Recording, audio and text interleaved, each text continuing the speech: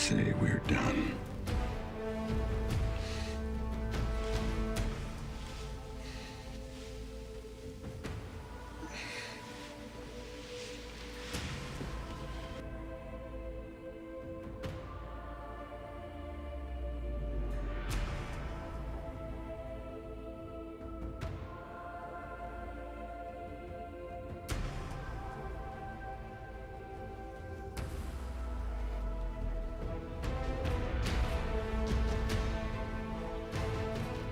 If I ever find one of these lying around again, I swear to fucking God, I will stop being so polite. Get the fuck out of my sight before I demolish you.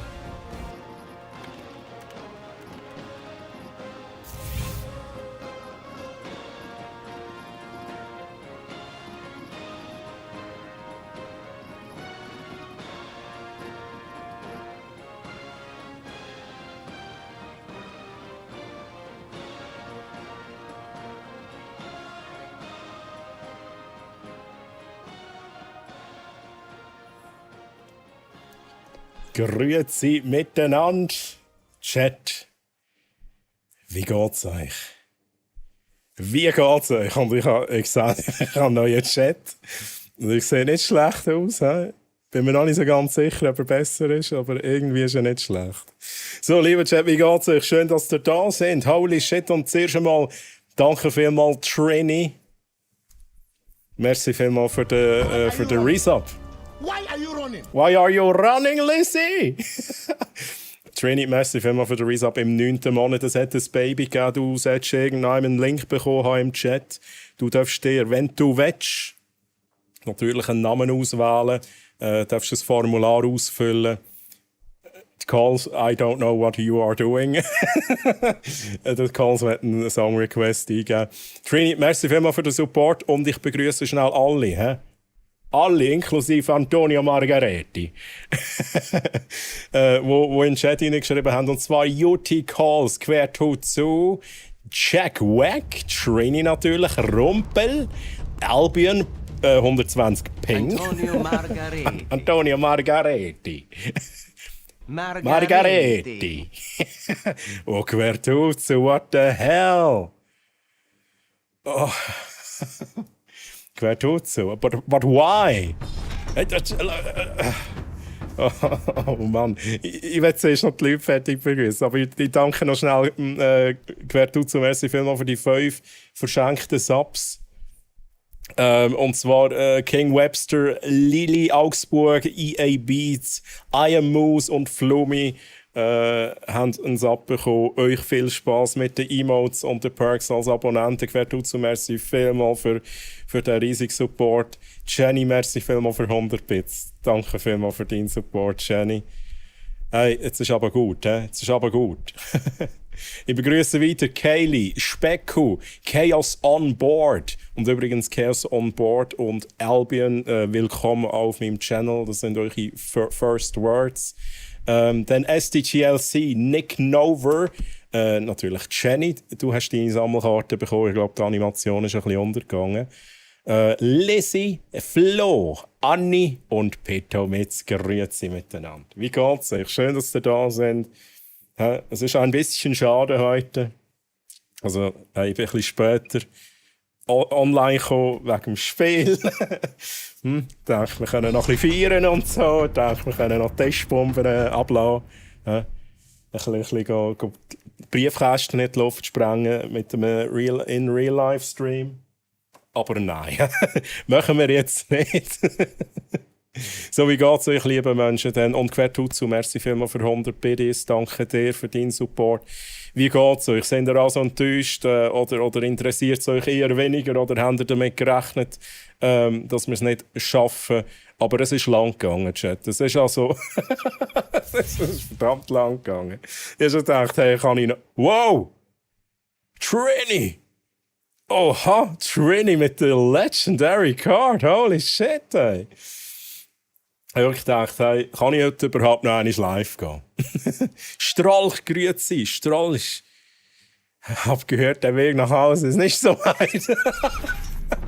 Ja, true. Strolch, das ist true. Aber schön, dass du hier bist. Und Snuff. Oh mein Gott, Leute. Wir haben einen Hype-Train. Wir haben halt einen Hype-Train, oh mein Gott. Hype Train, let's go!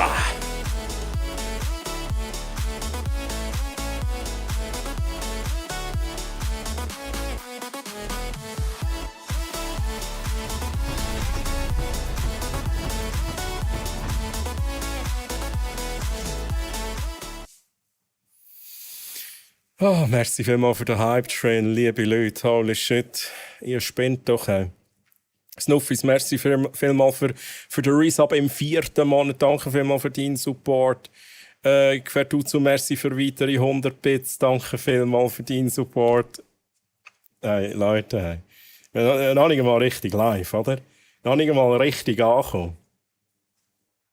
Sehe ich endlich gut aus mit der neuen Kamera, Chat?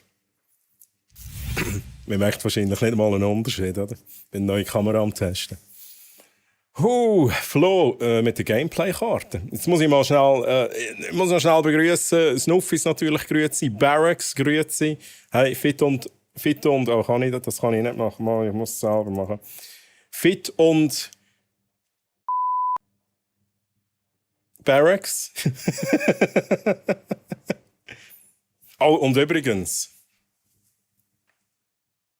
Ihr habt dafür gewotet, es hat 3 neue Hömmchen gehabt. Leider nur 3. Oh, das ist jetzt gerade ein guter Punkt. Ich habe endlich 4 neue Hawaii-Hömmchen bestellt. Nochmal habe ich bemeint, da habe ich Grösse S ausgewählt. Lieber Chat, S passt mir nicht. 3. Aber vielleicht hat es jemand im Chat, ich weiß nicht, vielleicht hat es jemand im Chat, der sagt, hey, mir passt S. Vielleicht machen wir noch ein Giveaway heute, Chat. Aber das ist ein S. Moment schnell, ich muss mal schnell ein bisschen den Chat überfliegen. Ich kann wahrscheinlich wie immer nicht alles lesen. Wenn ihr etwas Wichtiges geschrieben habt, dann könnt ihr einfach nochmal schreiben, lieber Chat, ich fange irgendjemand an. Hey, mir geht's gut, Jutti, danke. Wie geht's euch, lieber Chat? Grüezi Troy und Chat, wie geht's dir, Troy? Hey, alles wunderbar. Also, mir geht's wie euch allen nach dem Spiel. Es war anstrengend und am Schluss sind wir traurig. So, Oh, hey, Specku, merci vielmals für 69 Bits. Danke vielmals, Specku. Welche Song-Requests sind übrigens auch schon am Laufen. Ausrufezeichen SR Abstand. Abstand. Ich kann nicht mehr reden. Spotify-Link, wenn ihr euch einen Song reingeben wollt. Schaut auch, dass es ein bunter Mix ist, das für alle ein bisschen passt und dann ist gut. Oh mein Gott, Lizzie. Es ist immer parat, aber ich bin vorhin noch unter die Dusche gegangen und dann ziehe ich es amigs ab. So mache ich das. Aber es ist immer ready. Let's go. Merci fürs Erinnern, Lizzie. Sorry. Jetzt sind halt die Engländer weiter. Bist du krass Ja, mit der du. Bandeliage, oder was, Mann? Aber wir haben es nicht einfach gemacht. Und ja, Barracks, ich bin krass. Wir haben es nicht einfach gemacht. Sind wir uns einig? He? Also überhaupt nicht einfach. He? Das hat lang gedauert. Aber ganz am Schluss haben sie es halt gepackt. Ja. Ich bin Hockey-Fan, habe einfach geschaut, aber es war irgendwie logisch gewesen. Hey, ich muss ganz ehrlich sagen, ich bin weder noch Fan. Gell? Ich schaue eigentlich sonst nie Fußball, Hockey auch nicht. Ich war eigentlich an einem Hockey-Live-Spiel. Fußball schaue ich vor allem, wenn es so EM, WM ist und so. Aber ich fiebere dann aber schon noch ein bisschen mit gegen Schluss, ja. Aber vorher so, ja. Aber hey, wir sind doch noch einmal hingekommen, oder? Wir sind doch noch einmal hingekommen. Wir können doch ein bisschen stolz sein. Lizzie, merci für den Lurk-Support. What is happening?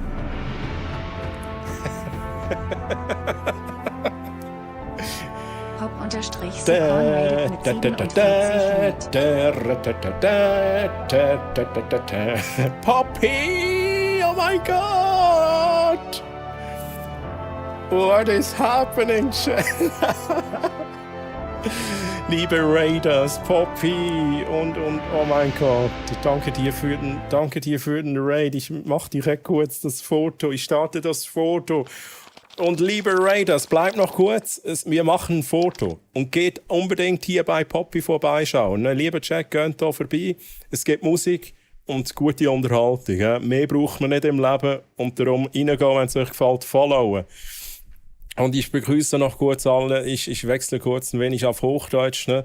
Und ich bin der Troy, by the way, aus der Schweiz. Bei mir gibt es viele Spielereien, Effekte, Gelabere und Hashtag eventuell auch mal Gameplay. Wir schauen aber heute noch, was es gibt, aber das ist dann später der Fall. Let's go.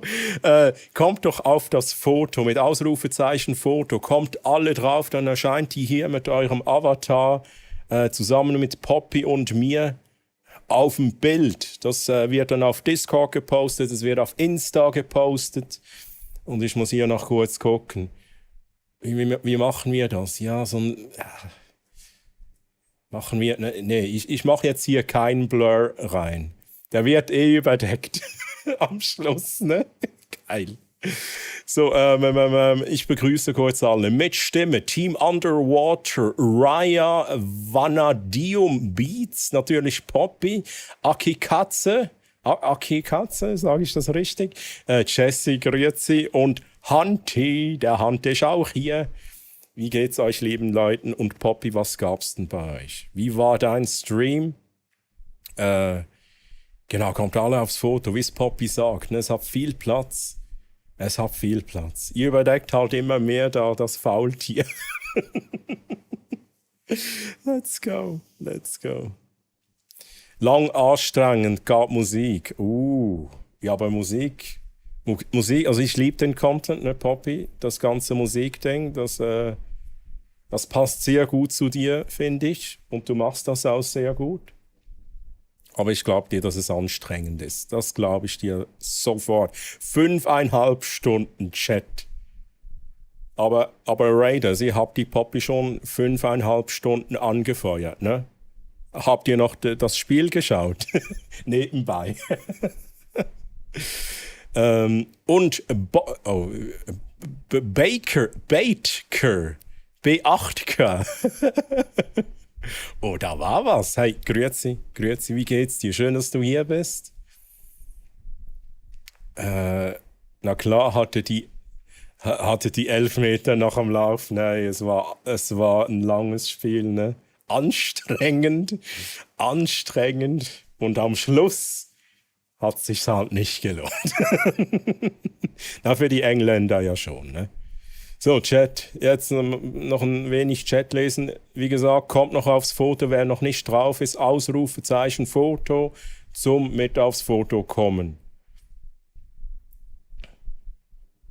Wieso habe ich da Blur -3? Kurz den Titel noch korrigieren.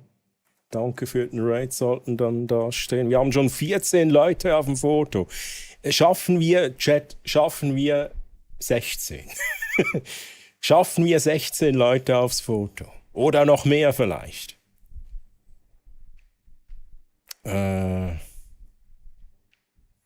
So, und I'm sorry, ich habe es vorhin schon gesagt, ich kann leider zum Teil nicht alle Nachrichten lesen. Ne? Es tut mir so leid, also wenn ihr was Wichtiges geschrieben habt, dann schreibt es einfach nochmals. 1 Sub to Hund 479. This is their first gift sub in the channel. Lorenoa Zorro 01. Nochmals, oh mein Gott. Lorena Zorro 01 gifted a Tier 1 Sub to Pop_Seekorn. They have given 2 gift subs in the channel. Lorenoa, danke dir für die 2 verschenkten Subs an Poppy und an Hanti. Let's go. Danke vielmals für deinen Support, Lorenoa und Hanti Poppy. Viel Spaß mit den Emotes und Perks als Subscribers. Und übrigens, ja, ne, das ist das Shirt von Mr. Bletch, ne? Ich habe jetzt schon 2, die sind sehr geil, ne? Die sind halt sehr geil. Und Dave, grüezi, Dave auch noch auf dem Foto da drüben. Der legendary Drummer, das ist der Drummer, Streamer, Lock and Loller. Und Mere, grüezi, Mere, wie geht's dir?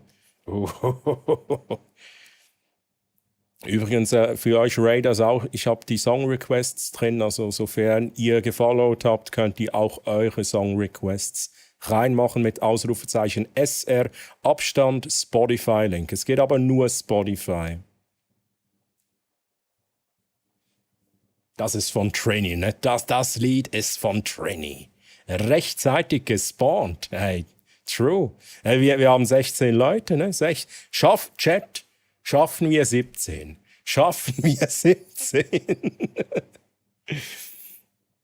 Die Japan Collection ist wirklich ein Traum, steht dir gut. Hey, ich lieb's. Ne?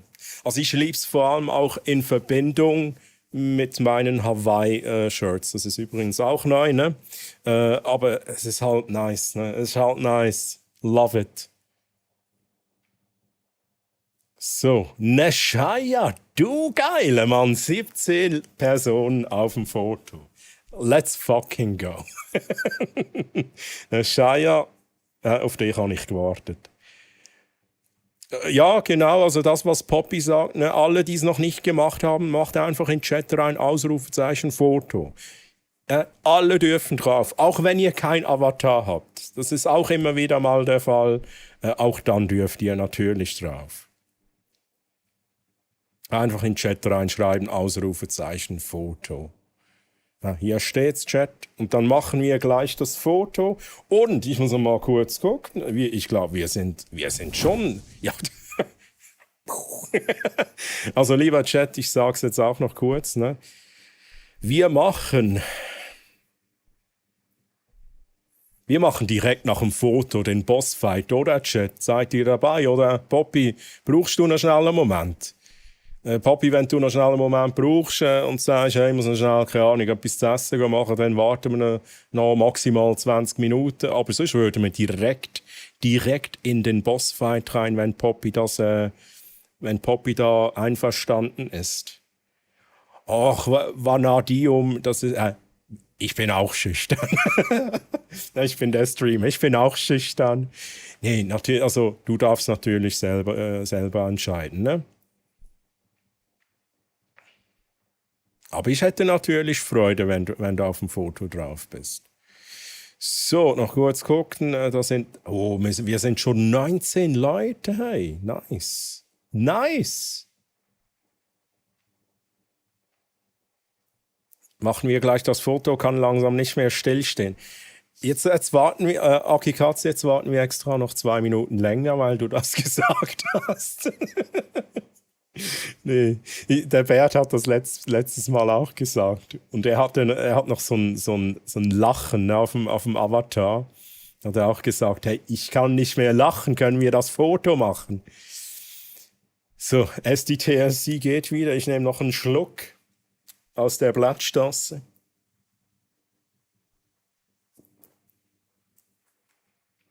So, und jetzt allerletzte Chance, Ausrufezeichen Foto, und dann machen wir das Foto. Poppy, ja, Poppy, jetzt ist es halb verdeckt. I know. Es ist eigentlich ein geiles Föteli mit dem Faultier. Aber da haben wir doch noch einen Kopfhörer, so ein DJ-Pult und so. Ich glaube, ein Föteli ist recht nice. Ja? Föteli ist recht nice, gefällt mir. Ich baue noch ganz kurz ab.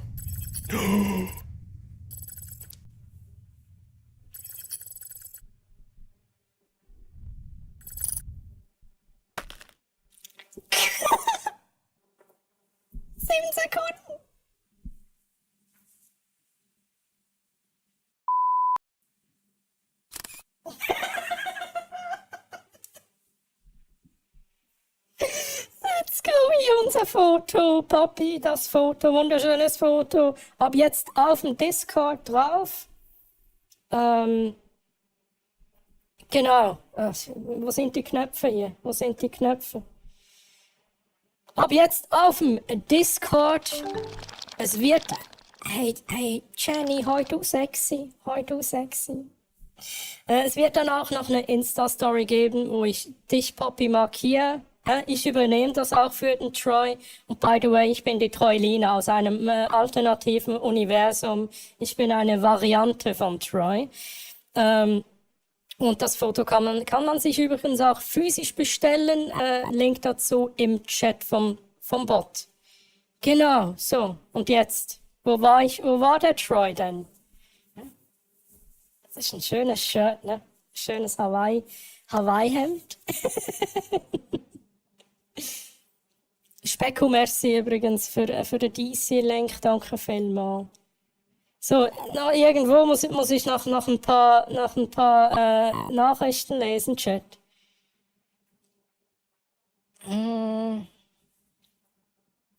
Ich hab auch die ganze Zeit Modelblick drauf, ich kann langsam nicht mehr lange mehr. Du hast es aber geschafft und ich bin auch noch drauf.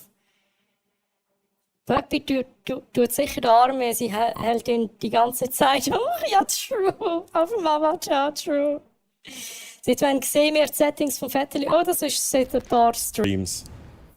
Ja, fertig jetzt geflirtet mit der Troylina. Seit ein paar Streams habe ich das drin, da kann ich noch ein bisschen Blur reinmachen, kann noch ein bisschen die Helligkeit und so beeinflussen.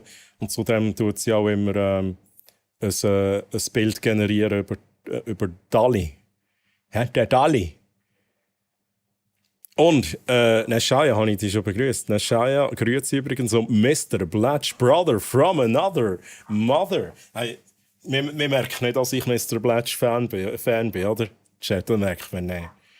Das tue ich ganz, ganz geschickt verstecken, die Tatsache.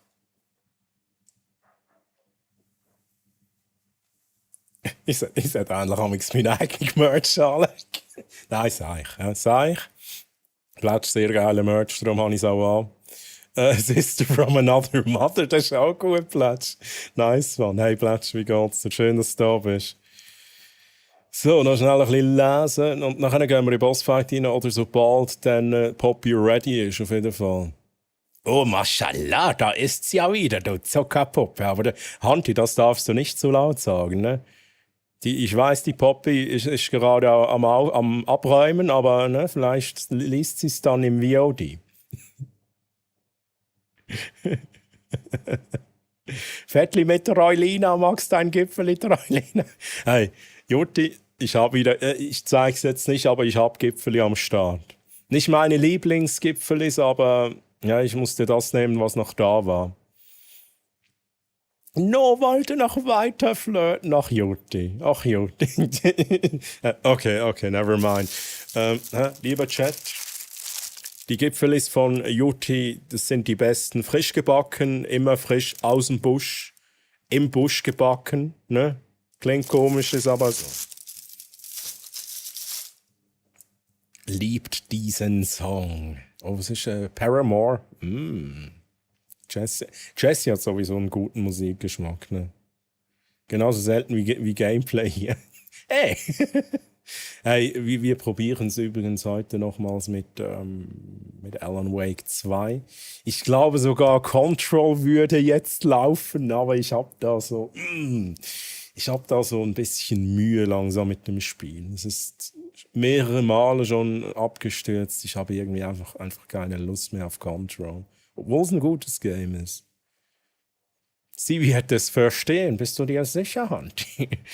Ne, ich habe das schon mitbekommen. Let's go. Wir sind alles Troilina-Sims, ja, mehr? Ich merke das schon. Ihr kommt doch nur wegen der Troilina-Chat, ne? Nicht wegen mir.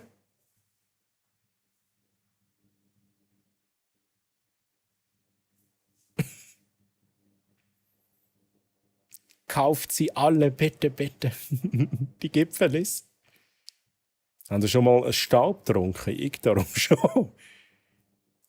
Was? Wieso hast du Staub getrunken? Also, gibt es da ein Rezept dafür? Wer tut so? So ein bisschen Staub und dann noch so, keine Ahnung, so ein Ananasringli dazu. Für unsere 2000er Emo-Kids. Ja, es hat etwas, hat was, Jesse, ne? Aber ja, es war halt schon auch gute Musik, ne? Spielzeughammerkarte für den Mr. Blatch. Hey Chat, ich habe jetzt nicht alles gesehen, was ihr gezogen habt, aber ich habe gesehen, eine ist eine Legendary-Karte drauf, glaube ich, für Trini, oder? Ja, du, Troy, nicht alle haben eine Gipfelfabrik hinter einem Busch in der Schweiz.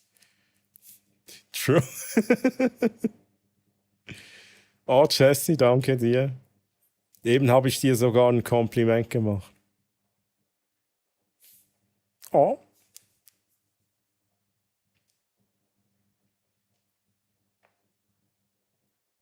Staub, extra trocken mit Stückchen.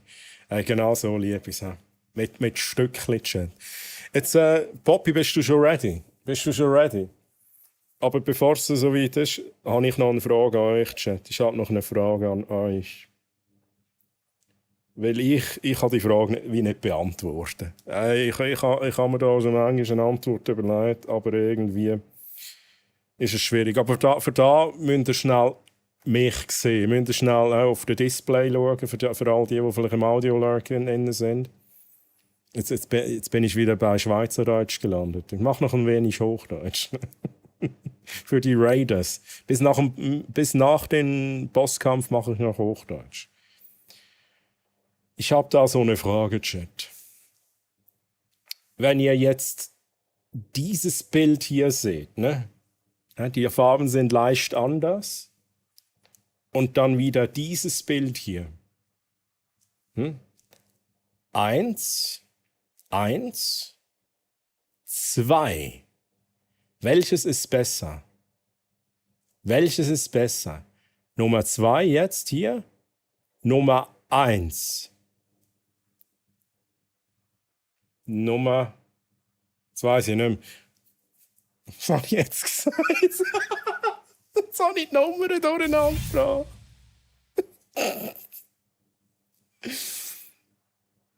Ist das die Nummer 2? Chat, jetzt muss ich die Frage erweitern. Was habe ich gesagt? Das ist die Nummer 1, ne? Das, was dunkel ist. Und das ist die Nummer 2. Und Renegade, grüezi Renegade, wie geht's dir? Schön, dass du da bist. Und du hast eine Sammelkarte gezogen, und zwar Troys Hammerkarte. Ja, okay. Oh, okay, wait a second.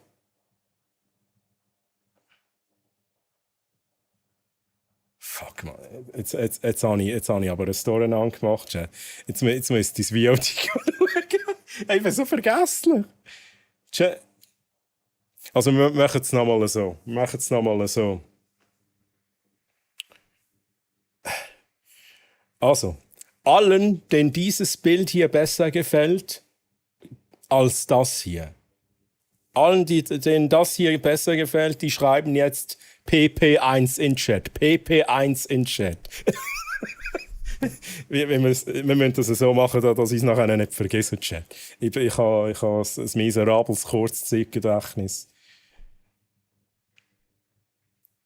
Okay, also PP1, 1, 2, 3, 4.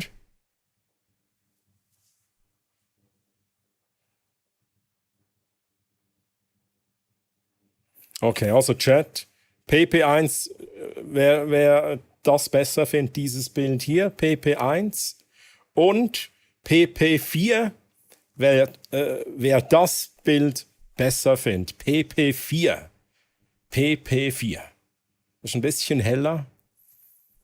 Okay, jetzt bin ich gespannt. 4 mal PP1, jetzt haben wir 2 mal PP4. PP ist ein Picture Profile, ja genau. Ein Picture Profile vom Sonny. Ich habe die Farben. Die Farben sind ein bisschen anders.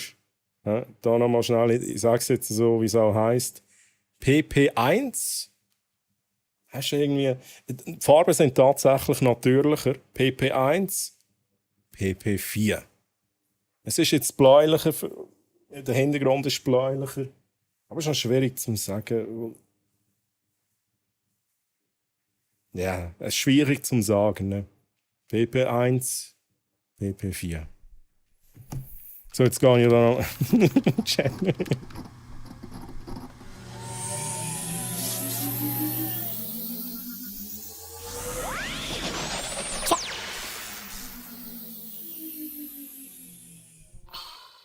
Chat, jetzt habt ihr mich geschrumpft, aber wir haben gar nichts zum Anschauen hier.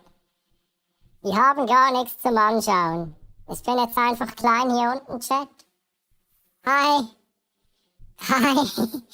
Poppy wartet schon lange auf den Bossfight. Ne, der startet direkt nachher. Ich versprich's. Ich mache jetzt PP1 als Profil rein, Chat. Danke fürs Feedback. Nee, doch PP1. PP1. Das ist, lieber Chat, das da ist PP 3.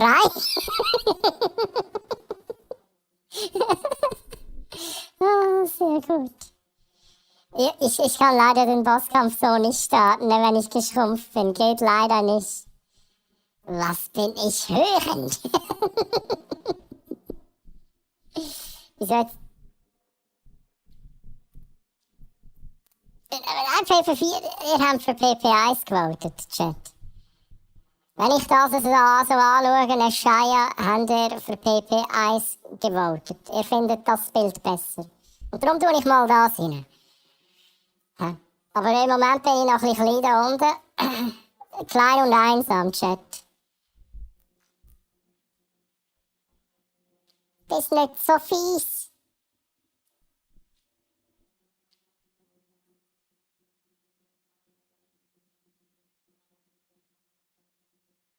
Oh, Nashai hat noch geschrieben, PP4 außer PP1 machst weniger Sättigung.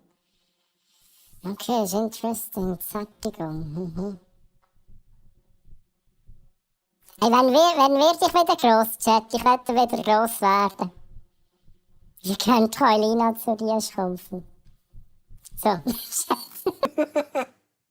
Übrigens, Nashaya, guten Input, by the way. Ich schaue mal an, ob ich es noch ein bisschen feintunen kann. Aber ich habe gestern so viel noch rumgespielt mit diesen ganzen Profilen, dass ich wie nicht mehr sicher war, was jetzt besser ist. Aber ihr sagt, das sieht gut aus, dann lasse ich mal für den Moment das drin und tue es vielleicht dann noch ein bisschen feintunen. Merci vielmals nochmal für euer Feedback. Und Chat, wir gehen Richtung Bossfight. Ich brauche von der lieben Poppy noch kurz ein Ausrufezeichen ready, wenn du ready bist für den Bossfight. Und Chat, seid ihr denn überhaupt ready für den Bossfight? Let's go. Also, Chat, wir fangen hier an. Ihr habt 3 Karten, ne? Ihr habt 3 Karten zur Auswahl. Die Karten, die können droppen am Ende des Bossfights. Und ihr könnt jetzt schon mal voten. Wollt ihr Lichtschwerter, das ist was Kosmetisches, dann macht Ausrufezeichen Karte 1. Wenn ihr mit dem voll aufgeladenen Spezialangriff starten wollt, dafür aber nur 400 Leben habt am Anfang des Kampfes, macht Karte 2. Und wenn ihr mehr Heal wollt, dann macht Ausrufezeichen Karte 3. Wenn ihr keine der 3 Karten wollt, dann macht Ausrufezeichen keine Karte. Und Poppy, du bist Dungeon Leaderin und du hast jetzt schon 3-fach Votes. Du kannst also am meisten Einfluss nehmen und dann natürlich auch nachher, wenn der Bossfight läuft.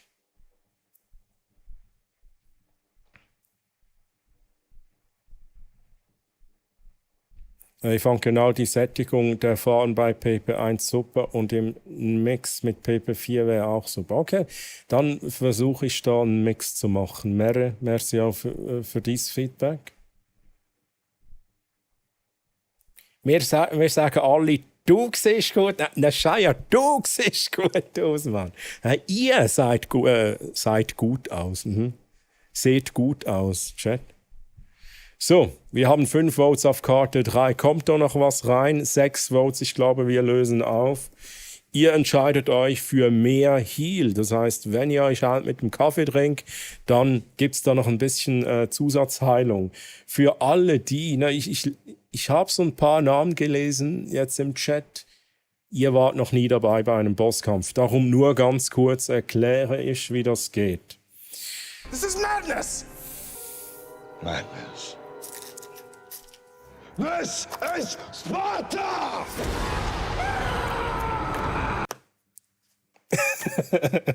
Also Chat, sobald der Bossfight losgeht, ist es so, ihr habt 3 Aktionen pro Zug. Ihr votet jeweils für die Aktion mit diesen Chat-Befehlen. Ihr könnt aber auch einfach den Anfangsbuchstaben nehmen, das geht auch, Ausrufezeichen A zum Beispiel. Dungeon Leaders, das heißt Poppy, hat 3-fach Votes. Bei jedem Vote gilt dein Vote, Poppy, 3-fach. Und ihr habt 3 verschiedene Angriffe, die haben 3 verschiedene Trefferwahrscheinlichkeiten. Mit Kaffeetrink heilt ihr euch. In der Mystery Chest kann alles Mögliche drin sein. Angriffe, Heilung, Damage für alle, kann aber auch leer sein. Mit Franziskus schenkt ihr dem Franziskus hier Liebe, denn der kämpft für mich und hat eine der stärkeren Attacken. Und zwar 400 Eicheln machen 400 Damage. Und ihr könnt das in 10% Schritten verringern. So. Und dann würde ich sagen, ich lese noch kurz den Chat und dann starten wir. Sorry, ich kann mich im Loch einfach besser konzentrieren. Quertutsu, du bist wieder im Loch unten. Und so besser am Bosskampf teilnehmen.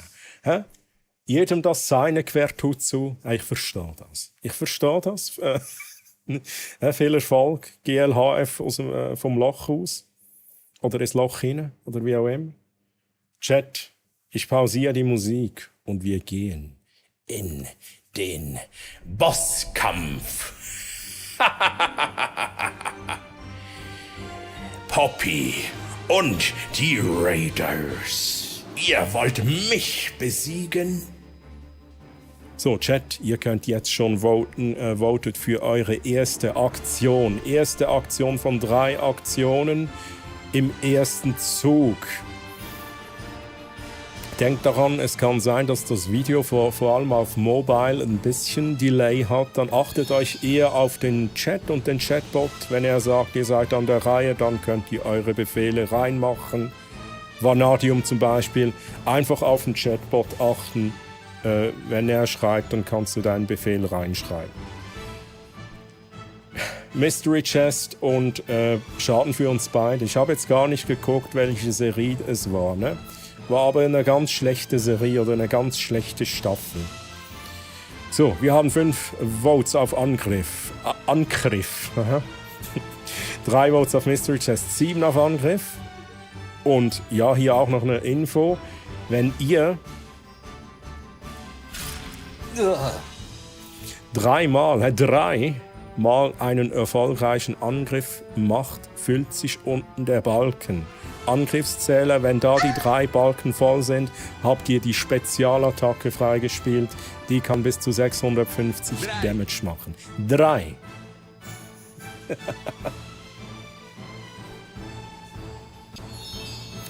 Poppy. Mit der Mystery Chest. Oh, come on! Oh. Fuck, Mann. Das ist schmerzhaft.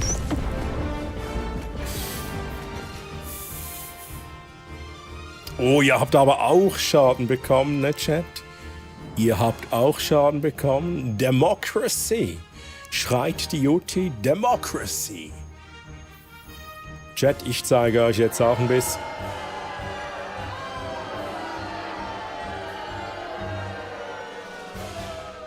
Franziskus, hast du das gehört? Franziskus, das lassen wir uns nicht gefallen, ne? Lassen wir uns nicht gefallen, Franziskus. Du zeigst jetzt denen deine 400. Okay, deine 100 Eicheln. Okay. Okay, Franziskus. Der ist gar nicht oben. Der ist nicht hier. Franziskus, hallo. So, Chat, ihr seid an der Reihe. Ihr wollt healen, das macht Sinn, ne? Kaffeedrink für Heal. 250 bis 300 Heilung, ne? Inklusive der Zusatzheilung, die ihr habt. Jenny hielt um 274 HP, nicht schlecht. Ihr seid wieder bei 555 HP. Da kann ich euch nicht so direkt besiegen, ne? Ich kann nicht so viel Damage machen. Aber denkt natürlich daran, vor allem in der Mystery Chest, ne? Da können auch Dinge drin sein, die euch selbst noch ein bisschen Schaden machen. So, Pistole, 5 Votes auf der Pistole. Aber hat ein Poppy Aim? Funktioniert das gut? Wenn sie den einen Arm nach oben hält und schießt, nee, funktioniert nicht gut. Poppy, da musst du ganz klar an deiner Stance arbeiten, ne? Ich glaube, das liegt daran, Poppy. Wir haben ein Vote auf Angriff. Die dritte Aktion in dieser Runde, Chat. 6 Votes auf Angriff, 7 Votes auf Angriff. Und Poppy führt aus. Aber Poppy schlägt sicher daneben. Nee, schlägt sie nicht. 55 Damage. Ihr habt 2 Balken voll von 3. Ich bin an der Reihe. Chest of Hammers. Chat. Jetzt kommt da was Geiles raus. Ja, okay. Hammer of Healing heilt mich ein wenig. Und macht aber tatsächlich auch noch ein bisschen Schaden bei euch. Ihr seid wieder an der Reihe, Chat. Votet für eure erste Aktion. Denkt daran, ihr habt 424 HP, ich habe noch 1080. Was für eine schöne Zahl. Boah, Chat, wer hatte eine GTX? War das noch eine GTX? GeForce 1080. Das waren noch Zeiten, Chat. So, Spezialangriff bereit. Spezialangriff bereit. Führt ihr den jetzt auch aus? Macht bis zu 650 Schaden, mindestens aber 60. Ihr würfelt dann auch. Ihr votet dafür. Let's go. The warrior raises the sword and prepares for attack. Leaping forward, the warrior swings the sword towards the winged beast. Naja. As the blade cuts deep into the flesh, it's dealing a considerable amount of damage to the beast. Nicht das Shirt von Mr. Blatch. Das ist noch ganz. Okay, alles gut. Das ist noch ganz. Okay.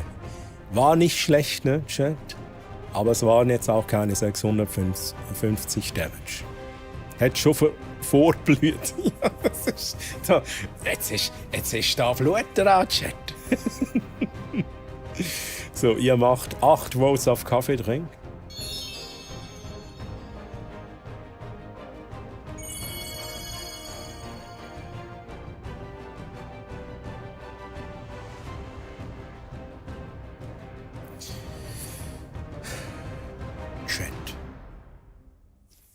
Moment kurz, Chat. Moment kurz.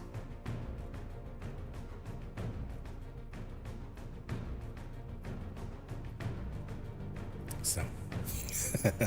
Was mache ich denn? Was mache ich denn mit euch? Ihr habt wieder 700 HP. Vanadium, was mache ich mit euch? Ich mache nochmals die Chest of Hammers. Eigentlich müsste ich den Franziskus nehmen, ne? Weil dem habt ihr wenig Liebe geschenkt. Und wieso...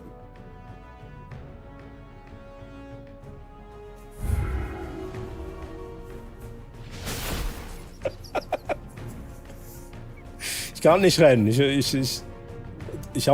fliege hier. Das geht nicht. Ich habe jetzt ein Schild, das absorbiert einmal Schaden. Egal wie viel Schaden wird absorbiert, aber das Schild ist dann weg. Ihr votet mit 6 Votes für die Mystery Chest. Quertutsu.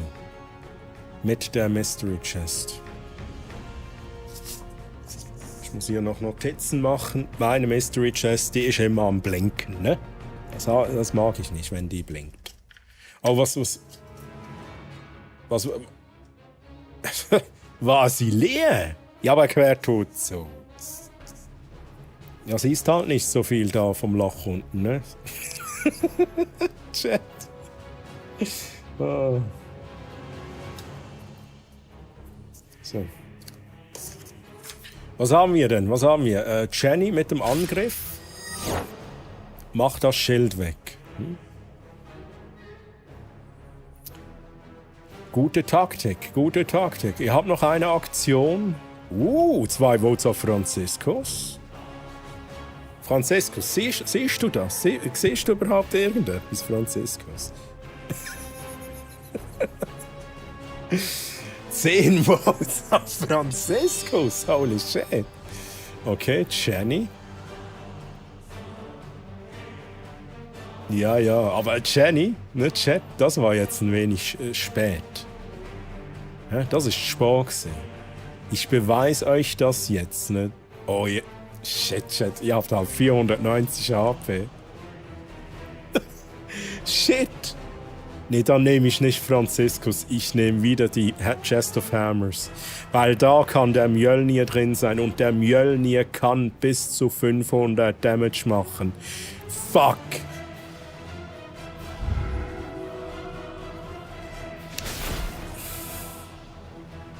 Scheiße. Okay, schade. Chat, dasselbe nochmals. Ich habe ein Schild absorbiert Schaden. Einmal. Ihr votet mit 10 Votes für Kaffeetrink. Da ist noch ein Vote für Mystery Chest ist auch noch da.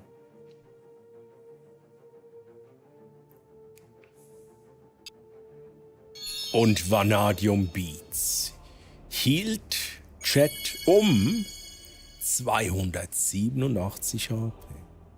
Nicht schlecht, ne? Ja, mit dem Zusatzziel, da habe ich so gut wie keine Chance, ne? Ich glaube, einmal habe ich da gewonnen tatsächlich, aber ne? Einmal habe ich es geschafft. Chat, ihr votet mit 7 Votes für Angriff. Ihr wollt das Schild wegmachen, das macht Sinn. Poppy mit Angriff. Okay, let's go. Let's go. Schild ist weg. Ihr habt noch eine Aktion. Was gibt's jetzt? Denkt daran, die Mystery Chest, die kann euch selbst auch Schaden zufügen. Ich sag's nur, ne? Ist immer ein bisschen risky. Aber natürlich in der Mystery Chest sind auch die stärksten Attacken von euch. No risk, no fun, huh? I see. Mere. Oh, mit dem ernsten Blick. Mere. Also, eigentlich müsste ich was einführen, dass aus der Kiste auch Meres tödlicher Blick rauskommen kann, ne? Und dann bin ich instant tot. 9999 Schaden. Okay, ihr habt halt nochmal eine Heilung bekommen. Das ist dieser Bosskampf-Chat erinnert mich ein wenig, ne? An das Schweiz-England-Spiel vorhin. Es dauert, ne? Es dauert.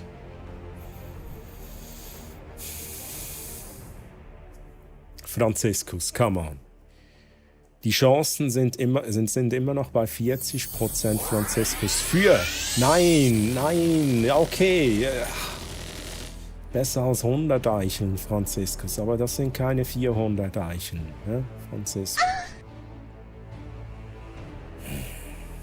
Okay.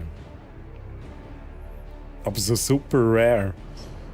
Ja, es ist tatsächlich. Ich habe ja schon. Wenn ist das letzte Mal der Thanos kam, der Mystery Chest? Der ist ja auch mega rare. Ich kann euch das sogar zeigen, wie rare das da ist. Jenny noch mit dem Angriff 61 Schaden. Der Thanos Snap ist im Moment bei 2,4%, Torlina ist bei 1,2%. Es gibt aber einen Umstand, wo Torlina ein bisschen mehr Chancen hätte. Aber ich glaube, Thanos ist eben immer so tief. Torlina macht Würfelwurf, also 6er Würfel. Und je nachdem, wie viel der würfelt, macht sie so manchmal 69 Schaden hintereinander. Plus nochmal zwischen 100 und 200 Schaden, irgendwie so. Also eine der stärksten Attacken, die ihr habt, wenn ihr 6 würfelt, tatsächlich. Chat, ihr müsst healen. Ihr müsst healen, Chat. Lost Season 6, by the way. Ganz eine schlechte Season gewesen. Poppy mit Kaffeetrink. Healt. Zum Glück habt ihr ja Zusatzheilung. Das heisst, ihr seid wieder fein raus. Ich kann euch jetzt nicht one-shotten. Geht nicht.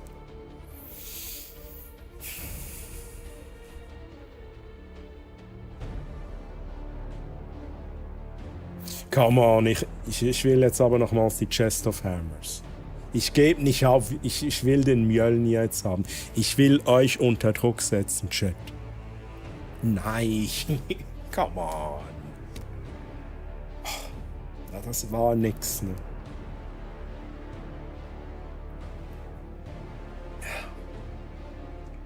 Chat.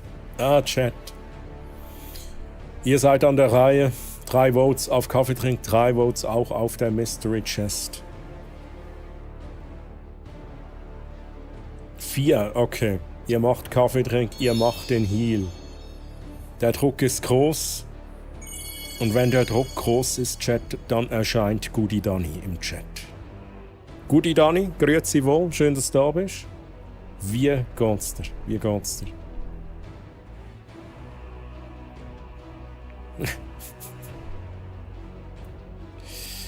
So, zweite Aktion von 3. 3 Votes auf Franziskus, 3 Votes auf Angriff. 3, 4. Chat. Oh, jetzt sieht man es nicht. Mehrere. Ja, aber Franziskus, guck. Ja, da hat ja der Franziskus Angst. Ja, jetzt müsste es eigentlich gerade raufgehen. Die Chancen wieder steigen.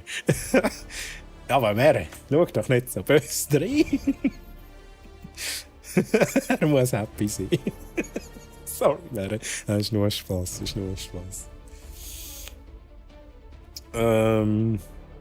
Auf Mere schaut böse rein. Ich habe es eben auch schon ein paar Mal gesagt. Hure gut. So, oh, was gibt's? Popcorn? 83 Schaden, okay.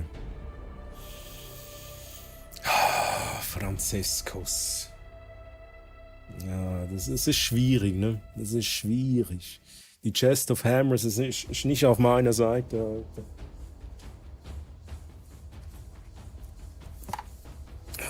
Aber Chat, ich könnte euch ein Gitarren-Solo spielen.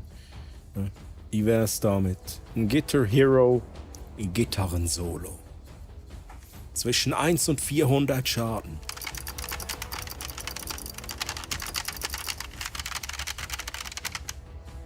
Schon vorbei, fuck. Wie viel Schaden habe ich gemacht? Ich habe es nicht einmal gesehen, fuck.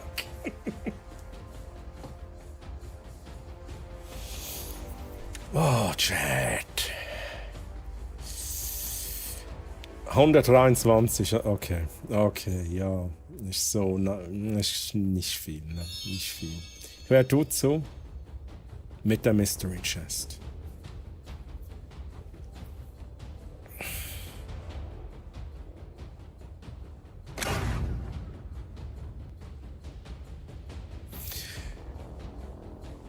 Ich has jinxed. Shit, ich glaube, ich has jinxed, indem ich gesagt habe, oh, der Thanos ist schon lange nicht mehr gekommen. Wann ist der Thanos? Aber ohne Scheiß, der ist das letzte Mal etwa vor 15 Streams gekommen, Chat. Ja, ist jetzt nicht unbedingt nützlich für euch. Oh shit. Okay, einfach der Thanos nicht. Ja. Aber Chat, mit dem Thanos kann man es nicht besser, aber länger. Der Bossfight dauert jetzt auch entsprechend noch länger. 4 Votes, 5 Votes auf der 6 Votes auf der Mystery Chest. 9 Votes auf der Mystery Chest, da kam der Dreifach-Vote von Poppy. 10. Poppy führt aus, Mystery Chest. Oder es war gut, wenn... Oh, jetzt haben wir... Oh, okay. Shield of Reflection. Shield of Reflection ist interesting, weil... Ja, vorhin noch etwas gesagt, Chat. Mögt ihr euch noch erinnern? Bezüglich der Tualina habe ich etwas gesagt. Ich tue es jetzt nicht direkt leaken, spoilern, aber ich gebe euch einen Hint. Euer Schild hat etwas damit zu tun. Euer Schild, das Schild reflektiert mit einer Wahrscheinlichkeit von 60% Schaden auf mich zurück. Oder auch Heilung. Also ihr müsst vorsichtig sein beim Healen, sofern ihr das Schild dann noch aktiv habt. Ne? Just saying, weil das kann auch reflektieren. Aber ich sage mir jetzt, no risk, no fun. Ja? Mit den Worten von Merre öffne ich meine Chest of Hammers. Und jetzt aufs Schild. Aufs Schild. Let's go. Let's fucking go. Ja, den Schaden, den nehme ich stolz. Das war gut, Chat. Also, Shield of Reflection ist weg. Minimaler Damage reflektiert. 4-mal Angriff. Hier füllt schon langsam wieder die Spezialattacke. Specko. 86 Damage. Spezialattacke ist ready. Macht ihr vorher noch was anderes? Das ist jetzt die Frage. Votet ihr direkt für Angriff? Zwischen 60 und 650 Damage.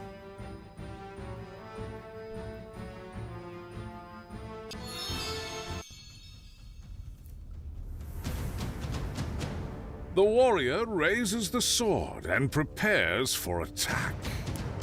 Leaping forward, the warrior swings the sword towards the winged beast. Oh, shit.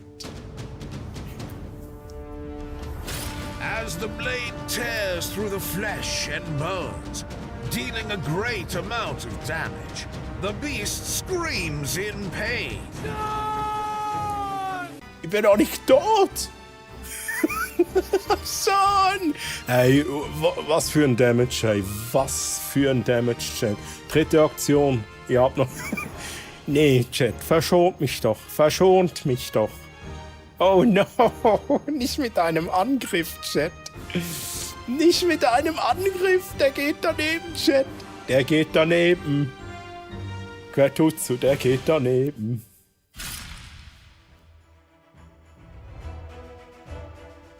Ey, Chat, ich schwöre, ich drück hier keine Knöpfe, ne? Ich drück hier keine Knöpfe, ne? Das war jetzt einfach Zufall. Holy shit. Oh, Chat, Schiebig. Ja, also wenn das so weitergeht, Chat, dann müssen wir noch Elfmeterschießen machen. Hey.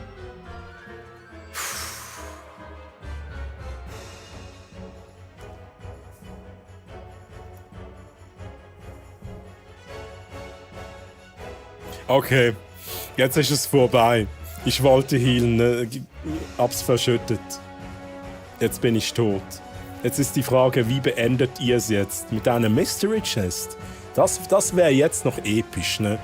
So Mystery Chests, so ein richtig geiler Damage jetzt raushauen. Nein, es sei ja nicht so. Nein. Nein.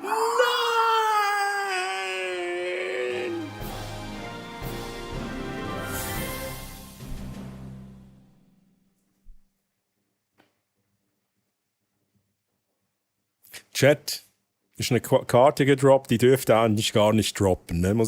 Da muss ich mir direkt eine Notiz machen. Denn eigentlich können Karten, die ihr aktiv habt, gar nicht droppen.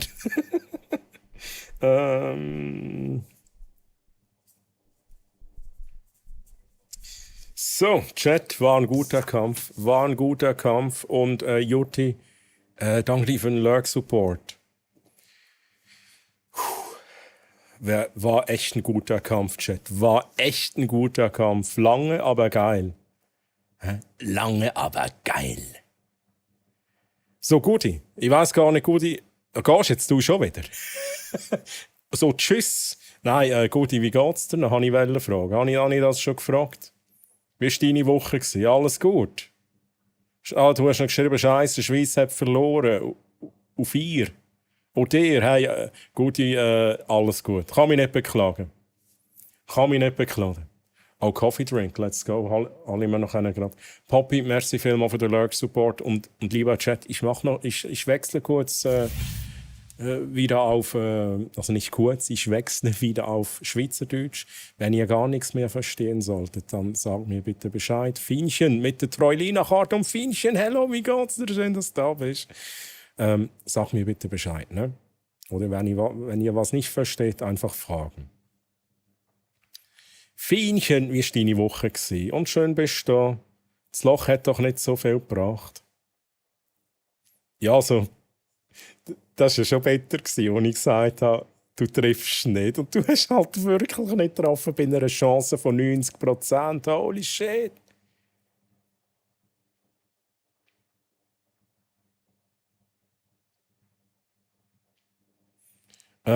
Ich muss mal schnell ein bisschen Chat nachlesen.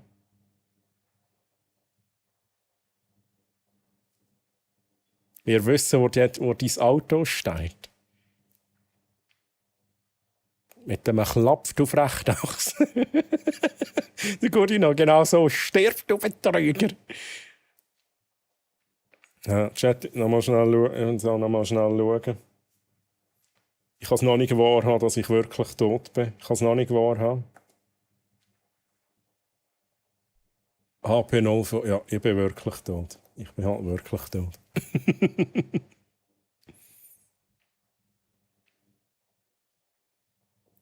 Also, Kaffee trinken kann ich mir nachher gerade noch schnell. Ein Giveaway ist noch, und falls es ein Giveaway gibt, wegen dem Shirt, dann schreit. Okay, wait a second. Dann mache ich schnell so, ich zeige euch schnell, was es zu gewinnen gibt, Chat. Be right back.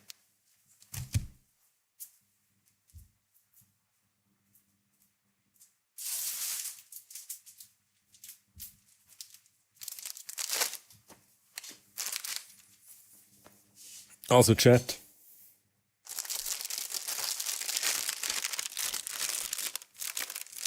Oh, die Kamera ist so geil im Anfokussieren, das ist unglaublich. Holy shit, Mann. Größe S.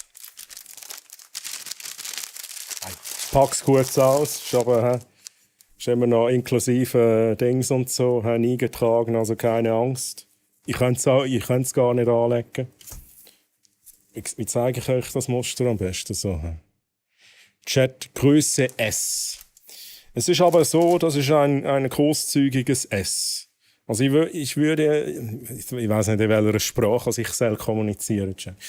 Ich würde jetzt mal behaupten, das ist ein S, das aber auch als M könnte funktionieren. He?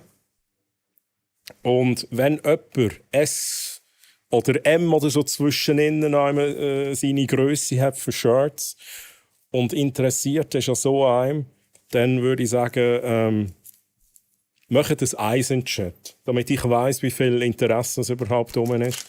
Und wenn genug Leute sagen ja, oder hey, ich kann es auch verschenken, also das ist nachher euch überlassen, dann mache ich ein Giveaway. Neshaya 1 quer zu 1. Also wenn ihr jetzt selber sagt, hey, es ist nichts für mich oder keine Ahnung, ich bin eine Frau, passt mir, ist halt nicht. Wobei ist das Uni? Kann man da, also eine Frau kann ja auch so ein Hawaii-Hemdli anlegen, oder? I don't know. Aber wie gesagt, ihr dürft es auf jeden Fall auch weiter verschenken. Ja, ich weiss, Jessie, ich habe der Jenny auch gratuliert. Ich weiß es. Ich habe ihr auch eigentlich fast zu spät gratuliert. Aber lieber Chat, Jenny hat Geburtstag gehabt. Jetzt ist es das, jetzt sage ich es. Ich tue einfach nochmal wiederholen, was Jessie gesagt hat. Jenny hat Geburtstag gehabt. Vor wie vielen Tagen? Ist jetzt auch schon wieder 2 Tage oder so. 3 Tage, ich weiß es nicht mehr. Ja. Diese Woche hat sie eigentlich Geburtstag gehabt. Und Finchen schreibt noch, die Woche war okay gewesen, bis aufs Zügeln vorbereitet im Geschäft. Oh. Ja, das ist immer so. Das ist doof. Habe ich immer gehasst. Oh mein Gott, ich will das Hemd, egal ob mein Bauch raus schaut. Was hast du denn sonst für eine Grösse, Gudi? So eher M oder L? Also es ist wirklich grosszügig. Also ich kann euch sagen, ich kann es so anlegen und ich kann ganz knapp kann ich vor ein Knöpfchen zumachen. Aber wenn ich hinhocke, also irgendwann explodiere ich einfach aus dem Shirt raus. Das ist das Problem. Aber die Tatsache, dass ich es eigentlich darüber anlegen kann, heisst für mich, dass es schon recht gross geschnitten ist. Ja, wenn du es M hast, kann ich mir sehr gut vorstellen, dass dir das S würde passen im Fall. Ohne Scheiß. Kein Witz. Und sonst, hey, wie gesagt, also, da würde ich sagen, ich mache nachher ein Giveaway. Ich frage mich jetzt gerade noch schnell, ich könnte es jetzt schon starten. Ich könnte es eigentlich jetzt starten, nicht Chat. Aber ich lasse es eine Weile laufen. Ich will, dass es fair ist für alle und dann würde ich sagen, ich lasse irgendwie so 1 Stunde laufen. Irgendwie so 1 Stunde. Tungsten übrigens auch, geiles Liedchen.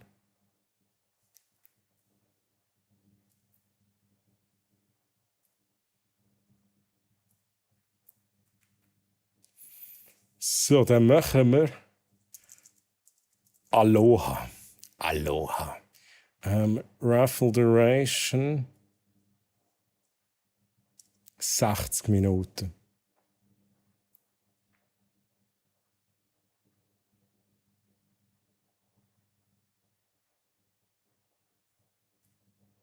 Chat.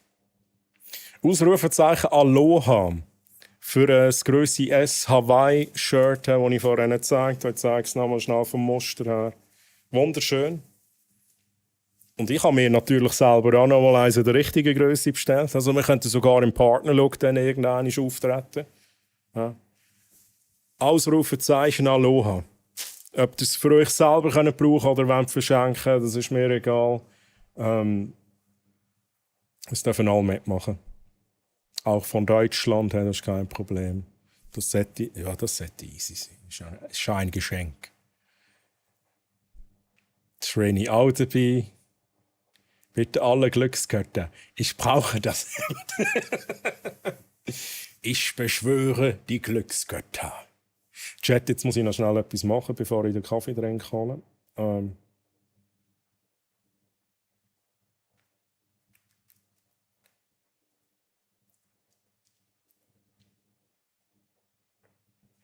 Was ist das? Schweizer Gofen Happy. Ist das für die Jenny?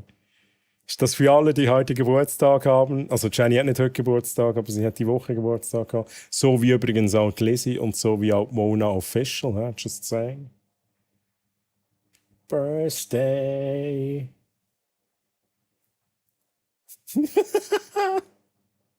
Oder gut. Chat, ich muss noch schnell etwas machen. Neschaya, aber du bist Nomen, oder? Neschaya. Du geiles Stück, du. Party, Mann. Für mich auch.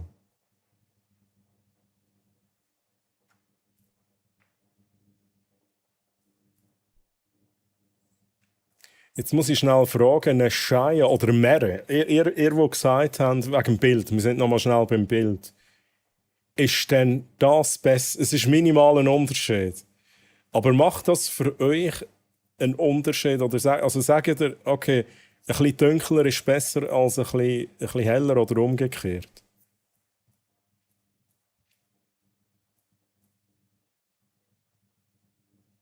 Ja, also du würdest es eher heller bevorzugen. Oder Chat, ihr dürft natürlich alle euch ein Feedback abgeben.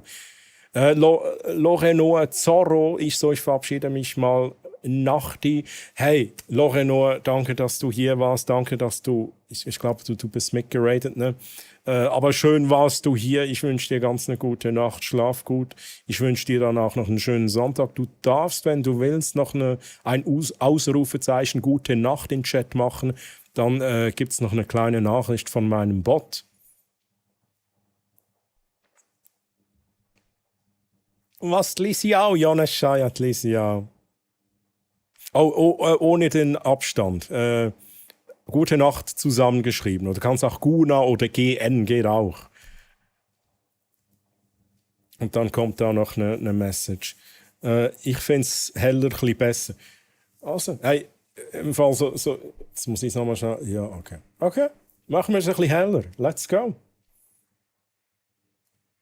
Let's do this. Jetzt muss ich nochmal schnell. Ich lese gleich vor, Loreno. Ich lese gleich vor. Noch was Kleines muss ich hier anpassen. Wo ist es denn?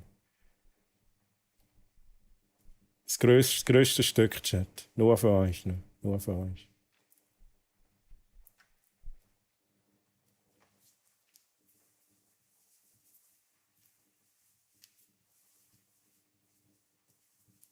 Sorry.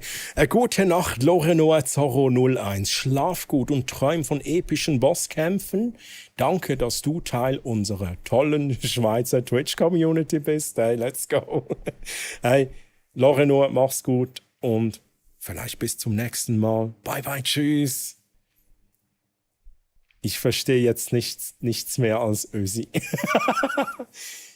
Also ich sage es, wenn es wegen der Schweizer Twitch-Community ist, ich sage immer, die Schweizer Twitch-Community, die geht über die Landesgrenzen raus. Ne? Ist so, ne? Ist so, ist eine Tatsache, bis nach Österreich.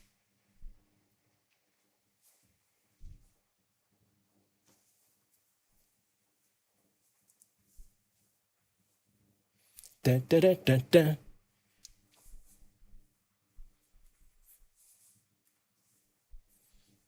Your body feel the heat. Don't you worry if you can't dance. Let the music move your feet. Wie gut. Wie gut, Chat. Also bis nach Österreich. Also sie schafft es nicht über die... Okay. Okay. Auf Inchen... Herald of... Finnchen, wenn der Song kommt, könnten wir theoretisch den auf eine andere Art und Weise abspielen. Just saying. Also wenn er anfängt, dann überlege ich mir schnell, ob ich was Spezielles einbaue. Danke daran, Ausrufezeichen Aloha für das Giveaway, das noch am Laufen ist. Für ein Hawaii-Hemd Größe S. Größe S, weil es mir nicht passt. Ne? Aber es geht doch bei jeder Community so, dass die über Landesgrenzen rausgehen. Hey, absolut. Absolut, darum, es ist einfach einmal mehr und auch ich sage halt immer so Twitch, die Schweizer Twitch-Community. Aber es ist ja nicht beschränkt auf die Schweiz. Das ist da, wo ich einfach immer auch wieder betone. Bis wie viel Uhr geht es, bis aufgelöst wird? Noch 53 Minuten. Ich muss halt selber rechnen. Mach's Timer? 53 Minuten. Aber Chat, ihr müsst mich vielleicht auch daran erinnern, falls ich es vergesse. 23:15 Uhr, okay. Aber ihr könnt mich auch gerne daran erinnern, wenn ihr merkt, hey, jetzt ist schon 23:25 Uhr und der Troy tut nichts dergleichen, dann schimpft mit mir. Übrigens, lieber Chat, ich habe ja gesagt, ich habe hier ein neues Chat-Overlay eingefügt. Feinchen hat halt VIP-Farbe. Jetzt gehen hier tatsächlich auch 7TV-Emotes. Das ist eigentlich der Hauptgrund, wieso sie es gemacht haben. Es ist ab und zu wieder mal die Meldung, oh, meine 7TV-Emotes werden nicht angezeigt. Da werden sie jetzt angezeigt. Aber Chat, ich bin immer noch ganz geflasht. Ich muss schnell etwas probieren. Ich zeige euch jetzt schnell Merch-Tasse vom Bletsch in die Kamera. Wir schauen schnell, wie schnell die Kamera kann anfokussieren. Holy shit, Mann. Das ist mal geiler Fokus. Hey. Das flasht mich richtig. Das flasht mich abartig. Hey, sonst kann man da Zeug machen, bis es endlich anfokussiert hat. 7TV. Das ist ja, es gibt ja verschiedene Browser-Extensions. Better TTV für zusätzliche Emotes, Franker Faces. Es gibt, glaube ich, noch mehr. Und es gibt eben noch 7TV. 7TV ist ja so ein bisschen das Unbekannteste. Aber man braucht Browser-Extension, damit man es im eigenen Chat-Window sieht im Browser. Und mein Overlay unterstützt jetzt eigentlich alle Anbieter. Pascal, merci für den Lurk-Support. Since I found serenity, take the sky from me. Da, da, da, da, da, da.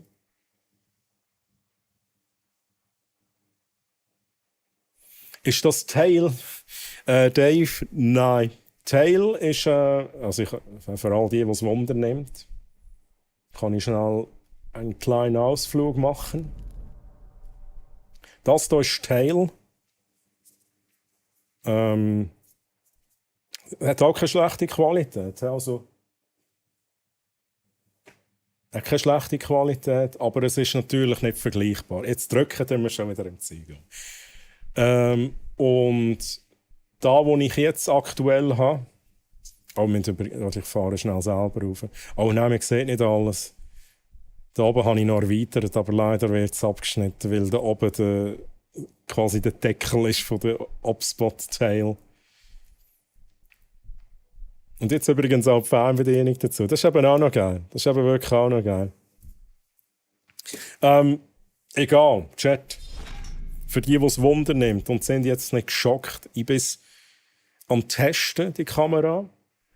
Es hat etwas, ich darf nicht zu viel sagen, aber es hat etwas zu tun mit dem Tech-Talk, den ich machen kann.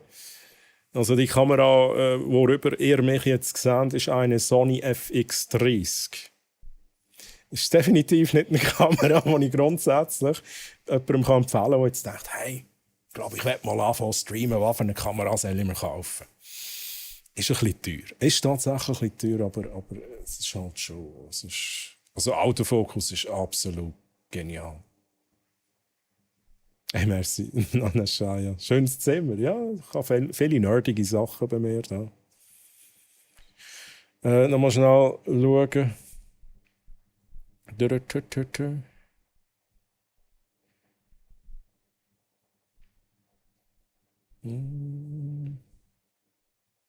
Sogar noch Pflänzchen. Oh, gehen wir noch mal schnell schauen, Chat. Aber jetzt steuere ich schnell. Jetzt lasse ich euch nicht steuern. Ich da schnell meine Fernbedienung ein bisschen ausprobieren. Also Pflänzchen habe ich tatsächlich da. gut, man sieht es jetzt nicht so gut. Ich habe hier Orchideen. Der Kaffee Kossner ist auch im Weg. Der 375er ist auch am Start. Alles schön. Und was habe ich denn noch? Aha, das sind Kunstpflänzchen, by the way. Ich finde das eine schöne Dekoration, die ich mir da mal zusammengebaut habe. Ich habe es tatsächlich einmal versucht mit echten Pflanzen, aber da bräuchte ich so eine hohe Luftfeuchtigkeit, damit Orchideen auf einem so einem kleinen Stückchen Holz in der Luft schwebend überleben. Das hat nicht funktioniert. Genau, ihr seht aber da nochmal, für die es Wunder nimmt. Sony FX30, das ist jetzt da meine alte Kamera, die ich montiert habe. Ja, vielleicht mache ich mal ein bisschen mehr daraus, aber im Moment geht es nur darum, dass ich sie ein bisschen teste. Wie viel Kilofranken? Ich weiss es im Fall gar nicht auswendig, aber sie ist, glaube ich, über 2000. Sie ist, glaube ich, über 2000. Klein teuer ist gut. Es ist sicher jemand googeln. Weiss jemand, wie teuer sie ist? Ich bin der Meinung, zwischen 2.000 und 3.000. Aber BT-TV ist ja 7TV drin. Ja, aber gehört dazu, dass jetzt bezogen auf da, weißt, ich glaube, ich habe es schon mal gesagt, das ist natürlich ein Overlay, das hat nichts mit den Extensions zu tun. Die Extensions sind nur für euch, für wenn man den Chat im Browser hat. Aber das Overlay, das ich im OBS einbinde, das hat nicht irgendwie Plugins. Das Overlay muss auch so programmiert sein, dass es alles unterstützt. Aber du hast schon recht. Also, oder ist es, ich bin mir nicht sicher, ob es jetzt Franker Faces ist oder Better GTV, aber ein Plugin bietet quasi Unterplugins an. Ich glaube, es ist eher Franker Faces, wenn es mich nicht täuscht. Chat. Wir machen schnell einen kleinen Ausfrage. Und by the way, den Kaffee trinke ich immer nach dem Song. Der kleine Ausflug, den wir machen, Chat, der sieht folgendermaßen aus. Oh shit, jetzt bin ich verwirrt. Moment schnell. Menschen kurz. Knöpfchen drücken. So, machen wir da wieder auf. Der Song kommt wieder. Keine Angst, Fienchen. Merci für den Wunsch. Muss man schnell schauen, ob alles stimmt.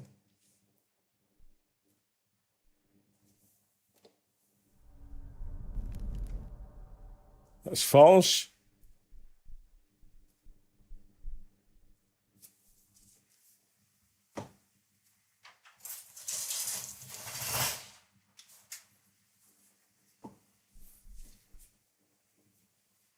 Hey, Carnage, Rage und Blackjack übrigens, grüezi. Ich habe euch gar nicht richtig begrüßt. Wie geht's euch? Mona Official, grüezi, Ficke. Moni, hast du einen guten Geburtstag gefeiert? Ja, Moni hat auch Geburtstag gehabt, grüezi. Wie geht's dir? So, Chat, wir machen schnell einen Song im Clone Hero. Ein Song, Chat.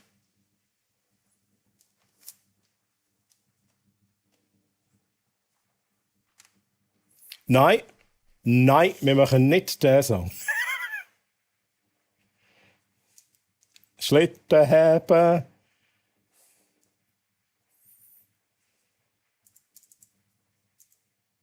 Ich glaube, wir machen den, oder, Chat? Was Fienchen, findest du das eine gute Idee? 2,8K übrigens die Kamera. 2150 ohne Objektiv. Ja, ich habe die Version ohne Objektiv bekommen. Geil!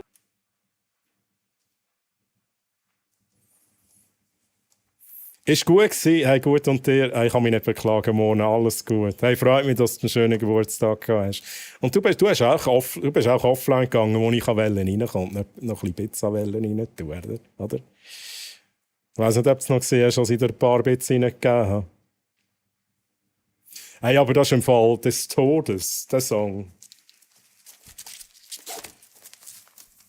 Also erstens mal ist es die lange Variante. Erstens mal ist es die lange Variante und Chat, also das wird übel. Aber ich würde sagen, wir machen den einen Song jetzt schnell. Dann gehen wir wieder zurück ins Just Chatting. Ich erinnere nochmal an das Giveaway, Ausrufezeichen Aloha, wenn ihr ein Grösse S Hawaii-Shirt wollt mit diesem Muster. Moni zum Beispiel, wenn du Interesse hast, wir dürfen es natürlich auch gerne verschenken und so. Der Song hat eben nur Expert. Er hat nur Expert. Und wenn es Solo kommt, dann kann ich nur nach Knöpfchen drücken und ich treffe ganz sicher nicht, einfach, was es gesagt ist. So, Clone Hero schnell reinmachen.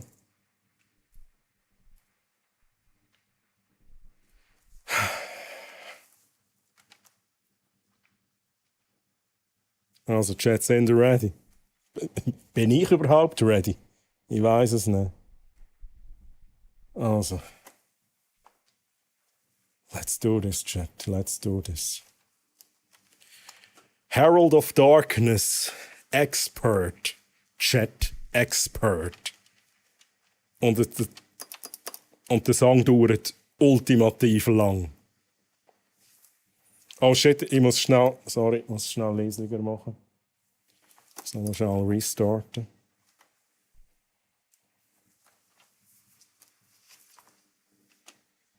Ist jetzt besser? Jetzt ist, glaube ich, besser, Chat. Sony mit der...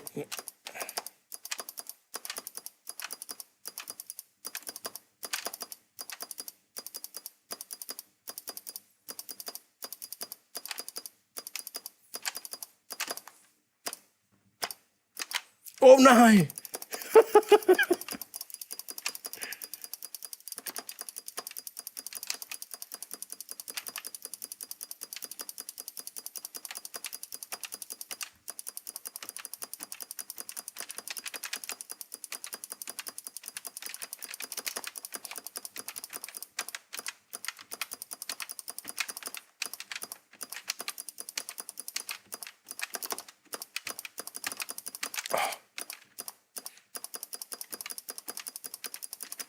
Nein! Nein!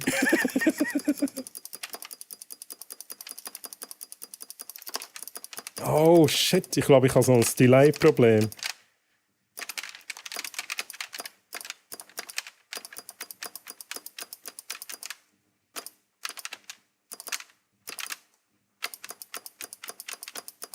Stick Drift Chat.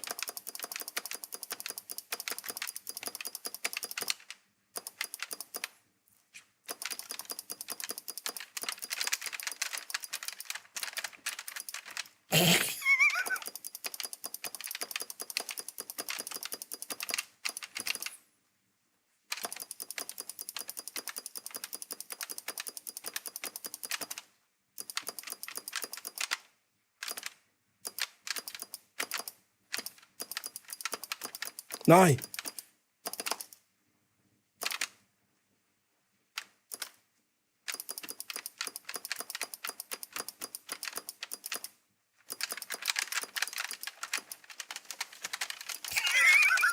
Sorry, das kann ich nicht, Mann. Fingerdrift, ja, true, check.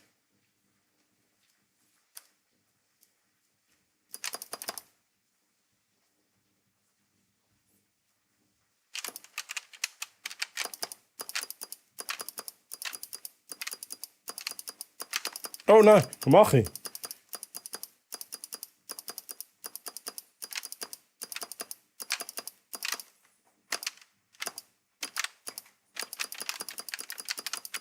Nein!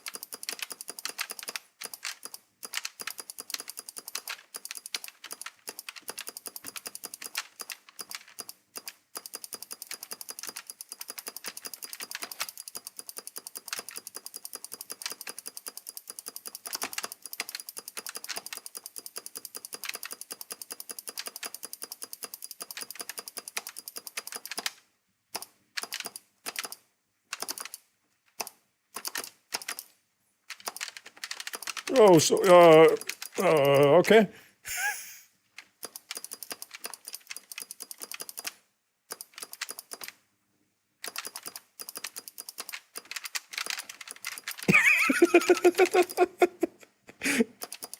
Wie sollte man da können spielen, Chat? No!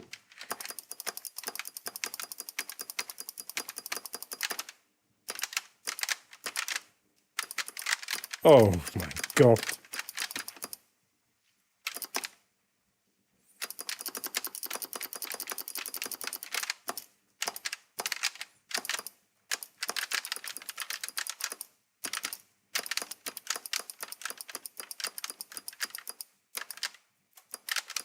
Nein. Ja gut, das da kann ich sowieso nicht, Chat. Nein.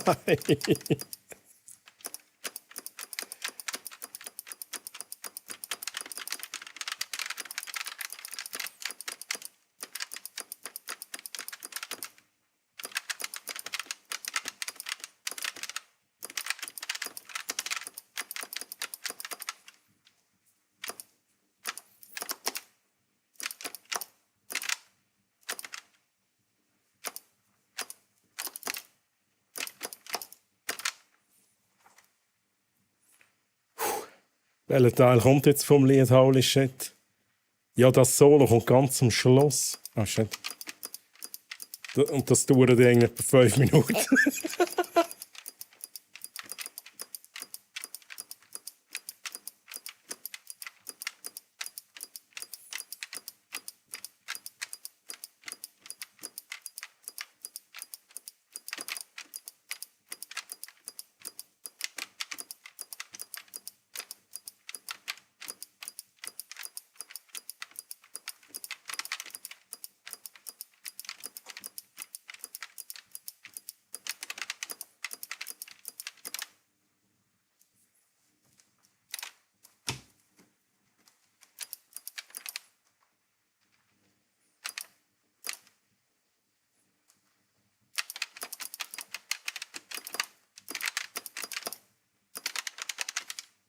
Da habe ich. Oh shit, da habe ich jetzt nicht verwünscht. Aber dort habe ich mega viel verwünscht.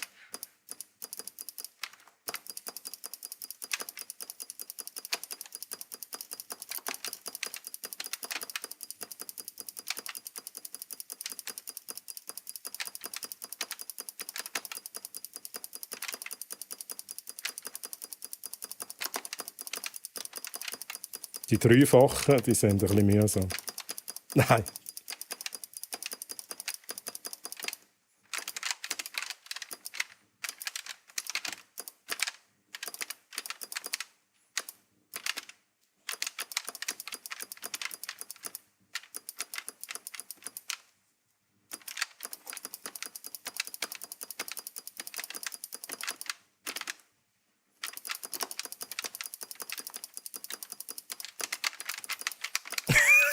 Das ist echt da, wo... Ich weiss nicht, wie man da arbeiten kann.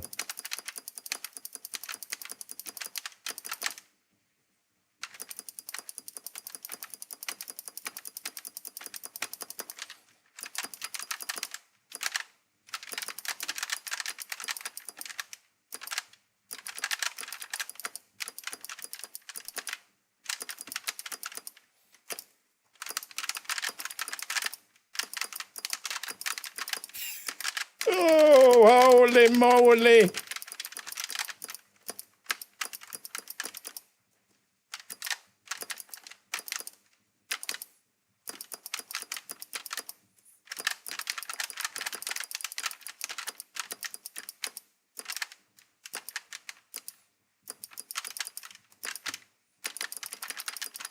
Ich lese schnell den Chat.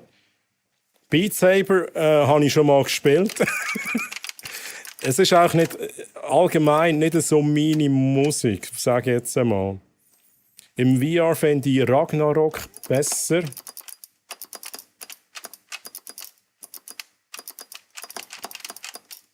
Shit, Mann, jetzt habe ich einen nicht verwünscht.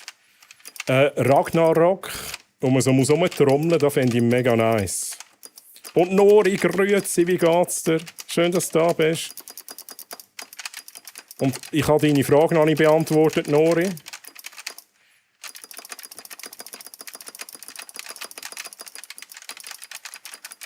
Und die Frage auf die Antwort ist nein. Ich habe noch nichts bekommen.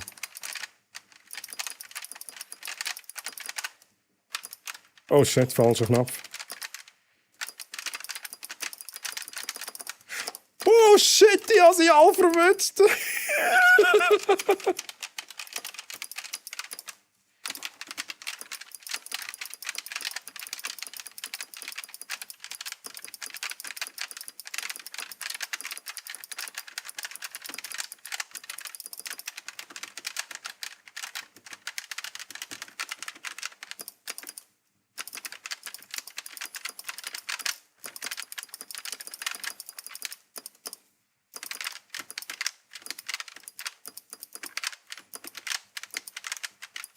Nein, jetzt habe ich einen nicht verwünscht von denen.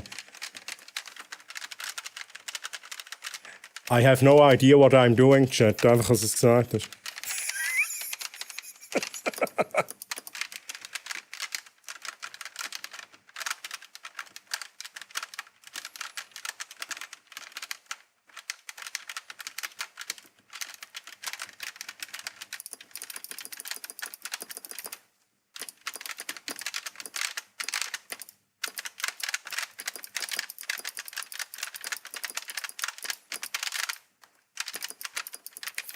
Oh, come on, das ist übrigens...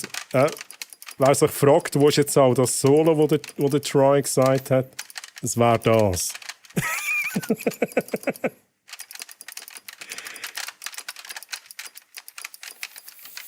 Hey, mach nicht mehr.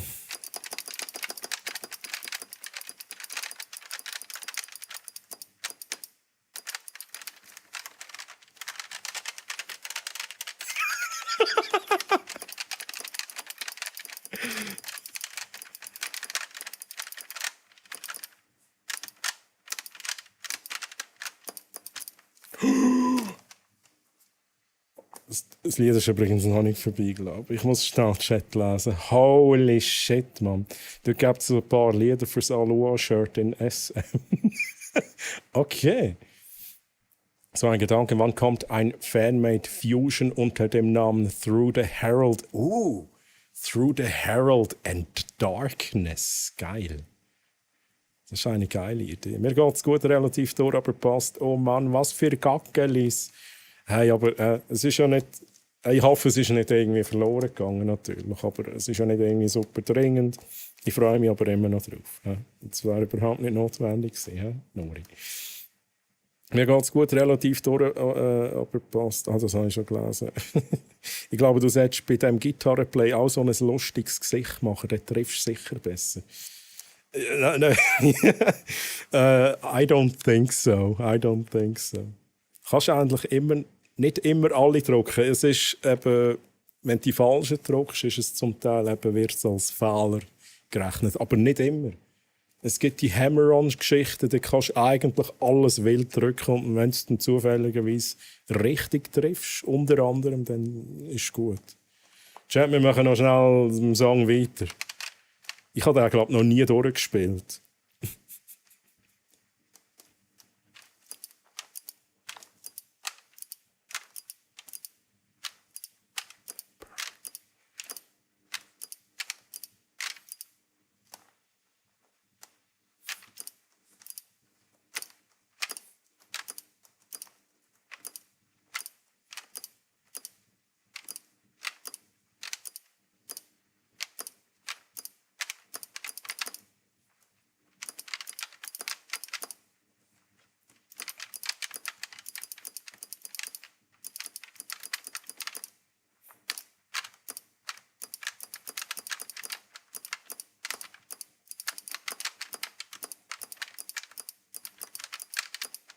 Nein, jetzt habe ich einen verpasst. Come on.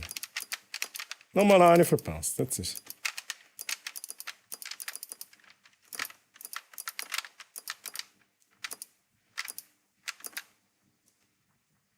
Oh, Chat. Und es geht weiter. Oh, shit. Ich glaube, Solo kommt erst noch, was ich gemeint habe.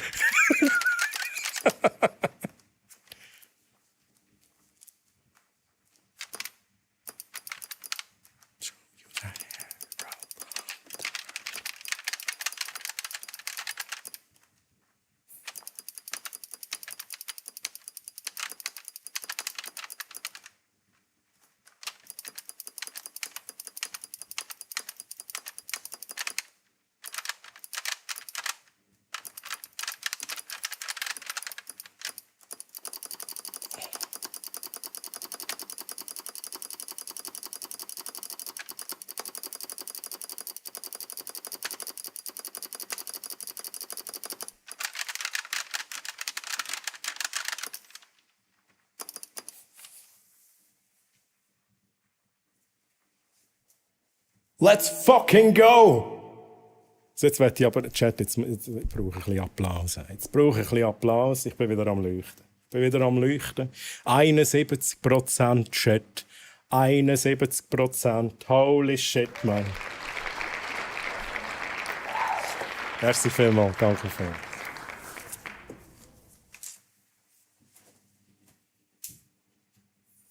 Vielleicht machen wir das später nochmal einen Chat. Weil was ich auch noch drin habe, ist zum Beispiel Ratatata. Ratatata ist auch drin. Leider habe ich Lotusblumen nicht gefunden. Das wäre aber auch noch schön gewesen, wenn es das gäbe. Gibt es aber leider nicht. So, Fienchen, ich hoffe, es hat dir auch gefallen. Fienchen hat auch ein Clappchen gemacht. Let's go. Und dann würde ich sagen, dass wir nämlich den Song jetzt im Spotify logischerweise skippen. Den haben wir jetzt gelost. So, schnell Just Chatting rein tun, dann gehe ich mir den Kaffeetrink holen, Chat. Dann tue ich noch mal schnell daran erinnern. Für all die vielleicht gerade neu dazugekommen sind. Wenn ihr Interesse habt an einem Hawaii-Hemd, da. Ja, ist natürlich neu. Da seht ihr noch, woher es ist. Ja, jetzt steht natürlich mein Gesicht scharf. Shaka Time, Shaker Time oder wie auch immer. Grösse S. Grösse S ist aber sehr gross geschnitten. Das heisst, wenn ihr ein M tragt, bin ich jetzt der Meinung, würde euch das S anpassen. Dann macht Ausrufezeichen Aloha in den Chat rein, um am Giveaway mitmachen. Zuschauergebühren, um den Schweizer Magnum weiterzuschauen, treue Haru. Oh, Simple, merci. Wow, Simple, merci vielmals für den Resub im 7. Monat. Danke vielmals für deinen Support, Sir Simple. Und wie geht's dir, mein Lieber? Schön, dass du hier bist. Und wer geht denn Lurk? Wer geht denn Lurk an Simple? Und feiern es gerade übelst. Ja, was bist denn du am machen, Simple? Und sonst, wenn du wieder hier bist, dann kannst du mir schreiben, was du gelurkt hast. Was du im Lurk gemacht hast. Ist das gewaschen, dann wollte ich das nächste Stadt sagen. Also ich kann es natürlich schon noch einmal so gut wie möglich anlegen, bevor ich es verschicke. Aber das ist frisch bestellt zu klein, weil ich habe halt einen Fehler gemacht beim Bestellen. Ich habe ein S bestellt, das S ist nicht meine Grösse. Und ich habe es jetzt neu bestellt, aber da kann ich halt schlecht auf Hawaii. Es kommt von Hawaii, just saying, lieber Chat. Ich kann es halt schlecht dort zurückschicken. Und darum verschenke ich das jetzt. Ganz einfach. Erzähle ich später kurz alle. Hey, Simple, kein Stress, viel Spaß. Bis später, Simple. Nori ist auch dabei beim Giveaway. 9 Leute machen übrigens schon mit und es dauert noch rund 24 Minuten und dann machen wir die Sieg. Also wir haben gerade mal gesagt, 11:15 ist die Sieg. Ja, also alle mitmachen. Wenn ihr irgendjemanden kennt, so ein Hawaii-Hemdli würde gut stehen, Grösse S, wie gesagt, M würde auch noch funktionieren, hat, holt die Person hier rein. Holt die Person hier rein, sagt dieser Person Ausrufezeichen Aloha zum Mitmachen. So, und jetzt muss ich schnell schauen, was habe ich noch nicht gelesen.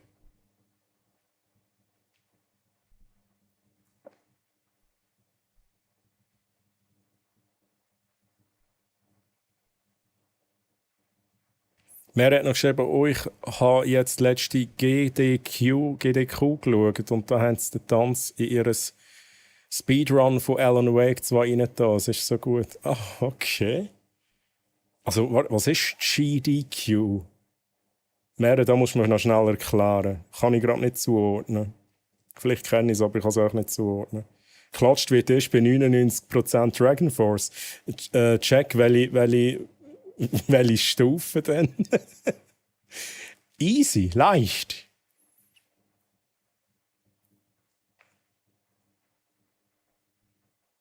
Quertutzo, merci für den Song Request. Ich möchte das als getragen, wenn ich es gewinne. Das ist ein bisschen awkward. Das ist ein bisschen awkward, ne? Aber ja, ich kann sonst noch einmal, keine Ahnung. Ich kann es noch einmal anlegen und anhaben während eine ganze Nacht. Habe ich es dann an, bevor ich es verschicke oder so. Games done quick. Ach, jetzt okay.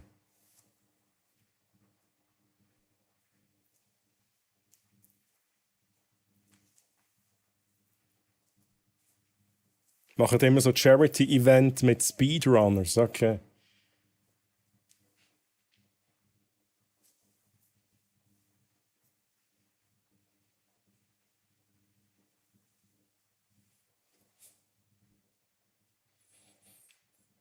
I don't care if Monday... Oh, ich bin völlig falsch mit der Ton. Thursday, I don't care about you.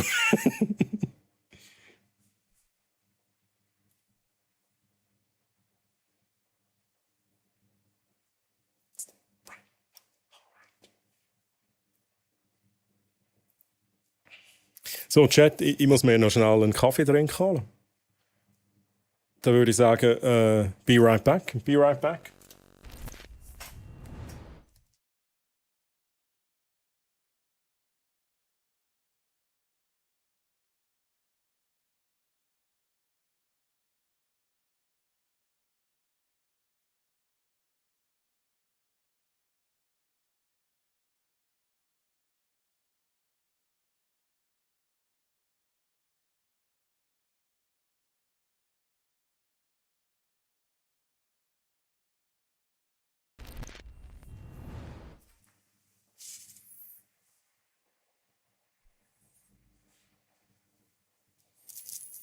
Merci Fienchen nochmal für den Kaffee.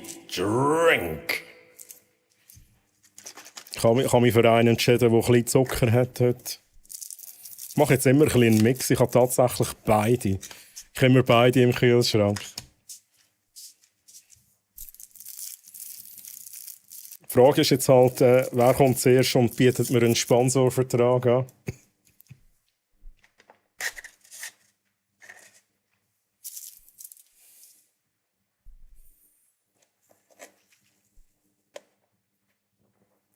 Für alle, die Werbung haben, Chat, er hat nichts verpasst. Bin erst wieder retour gekommen. Alles gut. Also wir haben in der Zwischenzeit noch schnell 5 Giveaways verschenkt.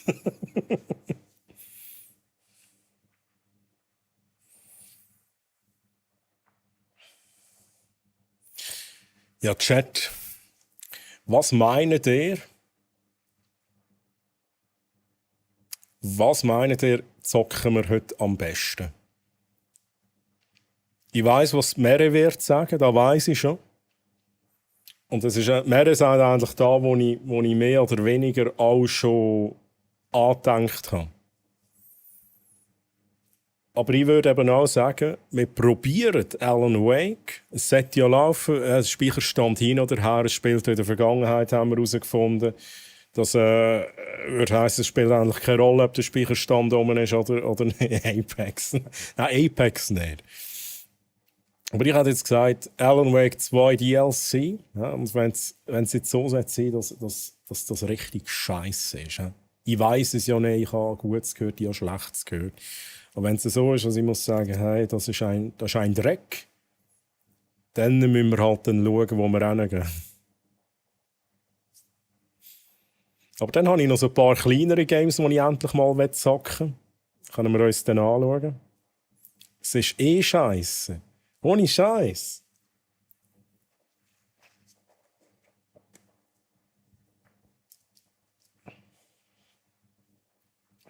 Senflos.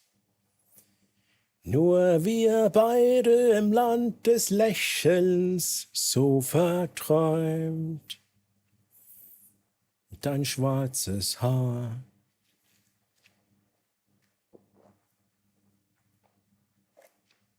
Zärtlich hast du mein Herz verzaubert und es schlägt wie ein Schmetterling. Tussblume hab ich dich genannt, als die rote Sonne in Japan versank. Und für alle die mich jetzt auf YouTube sehen und die Musik nicht hören dazu, I'm so sorry. Kommt einfach auf Twitch, da läuft die Musik noch dazu.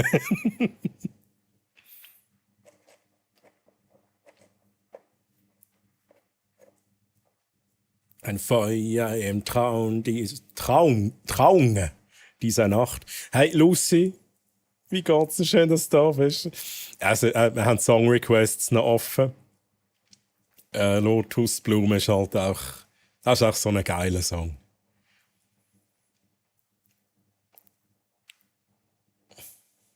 Ich brauche so eine Schuckel-Emote. Ein Schuckel-Emote. Das ist ein absoluter Banger. Pet Cemetery. Geil. Oh, sehr gut.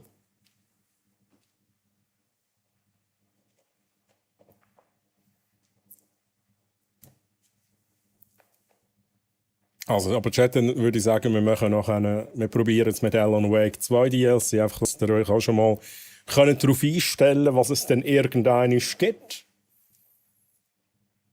Aber auch, dass es nochmal schnell gesagt ist, so sieht der Zeitplan bei mir einmal aus. Wir fangen an mit Just Chatting, dann irgendwann gibt es noch ein bisschen mehr Just Chatting. Dann gibt es wahrscheinlich noch ein bisschen mehr Just Chatting und eventuell vor oder nach Mitternacht gibt es dann noch Gameplay.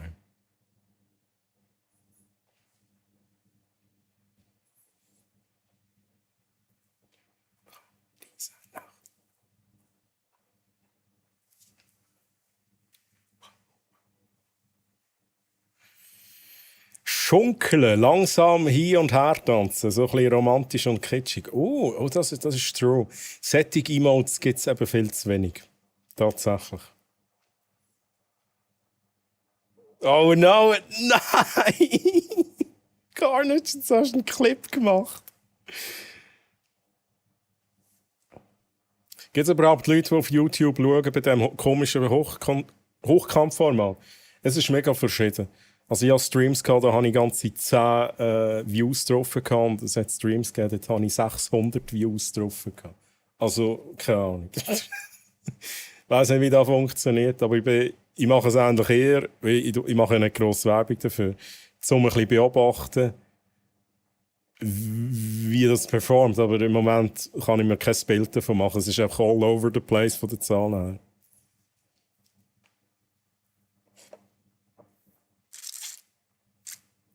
Aber es ist halt Hochformat, ist halt da, wo der auf oder halt bei den Shorts kommen die Live-Videos nachher nicht rein. Es ist ein bisschen ausprobieren und schauen, wie funktioniert der Algorithmus und I don't know. Aber keine Angst, die werden nicht auf YouTube wechseln, lieber schön. Im Moment mache ich es auch eher dafür, weil ich kann mir nachher eben geile Clips daraus zusammenschneiden. Für Insta und für TikTok, je nachdem. Und Grete Landers, grüezi! Wie geht's dir? Bestes Lied? Oh, welches Lied meinst du? Meinst du das, was sich Finnchen jetzt gewünscht hat, oder das, was jetzt... das ist ja beides das Gleiche.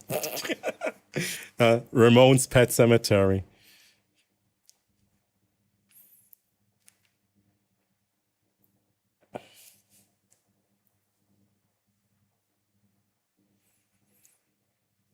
Lotus Blume. Lotus Blume ist. Lotus Blume ist so ein geiles Lied, ne? Das ist ein absoluter Banger.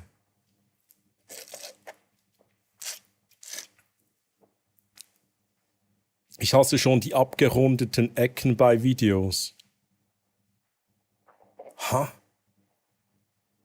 Carnage, wo hat man abgerundete Ecken bei Videos? Stehe ich jetzt auf dem Schlauch? Bei Vertical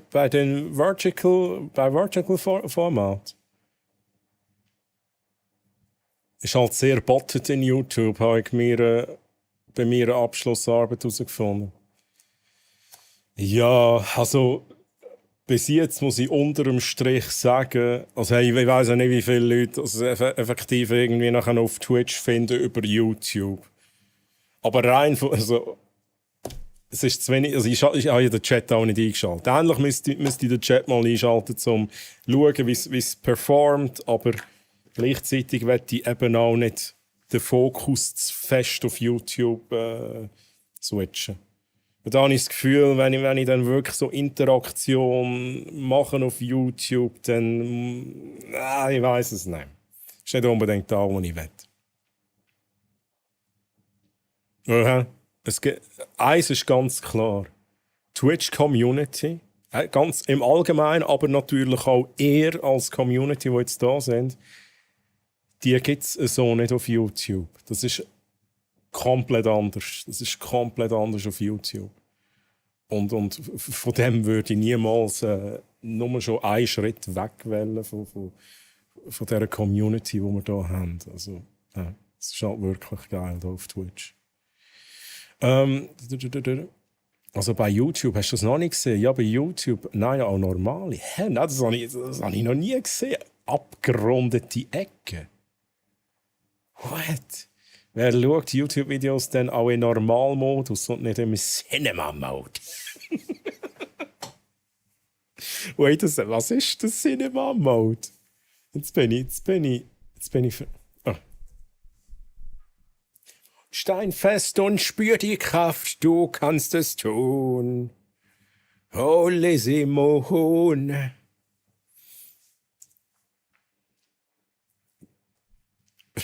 Ich bin jetzt gerade am Überlegen, was der Cinema-Mode ist. Also es gibt ja so einen Modus, wo auch das Fenster ein bisschen grösser wird. Aber ich glaube, das ist da meinst du nicht mit Cinema-Modus, oder? Cinema-Mode, wenn das Video über den ganzen... Aha, doch. Und Vorschläge unten dran aufgelistet werden. Mal, dann ist das schon da, wo ich meine. Okay. Brauche ich auch häufig tatsächlich. Okay, das ist der Cinema-Mode. Ja, das ist schon nice. Das ist schon nice. Das ist true. Ich bin es leider auch leid, bei YouTube immer auf den Cinema- oder Maximal-Mode zu schalten. Die Einstellung wird bei mir einfach nicht gespeichert. Ich gehe meistens auf den Cinema-Modus, weil ja, die Alternative wäre dann Fullscreen. Aber Fullscreen auf YouTube, wenn man halt einen super ultra-wide hat, also das sind ja wie zwei Monitore nebeneinander in einem Monitor. Das ist auch eine Platzverschwendung dann. Darum brauche ich immer noch meinen Fenstermodus, aber will dann eigentlich das Video so gross wie möglich haben in diesem Fenster hin.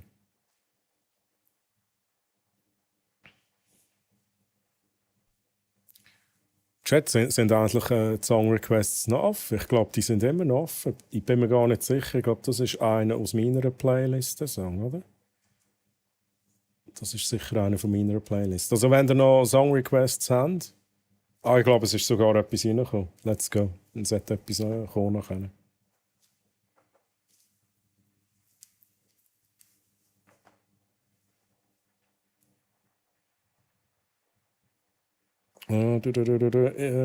Ich verstehe YouTube gerade nicht mehr. Ich habe gerade ein unlisted Video vorgeschlagen bekommen. Hä?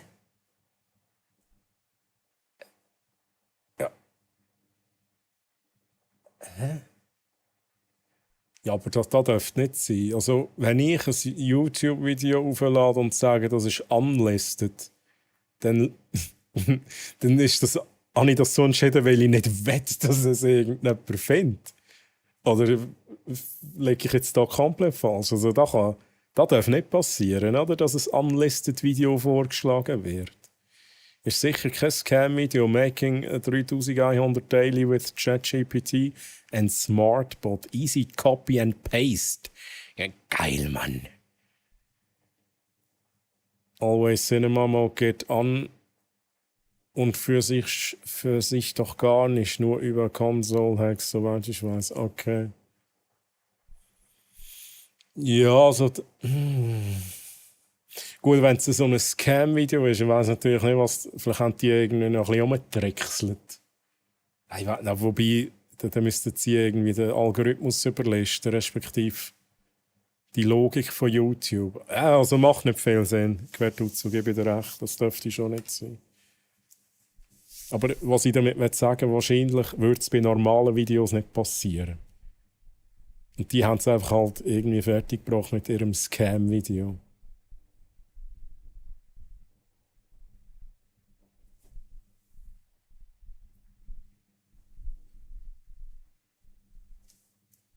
Das haben wir letztes Mal im Clone Hero gespielt, oder? Duality von Slipknot.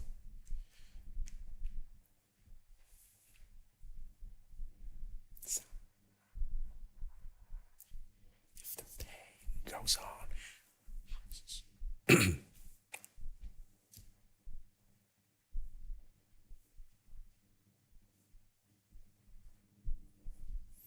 Jetzt brauche ich noch so eine Mülltonne.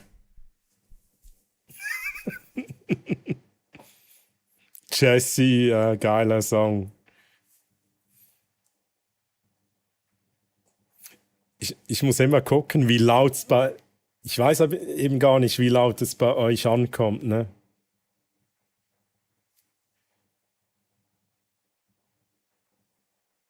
Ist das zu laut, Chat?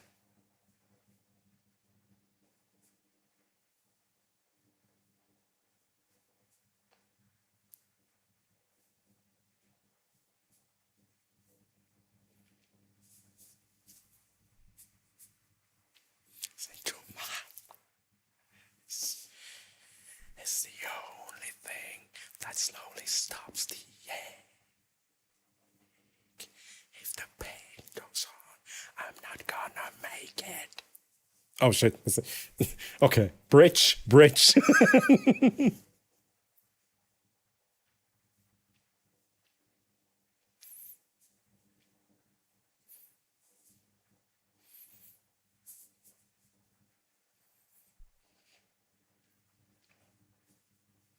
I push my fingers and my...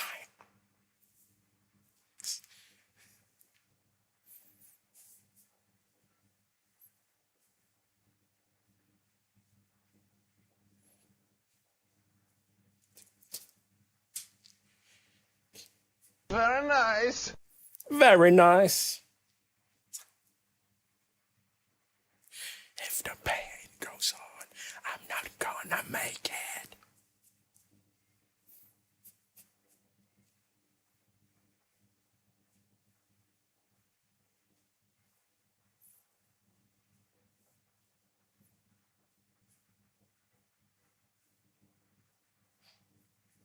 Benkeli, Mann, grüezi. Benkeli, wie geht's dir? Schön, dass du da bist. Ich feiere gerade ein bisschen die Musik, die ihr hier reingegeben habt. Ist so ein bisschen lauter als sonst.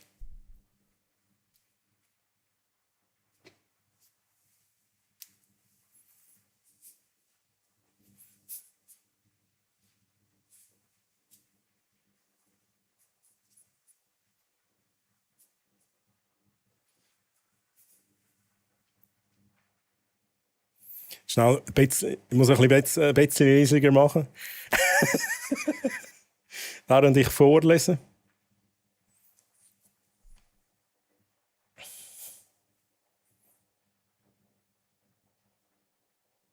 Erinnert mich hart an meine Emo-Zeiten von vor 10 Jahren. Jetzt muss ich schnell überlegen. Das war also 2014 gewesen. Und dann sind deine Emo-Zeiten gewesen, Lucy, sagst du?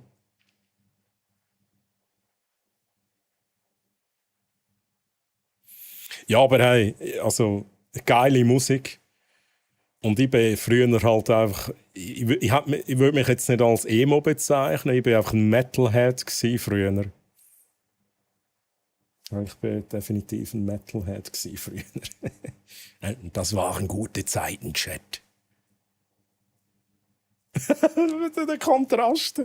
Der Kontrast, Chat. Noch schnell schauen, was ich nicht gelesen habe. Ich habe den Trick gefunden, es ist ein Sponsored Video, die werden auch angezeigt, wenn sie unlisted sind.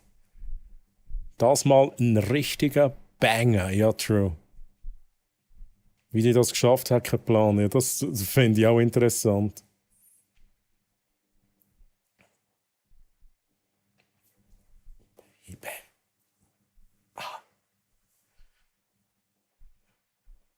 If you'll be my girl. der DJ jetzt, Mann, wie gut.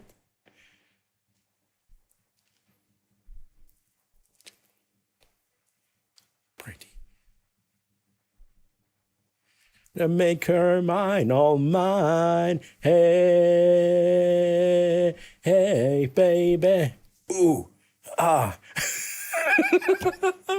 Den Song habe ich schon ewig nicht mehr gehört. What the hell?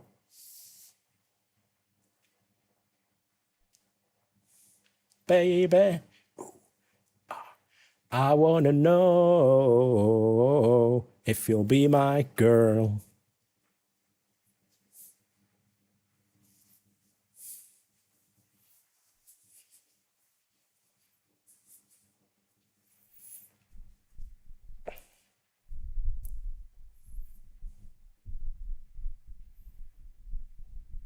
Breaking the Law kommt auch noch nice.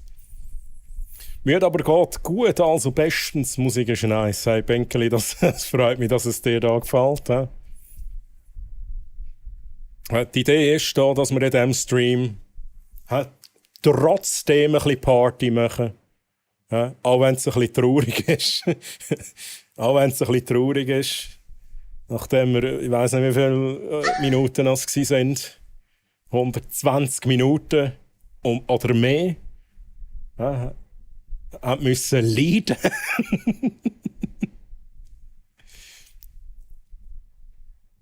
Aber 14 war, let's go. Ja, eben, okay. Ich bin natürlich ein bisschen älter. He.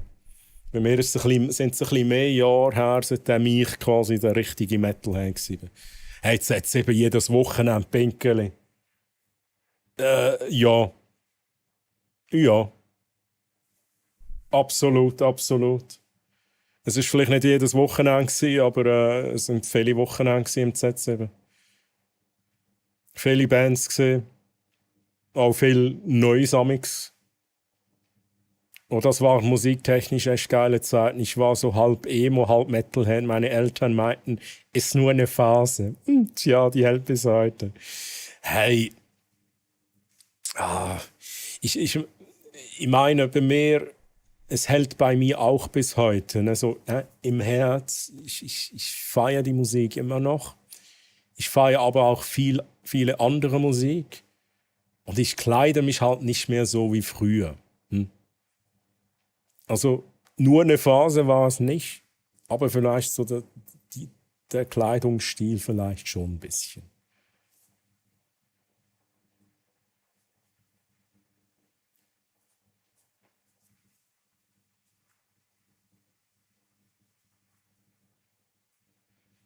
Einfach Korn, hey, einfach Korn. Es gibt wirklich wenig Musik, die ich verabscheue, aber DJ Ötzi gehört dazu. Ja, also DJ Ötzi habe ich wirklich auch nicht gross gelost. Hey Swissler übrigens, grüezi. Sorry, dass ich dich jetzt begrüße. Ein bisschen noch im Chat, Swissler, wie geht's dir? Was sind denn das für alte Schinken? Sind wir noch jung gewesen? Was soll ich sagen? DJ Ötzi habe ich nie gross gelassen. DJ Ötzi war halt immer so ein bisschen in den Charts gewesen, oder so im Mainstream, im Radio und so. Oder ihr wisst, was ich meine. Und dann, darum kenne ich halt diese Lieder, aber sonst habe ich das nie wirklich gefeiert. Klar, wenn man genug besoffen ist. Besoffen im Megapark auf Mallorca. Ich sage jetzt nicht mehr dazu. Dann findet man alles geil. Chat. Just saying. Dann finde auch ich alles geil. Da gehe ich zu allem ab. Boah, das waren noch Zeiten. Hey. Mallorca, da bin ich da. Ich glaube, das war der Megapark. Oder der Rio Palace oder was auch immer noch dort oben ist. Und dann habe ich einfach den Kollegen gesehen, der 2 Strassen weiter wohnt, hier in der Schweiz. Schaue ich so an die Bar an und er schaut mich so an. So. What? Du bist auch da? Ja, die Welt ist klein, Chat.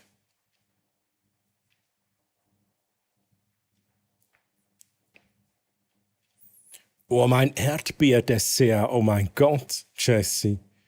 Ich habe auch noch, ne? Erdbeeren habe ich auch noch. So traurig.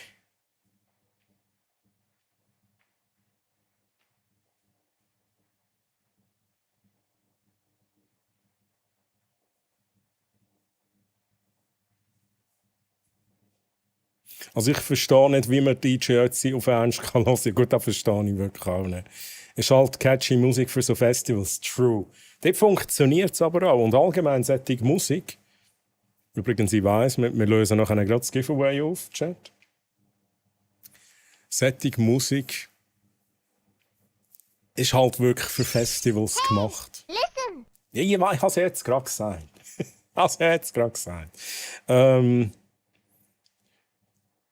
Ich lese noch schnell den Chat fertig. Ich liebe Erdbeeren, ich habe allerdings noch 1 Kilo Aprikosen im Kühlschrank. Oh, Aprikosen ist auch geil. Gut, wir lösen gerade auf. Also, man kann eh nicht mehr mitmachen. Also, von dem her, ja, I'm sorry für die jetzt noch neu dazugekommen sind. Ich glaube, man kann nicht mitmachen. Egal, ich löse auf. Chat, ich löse auf. Sind ihr alle ready?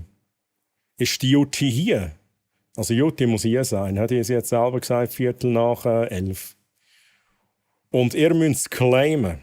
Ihr müsst es claimen. Ihr müsst da sein und sagen, hey, hier, ich bin hier. Ich nehme die Tür 3. Also für die nicht mitgemacht haben, die können probieren, ob es noch geht mit Ausrufezeichen Aloha für ein Shirt, Größe S. Größe S, ganz wichtig. Aber ich glaube, es geht eben nicht, weil es schon zu ist.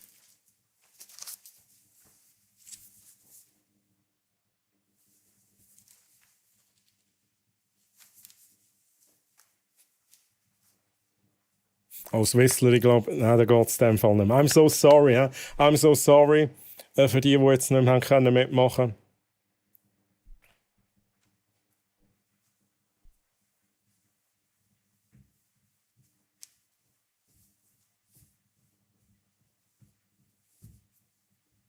Hey, wie lange dreht es noch? Jutti, bist du hier? Geboren. Du hast nicht... Pull the trigger. Wo ist da oben und unten, Mann? Jutti, GZ.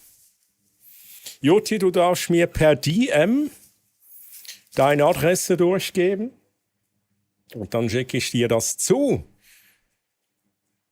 Kassi, grüezi Kassi, wie geht's dir, mein Lieber? Grüße, es passt mir ganz knapp. Ja, Kassi, ne, ich habe halt Hawaii-Hemden bestellt. Ich weiß nicht, ob euch das auch schon mal passiert ist. Ne? Dann so 4 Hemden bestellt. Ja, immer dieselbe Größe natürlich. Aber bei einem Hemd habe ich halt die Größe nicht ausgewählt. Da war es dann halt einfach ein S. Und beim Auspacken so, oh geil, Mann, nice, schön. Und dann so, ist ein bisschen klein, so Größe S. So, shit. Hey Kassi, mein Lieber, wie geht's dir? Wie geht's dir, Mann? Lange nicht mehr gesehen, ich war auch lange nicht mehr bei dir. Aber Kassi, alles gut? Läuft's? Ja, läuft es? Gut, ich habe es allen nicht gegönnt. Gell? Barracks, ich habe es allen nicht gegönnt. Aber es kann nur einen Gewinner geben. Bist du ready gewesen? When heavens falls, I will be your light. Love will survive. Love will survive, genau. You are my paradise. Decor. Wie geht's dir? Schön, dass du da bist, Decor, Mann. Wie war deine Woche, Decor? Geht's dir wieder besser? Das ist eigentlich die wichtigste Frage. Decor, geht's dir wieder besser? By the way, ich habe es glaube ich heute noch nicht gesagt, aber ich habe das Gefühl, ich bekomme wieder Mittelohrentzündung. Aber egal. Jetzt im anderen Ohr habe ich das Gefühl, jetzt kommt auch Mittelohrentzündung. Aber I don't fucking care anymore. Sonst geht es mir gut. Adresse bei DM, genau. Ich habe eben zu dem Kumpel, mit dem ich rede, gesagt, dass er mein Glücksbringer ist. Und oh mein Gott, let's go, Jutti. Das freut mich für dich, ne? Letzte Woche habe ich Socken beim Einkaufen gesehen. Ich bin sicher, ich hatte... Das ist auch geil. Und dann so die Minisöckchen. Ne, willst du dir die Socken anziehen? Und dann schaffst du es genau über den großen Zeh. So, ups, okay, ich glaube, das ist ein bisschen zu klein. Ich hatte 45 bis 47 in der Hand und dann bin ich zu Hause und will die anprobieren und habe 37 bis 39 zu Hause. Bei mir ist alles gut. Wir sind kurz davor, ein Haus zu bekommen. Und da ist man im Stress. Oh, aber nice, hey, aber geil, Kassi. Ja, Stress ist da normal, aber es ist natürlich auch geil. Also es freut mich für dich. Ja, Jotis Gipfeli-Chat. Geht mir viel besser. Hey, wie gesagt, mir geht's gut. Wir ignorieren jetzt mal die Tatsache, dass ich das Gefühl habe, dass ich Mittelohrentzündung wieder bekomme. Aber vielleicht täusche ich mich auch einfach. Ja, vielleicht ist das nur im Kopf. Gratis-Gipfeli für alle, Chat. Let's go. Jutti kommt vorbei, ne? Die fährt überall kurz vorbei. Kommt von Deutschland, ne? Ich möchte, dass ihr auch was von habt. Oh. Das sind diese Socken mit einzelner C-Verpackung. Hey, aber... Wer hat solche Socken, Chat? Gibt's wer, der oder die solche Socken hat? Wie sagt man den Zehensocken? Das ist gar nichts für mich, ne? Gar nichts für mich.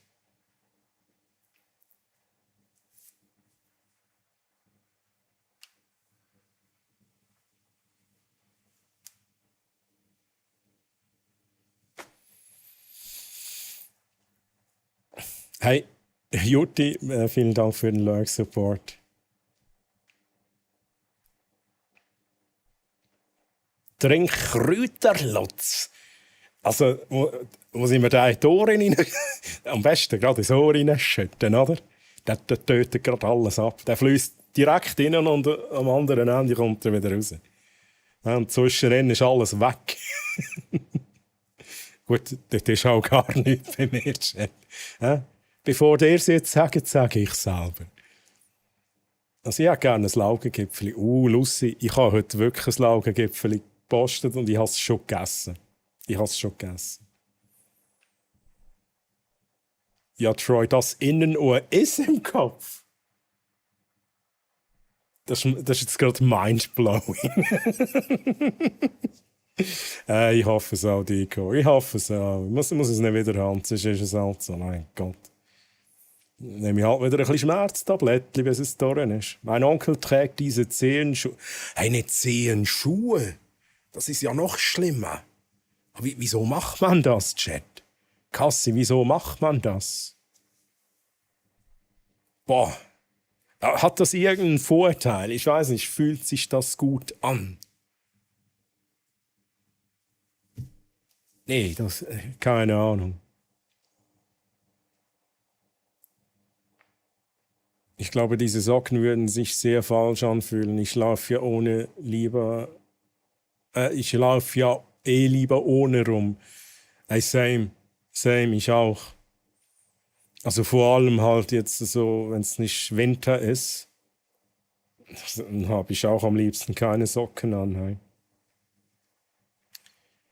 Black Veil Bridges habe ich auch das letzte Mal vor 10 Jahren gelesen. Ah, das ist da, wo gerade läuft. Das habe ich glaube nie. Der Name sagt mir etwas, aber es war jetzt nicht irgendeine Band, die ich gelost habe häufig.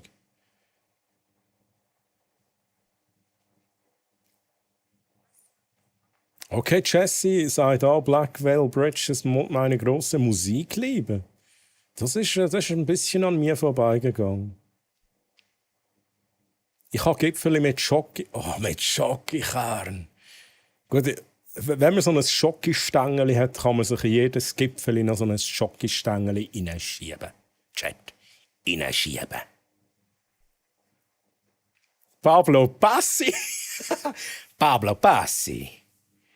Guten Abend, hier ist der Glücksbringer. Oha, let's go. Hey Pablo, also erstens mal hallo und schön, dass du hier bist und ich danke dir, dass du der lieben Jutti so viel Glück gebracht hast.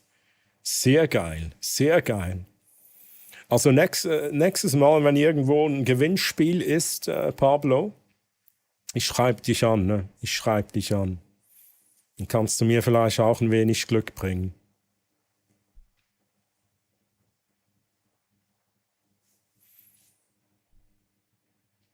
Machen die überhaupt noch neue Musik? Ich habe nicht mehr mitbekommen, dass der Andy eine Solo-Karriere gestartet hat. Okay. Ja, wieso? Sag du es mir. Da gibt es keine Gründe, Cassie. Da kann es keine Gründe geben. Das ist einfach... Ja, aber Pablo, Mann, ich danke dir fürs Abo. Holy shit, danke dir. Das wäre jetzt aber nicht nötig gewesen, ne, Pablo? Aber danke für deinen Support. Nochmals herzlich willkommen. Mega lieb, mega lieb. Auch ein geiles Lied. Aber Kasse, ich glaube... Das ist wie so, das sind wie die Fetische, ne? Fetisches. Du weißt, was ich meine, die Tische, ne? Das wahrscheinlich das geht in die Richtung. Man findet es geil, aber man weiß nicht genau wieso, ne? Der Andi Biersack. In den war ich lange verknallt. Also ich nicht. Aber Jesse war verknallt. Das ist ein hübscher Mann. Muss ich den schnell googeln? Also, jetzt google ich Andi Biersack, aber ich weiß nicht, ob... Andi... Was muss ich googeln? Black...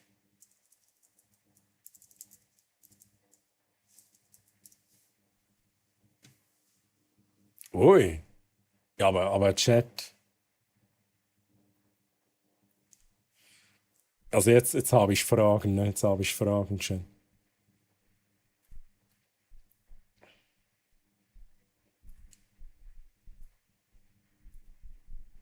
Wait a second, ich share es. Ich share es mit euch.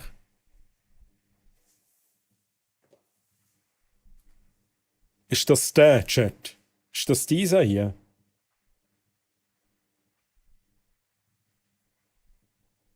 Ich weiß nicht, da habe ich so Fragen, ne? Da habe ich so Fragen wie zum Beispiel... Oh shit, das kann ich das nicht sagen. Oh nein, shit, ich habe es nicht da. Ich wollte seinen Hals jetzt messen. Wie lang ist der Hals, Chat? Also, dieser Hals hier, holy shit, Mann. Der ist ja der Hals ist 3 Meter lang. Hey. Okay, nein, ich weiß, was der meint. Ja?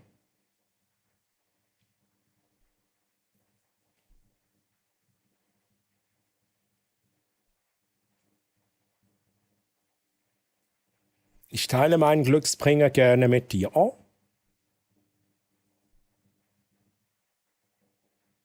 Hey, Don Vomit! Ich muss noch schnell alle begrüßen. Wer habe ich noch nicht begrüßt? Don Vomit, grüezi. Wie geht's dir? Schön, dass du da bist. Ich gehe dann nochmal schnell zurück hier. Schön bist du da. Und wie war deine Woche, Don? Alles gut? Feetische, genau. Das sind so Tische für Feen. Teefische gibt es auch. Der ganz bekannte Fußteefisch.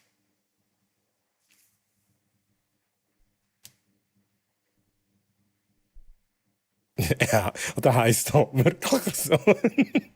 Es soll angeblich der Fußgesundheit dienen. Bis du in einen Nagel trittst, ja.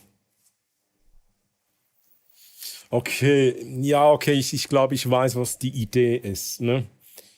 Ich habe da auch mal ich habe was gelesen oder ein Video dazu gesehen, dass wenn man halt immer Schuhe trägt, ne, dann drückt es halt immer die Zehen zusammen, anstatt dass die eigentlich so ein bisschen gespreizter sind, wie es eigentlich in der Natur wäre. Ne?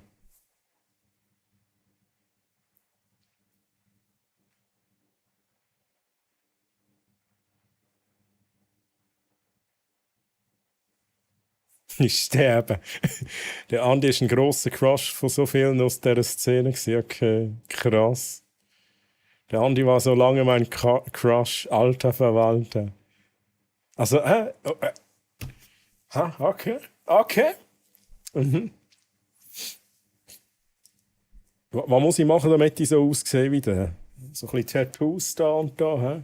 Bart weg, Nasenring. Ja, so die Frisur noch so ein bisschen, ja, so ein bisschen. Mhm, okay, okay.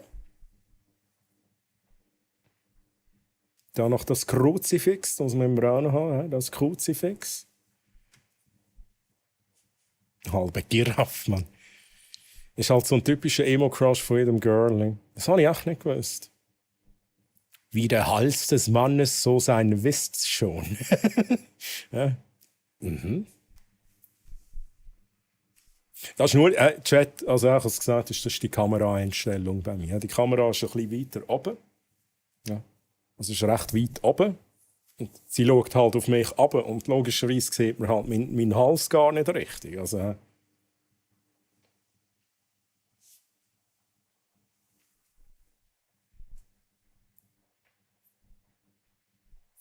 eine unfassbare Stimme. Aussehen war da zweitrangig. Ja, ja, Jesse, ja, ja. Diese Stimme braucht halt einen Riesenhals. Ferien? Oh, du hast Ferien dann? Let's go. Dann wünsche ich dir schöne Ferien und geniessen sei, Holly. Bei mir alles gut, kann mich nicht beklagen. So bin ich aber mal raus, langer Tag, habe viel Spässe, hey Decor. Schön bist du da gewesen. Und merci für den Lurk-Support, Decor. Darf ich einen Songwunsch abgeben? What? Ich glaube, sie sind noch offen. Ausrufezeichen SR-Abstand, Spotify-Link, so wie es Lucy gerade gemacht hat. Einfach rein damit. Genau, da wo Quertutsu schreibt. Kommt da kein Hölle? Da kommt doch noch ein Hölle, oder?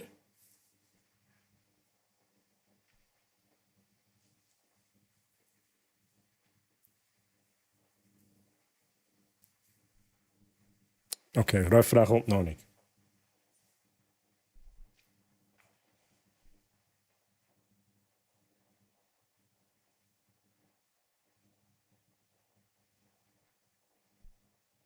All-Star bei Smash Mouth, let's go! Wo ist jetzt auch... Irgendwann ist Smash Mouth vorgekommen, letzte. Ist echt das bei The Boys gewesen? Schaut jemand von euch The Boys, die Serie? Ich glaube, dort ist irgendwie ein Smash Mouth vorgekommen. Ich weiß zwar nicht, wieso. Jetzt wird's einfach nicht. Hey, Doubleclick, grüezi, was will denn nicht? Was will nicht, Doubleclick? Verzählen Sie. Hast du das Jahr endlich an Zürich Popcorn? Wann ist die? Ich habe es bis jetzt nicht vor, aber vielleicht spontan. Ist halt Zürich, oder? Das ist halt Zürich, das ist nicht in der Nähe. Ich bin so ein Shrek-Fan, also muss das Lied rein. Hey, true, fair enough. Dann womit? Da machen wir etwas Spezielles. Wenn das Lied kommt, Ratata, dann machen wir etwas Spezielles. Und zwar das Gleiche, was wir schon bei Herald of Darkness gemacht haben, Chat. In die Hölle. Hölle, Hölle, Hölle.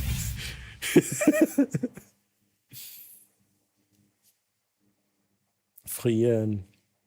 Wahnsinn. Spielst mit meinen Gefühlen. Oh, was ist gekommen? Spielzeughammerkarte für den Double-Click. Oh, dein Song-Request. Gut, jetzt sind's aber. Okay, nach dem Regen. Okay. Nach dem Regen. Nach dem Regen. Wie schreibt sich denn der Titel? Peach Weber, okay. Haben wir auch schon ein paar Mal gehabt. Double-Click. Bei dir ist es auch gerade zugegangen. Das ist der letzte Song. Und nachher, ja, würde ich eben schon sagen, dass wir gleich mal ein Gameplay gehen. Ich glaube, ich mache gar nicht mehr auf, Chat.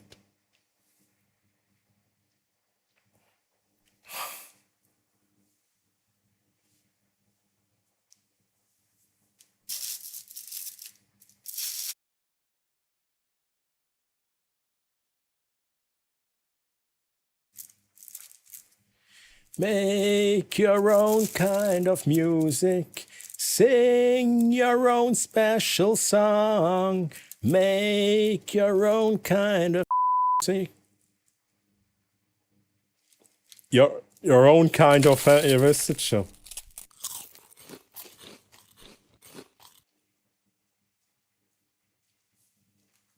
Ich bin ready gewesen. Ich bin halt ready gewesen. Geil, ich bin stolz auf mich.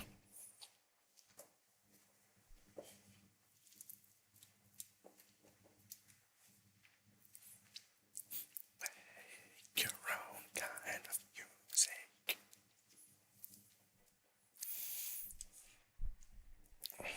Ich liebe Baby Metal übelst. Übrigens, gehen wir noch schnell eins zurück. Fienchen hat 4-mal Troy's Hammer, 4-mal Spielzeughammer, Troy 4-4-4. Ach, Fienchen. Ach, Fienchen.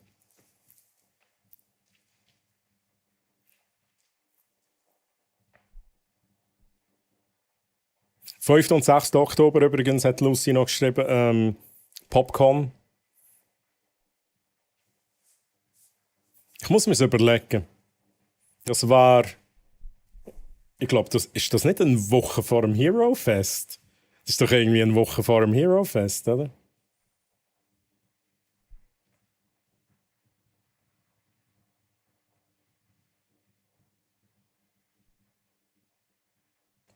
Specko, ich komme nicht ganz draus. Wer hat die Töne oder so? Da komm ich jetzt nicht draus. Hure Zufall, gerade noch eine Episode von The Boys geschaut, bevor ich gekommen bin. Die neueste, Episode 6, die habe ich noch nicht gesehen. Die neueste, die rausgekommen ist, habe ich noch nicht gesehen. Ich glaube es auch nicht. Ich habe bis und mit 5 gesehen.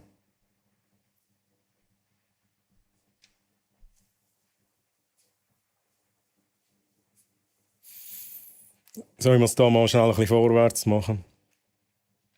Und übrigens, Lucy, Baby Metal ist geil.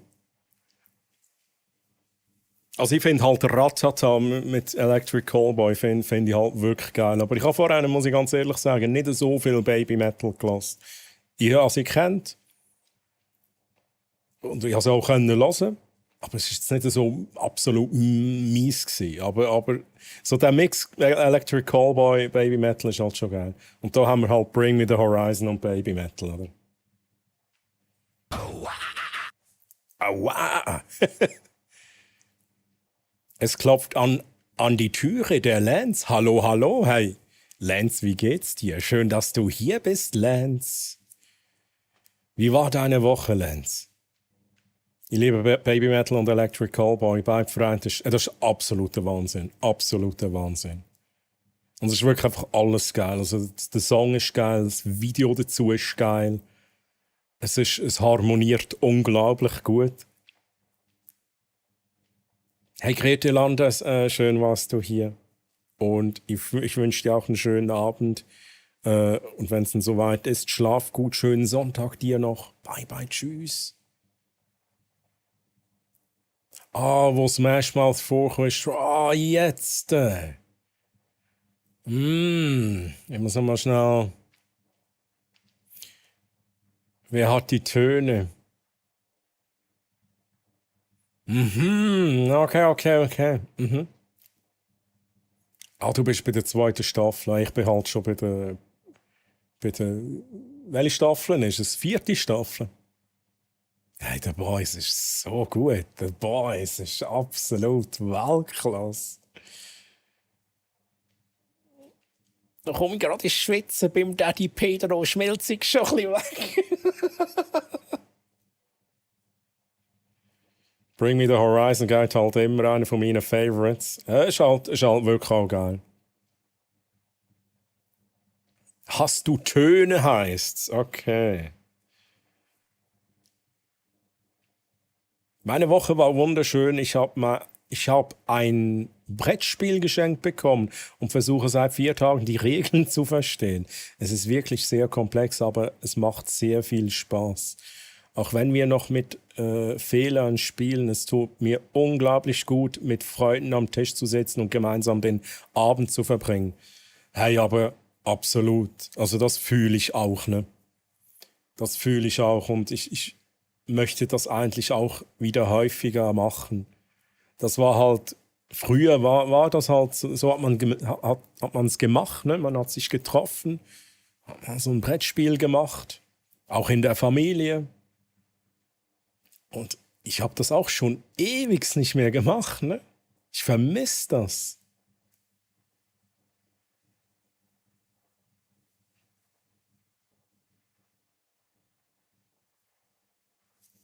Da haben wir wieder wie sagt man eigentlich den Namen? Black Veil. Veil. Egal. Ja, die Black Brides.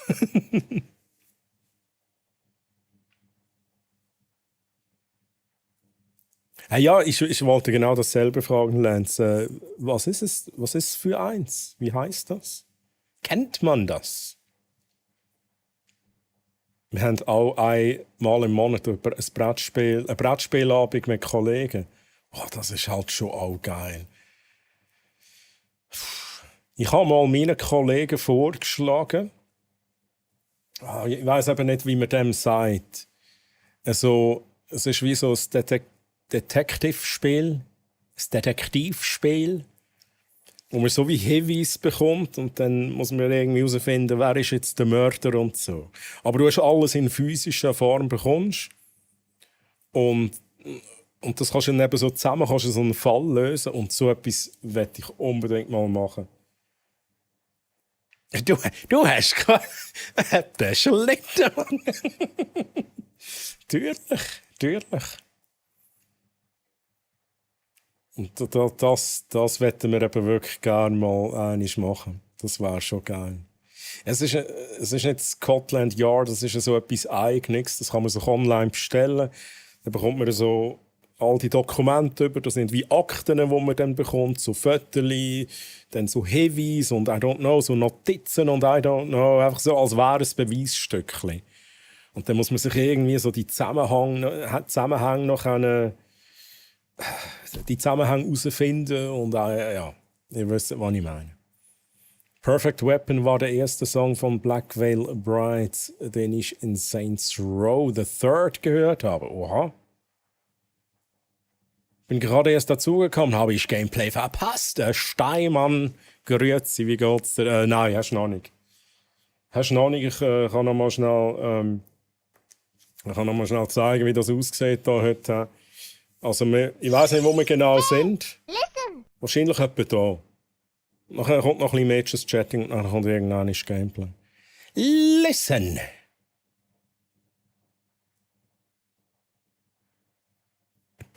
Ich darf 3-mal raten, wo das Specku hin muss, in die Wäschküche. In die Wäschküche musst du, Specku. Also da weiss ich doch jetzt langsam.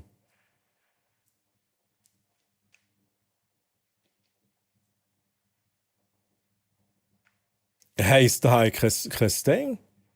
Ja, du hast ja das irgendwie verdient. Du bist, glaube ich, in der Top 10. Du bist in der Top 10 gelandet und ich habe wieder mal so ein bisschen VIP-Pflege gemacht. Ne? Ein paar rausgeschmissen. Ich dachte, du lässt dich eh nie blicken, also schmeiße ich dich raus. Und dann dachte ich, der Style ist irgendwie in die Top 10 rein und dann habe ich den Style halt zum VIP gemacht. Ja, so einfach ist das. Hey, und GZ nochmal? Sehr gern. Das Brettspiel heißt Robinson Crusoe. Und das ist ein Survival-Spiel. Man hat Plättchen, Klötzchen und Karten. Es gibt eine große Szenariokarte und dann wird in Runden gespielt. Jede Runde besteht aus 7 Phasen von Morgen bis Nacht und da muss man dann auf einer einsamen Insel Material sammeln, Sachen bauen, Nahrung suchen, Tiere bekämpfen und natürlich das Szenario erfolgreich beenden. Es gibt Wettereinflüsse und Aktionskarten wie Vergiftung, Verlaufen, Sturm etc. Das Spiel ist echt krass. Okay, das klingt geil. Klingt wie so ein Survival-Spiel für am PC oder an der Konsole, aber eigentlich ist es ein Brettspiel.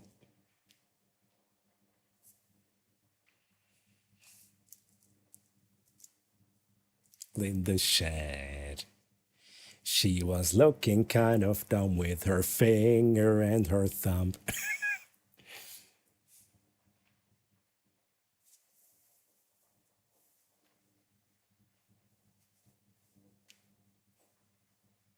For fun.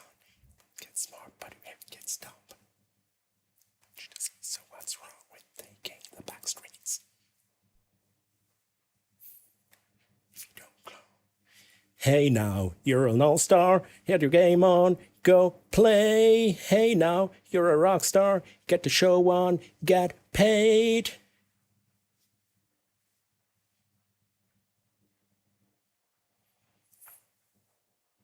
So, Chat, ich muss da noch ein bisschen lesen.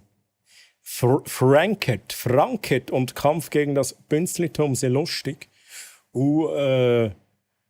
Also, wait a second, ist das da, wo wie Cards Against Humanity ist? Das ist kein Brettspiel, aber hure lustig. Ich glaube, das ist da. Ich habe da mal Cards Against Humanity gespielt. Das ist halt auch geil. 21 Tage, 14 Stunden. Oh, Fienchen, let's go. Oh. Aber das geht nur seit 2020. Immer noch nicht. Astei. Also, da hat doch ja mal eine Schafe eine Animation bauen, Mann. Weißt du das noch? Das Spiel kenne ich, ist richtig geil, aber auch richtig komplex, bis man mal richtig verstanden hat und es richtig spielen kann. Okay, das Clip ist jetzt. Nein, Carnage, danke vielmals. Danke. 25 Tage, 5 Stunden. Hey. Kampf gegen das Bünzlitum ist gut und nur dann mit so Schweizer Begriffen. Ja, das stimmt. Das ist eigentlich die Schweizer Version. Das macht es eben schon auch nochmal sehr interessant. Ich habe es noch nie gespielt, aber schon manchmal davon gelesen und ich habe mir schon überlegt, ob ich es kaufen soll.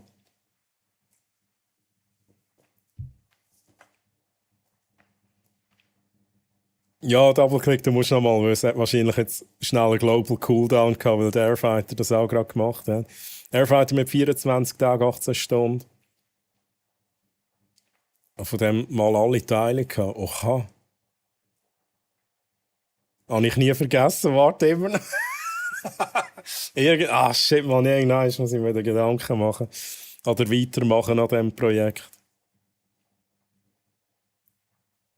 Und Franket ist ein Arschloch Uno. Ach so, okay. Heute haben wir es auch das erste Mal geschafft, bis zum Ende zu spielen. Wir haben das Szenario-Ziel nicht erreicht, aber es hat unfassbar viel Spaß gemacht, wenn die Moral der Spieler niedrig ist und du dann die Karte Streit ziehst. Muss schnell pausieren. Wait a second. Wir haben uns wirklich um die Ressourcen geprügelt, weil keiner den Malus Hunger haben wollte. Fazit, unser Koch hat nichts zu essen bekommen. Okay, nice. Wir lernen noch, aber es wird mit jedem Mal besser. Wir haben das Benzitum letztes Jahr ein paar Mal im Garten gespielt. So. Das ist halt perfekt. Es ist mega lustig und es ist simpel. Frantic. Wenn man es dann mal richtig raus hat, wird es erst richtig lustig. Also ist es jetzt Frankit oder Frantic? Mehr. Also Chat, Baby Metal. Baby Metal ist der nächste Song, den wir machen. Tatsächlich. Und den Song machen wir nicht im Spotify-Chat. Den Song machen wir nicht im Spotify.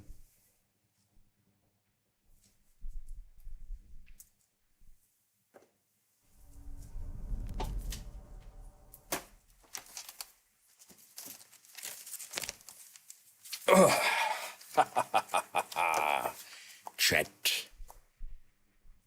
Ja, gut, wir machen schnell einen kleinen Ausflug. Zusammen. Schon geil so. Ins Clone Hero. Also Frantic heisst das Arschloch-Uno. Ich glaube beides. Frankit habe ich noch nie gehört. Gibt es das auch? I don't know. Wieso kann ich mit Controller wieder nicht verbinden, Mann? So, jetzt aber.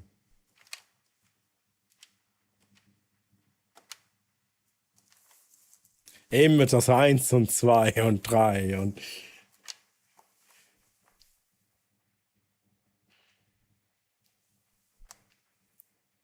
Hast du die Gitarre gestummen? Hey, ja. Hey, der Delay ist wenn ich einmal schlecht spiele, liegt es immer am Delay. Und wenn es nicht am Delay liegt, dann habe ich noch ein bisschen Stickdrift. Das habe ich wegen dem Bounce. Das ist ansteckend. So, Chat. Ja.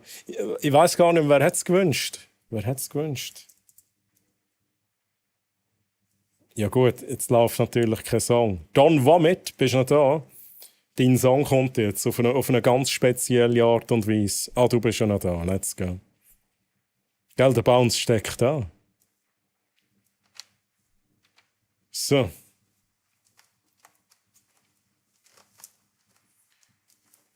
Jetzt darfst du noch meine Pedale da machen, ausrichten. Let's go. So, wir spielen natürlich die Leadgitarre. Ich muss noch schnell schauen, ob die Lautstärke stimmt. Und dann nochmal neu starten. Fix bin ich noch da. Ah, die Lautstärke ist, glaube ich, gut.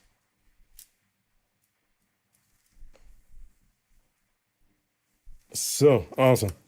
Nochmal, das ist mega speziell. Da muss ich irgendwie komische Sachen spielen, Chat. So. Also, let's do this, Chat.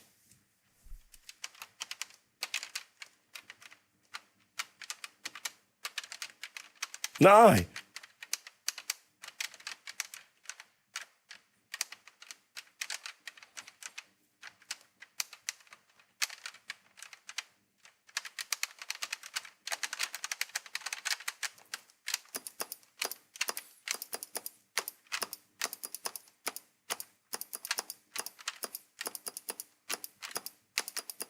Chat, sorry, ich muss ein bisschen Lesungen machen, ist ein bisschen laut für mich.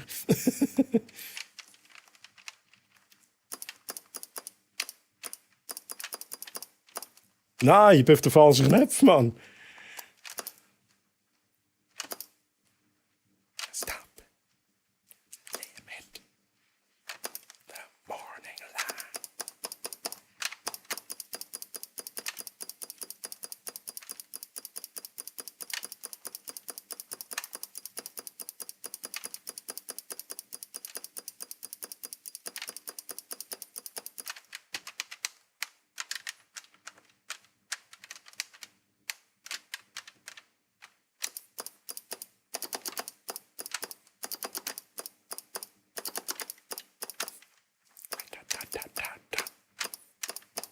Oh shit.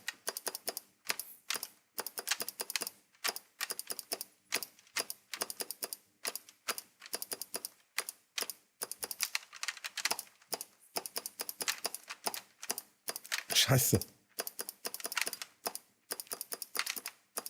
Nein, der falsche Knopf.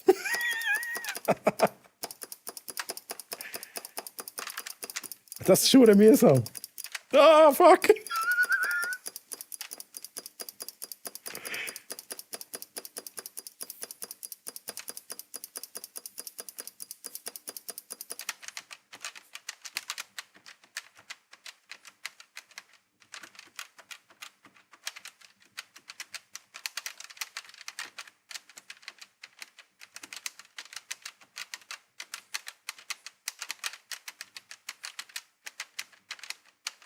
Oh shit. Star Power hätte ich eigentlich auch noch. Warte noch schnell.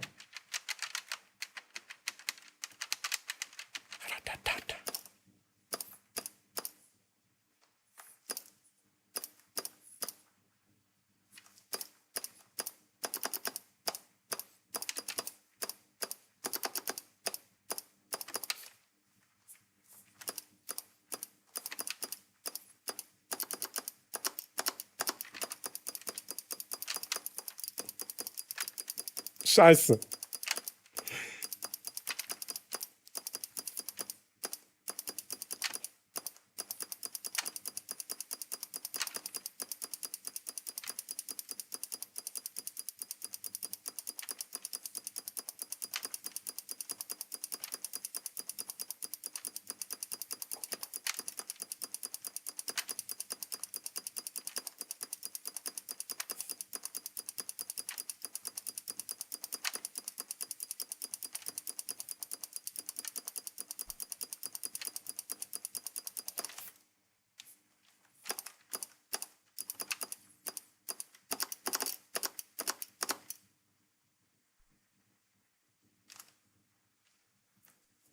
Geil. Ja, ich bin wieder am Leuchten. Geil. So, Chat, let's go.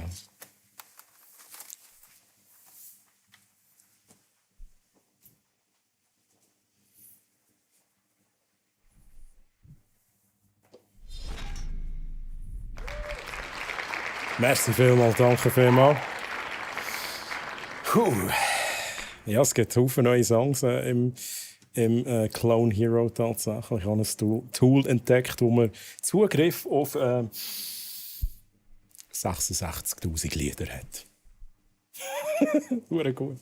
Ich mache mal schnell den Greenscreen wieder runter. Oh, das haben wir jetzt gerade gelassen.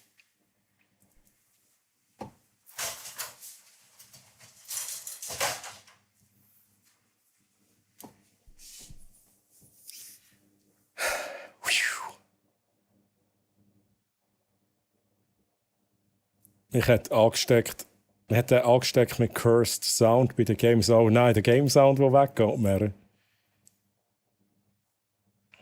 Ratatata. Habe ich die Musik zu viel gefühlt und der Bot hat gemeckert. Alles gut. Wenn man ein bisschen am Fühlen ist, dann ist es okay. Gerade mal auf YouTube gegangen, um das Musikvideo von Ratata zu schauen. Der erste Kommentar, den ich sehe, yeah, this is much better than the last time Germany and Japan got together.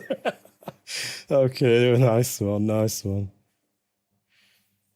Ist geil, du musst Gitarre spielen, wenn keine Gitarre vorkommt. Ja, du musst eigentlich, was ist es, Synthes, irgendwie halt auch andere Sachen als Gitarre spielen.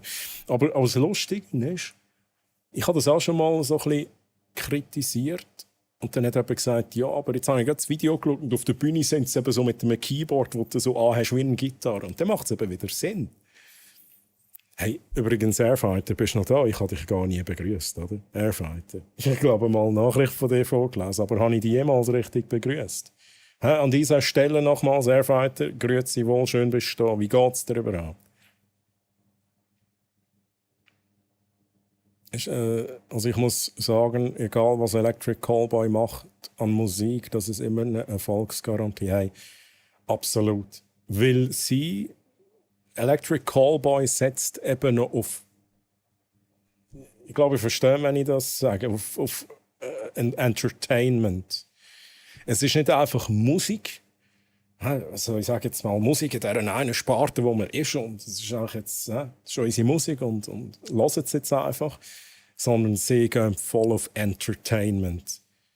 Und sie machen das mit dem Mix von den Genres. Also sie haben grundsätzlich immer Metal dabei behauptet jetzt mal, aber sie haben immer so einen riesen Genre-Mix, was sie zusammenpacken. Und das Ganze ist so einfach auch mega unterhaltsam zum Hören. Auch Texte, auch die Musikvideos nachher. Und das ist etwas, was es nicht mehr häufig gibt heutzutage. Und das ist etwas, was ich auch extrem feiere bei Electric Callboy. Es ist auch mehr als einfach nur ein Track, der kommt. Es ist so viel mehr als nur da. Hey, grundsätzlich gut, Airfighter, das freut mich. Das Instrument, das Modern Talking gespielt hat, der Anders, ja, true. Hat Ailstorm auch, aber der spielt nicht Gitarre und das Keyboard gleichzeitig. Okay, ja, fair enough. Oh, Ailstorm habe ich, glaube zweimal auch live gesehen, wenn es mich nicht täuscht. Ailstorm finde ich so gut, aber Ailstorm ist eine von diesen Bands, das kann ich nicht zu lange hören. Da verleidet mir so schnell, wenn ich noch Ailstorm höre. Weil Ailstorm ist so, es klingt jetzt vielleicht ein bisschen böse, aber Ailstorm tönt immer genau gleich. Ich meine, von der Beachschwebermann. Ailstorm tönt wirklich einfach immer gleich. Und ich höre es aber schon gerne, aber nicht zu lang, nicht zu häufig.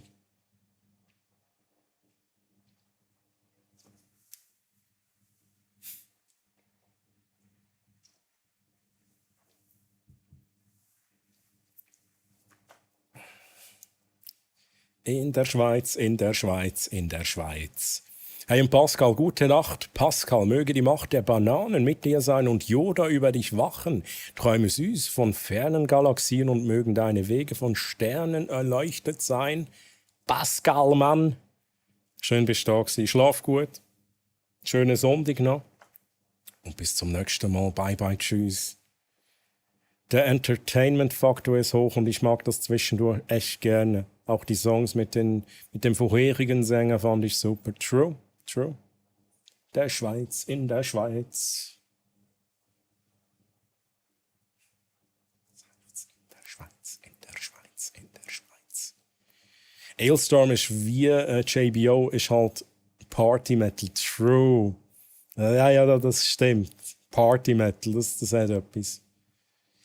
Ich habe mir das eben noch nie so genau überlegt, aber jetzt, wo du das sagst, macht das schon Sinn. Für mich ist auch immer gesagt, hey, ich weiß nicht wieso, aber Ailstorm hängt mir irgendwann mal zum Hals raus, wenn ich es zu häufig höre. Aber das ist es eben. Ailstorm hat wie ein bisschen wenig Tiefgang, he? Die Huren Piraten. Es ist so wie ein bisschen... Es ist so ein bisschen oberflächlich, immer gleich oberflächlich. Und ich feiere es halt auch mal, wenn es so ein bisschen deep ist, Chat. Ein bisschen deep. Hey Sam, Mann! Ein Schiff, Mann! Hey Sam, merci vielmals für den Resub im 2. Monat. Let's go!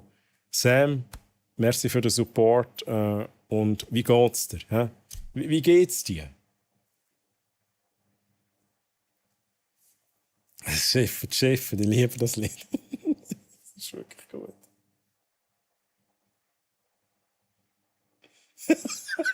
Das ist wirklich... Hey, also Peach Weber ist auch... Das ist fucking Legend, hey. Fucking Legend.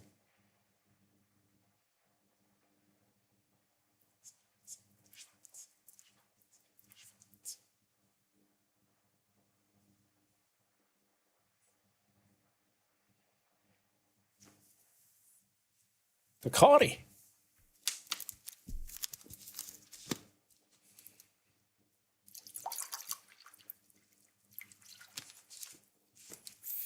Ach, Chat. Aber immer gerne doch. Ich bin ein wenig K.O., bin dezent in der The Last Descendant-Sucht und habe eben schon wieder 8 Stunden in dem Game verbracht. Ich kenne das Game nicht, ne? The Last Descendant. Was ist das für ein Genre? Irgendwie sagt mir der Name was, aber ich kann es gerade gar nicht zuteilen. Ja, so, ne, das Suchten von Spielen, es ist ja irgendwie geil, wenn wieder mal was rauskommt, dass man suchten kann. Aber ja, es hat auch seine Nachteile, ne? Dann vergehen wieder 8 Stunden im Flug. Man müsste noch andere Dinge erledigen, ne? Aber hey, Texte gehen immer ums Saufen. Ja, das ist aber schon so. Das ist das, was Metalheads anzieht. Aber live sind sie... Ja gut, live sind sie lustig, true. Jetzt mache ich schnell meinen Songwunsch rein von Hailstorm. Wenn wir schon beim Thema sind. Jetzt muss ich aber schnell schauen. Das sind nicht mehr eure Songwünsche. Ich glaube, es ist wieder bei meiner Playlist angekommen, genau. Mache ich schnell von Hailstorm rein. Genau, der da. Add to queue, please, chat. Ja, jetzt kommt da mein Songwunsch, nämlich Hailstorm. Fucked with an anchor.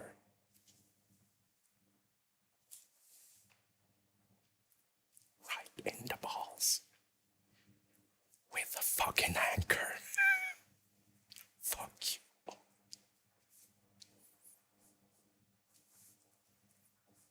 Right in the balls. Can't so fuck you all.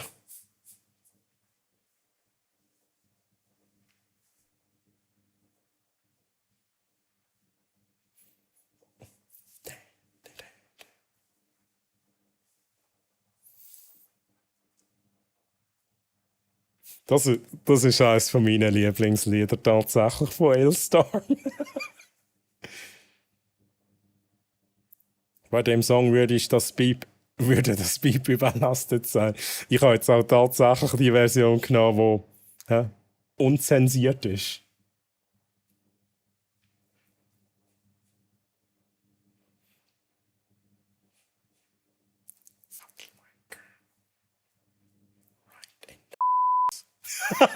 What a good. We're gonna punch you right in the beep. Geil.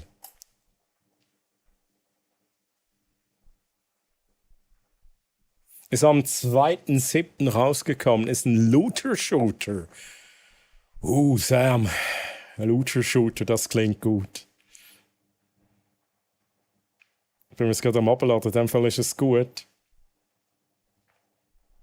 Ich finde es sehr gut, habe jetzt 33 Stunden in dem Game und dabei ist an einem Tag der Server mehrmals für einige Stunden ausgefallen. Oha. Ja, aber es ist jetzt wahrscheinlich so noch am Anfang. Die Server, die überlastet sind, gibt es halt ab und zu. Ne? Shitboat. Das ist auch gut. Okay, nice. Ja, dann guck ich doch mal. You're a fucking wanker. Right in the balls. You with the fucking anchor. So fuck you all. Mein Bruder hat mir die Details im Detail, die Lyrics von dem Song erklärt. Uff. Das ist auch geil. Wenn wir bei gesammelten Stunden in Spielen sind, ich habe gestern 800 Stunden in einem Spielstand von Monster Hunter 3 Ultimate erreicht. Oha. 800 Stunden, hey. Das ist nicht schlecht.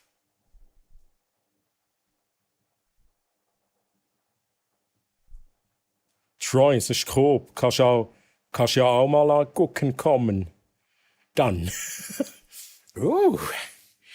ein bisschen Coop. Coop-Looten. Coop-Shooten. Das klingt schon noch geil. Ja, der passt gerade da, der Pirat Blatsch, oder? Chat. Was machen wir jetzt? Die Playlist ist durch. Das Giveaway ist Giveaway. Das Gipfeli Okay, das Gipfel ist noch nicht ganz gegessen. Dann können wir zuerst das Gipfel noch essen. Hm?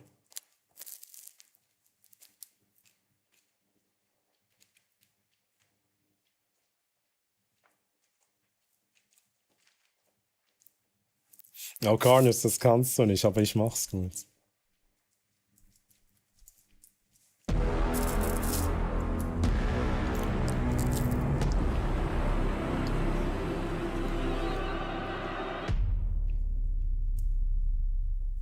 Dann lasse ich mal PS5 angeschaut. Und vielleicht muss ich noch ein Update machen, man weiß es nicht, ne? Ah ja, wer hat das Giveaway bekommen? Ich war gerade nicht rum. Jutti. Jutti hat das Giveaway gewonnen. Die Juli Sophie. Und der Pablo Bassi 20 war ihr Glücksbringer gewesen. Und der hat nachher sogar noch subscribed. Mega lieb.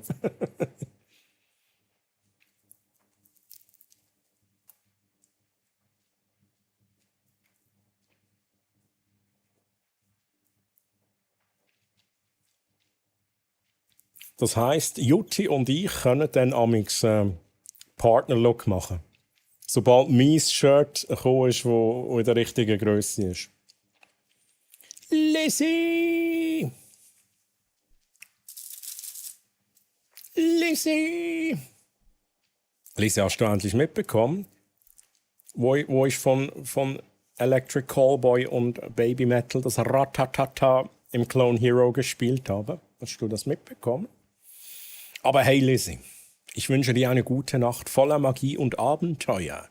Mögen süße Otter deine Träume begleiten und dir mit bunten Armbändern, so bunt wie dieses Armband, die schönsten Geschichten erzählen. Träume süß von einer Welt voller Sailor Moon und Bananen. Das ist das Paradies-Chat. Eine Welt voller Sailor Moon und Bananen. Gute Nacht. Hey, Lizzie. Och nicht? Ja, ne. Ist ja auch nicht so schlimm, sehe ich da. Ne? Deine Reaktion sagt mir, es ist ja auch gar nicht so schlimm. Ne? Lizzie, mach's gut. Tschüss, bye bye. Lass mal das neue Lied von Powerwolf. Das neue Lied von Powerwolf habe ich, glaube ich, wirklich noch nie gehört.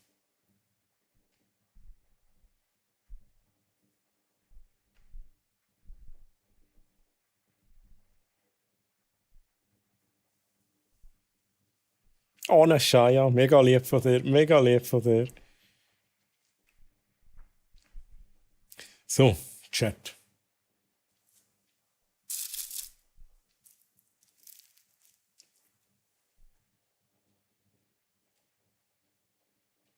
Aha, ich wollte PS5 starten und schauen, ob ich ein Update machen muss.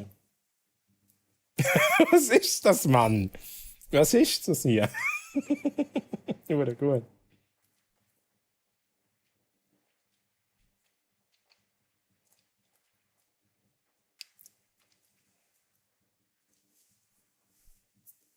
Chat, ich muss noch schnell Werbung machen. Chat, ich muss noch kurz Werbung machen für was. Und zwar, lieber Chat, bald ist es wieder soweit, ne? Bald ist es wieder soweit und dann passiert Folgendes. Die Sommermeisterschaft des wilden Gemabels. Am 20.07. bis 21.07. und ich bin dabei. Ich bin wieder einmal dabei. Ja, einfach schnell. Einfach, dass es schnell gesagt ist, dass ihr euch das schnell in den Kalender eintragen könnt. Bert, ich lese es jetzt nicht, aber ich weiß genau. Ich weiß ganz genau, was du jetzt geschrieben hast. Ich muss schnell schauen, ich kann es nicht richtig lesen. Am 20.07. bin ich dran, um 18 Uhr, man sieht es, 18 Uhr bei mir, also es fängt um 10 Uhr an, dann gibt es immer 3 Preise pro Streamer, dann wird weitergeradet, dann gibt es wieder 3 Preise und wenn ihr die ganze Meisterschaft gönnt, dann gibt es nochmal einen Preis dazu. Also macht doch mit oder sind zumindest bei mir dabei am 20.07. ab 18 Uhr.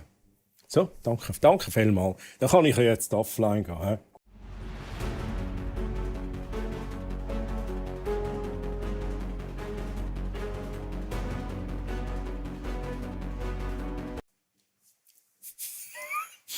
Bert, ich habe es genau gewusst. Hure gut. Bert, hey. Wie geht's dir, Mann?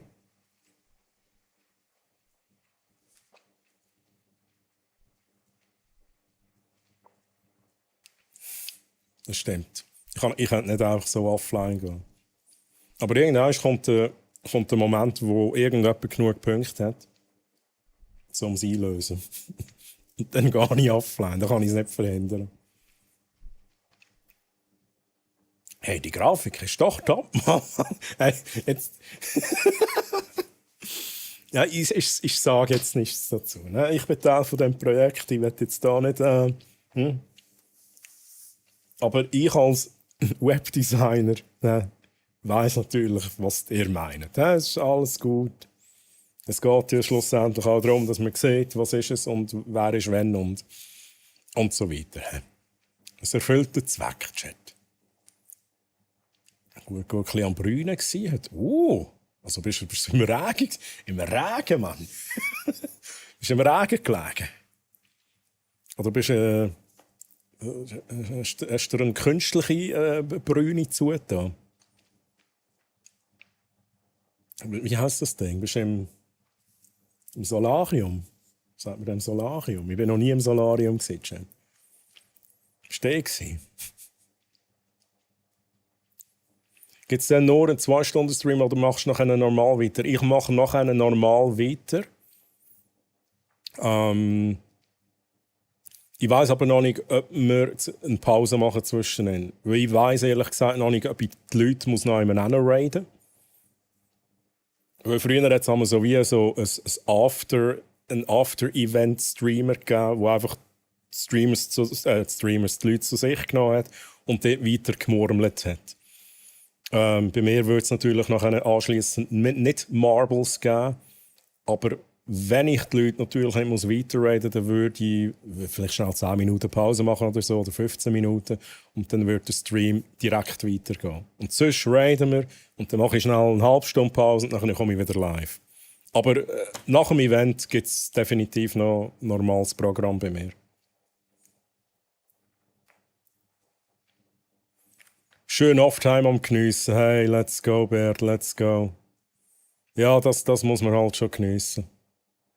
Brauche ich auch wieder mal. Ich habe gerade letzte habe ich wieder Ferien eingegeben. Und bei den nächsten Ferien habe ich jetzt erst im Oktober vor dem Hero Fest eingegeben, tatsächlich. Aber vielleicht nehme ich irgendwann noch mal so eine Woche vorher. Mal gucken.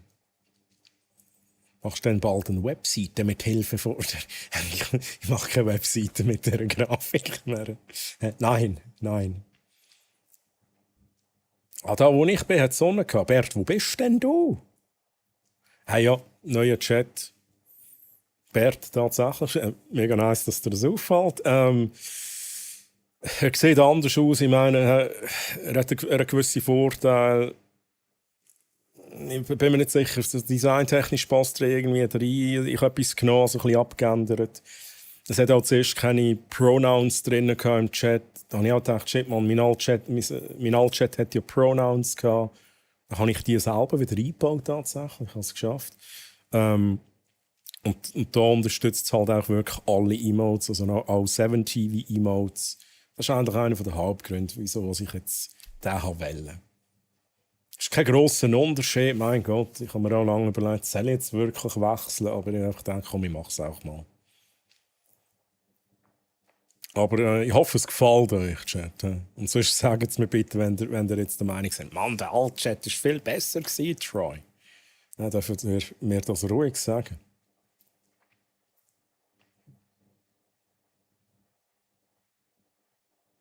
System gehackt, der Troy. Oktoberferien sind die besten Ferien. Ja. Frankfurt. Oh. Frankfurt. Oh, also. Und dort hat es Sonne gehabt. Gott verdeckel. Holy shit, okay. Ist denn, also, was ist der Grund? Also, klar, du hast Ferien wahrscheinlich und hast Fortwellen, aber ich frage so, kennst du jemanden, besuchst du jemanden? Gibt es sonst irgendwie ein Event, das vielleicht in der Nähe ist? Oder, keine Ahnung, ein Konzert? Oder einfach hast du gesagt, hey, ich gehe jetzt echt dort hin. Ich habe Lust drauf und darum gehe ich jetzt dort hin. Sonnen- und Whirlpool? Oh. Chillig, Mann. Chillig, Bert. Jetzt bin ich also ein bisschen eifersüchtig. Gerade ein bisschen eifersüchtig. Das Schätzeli ist da. Ah, okay. Nice one. Das ist doch schön. Das ist doch wunderschön, Bert. Das freut mich wirklich. Sehr gerne. Ja. Was kann ich jetzt machen? Bin ich verwirrt?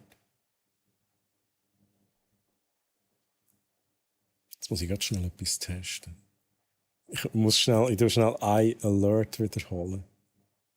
Ah, okay. Das ist tatsächlich auch neu in diesem Chat. Es zeigt da Follows an und so weiter. Finde ich irgendwie noch geil.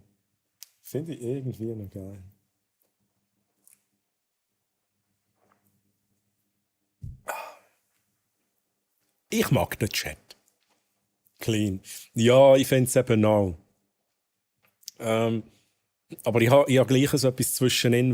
Ich habe etwas, das clean ist, aber immer noch von der Form her, also man sieht es mit diesen Ecken. Das ist auch da unten ist immer noch alt, aber auch das hat so ein bisschen von der Form her etwas Ähnliches. Und ich habe nicht komplett etwas anderes als vorher, sondern etwas, das noch ähnlich aussieht, aber cleaner ist. Ja. Also das war wirklich auch die Idee. Ich mag ihn auch. Es freut mich auch, das von euch zu hören, tatsächlich.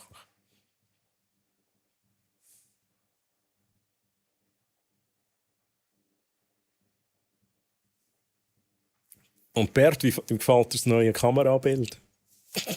Weißt du, wenn man logischerweise merkt, oh, come on.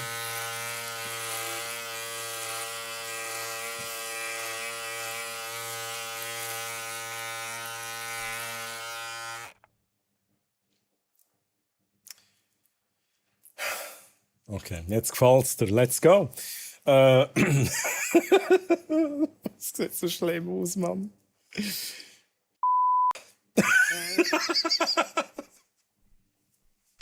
Oh, wie gut Finchen, merci. Ja.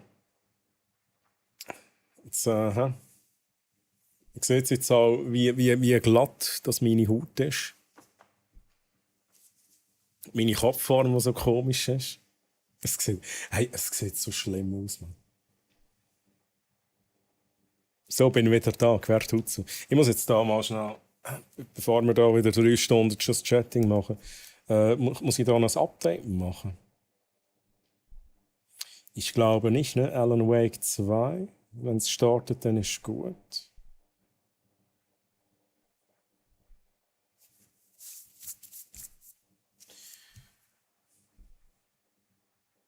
Haben wir Game Sound? Schnell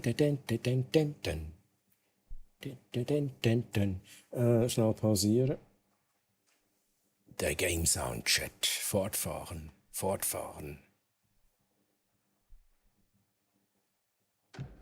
Ah, wir haben Game Sound. Let's go.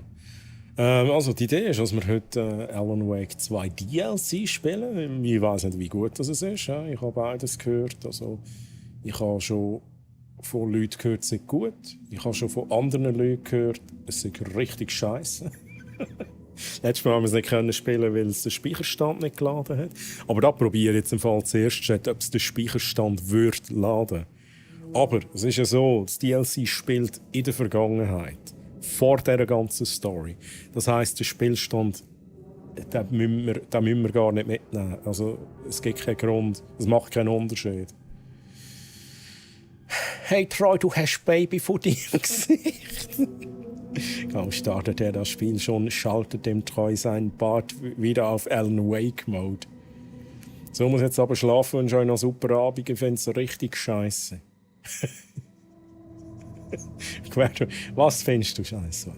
Hey Bert, schön bist du dabei gewesen, Bert, und ich Ich wünsche dir eine ganz gute Nacht, lieber Bert. Ich wünsche dir eine gute Nacht voller kreativer Träume, wie ein Reiskocher voller Marketing-Ideen. Gut. Möge dein Schnäuzer stets glänzen, wie mit Murmelpolitur. Let's go. Schlaf gut. Hey Bert, geniesse es auch noch. Geniesse die Zeit, geniesse deine Auszeit und geniesse das schöne Wetter und dein Whirlpool und was auch immer du dort noch hast. Bert, mach's gut. Ja? Man sieht sich, man liest sich. Firm Handshakes. Bye bye, tschüss. Oder ich werde schon zu Fans DLC-Scheiß. Ich muss mir selber ein Bild machen. Und ich sage es euch jetzt schon, Chat. Wenn wir jetzt, keine Ahnung, so 1-2 Stunden das DLC reingespielt haben und ich muss sagen, das ist das absolute Quatsch, dann hören wir aber auch wieder auf. Also, ich ziehe das nicht durch, wenn es ein Scheiß ist. Ja, ich muss auch ehrlich sein, bei Control ist es auch so ähnlich gewesen. Nachher hat es mich aber gepackt. Und dann ist Control nur noch abgestürzt die ganze Zeit. Und darum habe ich Control jetzt aufgegeben. Wenn es jetzt aber so sein soll, dass das DLC scheiße ist, frage ich euch nochmal, was wir machen. Und Control, nochmal so ein Try wäre dann auch noch eine Option, wenn ihr das so wollt. Ich finde, man muss sich immer ein eigenes Bild machen, auch bei Games. Nicht jeder hat den gleichen Geschmack. Hey, absolut. Habe ich auch schon x-mal die Erfahrung gemacht, dass ich etwas geil gefunden habe, was andere scheiße finden. Oder ich etwas scheiße finde, was alle anderen gut finden, gefühlt. Und absolut. Man muss sich immer, auch nicht nur bei Games, bei allem anderen, muss man sich immer selber ein Bild davon machen. Ich bin sowieso nicht ein Fan von einfach auf einen Zug raufhüpfen. Ja. Und einfach mitfahren mit der Meinung von den anderen. Da bin ich halt absolut gar kein Fan davon. So, Chat, jetzt muss ich schnell überlegen, muss ich noch etwas... Also ich muss noch schnell Pipi machen gehen, Chat. Das Spiel wäre ready. Machen wir schnell Pipi-Pause. Das Trinken habe ich noch. Brauche ich aktuell auch nicht, lieber Chat. Also alles gut. Dann würde ich sagen, auch mal schnell 5 Minuten Pause. Ich hoffe, wir sind nachher noch da. Nachher gehen wir direkt, sofern kein Raid reinkommt, direkt ins Alan Wake ein. Bis nachher, Chat, bis nachher.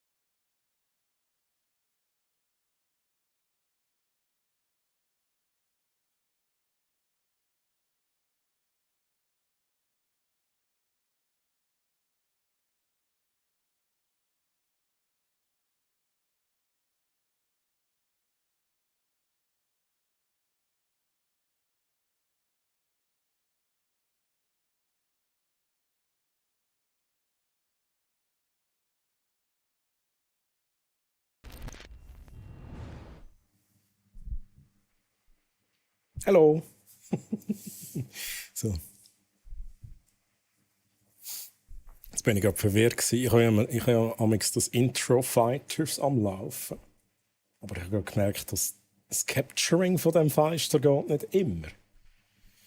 Das muss ich mir schnell notieren, Chat. Es gibt immer irgendetwas zum Troubleshooten, oder?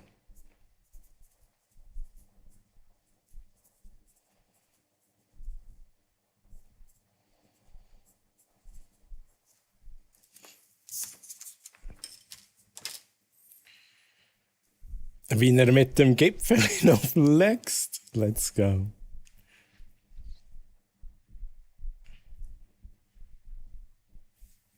So, Chat. Also ich kann ihn noch schon sehen. Das ist schon geil, ich bin immer noch im Clone Hero in der Kategorie. Wir gehen das Alan Wake 2. Gibt es das DLC? Nein, einfach Alan Wake 2.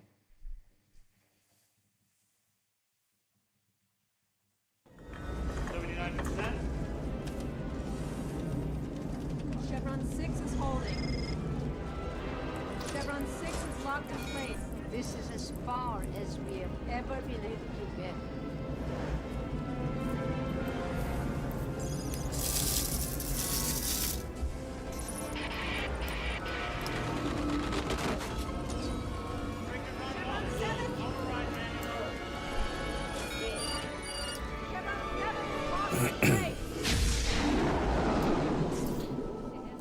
Chat game. Wow.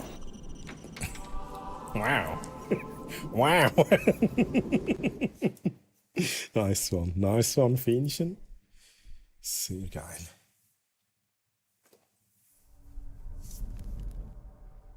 So, wow. Das ist immer noch. Da wäre immer noch so Guitar Hero Ding, oder? Jetzt muss ich ausblenden. So. Also. Ich weiss jetzt halt nicht. Ich sage, das DLC spielt vor der Geschichte von Alan Wake 2, aber ich weiss nicht, ob es irgendwie auch vor der Geschichte schild. Vor der Geschichte schild vom ersten Teil. Also, I don't know. Finden wir alles raus. Vielleicht weiss es jemand von euch schon. Set Game Title. Hey, das habe ich aber vorhin schon gemacht, gell? Es sollte auch. Okay. Never fucking mind. Ich war ja unfähig gewesen. Merci vielmals, Shaya. Ich habe einfach nicht gedrückt. Ich habe nicht bestätigt, Mann. Das ist Shaya, merci vielmals. Gestorben wegen Wischtaschen. Oh. Hey, 69? Nein, das habe ich aber da habe ich gescheitert. Ich glaube, ich habe es noch auf 69 aufgestellt. Chat. Ich würde jetzt mal sagen, ich weiß gar nicht, ob ich sterben kann, aber ich würde jetzt mal sagen, wir rechnen das DLC separat. Aber ich habe eben das Gefühl, in dem DLC geht es ja um Night Springs Episoden. So, also, da, wo ich weiss, kann ich einfach mal erzählen. Night Springs Episode, Night Springs ist eine Serie in dieser fiktiven Welt von Alan Wake. Das hat man auch schon bei Alan Wake 1 so ein bisschen mitbekommen, dass es die Night Springs Serie gibt. Das ist einmal im Fernsehen gelaufen, man hat einmal so Posters gesehen. Und irgendwie geht es jetzt um Night Springs. Und ich weiß nicht, ob wir in dieser Episode mitspielen, ob wir die Episoden spielen irgendwie. Ich weiß nicht, ob wir den Alan Wake spielen, ich weiß nicht, ob wir jemand anderes spielen, also das müssen wir alles herausfinden. Aber ich glaube, Night Springs ist so ein bisschen das Stichwort für das DLC. Auch gerade der Browser aktualisiert, jetzt passt es auf jeden Fall. Let's go. Aber du hast schon recht gehabt, ich habe es tatsächlich auch noch nicht gespeichert. So, also, jetzt werde ich zuerst das probieren, was ich schon gesagt habe. Ich werde schnell auf Fortfahren klicken, weil mich nimmt es Wunder, ob der Speicherstand immer noch futsch ist. Weil das haben sie sicher gepatcht jetzt in diesen paar Wochen, wo es Zeit haben. Let's go. Also der Speicherstand ist interessanterweise da, was nicht stimmt. Gut, ich reg mich jetzt nicht auf, Chat. Ich reg mich jetzt gar nicht auf. Es bringt nichts, wenn ich mich aufrege. Aber der Speicherstand ist jetzt der fehlerhafte Speicherstand. Oh Mann, Chat, jetzt muss ich gleich nochmal schnell schauen. Wie gesagt, es spielt keine Rolle, wir machen das DLC, ist etwas anderes. Aber mir nimmt es Wunder, ist dann wenigstens mein manueller Speicherstand noch ganz. Weil, zum Erklären, da, was wir jetzt gesehen haben, ist da, was wir letztes Mal gesehen haben, wo ich einfach irgendwie ein Kapitel random geladen habe. Und wir haben auch 0 Gegenstände. Pistolen, nichts, keine Upgrades, nix. Hä? Ja, aber jetzt mach mich nicht wahnsinnig. Hey.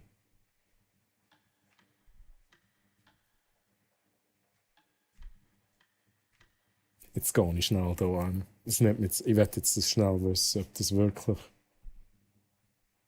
Ist das auch kaputt? Hast du eigentlich überhaupt etwas zu trinken? Hey, ich habe mir da so ein Vitamin Well gegönnt. Ein Joint habe ich gerade nicht. Also was ich noch habe... Ist, wenn jetzt Alan Wake DLC die ganze Zeit abstürzt und so, dann habe ich dann den zur Rettung. Mein bester Kollege, der 375er. Yeah. Okay. Gut. Let's go. Gut. Ich will nur schnell wissen. Okay, wenigstens habe ich den Speicherstand noch. Der funktioniert halt noch.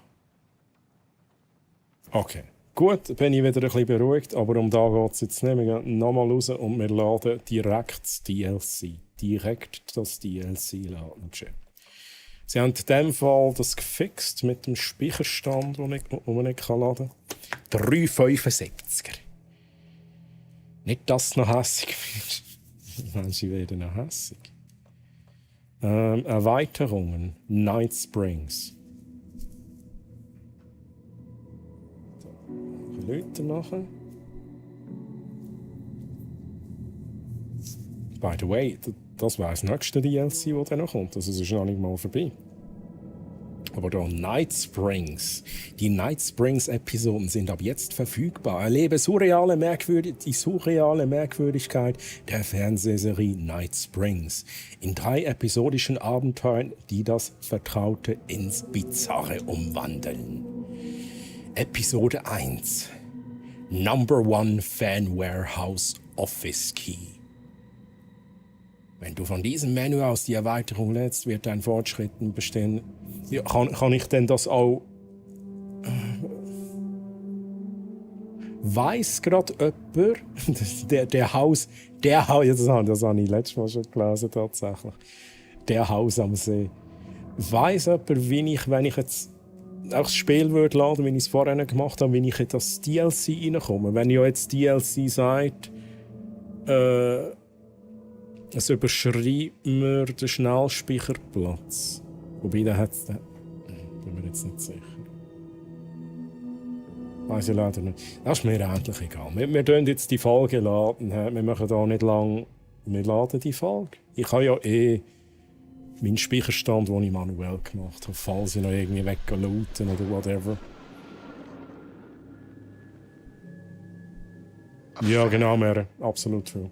The dictionary definition of the word is an enthusiast, a fervent devotee, an abbreviation of fanatic. What comes across to an outsider as a dangerous obsession or even madness is something entirely different from the point of view of the fan herself. To be a fan is a joyous existence, one filled with the happiness that stems from knowing with utter clarity the purpose of your life. But what if that purpose could be more still?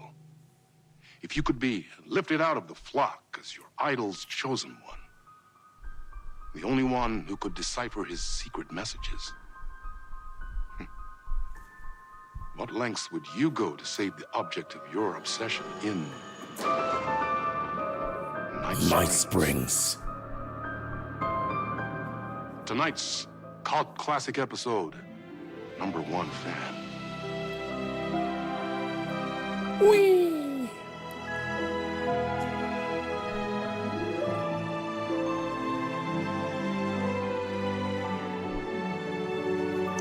Night Springs!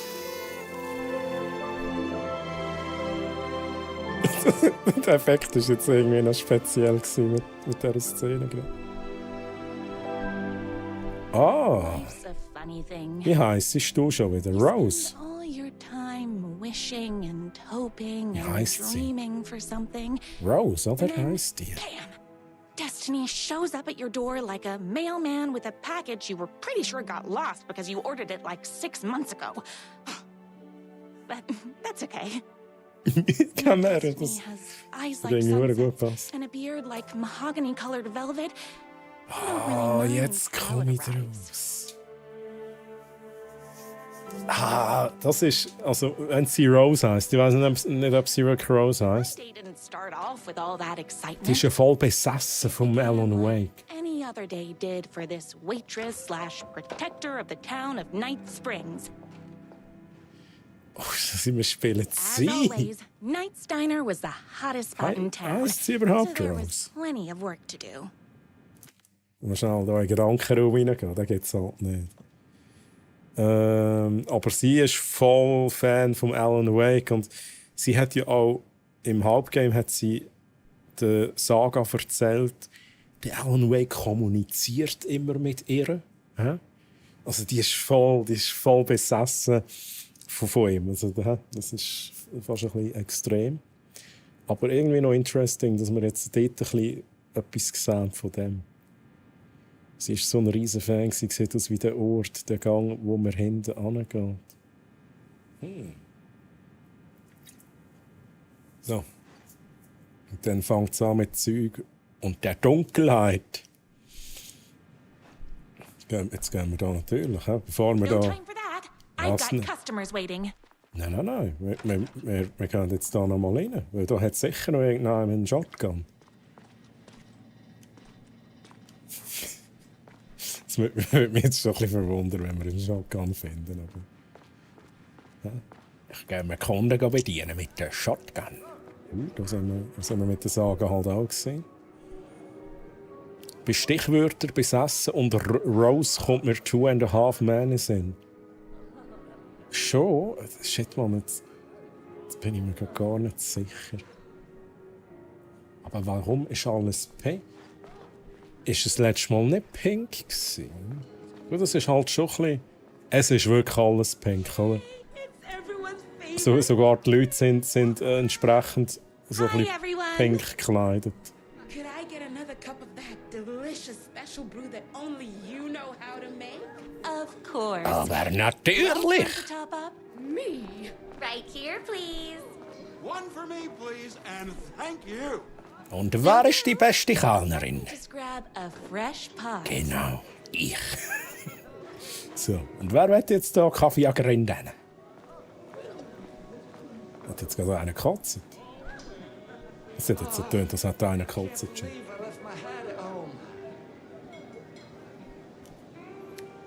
Beim ersten Teil war es nicht so pink, aber vielleicht weil es nicht so happy war.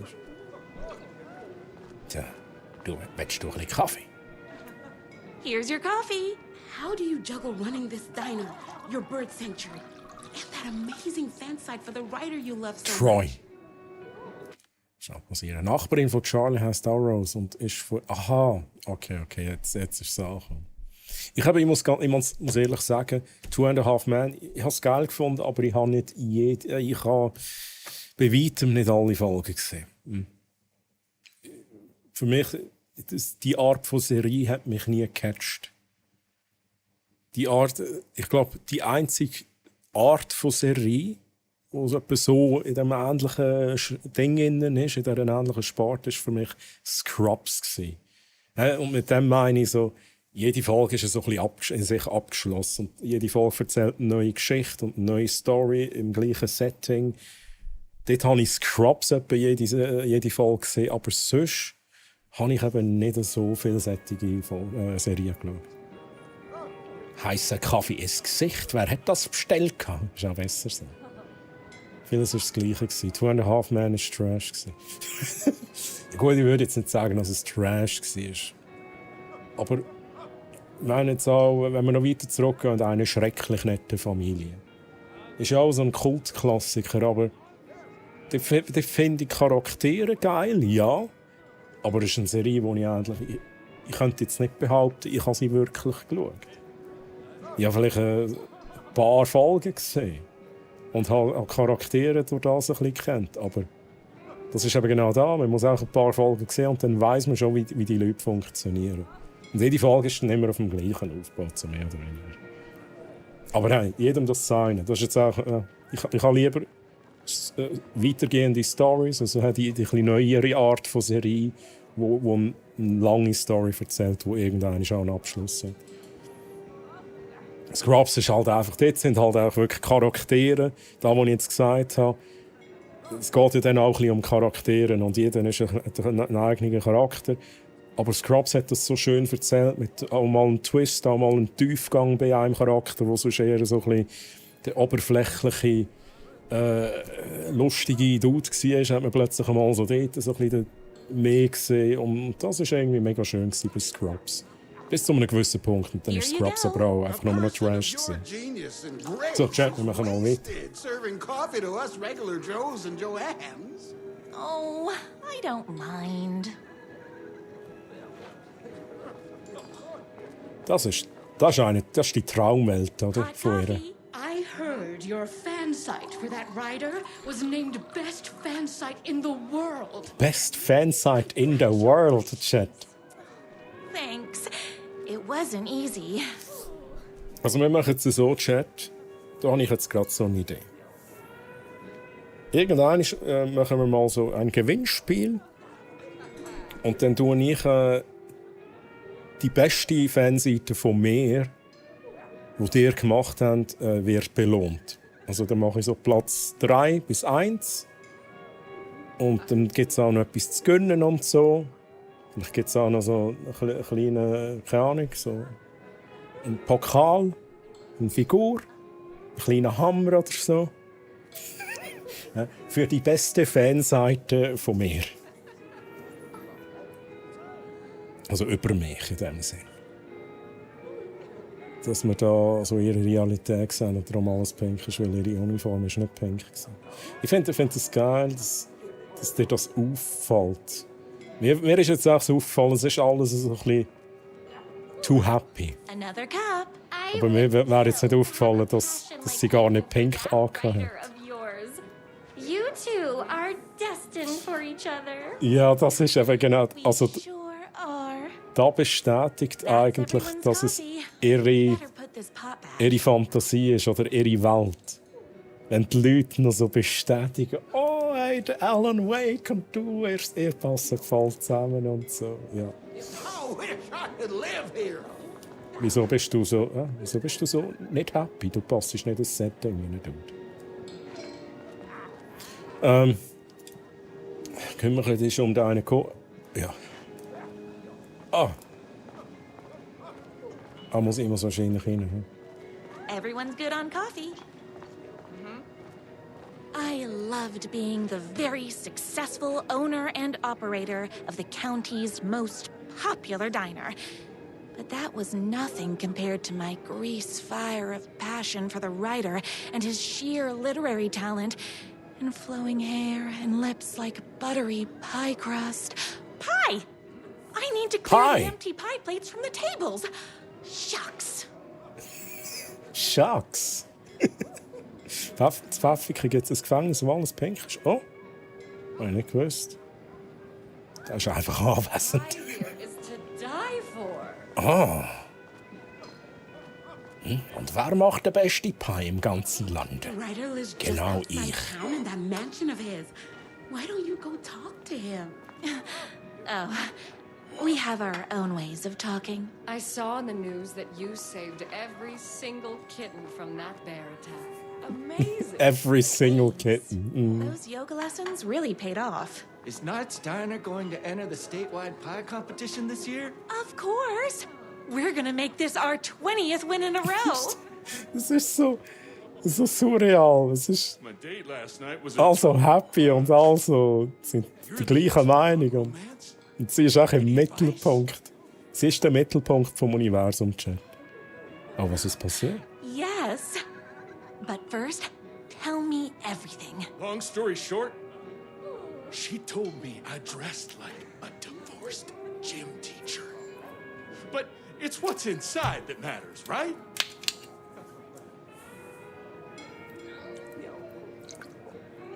Du musst dir Mühe geben. You still have to put in some effort. If you don't have a jacket with elbow patches, buy one. Elbow patches. Oh, got it. Thanks a million. Don't mention it.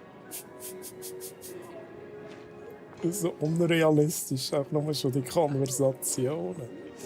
What the hell? Und sogar, weißt I better sogar take der these things Dude back to da the service window. mit dem Pinken. Hure gut. Also, Chat. Ja, Shaya, merci für den Lurk-Support, danke. Excuse me.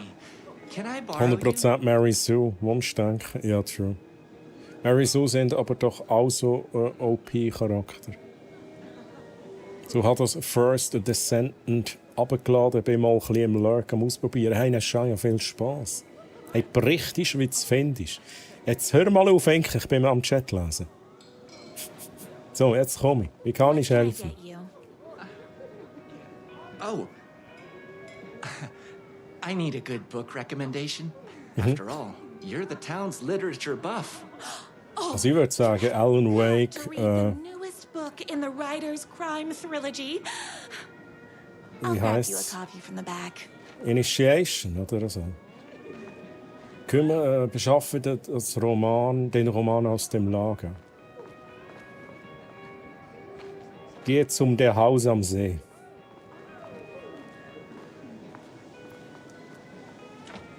Oh, wo ist denn das Lager?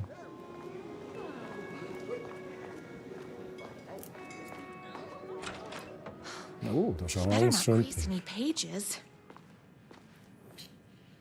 Also, ich glaube, im DLC können wir jetzt vielleicht ein bisschen mehr lesen. Ich habe das Gefühl, das DLC ist so ein bisschen Background-Story oder einfach eine separate Story, wo wir ein bisschen mehr die Texte können lesen können. Wo wir uns vielleicht auch mehr Zeit nehmen, natürlich, wenn es ausartet und ich habe so 20-seitige Romane, die ich lesen muss, dann höre ich dann auch wieder auf. Oh mein Gott, auch die Fanart. Hey, ja. Also, was haben wir da? Beat-Poesie-Nacht im Knight's Diner. Knight's Diner präsentiert die Beat-Poesie-Nacht. Oder die Beat-Poesie-Nacht. Für den literarischen Fortschritt von Night Springs jeden Freitag ab 20 Uhr. Mino, Mann! Mino, wie geht's dir? Schön, dass du da bist. Wie war deine Woche, Mino? Mitarbeiter des Jahrzehnts. Ja, das ist auch gut. Stellt euch vor, eine Auszeichnung Mitarbeiter des Jahrzehnts. I don't know, ob das Sinn macht. Aber hey, als Anerkennung dafür, dass sie so gut wie in allem die Beste ist. Verliehen an jedermanns liebste Kellnerin. Hey, wow! Wow! Das ist wirklich so ihre Traumwelt, die wir hier sehen, oder? Fernab von jeglicher Realität. Ich meine, vielleicht ist sie ja eine super tolle Person, aber so funktioniert die reale Welt halt schon nicht. Hey, ich kann mich nicht beklagen, mir noch alles gut. Schönen Fußballabend gehabt. Ja, hey. Wie viel? Mehr als 120 Minuten sind wir auf die Folter gespannt worden und nachher sind wir brüllen.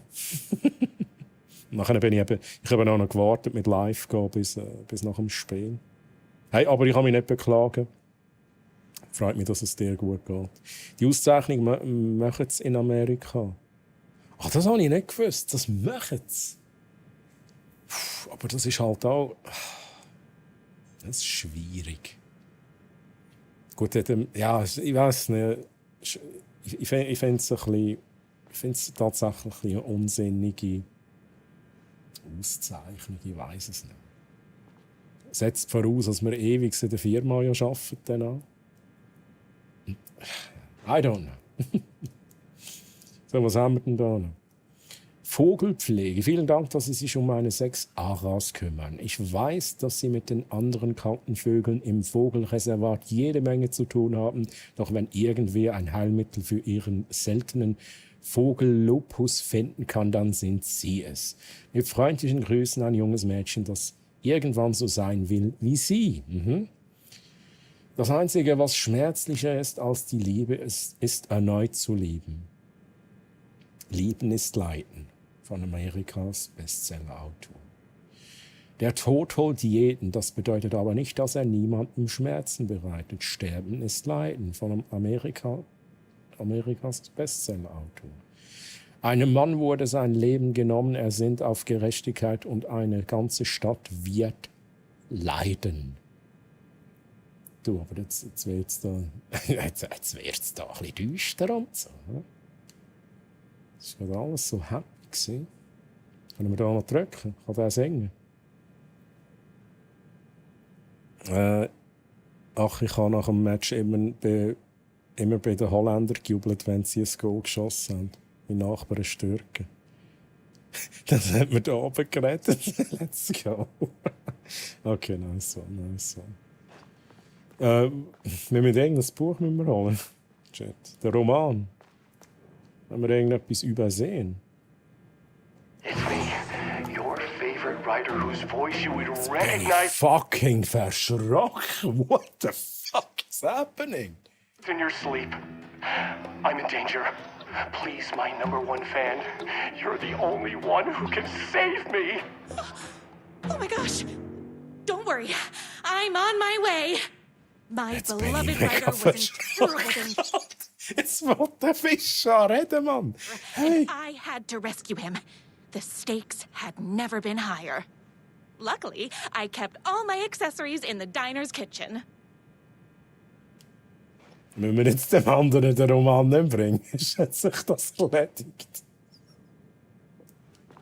Okay. What the fuck? Jetzt haben wir oh.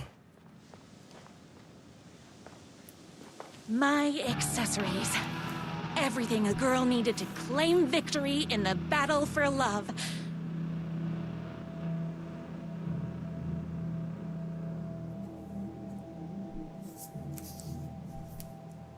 Hell yeah! Ey, also, sorry, aber ich liebe das DLC jetzt schon. Ich liebe es jetzt schon. What the fuck? Sie hat einfach ein Zimmer voller Waffen. Oh, wie gut. Oh, ich finde es gerade geil. Ja, schnell die Tür zu. So, I need weapons. Lots of weapons. Aber was nehmen wir denn? Chat, was nehmen wir mit? Ja, das ist die kurze Shotgun, ne? Oder sind das die gleichen? Lange ich finde halt das Jagdgewehr geil, Chat. Können wir alles mitnehmen? Action hunting rifle with a gorgeous walnut stock. Deadly. And Das ist looks halt ein good richtiges doing it. American Girlie. Just like me. My trusty 12 gauge, fully automatic. Wo hat sie jetzt das andere circumstances call reingepackt? for extreme shotguns. I was finally ready for a night out on the town. With Fallout. danger. There was no time to waste. The shortcut through the boatyard was the fastest way to my writer's mansion in the woods outside town. Ohne Scheiß, in 4. Also, wenn es so weitergeht, dann finde ich es DLC. Dann wird es richtig geil. Chat. Jetzt sind alle am Jubeln. Jetzt nehmen wir da noch schnell, keine Ahnung, nehmen wir noch schnell.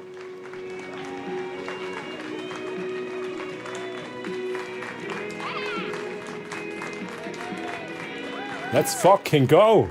Let's fucking go!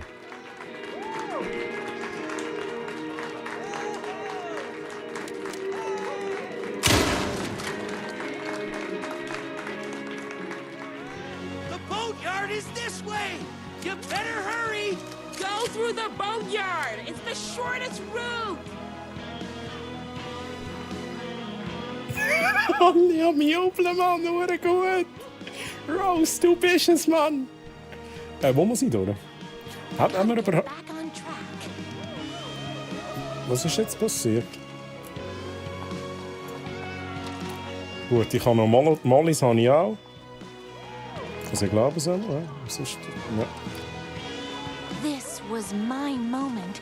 My chance to save the rider and make him realize You how got much this. he needed He me. needs you. And if that's not love, Oh, what a then good what man. is? Love it. Love it. Ufe. Also erstens mal ist da alles pink. You can do it. Ist da. Es ist halt alles. Love him, save him. Wir gehen jetzt so schnell schauen, was da noch alles steht. Nothing can stop the power of love. Das ist einfach ihre Traumwelt. Haben wir da noch mehr? Wir gehen jetzt schnell schauen, Jen. Merci für den Clip, Speckle, danke. Ich kann nicht gross auskundschaften. One waitress, one writer equals forever. Let's go. No stopping, anytime. Ich finde es noch geil. Flowers and Firearms. ich finde so die Details finde ich echt geil. Haben wir da noch irgendwelche? Ich will hier durch, Mann. Darf ich hier durch? Da kann ich halt nicht. Ich habe mich schon verlaufen, Chat. Ich weiß nicht, wo ich hin muss.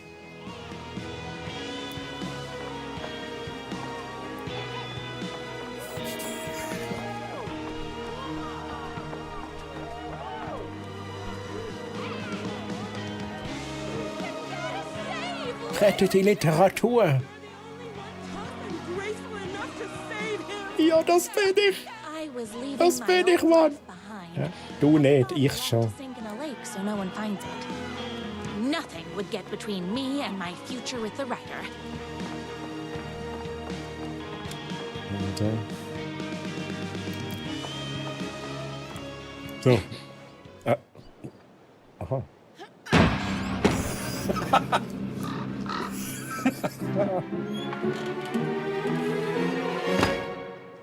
Okay, der Spruch mit der Leiche ist schon aus dem Nichts wiedergekommen. Who are you?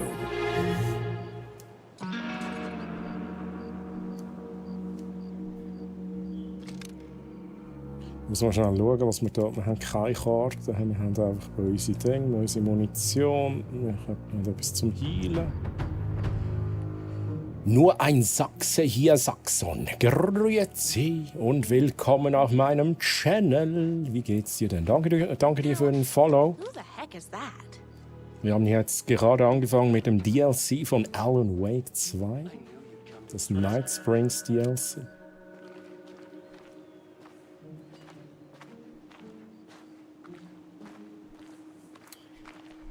Wer sind Sie? Who are you?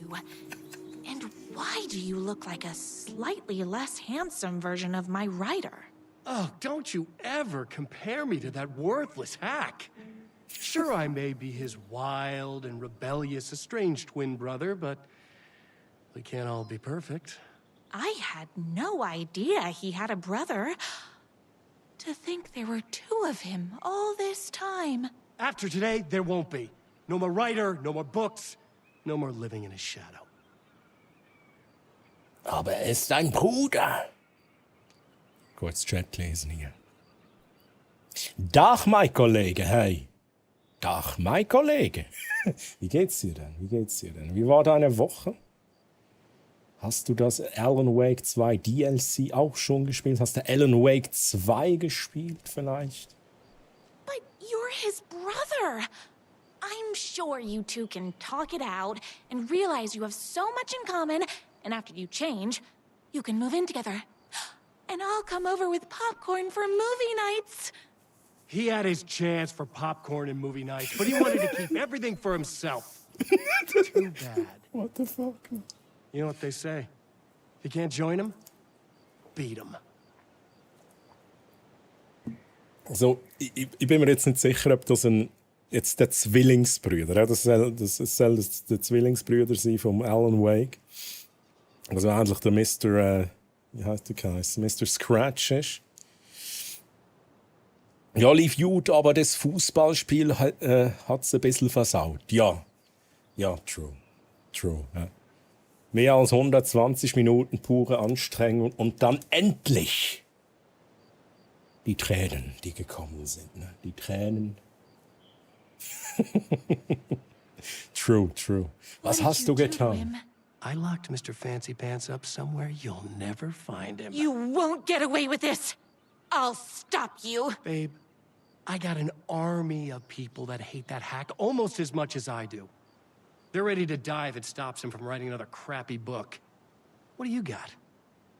What do I got? Willst du das mal sehen? Ich kann das gerne zeigen. Schau mal schnell. Ja? Schau mal schnell. Gosh, that's a lot of fire. Das habe ich so. Ich bin bewaffnet. Well, I got a... Wait, that's a real... Wie sie schnell die Waffe gewechselt hat. I've got a shotgun. Shotgun? Okay, I admit that's I didn't expect that.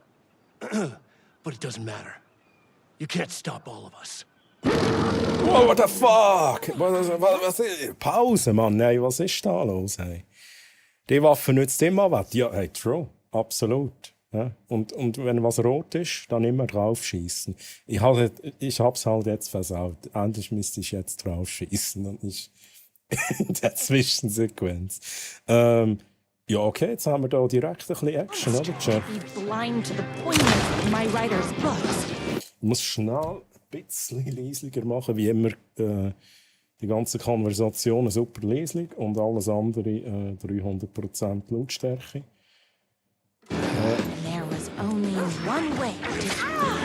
Ja, ist schon gut. Ich muss mich schnell zurechtfinden da.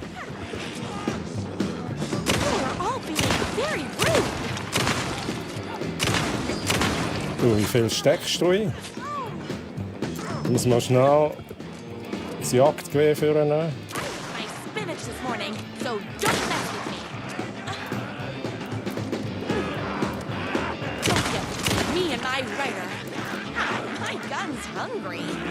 Reload! What the fuck?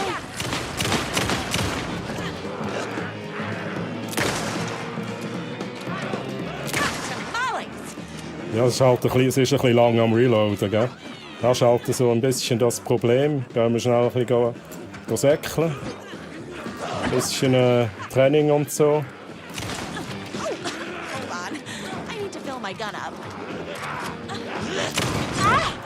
Hey, nicht sterben, Rose. Nicht sterben jetzt. Chat, ich muss zuerst ein bisschen warm werden. Seit langem spiele ich jetzt wieder mal mit dem Guitar Hero Controller. Das macht es natürlich nicht einfach, das Spiel mit Guitar Hero Controller zu spielen. Erst schießen, dann fragen, wie die Amis Sachen würden. Ja, true. Wie die Amis Sachen würden, ja, true. Sterben ist optional oder sonst was, ja. Aber trotzdem...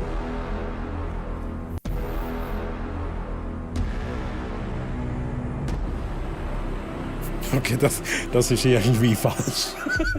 Wieso ist das falsch, Chat? Gestorben wegen US-Taschenlampe. Egal. Chat, wenn jemand Death Count Master machen, dann bitte melden. Und sonst mache ich es selber. Ich habe jetzt nicht gedacht, dass ich wirklich sterben kann in diesem DLC.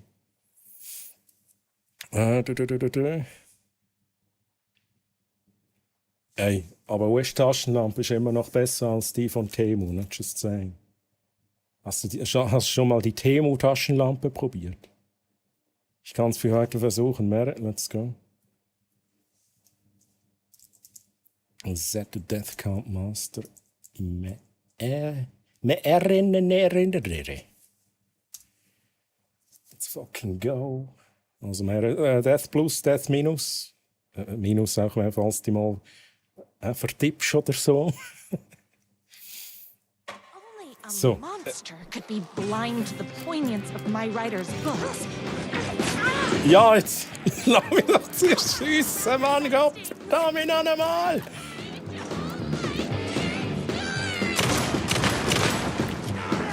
Immer schön reloaden und dann ein Gegner nach dem anderen, oder? Chat. Ein Gegner nach dem anderen. Okay, das war jetzt ein bisschen doof gewesen.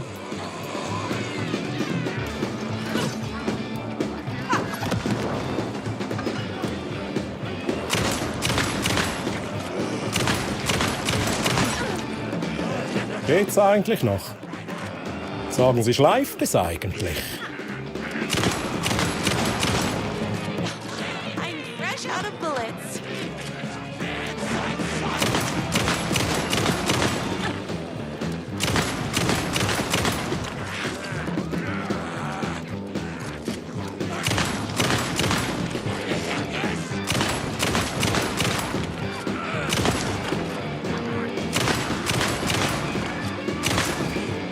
Ich habe wirklich keine Ahnung, wie viel Munition sie wirken. Wow!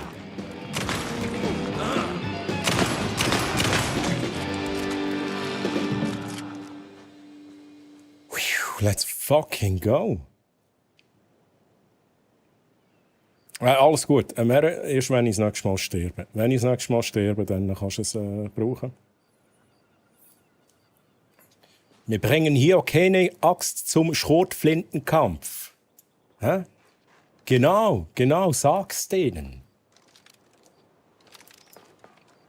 Zum Schrotflinten-Jagdgewehr und Mollykampf nimmt man keine Axt mit. Das ist ganz einfach. Locked in a tower. But his fan in shining armor was on her way. Soll ich draufschiessen? Luckily, one of those haters had made a hole in the fence for me. Ah, schon? A hole in the fence? Ah. Aber ich würde sagen, zuerst gehen wir noch schnell den Loot-Check machen, oder? Loot-Checks sind wichtig, Chat.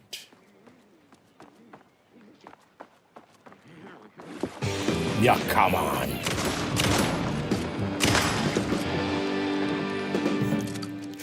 Wie einfach schnell Musik noch schnell so kommt, so für 5 Sekunden.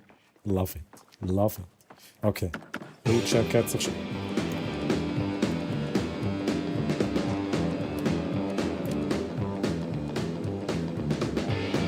Haben wir Action? Hä? Oh, wir haben Action. Chat.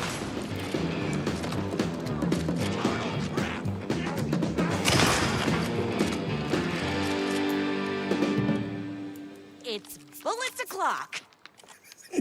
Ich finde den Stil irgendwie mega geil. Muss ich echt zugeben. Love it. Also, so far, hä? Kann ich mich echt nicht beklagen.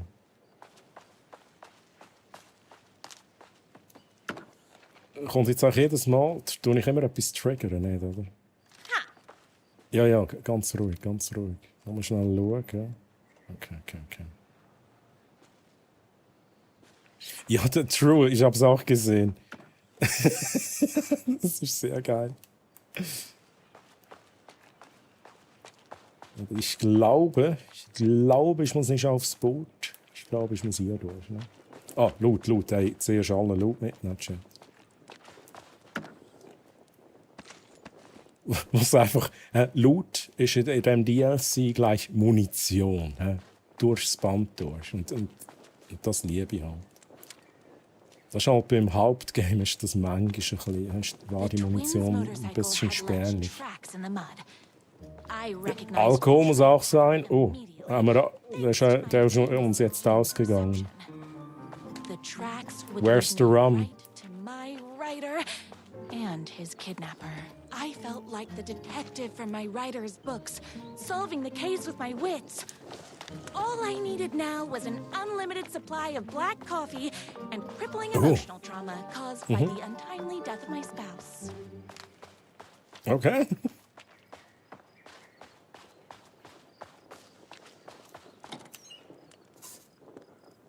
Chat, wie findet ihr den Stil bis jetzt? Natürlich die schon das ganze DLC mitgeschaut haben oder selber gezockt haben.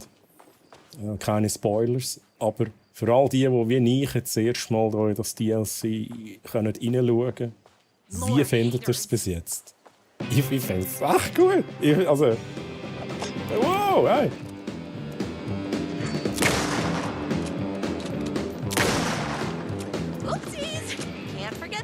Ich finde den Stil und das Humorvolle, das absolut Übertriebene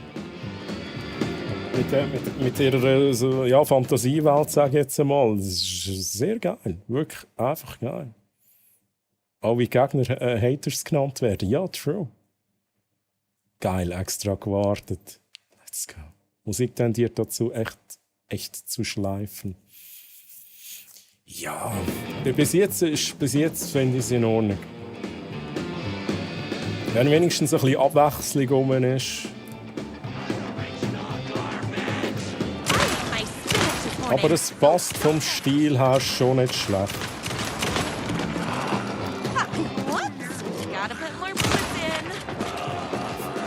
Wie sie auch den Scheiß immer kommentiert.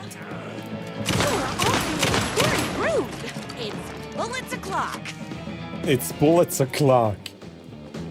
No, sorry, ich brauche schnell meine Ruhe.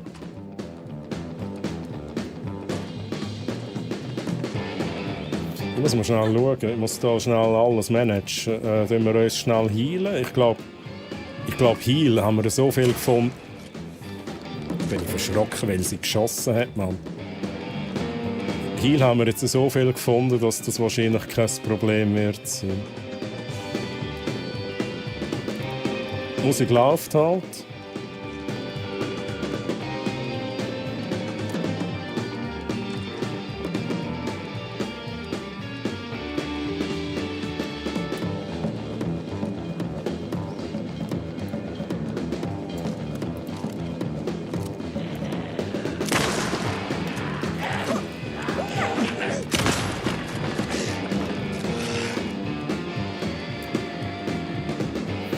Was ich halt irgendwie noch spannend finde, im Gegensatz zum Alan Wake 2 Gameplay, ist, ich muss sie nicht Taschenlämpeln, die Leute.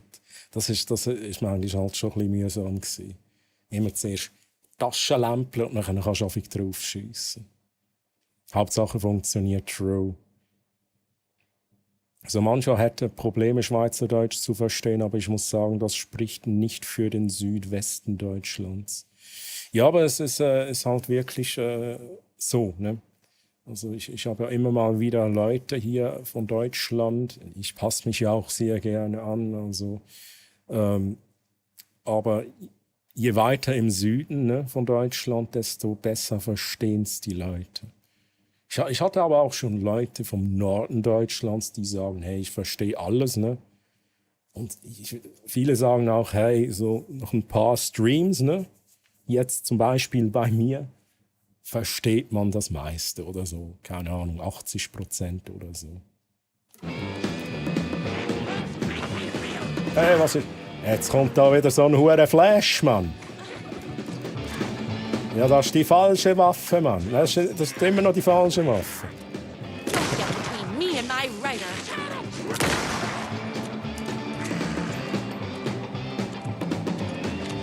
Ich muss mich schnell daran gewöhnen. He? Rechts Shotgun, links Jagdgewehr. Kann ich mir nicht merken, Chat.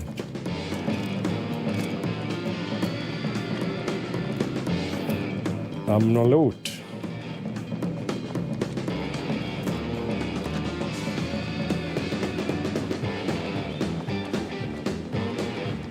Interesting. Kommt da ein Bär raus, Mann. Also, Chat, wieso also jetzt Musik noch läuft, weiss ich jetzt ehrlich gesagt auch nicht. Das ist ein bisschen verwirrend.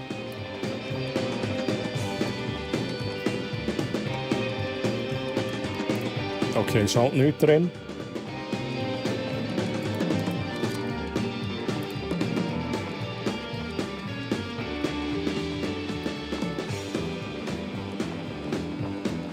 Okay.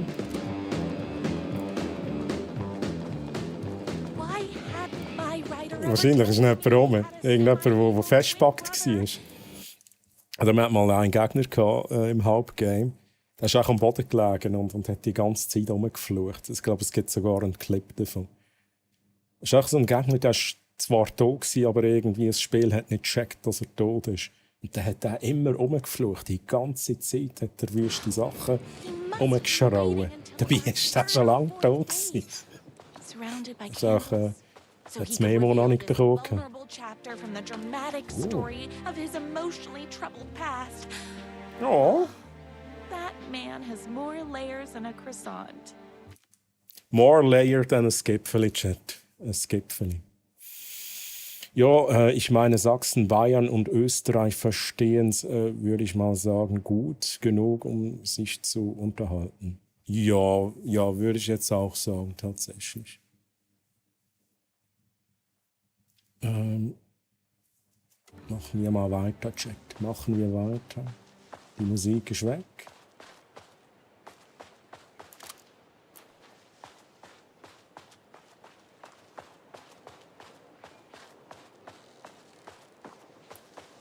What do we have here?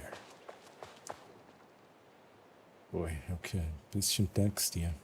Okay, jetzt kommen der Roman-Chat. Love it. Aber ich habe gesagt, ich lese mal alles vor, bis es mir verleidet. Alle Tränen aller Engel im Himmel fielen auf diese Stadt herab. Sie trug den Regen wie einen Trauerschleier. Meine Stadt, sie war in einem betrübten Zustand, aber sie gehörte immer noch mir. Sie war das schmutzige Gefängnis, das ich mein Zuhause nannte. Ich war aus einem Grund hier, Joe Bullets Capone. Er war im Trockenen, stank. Trank Champagner und warf mit seinem dreckigen Geld um sich, während ich im Regen stand und eine durchweichte Zigarette rauchte. Aber das spielte keine Rolle. Das Einzige, was eine Rolle spielte, war die Tatsache, dass ich wusste, dass Bullets eine üble Nacht vor sich hatte.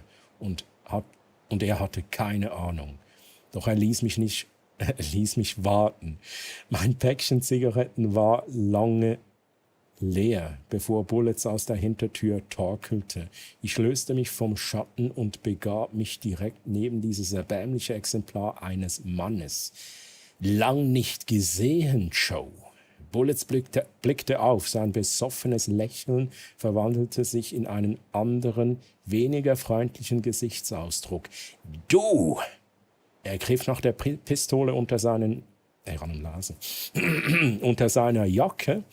Ein Revolver mit Patronen so groß wie die Stummel meiner Zigaretten. Ich hatte meine Hausaufgaben gemacht.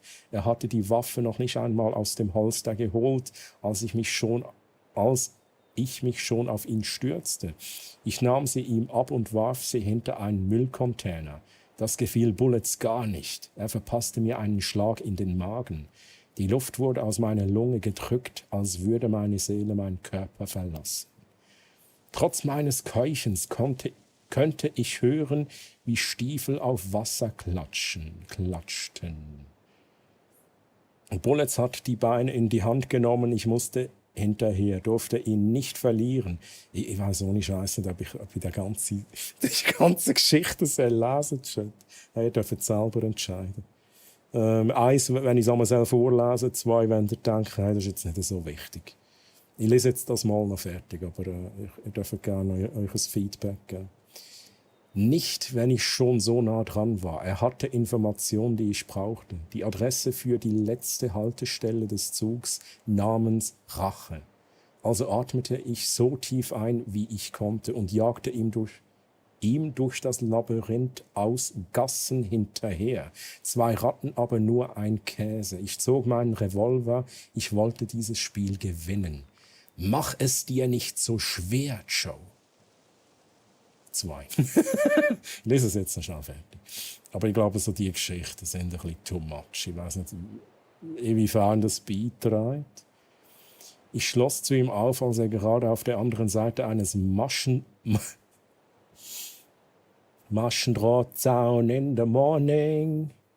Maschendrahtzauns herabsprang. Er grinste und offenbarte seine Zähne, die wie graue Grabsteine aussahen. Er dachte, er würde entkommen. Er dachte, er wäre in Sicherheit. Falsch gedacht. Mein Körper krachte gegen den Zaun wie ein Vogel gegen ein Fenster. Ich packte das dünne Metall und kletterte darüber, während sich die gezackten Enden des Drahts durch die Ärmel meines Ledermantels und in meine Haut bohrten. Der Schmerz war willkommen. Der Schmerz war willkommen, Chat. Ich fror nicht mehr. Und jetzt lesen wir aber zukünftig die ganze Geschichte nicht. Das ist ein bisschen too much. Da geht es noch weiter, oder? Hey, nein. Ist das vielleicht wichtig?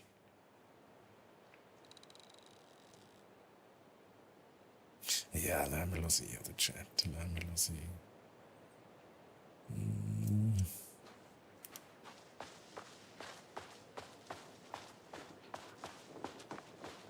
Gehen wir hier rauf. Maschendrahtzaun. The motorcycle tracks ended at a cabin. Was my rider inside? Hello? Isn't anyone gonna rescue this poor little rider? Hello? Is anybody there? I'm just a frail rider and I require aid. Ja, genau. Ja, genau, wie er redet, Chat, wie er redet. What the fuck? Also mag ich mich noch erinnern, Daniel, ich mega lange irgendetwas gesucht, Chat, in dieser Kabine. I'm here! I've come to save you!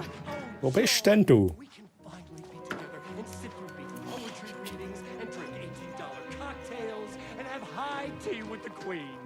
Wait a minute. My rider only drinks coffee. 2 sugars, Oh. no milk. I keep all the mugs. Okay, no more tricks. I'll be waiting upstairs. What is happening here? Mega verwirrt. Gehen wir schnell laut Check machen. Dann gehen wir rauf. Darf man sich mit den Fanseite schon Hey, nein, Finchen. Du hast jetzt aber nicht eine Fanseite gemacht. Ja, also, du darfst dich jederzeit das mit uns sharen, wenn du etwas hast. Wenn du jetzt wirklich etwas gemacht hast, dann habe ich echt ein schlechtes Gewissen, dass ich so etwas rausgelassen habe. Oh, please. Das Leben ist wie ein Highway. Muskeln weinen nicht, sie schwitzen, Chat. Das ist das Wort zum Sonntag. Ja, das Wort zum Sonntag und ich bin voll mit Munition.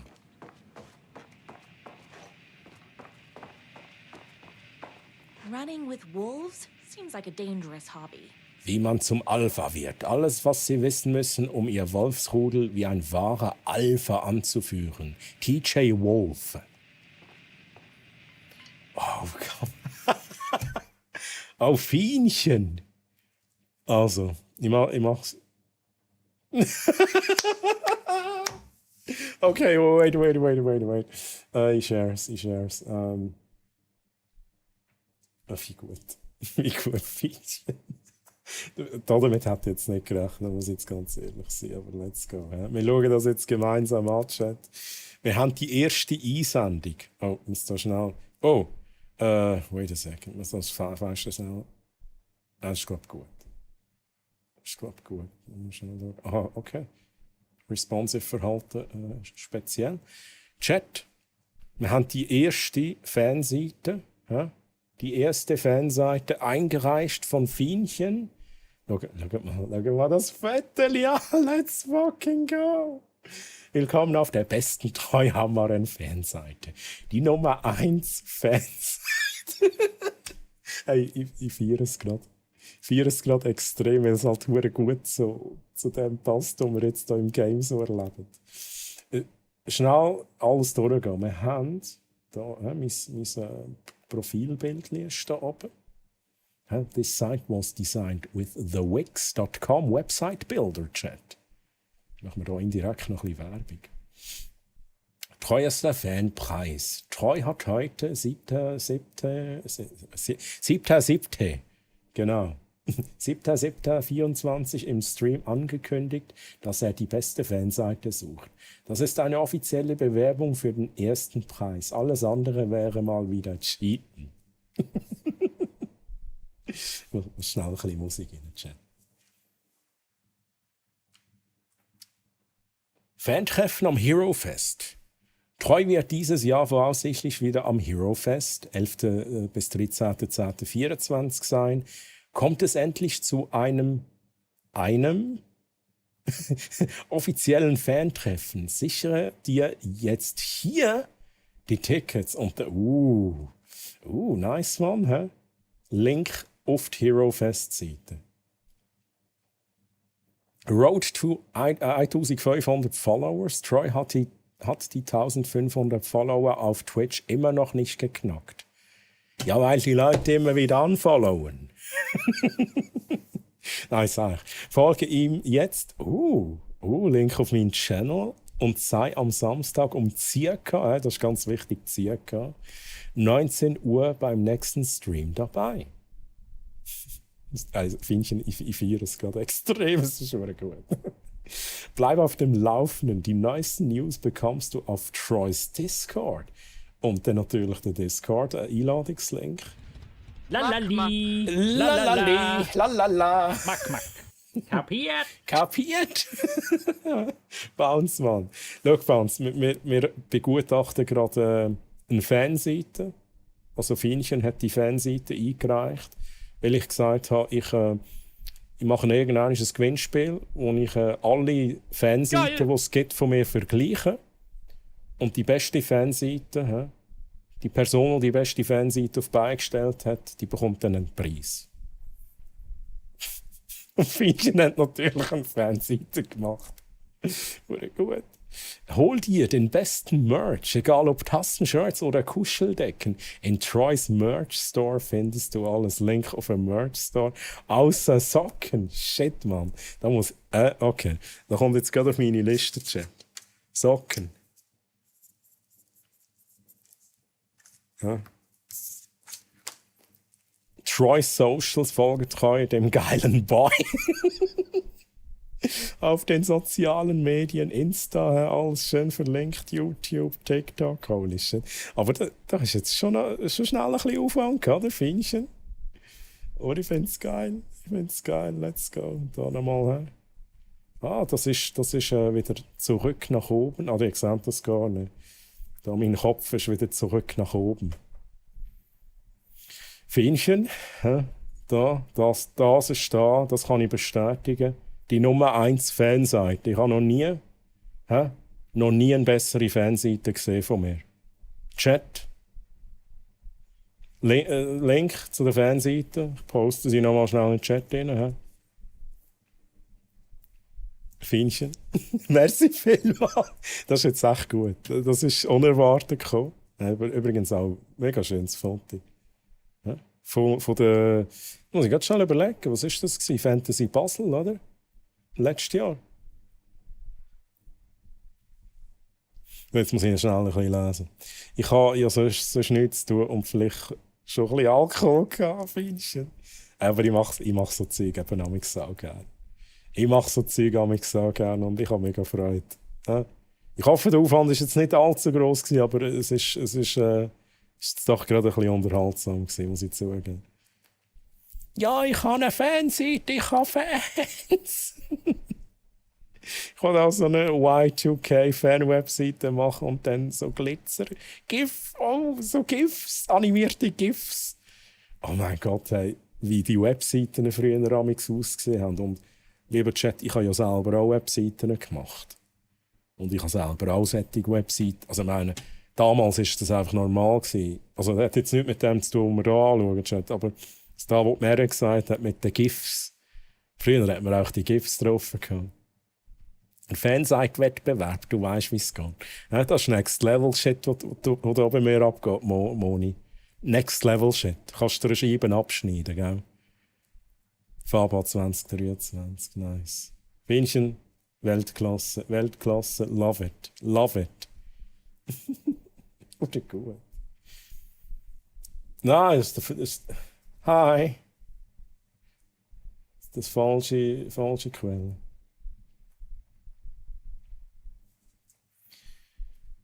Jetzt sind sicher alle eifersüchtig. Alle Streamer, die da sind, oder Bounce, Moni. Alle sind eifersüchtig, dass ich so eine Fan-Webseite habe. Nicht nur eine. Das ist jetzt auch die beste, die ich gezeigt habe. Schon ein bisschen, wir auch gerade eifersüchtig. Ja gut, Mary, du bist für vielen Streamer noch einen Schritt voraus. Du bist vielen Streamer noch einen Schritt voraus, Mary. Einfach, was es gesagt ist, gell? Ja, weil ich bin noch nicht ausgewandert. Ich bin noch nicht ausgewandert. Ich habe das Steuern-Thema noch nicht so genau analysiert und mir da Gedanken gemacht, wie das denn wäre, wenn ich auswandern würde. So, Chat, was machen wir eigentlich? Haben wir keine Taschenlampe? Ja, wirklich keine Taschenlampe. Ne? Where are you? I was never upstairs. I lied when I said there were no more tricks. Ooh, you're starting to piss me off, mister. Was ist da los, Mann? Where is my writer? I'm just having a little fun. Let's chat down at the beach. It's just out the back. First, he kidnaps my writer. Then he calls him a tea drinker. He had crossed the line. I was going to go to that beach and give this jerk the scolding of a lifetime. Okay. Eine Troy-Fanseite braucht vor allem eines: eine leere Seite mit den Gameplay-Highlights. Das ist wirklich eine gute Idee, Carnage. Love it. So einfach so Titel Gameplay-Highlights und dann einfach leer. Das ist sehr geil. Ich gehe ins Bett, penne auf dem Tisch. Ich hab den Schlitten, Mann. Gute Nacht, Troy, und viel Spaß. Hey, Specko, schön bist du dabei gewesen. Hey, wenn du fast einschlafst, dann gehst du natürlich schlafen. In deinem neuen, immer noch relativ neuen Bett. Übrigens, Specko, auch, als ich schnell auch meinen Bettflex gemacht habe. Das ist auch ganz wichtig, Chat. Der Bettflex. Das ist einer der stärksten Flexes, die man überhaupt machen kann. Ich habe mir alles neu. Ich habe mir neue Küsse gekauft, neue Decke, neue Überzüge und einen Topper. Einen Matratzentopper. Und ich schlafe wie ein Baby auf dem Ding. Hey. Wie ein Baby.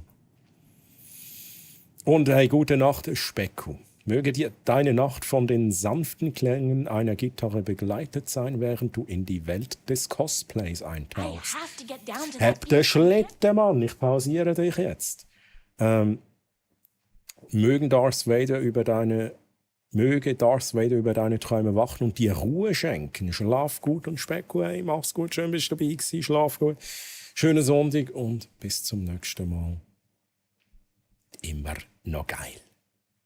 Netflix oder Bettflix?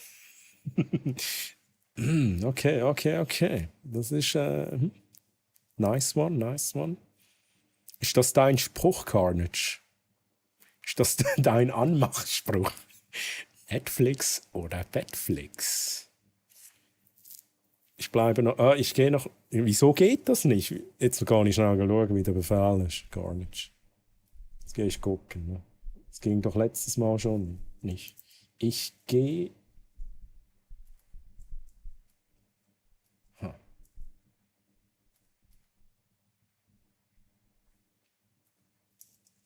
So. Okay, ja, ich könnte natürlich die ganzen Varianten noch reinnehmen. So, Chat. Jetzt ist es. Wieso geht's nicht? Hä? Oh Mann. Ich weiß nicht, wieso es nicht geht. Ne? Oh shit, jetzt hat's Cooldown, Mann. Wieso hat's Global Cooldown? Das macht doch gar keinen Sinn. Okay, wait a second.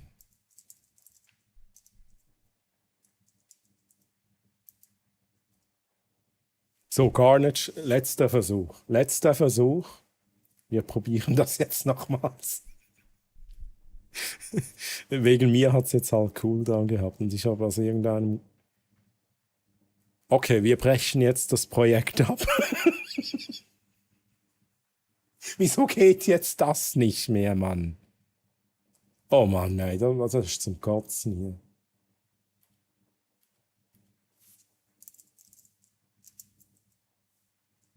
Ist alles, Chat ist einfach alles kaputt hier bei mir, oder? Alles kaputt. Ja, Chat, wir lassen das sein, hä? Es geht jetzt halt nicht. Ich bin schuld. Also was haben wir? Faultideen für erbärmlichen Bruder. Autobatterie, hohes Potenzial, Fingernägel ausreißen.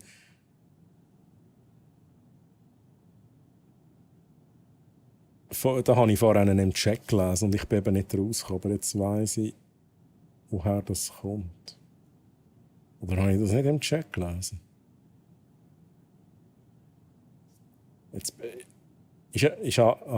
Doch, das... Okay, let's go. Jetzt habe ich schon gedacht, okay, jetzt bin ich wahrscheinlich besoffen.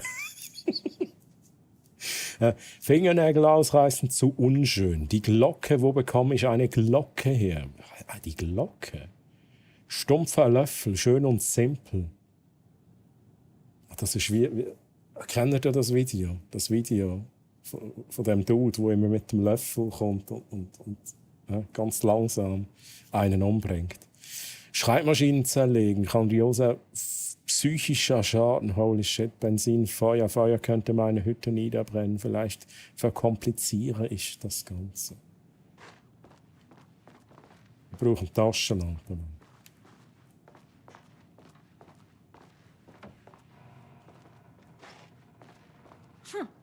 I guess writing doesn't run in the family. Brüder, der Mond kann nur aufgehen, wenn die Sonne untergeht. Die Nacht kann nur kommen, wenn der Tag geht. Kann das Meer jemals dem Ozean begegnen? Das sind die wichtigen Fragen vom Leben-Chat. Habe ich wirklich keine Tasche... Was? Reiss dich schnell zusammen. Habe ich keine Taschenlampe? Ich würde halt so gerne eine Taschenlampe haben. Ich sehe ja nichts hier. Habe ich jetzt die Tür zugemacht?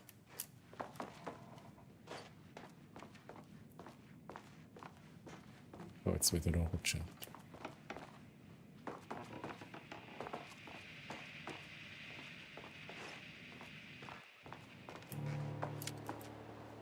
Wo bist denn du?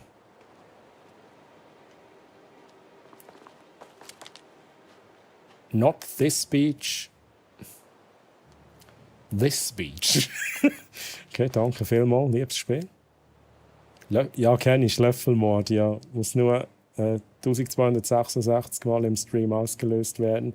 Mit Cooldown, dann kommt eine Death Animation. Okay, nice one. Love it. Aber wieso 1266? War das jetzt random oder hat das wirklich eine Bedeutung?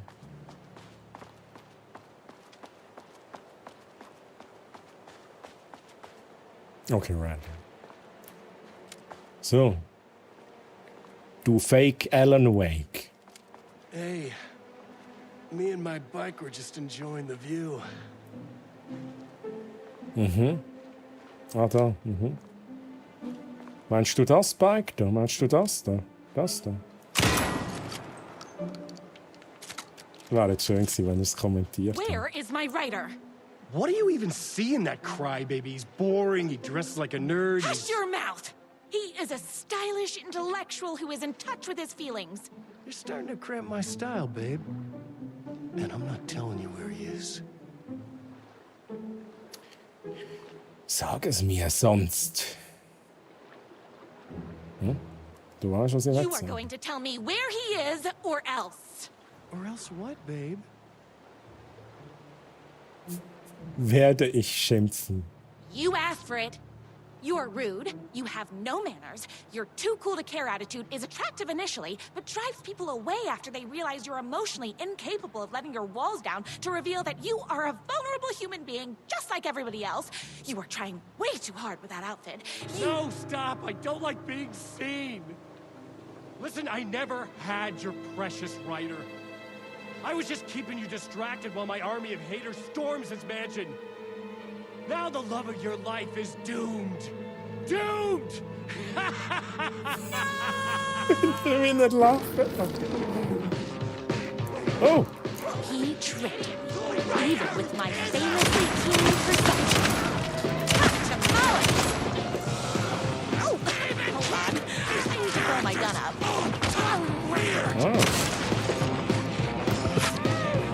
Sagen Sie, wo bist denn du überhaupt? Da.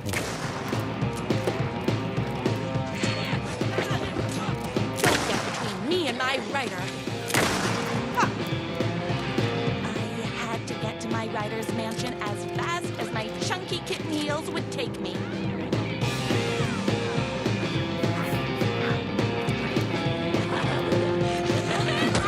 Hey, sehe ich mal.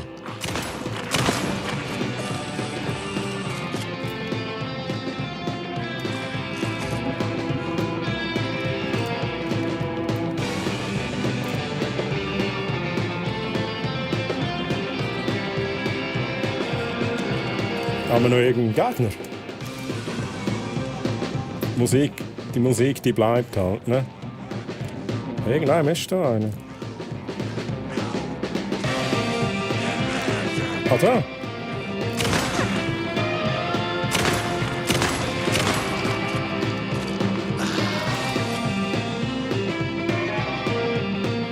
Das ist wie so eine richtig grottige Fanfiction von einer 13-Jährigen.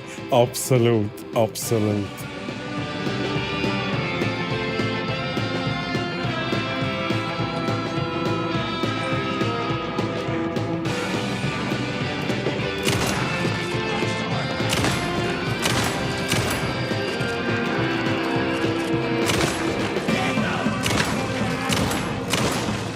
Gut.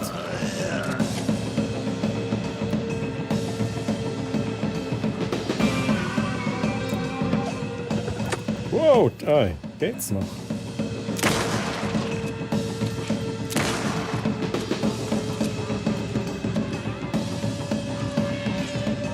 Was geht? Stick Drift, sorry. Stick Drift, Chat.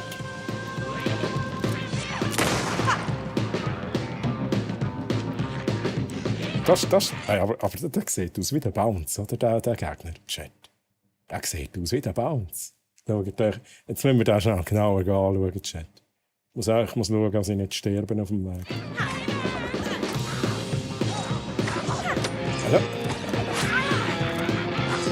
Also. Okay, von näher muss... ich glaube, das ist eine.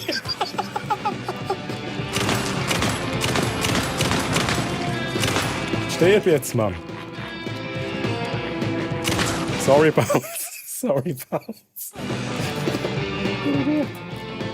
Ah.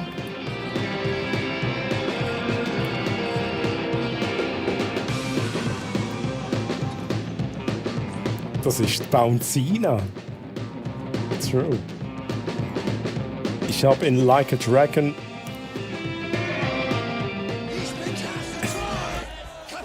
Kapiert? Ja! Dragon ist in ein Charakter, den ich mit Bert assoziiere. Ach, ohne Scheiß. Ja, halt wegen dem Schneuzer wahrscheinlich, oder?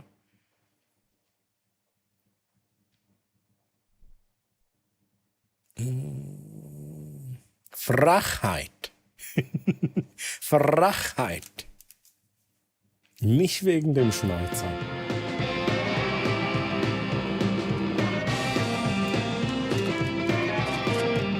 Schnell reloaden, Chat. Schnell healen, Chat. Dann geht's weiter.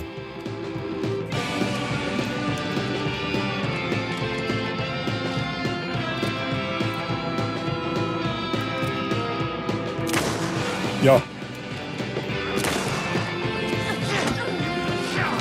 Hey!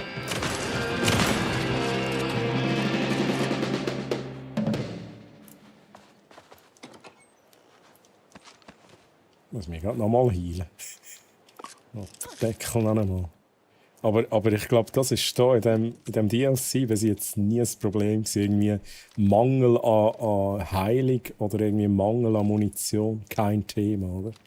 Der tendiert zu vielen Accessoires am Kopf, ausgefallenen Haarstil und hat auch eine kreisrunde Brille. Okay. Ja, ich weiß, was du meinst.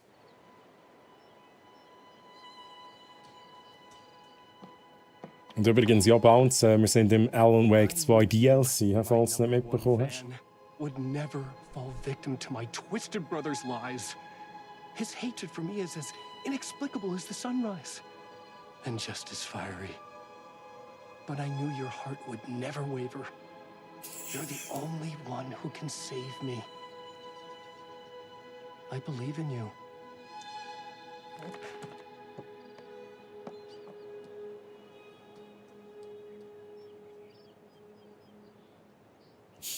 Es hat einfach so es ist so, eben so die grottige Fanfiction von ihr, sie im Zentrum von ihrer eigenen Fantasie. Und dann aber so, es ist echt Blut verspritzt. Ich finde das irgendwie... We were connected by love and destiny. Okay. He was meant to be mine, always and forever. There was no time to lose. I was the only one who could save the writer and the very soul of literature from these evil haters. The fate of all art rested on my shoulders. Genau, on your shoulders, Never Rose. been higher. Jetzt muss ich an ein Anime-Meme denken. Da kann ich halt nicht mitreden, ne? Quatsch. Da weiß ich halt nicht Bescheid.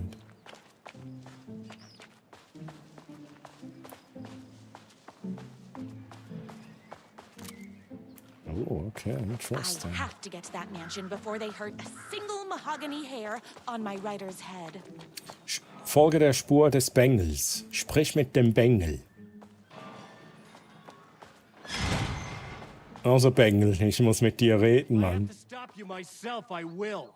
Unlike him, I'm not afraid to get my hands dirty.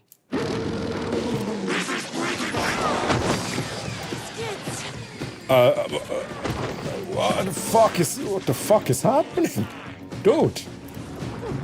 Okay, damit habe ich jetzt nicht gerechnet, okay?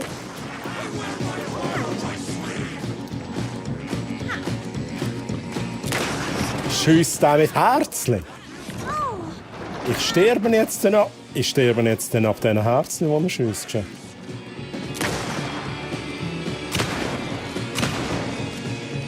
thanks.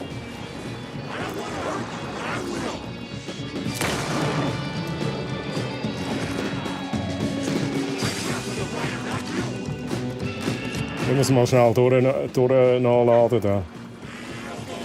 Jetzt schiesst er wieder mit Herzchen, Chat. The only heart I want is the writer's. Wo ist er jetzt?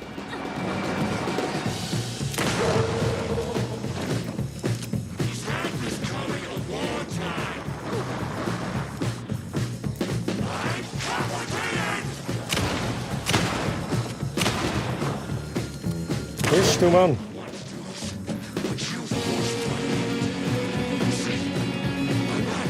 Ah, da bist du. Mann, jetzt hör mal auf da. I should have known. That won't stop. Hey, ich... Hure Stickdrift, Chat. Stickdrift. Mack.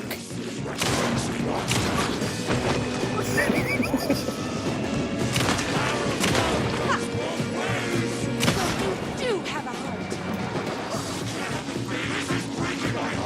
Hey, ich habe die falsche Waffe, Mann. Not happening. Das dauert noch ewig, oder, Chat? Das dauert ewig, bis ich den besiegt habe. This is ridiculous.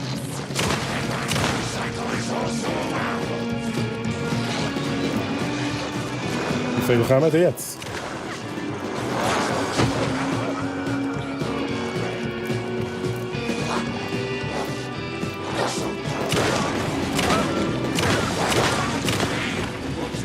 Hä? What is happening, man?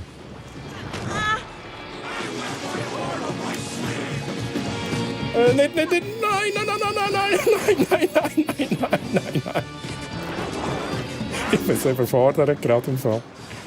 Fresh out of boat. Why not try being a good werewolf?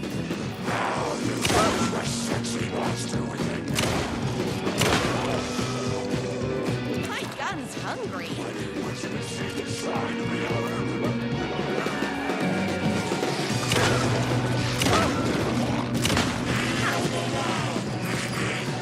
The only heart I want is the writer's.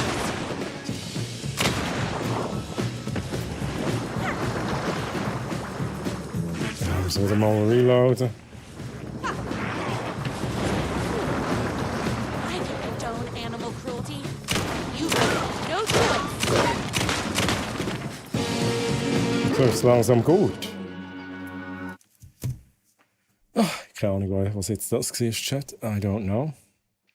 Ich glaube, ich muss auf meiner Fanseite noch ein paar Fanfics veröffentlichen. Zu viel Liebe, true. Ist weit verbreitet die Krankheit Stickdrift. Patient 0 ist so ein namens im Kanton Outbreak. True, ja? Ist sehr ansteckend, was es gesagt ist. Ja, das ist schon fast eine Pandemie. So, tja. Ich muss zugeben, ich war ein bisschen überfordert gerade stellenweise. Aber es hat funktioniert. Ich bin nicht gestorben, Chat. Jetzt gehen wir looten. Die schöne Musik. Mal schnell da. Da haben wir auch noch Loot.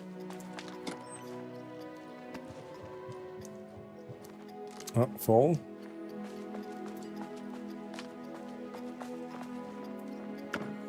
Ich finde es auch krass, wenn ich auch das Inventar gefüllt habe. Gefüllt mit Schüssen.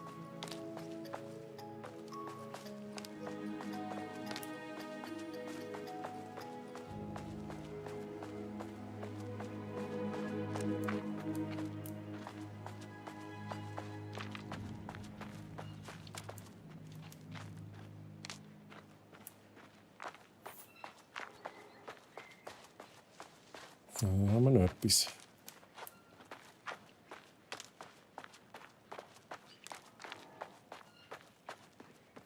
Also, wir reden jetzt. I'm not going to kill you. You're my darling writer's brother. You really do love him, huh? I guess I never even had a chance. I was just jealous of his talent, his money, his velvety hair. But mostly, that he's got the love of somebody as amazing as you. Du verdienst auch Liebe. Oh, you silly werewolf. You could have all those things too. You just need to stop wanting to be him and start wanting to be you. Your words have shown me that it wasn't my brother I hated. It was myself. Oh, what have I done? Those haters will tear him apart, and it's all my fault. Please, go save him. Oh, I intend to. I will save him. Ach, hast du das oben geschossen, der Villa? Nebenwirkungen von Stickdrift sind auch ein Handproblem, richtig. Interne Behandlung durch Hobbytüftler notwendig. So, jetzt gehen wir, Chat, jetzt gehen wir da rein. Jetzt gehen wir da noch schnell den Luke holen. Also, können wir nicht holen. Wir sind halb voll. Da rumpelt es. Someone order a reckoning?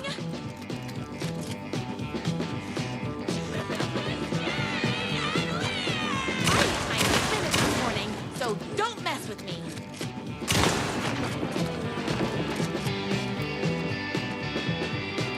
Don't get between me and my writer. Whoops! Gotta put more bullets in. Wer wird noch? Du.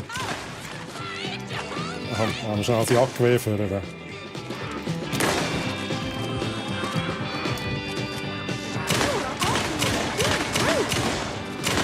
Ja, geht da alles neben, oder? Wo ich... Okay. Wow. Ein bisschen nachladen schnell. Nachladen. Rose, nachladen. So don't mess with me. Okay.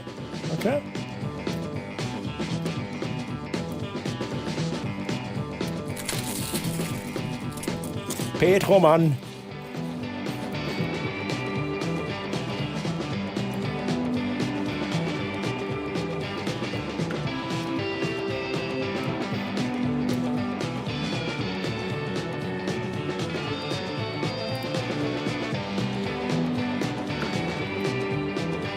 Ich bin halt immer noch voll. Ich kann nichts mitnehmen.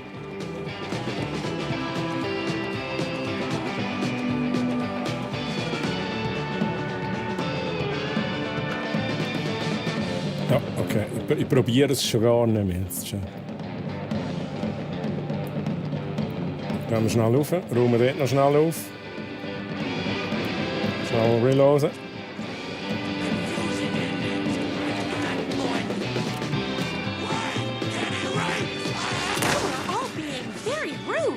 Ist da noch einer? Kommt da einer von unten?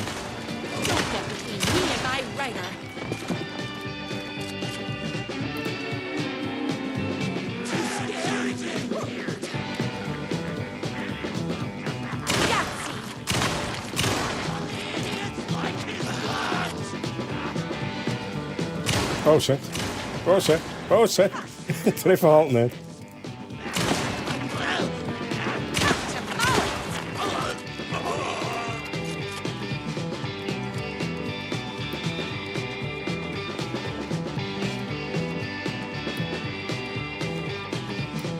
Wir gehen auch weiter rauf, oder, Chat?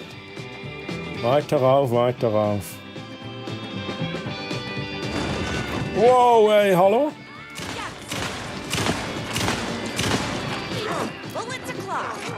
Bist du der Rick Grimes, oder was? Oh. Holy shit, man. Rick Grimes hat mich fast getötet, hey. Puh.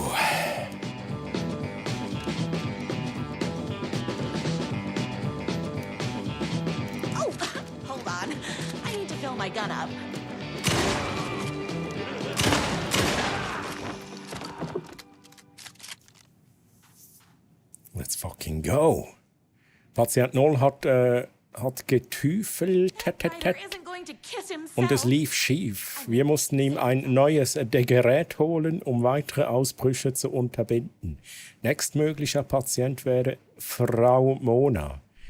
Bitte bei Sicht bitte melden. Auf das mit dem Löffelmord zurückzukommen, das könnte ja über Streams hinweg zusammengezählt werden. Ja, true.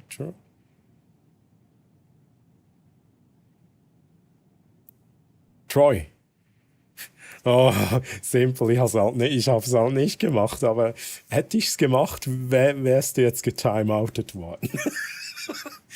Ich habe mir noch überlegt, ob ich es machen soll, sehr simpel. Ich habe es mir überlegt. Und Guti Danny, möge dein Schlaf so erholsam sein, wie der Schlitten, wie die Ruhe eines Dinosauriers und so zauberhaft wie ein Traum mit Einhörnern. Träume süß von Abenteuern mit einer Eichel namens Franziskus. Gute Nacht. Hey Guti, schön bist du dabei gewesen und ich wünsche dir ganz einen guten Schlaf, schönen Sonntag. Wenn streamst, endlich du wieder mal Guti. Nein, Google, nicht.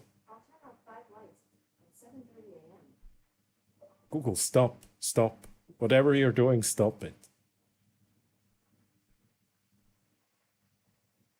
Ja. Google und Goodie sind zwei unterschiedliche Wörter, hä? Also. Auf Fick und Streamen. In dem Fall im Moment nicht. Carnage hat immer noch gut. Carnage, gib auf. Das wird nichts mehr. Ne? Das wird halt nichts mehr. Und gute Nacht, it's Barracks. Mögen die Hamsteranwälte im Land der Träume über Programmiercode philosophieren und die Schweizer Twitch-Community in ihren Fantasien vereinen. Let's fucking go, Barracks. Hey, Barracks, so schön, dass du da gewesen bist. Und auch dir guten Schlaf, schönen Sonntag noch. Und bis zum nächsten Mal, Barracks. Ja.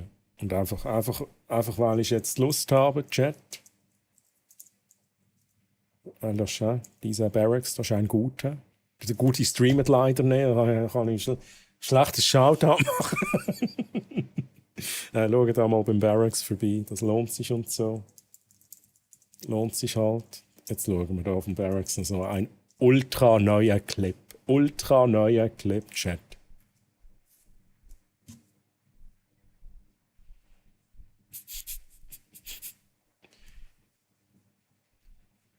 Das ist echt gut. I love it.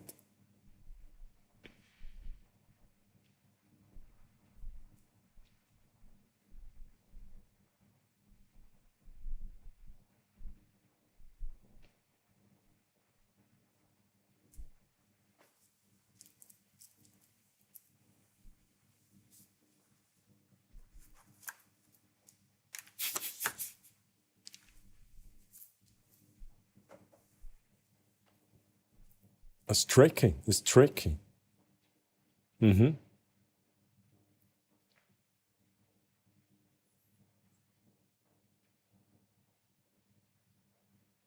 Mhm.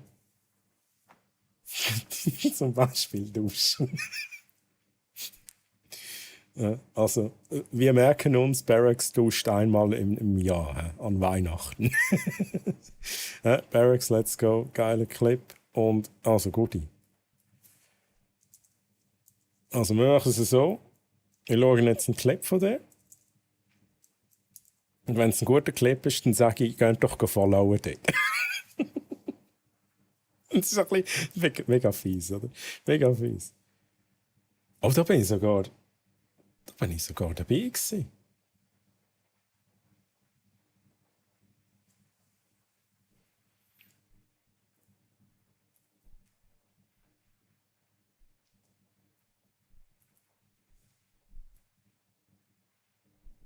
Ach, Guti. Da bin ich sogar, glaube ich, bei diesen Streams dabei gewesen. So. Ja, also wenn euch das gefallen hat, was ihr gesehen habt, schaut mal das Logo an, oder? Das überzeugt doch direkt. So, Chat. Ich frage mich gerade, wieso sich die Lautstärke nicht regeln vom Clip. Ist wieder was kaputt, Mann. Aber hey, Gudi, let's go. Du hast auch noch dein Shoutout bekommen. Und schnell gucken, habe ich noch etwas überlesen? Schon wie ein Papi am Schimpfen mit dem kleinen Google. Ich bleibe so lange hier, bis ich in dem Outro endlich den Command triggern kann. Ja, genau. Offstream dann. Offstream funktioniert es dann. Das war meine tägliche Neuverbindung wegen IP-Vergabe. Ach so, oh mein Gott. Das würde mich so triggern, ne? Wenn ich da immer einen Unterbruch hätte. Aber Chat, oh mein Gott, mein Abo wird umgestellt, Chat, just saying. Mein Abo wird umgestellt und ich habe so Angst, dass alles schief läuft, ohne Scheiß. Ja, das ist genau so. Ihr kennt es vielleicht, ich war vorher an einer UPC. UPC ist von Sunrise aufgekauft worden, aber bei beiden Anbietern war eigentlich die Regel immer gewesen, wenn es läuft, dann läuft es. Wenn du etwas geändert haben willst, dann geht es los. Ne? Dann geht es los mit es geht nicht mehr und sie schicken das Zeug nicht und sie schicken es an die falsche Adresse. Und dann hast du 2 Abos auf einmal am Laufen auf die gleiche Adresse. Und dann läutest du an und jetzt nicht falsch verstehen, wenn ich das so sage. Wirklich nicht falsch verstehen, es ist auch eine Tatsache. Dann läutest du dort an und du verstehst kein Wort, was die Person am Telefon genau sagt. Und ich habe immer nur gesagt, können Sie das bitte wiederholen? Ich habe es nicht verstanden. Sorry. Ja, ich will jetzt auch gar nicht, es soll nicht irgendwie keine Ahnung, eine Untermessage beinhalten. Es ist auch so, wie es war. Ich habe die Person nicht verstanden. Jetzt bin ich ein bisschen triggert. Gehen wir wieder ins Gameplay rein. He? Gameplay entspannen, rumballern. Früher hat es mich auch getriggert, aber irgendwann nimmt man es hin. Ja, also es geht wirklich... Natürlich hängt es ein bisschen weit zusammen, wenn jetzt du das sagst. Aber es geht ja auch einfach, es geht ja nicht um das. Es geht ja wirklich nicht um das. Ich meine auch, wenn es jetzt keine Ahnung, einen Schweizer hat und der nuschelt und du verstehst kein Wort, was er sagt, das solche Leute jetzt auch, dann ist die Person einfach nicht gemacht für diesen Job, Mann. Und es ist auch mühsam. Ich habe wirklich irgendwie gefühlt 20 Mal müssen fragen, können Sie da bitte wiederholen? Ich habe nicht verstanden, was sie gesagt haben. Und du willst ein fucking einen Abo-Wechsel machen? Decor. Ist egal. Vielleicht haben ihr auch schon solche Erfahrungen gemacht, aber ich habe dort am Vormittag angerufen. Für mich ist nachher der ganze Tag gelaufen. Ich hatte keine Energie mehr für nichts. Es war einfach, ich war durch nach dem Telefonat. Okay, lassen wir schnell. Ideen für das nächste Buch. Einfallsreiche Mordwaffen. Tucker. Gartenzwerg. Wait a second. Gartenzwerg. Überlegen. Irgend in einem Film stirbt einer durch einen Gartenzwerg-Chat. Was war das für ein Film? Ich hätte jetzt gesagt, irgendwie kommt mir Suicide Squad in Sinn, aber es kann auch sein, dass es die Serie war. Wie heisst die Serie, Chat? Wo einer durch einen Gartenzwerg stirbt. Ah nein, das ist Mortal Kombat. Ist das Mortal Kombat gewesen? Ich glaube, das war Mortal Kombat. Fuck, man, ich bin nicht mehr sicher. Ich muss weiterlesen. Schwertfisch-Philosophie. Das Verbrechen aus dem Ruder laufen lassen, in die Tiefen der menschlichen Dunkelheit vordringen. Eine Mordreligion. Motivation des Helden, ein konkurrierender Privatdetektiv. Seine Frau kehrt von den Toten zurück, nur um ein weiteres Mal getötet zu werden. Zu viel, nicht genug? Eine Kellnerin, die intelligent, intellektuell und gut im Umgang mit Waffen ist. Sie riecht nach Zimt und Schießpulver. Jetzt wissen wir sogar, wie sie riecht, ne? Geil. Ja, aber Callcenter sind halt im Ausland. Sind die im Ausland? Da weiss ich eben gar nicht. Es ist halt schwer. Ich meine, es kommt auch darauf an, jetzt in meinem Beispiel, es ist halt Sunrise. Ich kann sie beim Namen nennen, das ist mir eigentlich egal. Habe ich zuerst quasi mit jemandem aus dem Sales Department zu tun, also jemand, wo mir etwas verkaufen will. Ich wollte eigentlich einfach einen Abo-Wechsel machen. Ich wusste, was ich will, aber sie hat mir halt Zeug antreiben. Und den habe ich halt kaum verstanden. Und ich weiss nicht, wo der jetzt könnte sein.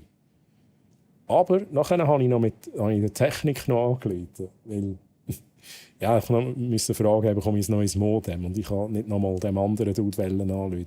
Und bei der Technik hatte ich noch wirklich einen gehabt, den habe ich gut verstanden. Der hat auch mein Anliegen verstanden. Das ist ja auch sehr wichtig. Und dort habe ich jetzt nicht das Gefühl gehabt, dass es irgendwie im Ausland ist. Also der hat auch...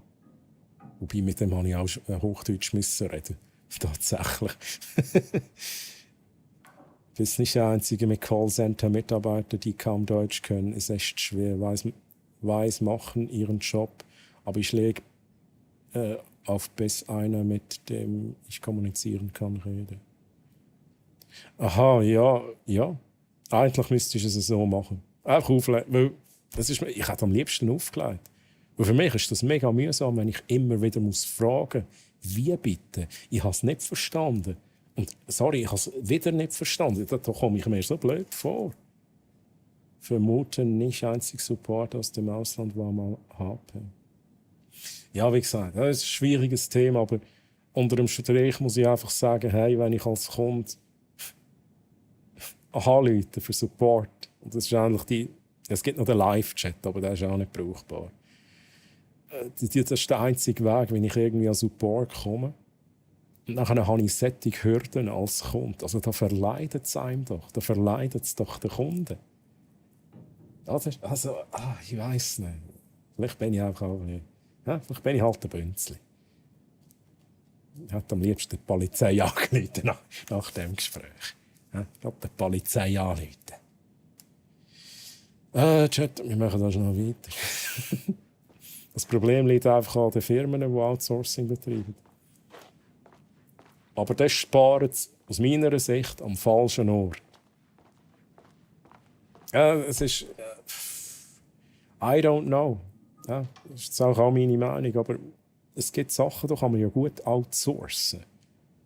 Ich meine, mein Gott, Programmieren gibt es überall gute auf der Welt. Und wenn man vielleicht ein bisschen sparen kann, ja, als Firma, also jetzt reines Business denken, ja, why not? Aber bei etwas sparen, wo der Kunde, also, ja, wo der Kunde direkt mit diesen Leuten zu tun hat, da würde ich jetzt als Firma nicht machen. Da finde ich birrenweich. Ja, das ist vollkommen normal, weil du bist ja in dem Moment auch ein bisschen verärgert. Ja.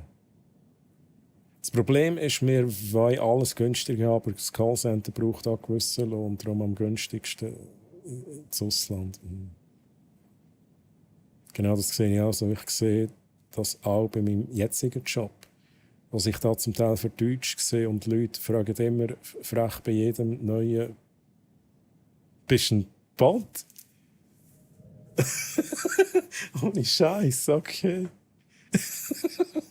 What the hell? Also, ich weiss eben gar nicht, also du musst es nicht im Detail jetzt erzählen, aber was machst denn du? Also, was ist dein Job? Einfach, dass wir ein bisschen den Kontext haben. Darum frage ich mich jetzt auch, oder rettest du wie ein Bot? Oder ja, ich weiß es auch nicht. Also unsere Kunden fragen das, weil manchmal sind die Antworten so schlimm. Aber ist jetzt da telefonisch, also, oder schriftlich? Da bin ich mir jetzt eben noch nicht sicher. Wahrscheinlich schriftlich und dann meinen sie, hey, ist das ein Chatbot oder so? Ja gut, wenn sie auch schlimm sind und Rechtschreibfehler haben, also ein Bot macht ja keine Rechtschreibfehler. Aber jetzt kann ich schnell Szene wechseln. Jetzt könnte ich so richtig ablästern. Was ich einfach auch schlimm finde. Und ja, das ist auch der Grund, es wird gespart und die Leute können einfach auch nicht alles wissen. Okay, fair enough. Sie können nicht alles wissen. Wenn ich jetzt so eine sehr spezifische technische Frage habe und ich habe endlich einen Verkäufer am Telefon, mir ist bewusst, dass der nicht alles beantworten kann. Aber was der rausgelassen hat, ich beziehe mich jetzt halt auch auf das Beispiel, das ich jetzt erlebt habe in dieser Woche. Dann habe ich gefragt, Internet-Abo-Wechsel, habe ich ja gesagt, ich bekomme ein neues Modem. Es ist schneller, 2,5 Gigabit. 2,5 Gigabit Leitung braucht ein 2,5 Gigabit Modem mit hoffentlich 2,5 Gigabit LAN-Ports. Ist die Frage beantwortet worden? Nein, ich weiss nicht, ob es wirklich 2,5 Gigabit LAN-Ports hat, weil die Frage ist, keine Ahnung, niemand hat sie verstanden, was ich genau fragen. Und das Schlimme war, ich habe gefragt, hey, jetzt sind 2,5 Gigabit LAN-Ports. An dem Modem, LAN-Ports. Mir ist klar, ja, 2,5 Gigabit Internetgeschwindigkeit, aber sind dann auch LAN-Ports 2,5 Gigabit. Und der andere, ich mache ihn jetzt nicht nach, das ist auch schwierig. Wie gesagt, ich habe ihn akustisch fast nicht verstanden. Hat dann so quasi gesagt, ja, 2,5 Gigabyte Leitung. Mhm. Ja, 2,5 Gigabyte Leitung. Danke. Ich hätte am liebsten aufgehängt. Das ist ein Unterschied. Es ist ein Unterschied zwischen 2,5 Gigabit und 2,5 Gigabyte. Aber wenn Leute solchen Quatsch rauslassen, und das da muss auch ein Verkäufer richtig machen. Ein Verkäufer, der das Produkt verkauft, wo eigentlich das Wichtigste an dem Ganzen der Speed ist, und er bringt es nicht auf die Reihe, den Speed richtig zu sagen. Weil einfach Gigabit nicht gleich Gigabyte ist, habe ich sehr Mühe damit. Weil dann weiss ich nicht, weil dann gehe ich direkt davon aus, okay, der hat keine Ahnung von dem, was er verkauft. Er will es mir einfach antreiben, damit er Provision bekommt. Das ist sein einziges Ziel. Und dann bin ich als Kunde, dann will ich am liebsten aufhängen. Und dann habe ich auch gesagt, hey, ich muss mir das nochmal alles überlegen, ich würde nochmal anrufen. Und er dann so, ja, ich rufe sie zurück. Und ich so, nein. Wenn Sie wollen, können Sie mir jetzt eine Referenznummer geben, dann sage ich die, wenn ich wieder anrufe. Würde ich natürlich nicht sagen, weil ich nicht nochmal den gleichen Traut habe. Und dann hat er mir seinen Namen gegeben. Ich weiss nicht, wie er heisst. Ich habe einfach gesagt, okay, ich habe es notiert. Habe ich nicht gemacht. Aber das ist eben mega schwierig, dann auch loszukommen von diesem Gespräch. Mit einem, der einfach keine Ahnung hat. Und das ist echt die ganze Situation. Es war so nervenraubend, Chat. So, jetzt noch mal schnell lesen. Ich könnte sicher schon wie ein Bot reden, aber wir machen kein Telefon. Aber man sieht eben anhand von der Art und Weise, wie die Texte formuliert sind. Ich bin da eine von diesen wenigen, die so richtig Deutsch schreibt. Okay. Troy es mal erklären und dann auch. Nein, aber sorry, ich erkläre nicht jemandem, der Bescheid wissen was für ein Produkt das sie verkaufen. Erkläre ich nicht. Korrigiere nicht, was sie gerade gesagt haben. Sorry, das ist für mich einfach das ist gelaufen. Oder? Der andere ja 2,5 Gigabyte, ja. Also, Fragen ist beantwortet. Und einfach zeigt, dass sie keine Ahnung haben vom Produkt. Das ist so. Also, sorry, aber das ist auch mega schade. Und dort Geld sparen, das verstehe ich aus Business-Sicht nicht. Da verlierst du ja nur Kunden, da verkaufst du ja nachher die Ware nicht mehr. Ausser du hast halt einen Idiot am Telefon, der keine Ahnung hat. Ich werde sarkastisch und verabschiede mich freundlich. Ja, ich auch. Ich bin auch eher so. Also, er ist nachher es ist angekommen bei ihm. Er war piss, ich war piss. Ich glaube, am Schluss haben wir auch nur noch aufgelegt, nicht einmal mehr richtig verabschiedet. Oh, Chat, ey. Simpel ist ein nachtragender Mensch. Ich kann auch sehr nachtragend sein, aber es kommt darauf an. Also jetzt bei so Sachen. Ich rege mich noch ein Weile auf. Ich lasse gerne auch ein bisschen den Dampf raus. Aber es ist jetzt nicht so. Bei diesen Sachen würde ich mich nicht beschäftigen. Ich bin bei anderen Sachen aber sehr nachtragend. Also wenn mich wirklich jemand verarscht, dann bin ich nachtragend.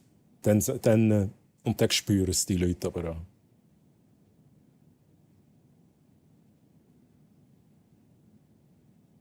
Troy schickt Gerät mit 2,5 Megabyte. Megabyte oder Megabit?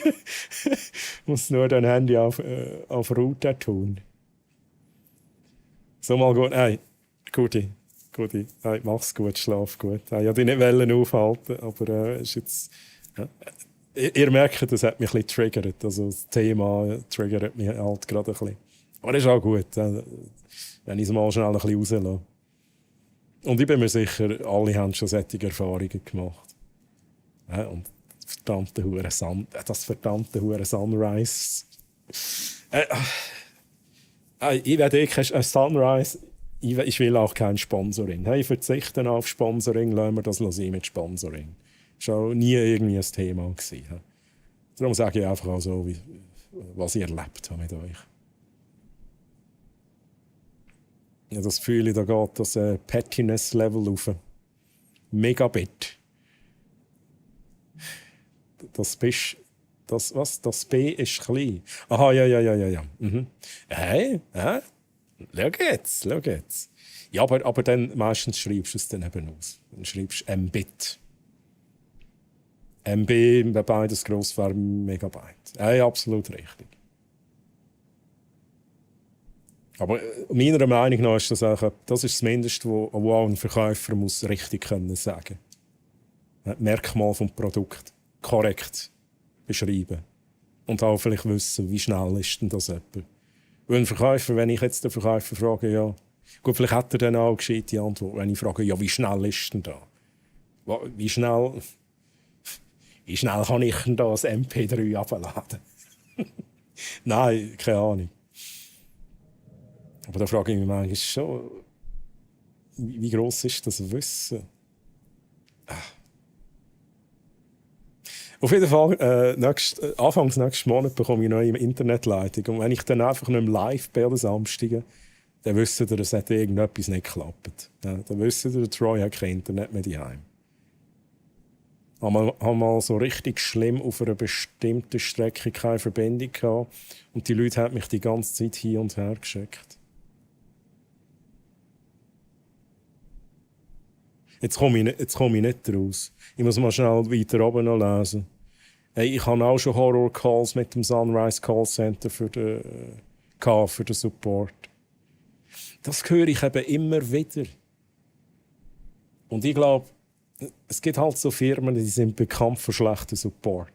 Und Sunrise ist, mein Gott, ist halt wirklich eine von diesen Firmen. Ich meine, UPC vorher war auch nicht unbedingt bekannt für ihren guten Support. Oder Cablecom oder wie auch immer. Aber bei Sunrise habe ich schon von so vielen Leuten gehört, dass sie extrem schlechte Erfahrungen gemacht haben mit dem Support. Da wird man direkt zur Megabitch. Megabitch. Ja, die Transformation zu Megabitch.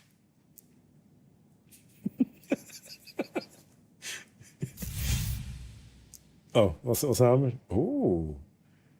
Schau jetzt, Troilina-Karte für den Helldive Raver. Hey, Helldive Raver, wie geht's? Schön bist du da. Hey. Oh, wait. Wow. Oh, what the fuck? Highway Racer, bist du der Erste? Oh, jetzt muss ich da schnell mein OBS verholen. Machst du jetzt da, wo ich denke, dass du das machst? Weißt du noch, wie es geht? Das war, du musst jetzt nicht, kannst selber entscheiden, ob du oder wenn du es machen willst.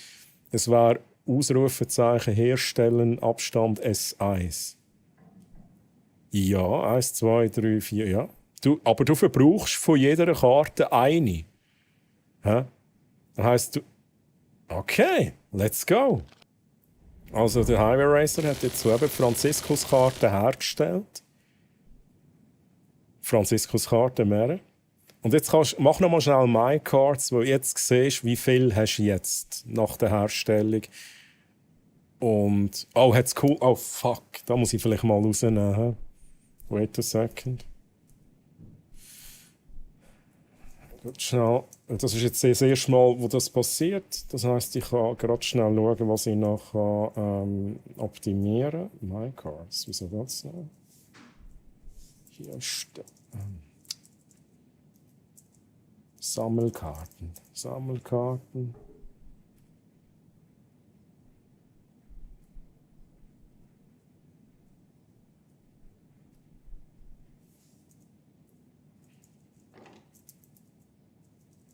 Oh, verdeckel noch einmal. Ah, da. List Cards, My Cards. My Cards.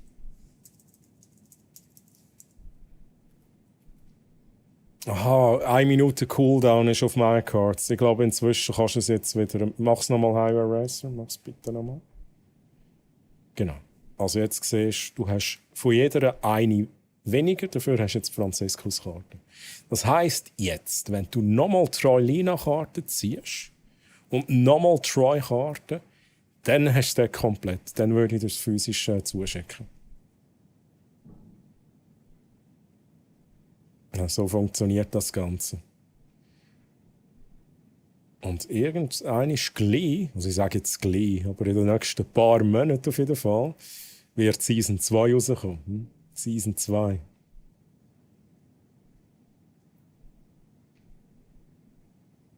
Und dann kommen neue Karten dazu. Insgesamt 6 neue Karten. Mal schauen, wenn Troilina wieder Bock auf mich hat. Ja, die Troy-Karte ist aber tatsächlich schwieriger. Dort sind die Chancen noch geringer. Mehr mit einmal Troy's Hammer, zweimal Gameplay, eine Troilina. Aber man kann dann immer noch Season 1. Ja, du kannst immer noch für Season 1 Karten ziehen. Es ist dann wie. Ich muss mal schauen, wie ich es trenne. Aber es wird möglich sein. Also du wirst entscheiden, für welche Season du eine Karte ziehen. Ich muss mal endlich was Neues ziehen, als immer nur die gleichen 3. Ja. Aber ich finde es doch interessant, dass du hast viermal die beiden Hammer, die sind halt am häufigsten. Aber dann keine Gameplay-Karte, die endlich die nächste Seltenheitsstufe wird. Dafür direkt 4-mal Troilina-Karte, wo episch ist. Carnage hast du noch. Aber andere Ziele. Carnage hat andere Ziele, ne? Ja, es ist halt mit den Punkten. Inzwischen muss man bei mir, und da verstehe ich absolut, muss man ein bisschen überlegen, was wir machen. Will man viele Effekte einlösen? Will man Franziskuskarten?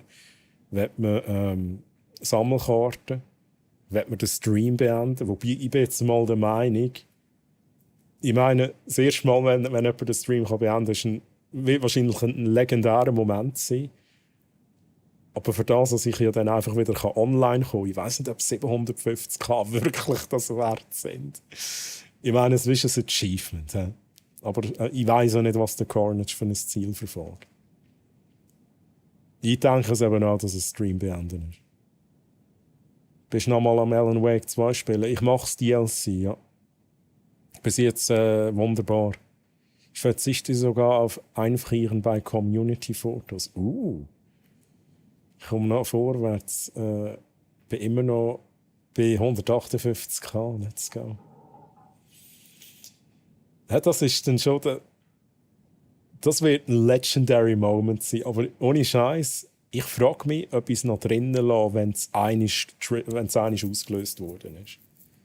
Es ist irgendwie so, es ist lustig. Natürlich, je nach dem Moment kann es auch mühsam sein, aber mein Gott, da wäre ich selber geschont, weil ich so drin. Aber ich glaube, nach einmal einlösen muss ich es fast wie rausnehmen, weil es ist wie, I don't know, dann ist es wie nicht mehr lustig, oder? Ist auch viel zu teuer. Auch. Highway Race mit 4,7k.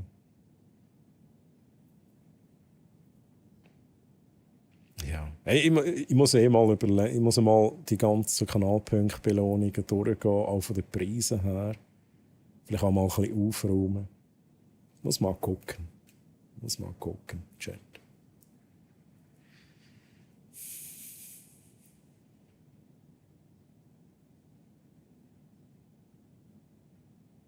Hey, Troy, geht ein Panda über die Straße. Bam! Bam! Bus. Ach, Lance. Woher hast du diese Jokes? Von dem Dave? Hast du die vom Strohhut Dave ausgeliehen?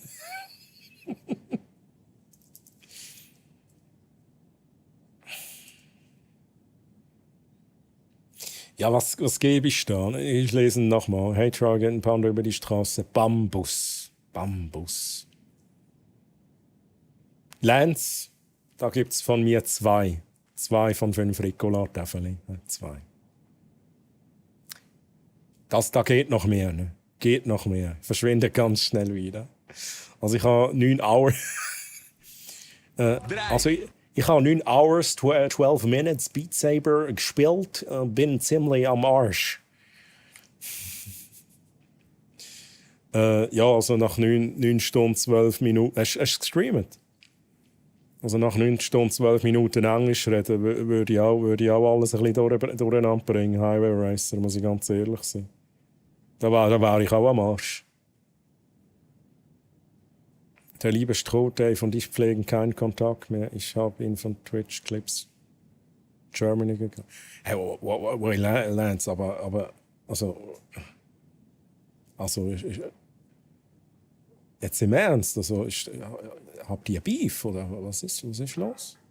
Also man muss jetzt auch nicht irgendwie erklären, ne? Wenn es so ist, dann ist es so. Aber du hast einen Spruch von Twitch Clips Germany geklaut. Sieht ist auch Copy-Pasta, Mann. Copy-Pasta. Okay.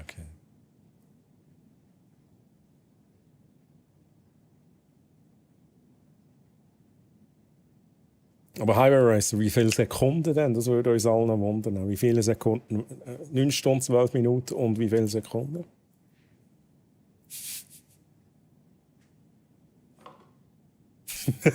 Nein, Joke. Alles gut. Chat, mir geht noch ein bisschen das Gameplay.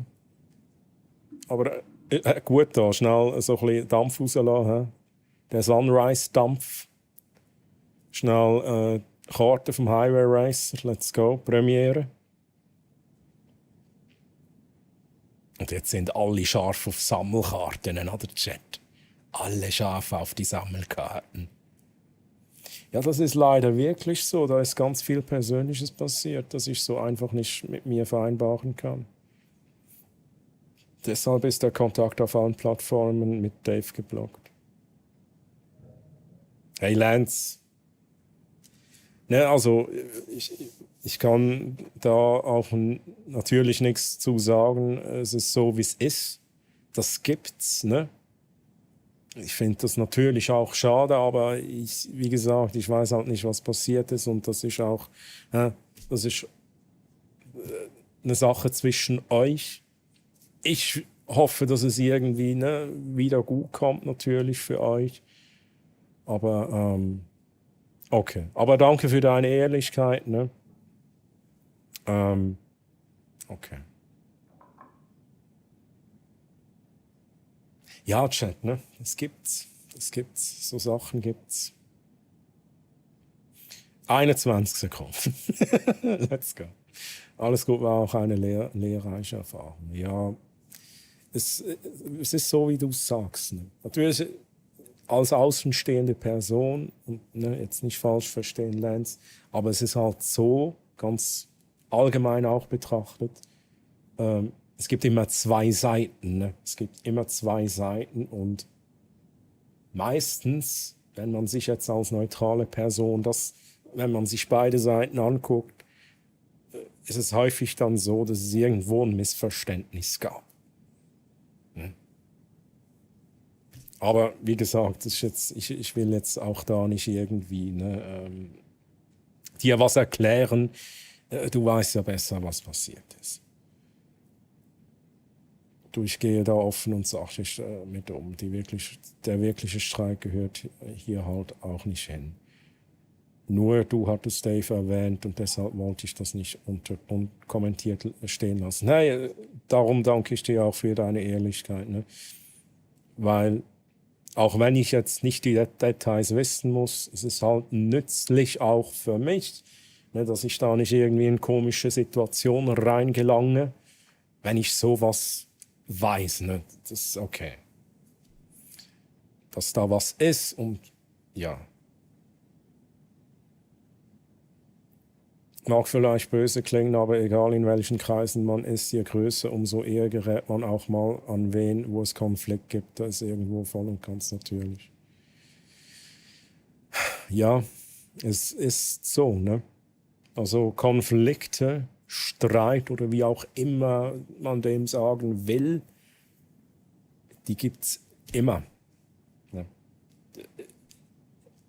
Sei es jetzt auch auf Twitch oder im Real Life, sage ich jetzt mal, das gibt's immer.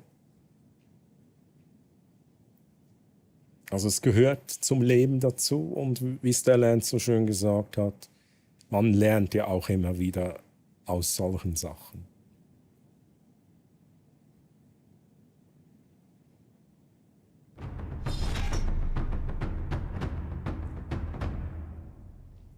nicht sicher. Nicht unterstrich sicher Sascha, unterstrich Mann. rated mit 6 Lüd. Merci vielmals für den Raid und willkommen, liebe Raiders. Jetzt bin ich verwirrt. Sascha. Also erstens, danke nochmal für den Raid. Und wie war dein Stream? Aber entweder ist jetzt bei mir was kaputt oder dein Stream war ein ganz kurzer Stream, weil es kam jetzt keine Raid-Animation. Aber du darfst mir gerne sagen, hey, shit, nee, ich war da Stunden live. Aber es kann sein, dass die Raid-Animation nicht gekommen ist, weil du nur kurz online warst. Ich habe da irgendwie so ein Limit drin. Aber auf jeden Fall, sorry. Vielleicht ist auch technisch was bei mir kaputt. Liebe Raiders, ich bin der Troy. Also, Sascha, kann ich Schweizerdeutsch reden? Was ist die Sprache auf deinem Channel? Sag mir das schnell. Highway Racer, ich sehe halt einfach nur, dass... I don't know, wie soll ich das erklären? Vielleicht ist auch bei der API irgendetwas kaputt. Dass es ein Offline-Raid ist, steht bei mir. Ein Offline-Raid, aber mit 6 Leuten ist es ein grosser Offline-Raid. Also kann auch sein, dass es technisch bei mir kaputt ist. Ich muss noch schnell wissen. Schweizerdeutsch gehen. Ich bin der Troy aus der Schweiz. Bei mir gibt es viele Spielereien, viel Interaktivität, Effekt, viel Gelabere und Hashtag eventuell auch mal Gameplay. Aktuell sind wir im Alan Wake 2 DLC drin. Ich bin tatsächlich auch immer auf dieser Kategorie. Wir haben jetzt schnell einen Abstecher zu Just Chatting zurückgemacht. Schnell ein paar interessante Themen besprochen. Und wie war dein Stream und was hat es gegeben, Sascha? Und wir machen noch ein Foto. Machen wir noch ein Foto, oder Chat? Let's go. Wir machen ein Foto. Aber Sascha, einfach nur, es ist jetzt vielleicht eine blöde Frage, aber ich frage das, weil ich herausfinden will, was ich technisch bei mir muss flicken, wieso als die Raid-Animation gekommen ist. Wie lange bist du live gewesen? Das würde mich jetzt noch Wunder nehmen. Gut, gezockt habe ich Tarkov und wäre 5 Stunden gewesen, aber alles abgeschlossen. Ah, shit. Oh, Sascha, bist du in dem Fall offline gegangen? Oh, shit, I'm so sorry. Kommt nicht aufs Foto. Das funktioniert natürlich jetzt nicht. Jetzt habe ich da mit der Poppy wieder ein Foto machen. Fotostart. Nicht sicher. Ist bei dir in dem Fall der Stream abgekratzt, du bist nicht mehr live gewesen und hast nachher den Raid initiiert, richtig? Also darum ist es als Offline-Raid durch. Okay, dann ist es technisch nicht kaputt, aber das ist natürlich ein Szenario, das ich nicht mit einberechnet habe. So, jetzt. Also, lieber Chat, wir machen mit dem lieben Sascha, a.k.a. nicht sicher, ein Foto. Kommt alle aufs Foto mit Ausrufezeichen Foto, einfach in...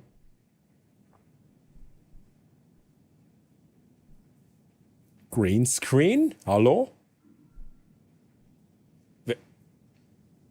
Das macht jetzt aber auch keinen Sinn, oder? Wieso ist es... What the fuck? So, Greenscreen bitte wieder einschalten, danke vielmals.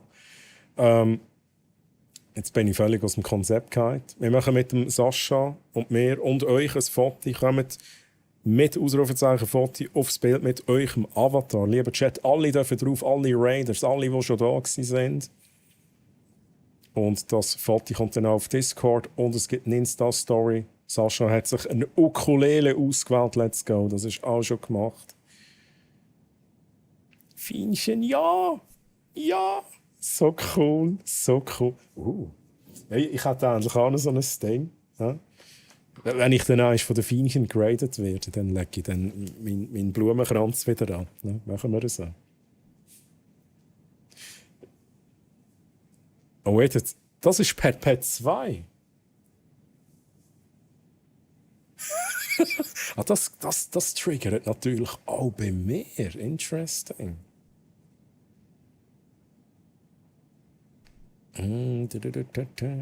Alles kaputt. Nein, jetzt weiss ich wieso.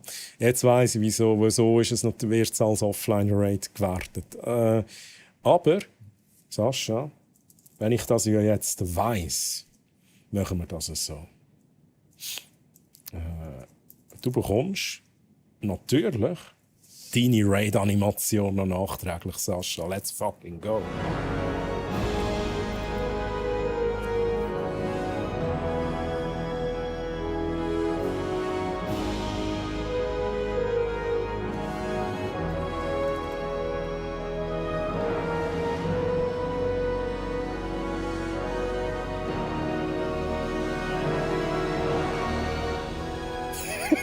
Wieso alle schnell eine durchgepetzt.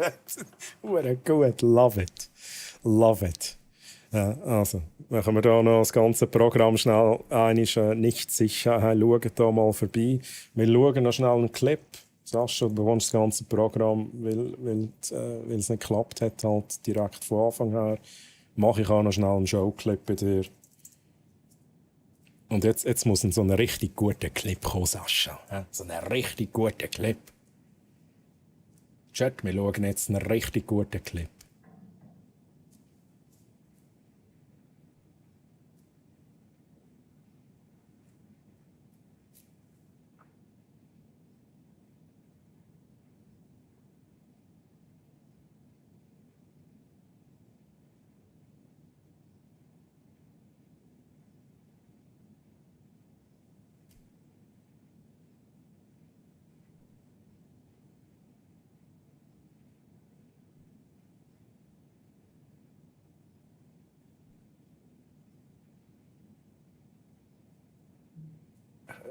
Okay.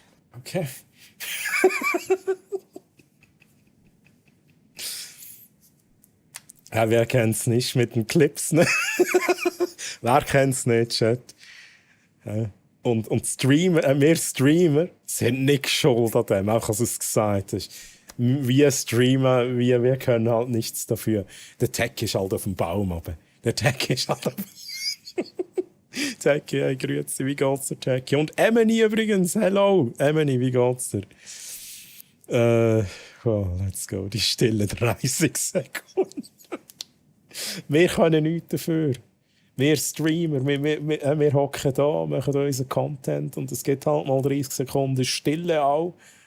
Und dann gibt es halt die Leute, die klippen das. Ne? Es gibt Leute, die klippen den Starting Screen, es gibt Leute, die klippen den Be Right Back Screen. Und es gibt Leute, die klippen einfach 30 Sekunden Silence. Ist der Baum. Let's go. Hey, Taki, wie geht's dir? Emily, wie geht's dir? So, letzte Chance. He? Ausrufezeichen, Foto in den Chat. Jetzt muss ich noch mal schnell schauen. Währenddessen, das hat's aufgezählt, jetzt, weil ich die Raid Animation noch mal gemacht habe. Also, lieber Sascha, wir sind noch nicht so weit, dass... Jetzt, wieso geht der hure fucking Greenscreen immer weg? Das ist wegen der neuen Kamera, oder? Da muss ich die Farbe noch mal neu einstellen. Holy shit.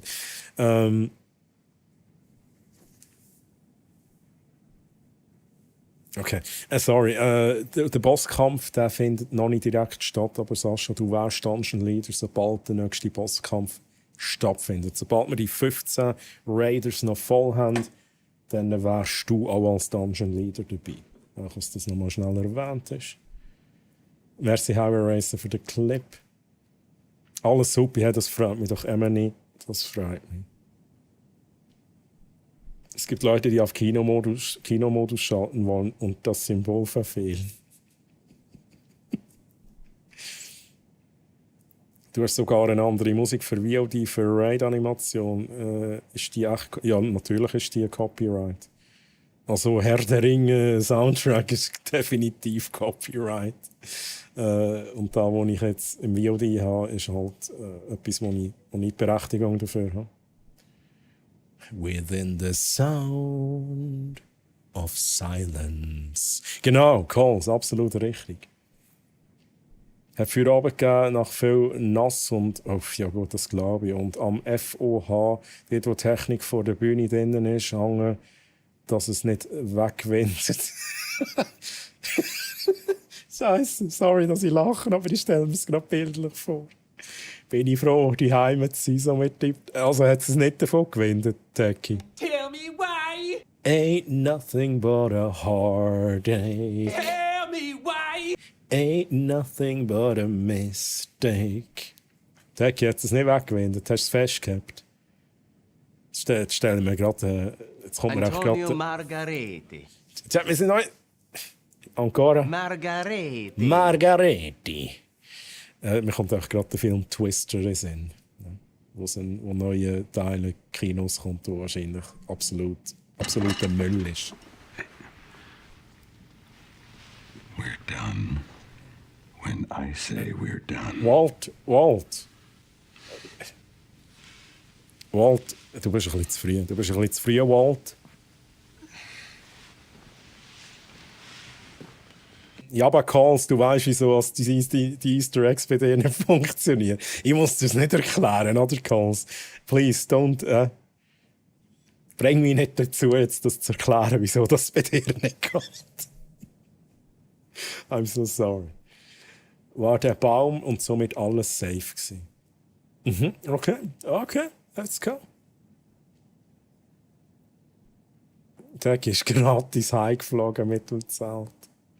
Nein, Calls, du weißt ganz genau, wieso es nicht geht. Du weißt es ganz genau. Du weißt, wie das funktioniert. So, Chat. Wir haben ein paar auf dem Foto.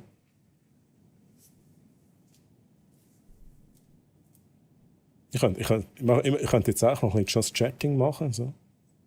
Nach 2 Stunden so auf dem Screen ein bisschen verbringen und so.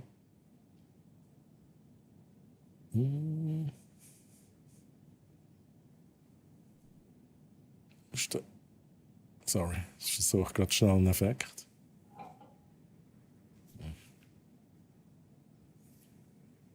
Highway Racer, versuchst du wieder den Overload zu provozieren, oder? Highway Racer. Du weißt, was du nachher verrückt machst mit dem Overload. Der da. If I ever find one of these lying around again, I swear to fucking God, sag's ne. I will stop being so polite. Get Sag's the fuck ne. out of my sight before I demolish you. Hä?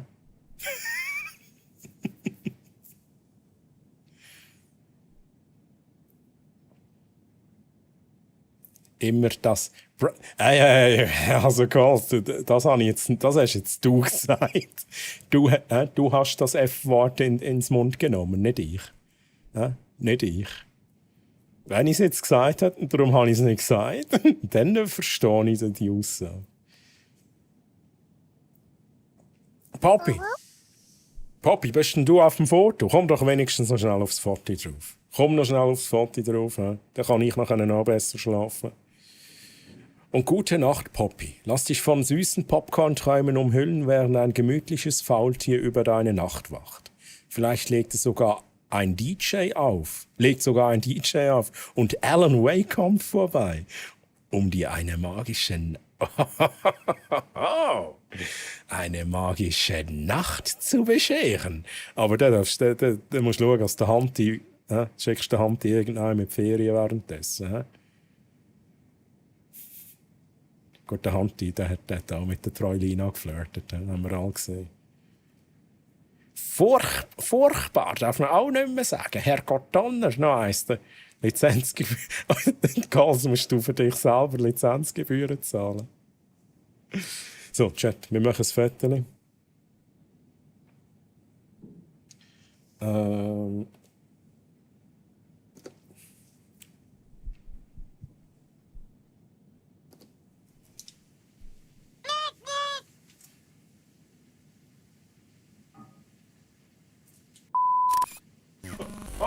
Oh. Wow, nice, Mann. Let's fucking go. Highway Racer, du hast es geschafft. Du hast den Beep-Balken aufs Foto aufbekommen. Nice, Mann. Hey, und Sascha, da unser Foto. Das ist immer gut. Sascha, unser Foto. Ab jetzt auf dem Discord. Ausrufezeichen DC.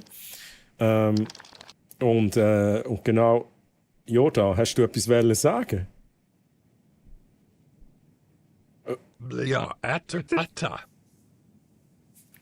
Okay, das macht jetzt keinen Sinn. Chat, das macht keinen Sinn. Ich weiss, der Yoda wartet jetzt einmal, bis ich fertig geredet habe. Das ist eine neue Funktion, aber er darf nicht, eigentlich sollte er nicht verschwinden währenddessen. Ich kann mal schnell schauen, wenn ich das kann.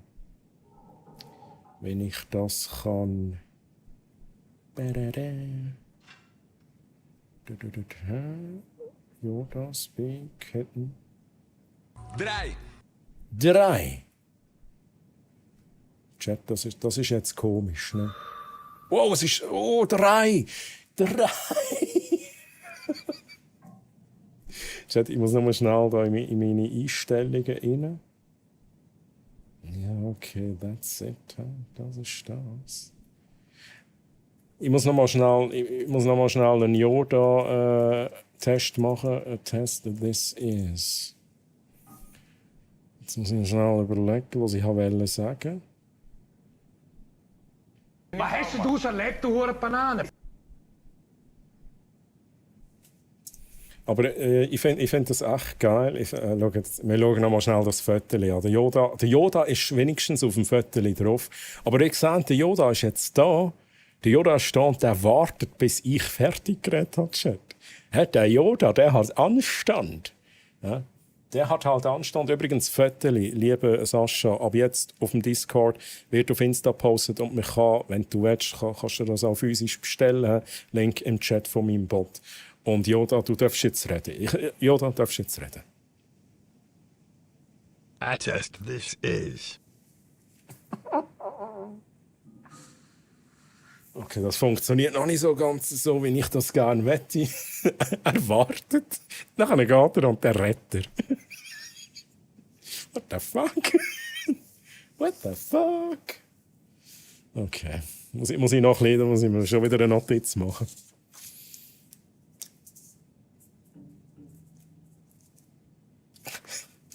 Everything is broken. Everything is broken. Everything is broken. Everything is broken. Wie Trigger ist das Wort? Neue Alpha-Version vom Streamer-Bot und die neueste Version vom Speaker-Bot. Ist eine Funktion, die drin ist im Speaker-Bot. Also eigentlich brauchst du nur die neueste Version vom Speaker-Bot. Und dann kannst du es allgemein so einrichten, dass du wie ein Threshold hast. Also es lässt auf dein Mikrofon. Wenn du eine Weile lang nicht redest, dann tut es die Sachen aus der Queue weiter bearbeiten. Und solange du redest, tut es pausieren. Also eigentlich ist es ein reines Speaker-Bot. Mit dem neuesten Streamer-Bot kannst du aber sagen, hey, schalt sie und schalt es aus. Darum, im Moment habe ich es nur beim Yoda testweise eingeschaltet. Bei allen anderen kommt es einfach, wenn es kommt. Ja. So wie der Gesang. Also, Chat, habe ich irgendetwas jetzt nicht vorgelesen? Wann kriegen wir das Pad drauf? Also das Pad bei mir, das ist eigentlich fast das häufigste, was drauf ist. Mehr. Aber das Pad 2, das ist halt noch nicht, das habe ich noch nicht so eingerichtet, dass es drauf wäre im Foto. Weil das ist nochmal über das ganze Foto drüber eingelegt. Und ist nachher aber selber nicht auf dem Foto drauf. Apropos, der Speakerbot hat sich bei mir verschossen und behauptet, Files seien corrupted. Backup-Laden ändert nichts. Haben sie auch gegoogelt und auch nichts gefunden. Hast du mal im Discord, post's mal im Discord. Musst halt auf den Discord joinen. Und dann halt im richtigen Channel, wo es um Speakerbot geht, mal schnell reinfragen.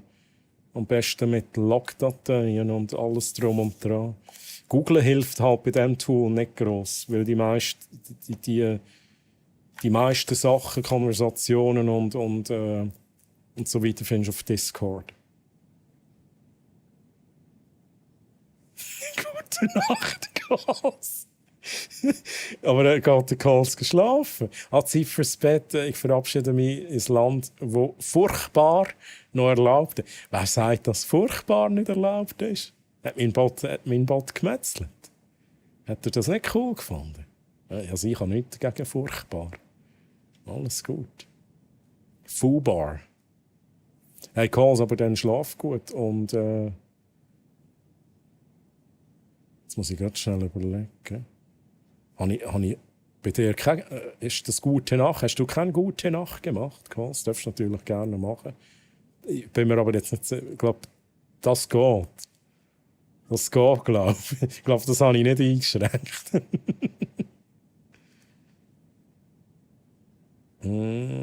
Verkneift sich der Fun Fact zum Threshold. Zum Threshold. Hat er eben, als er neu war, mal eingerichtet und weiss auch nicht mehr richtig, wie ich das gemacht habe, weil es schon gefühlt ewig her ist. Ja, also, seitdem ich ihn brauche, habe ich nie solche Probleme gehabt, muss ich ganz ehrlich sagen. Habe ich nie Probleme gehabt. Moment schon.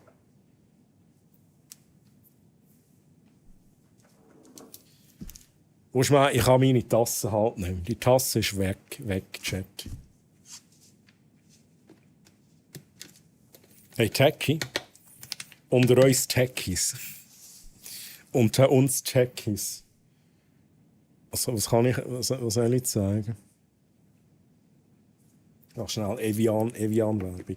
Schau mal, wie schnell meine Kamera fokussiert.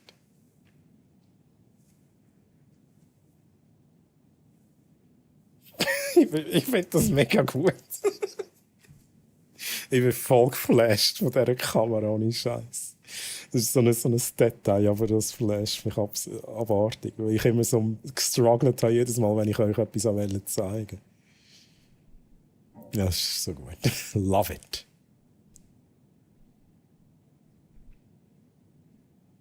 Du hast gesagt, dass... Nein, nicht fucking hell. Du weißt schon, welches F-Wort. Du weißt schon, welches F-Wort das ich meine. Und es ist nicht furchtbar. What the actual F-Word? Das ist ein Sony FX30. Ich weiss. Und nein, ich habe sie nicht gekauft. Und erst recht habe ich sie nicht gekauft, um einfach da, dass sie da ist. Ich darf sie testen. Also testen und brauchen nachher für Videos. Die ist mir zur Verfügung gestellt worden. Ferdinand Fisch. Oh ja, genau, der Teefisch. Wir haben es heute einmal von Teefisch gehabt, Chat. Kennt ihr sicher, oder? Es gibt verschiedene Teefische. Also, zum Beispiel gibt es den Fußteefisch. Aber es gibt noch ganz viele andere komische Teefische. Der Fetisch.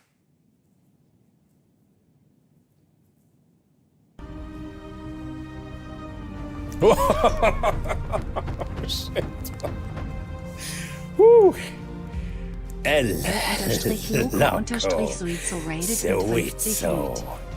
Oh mein Gott.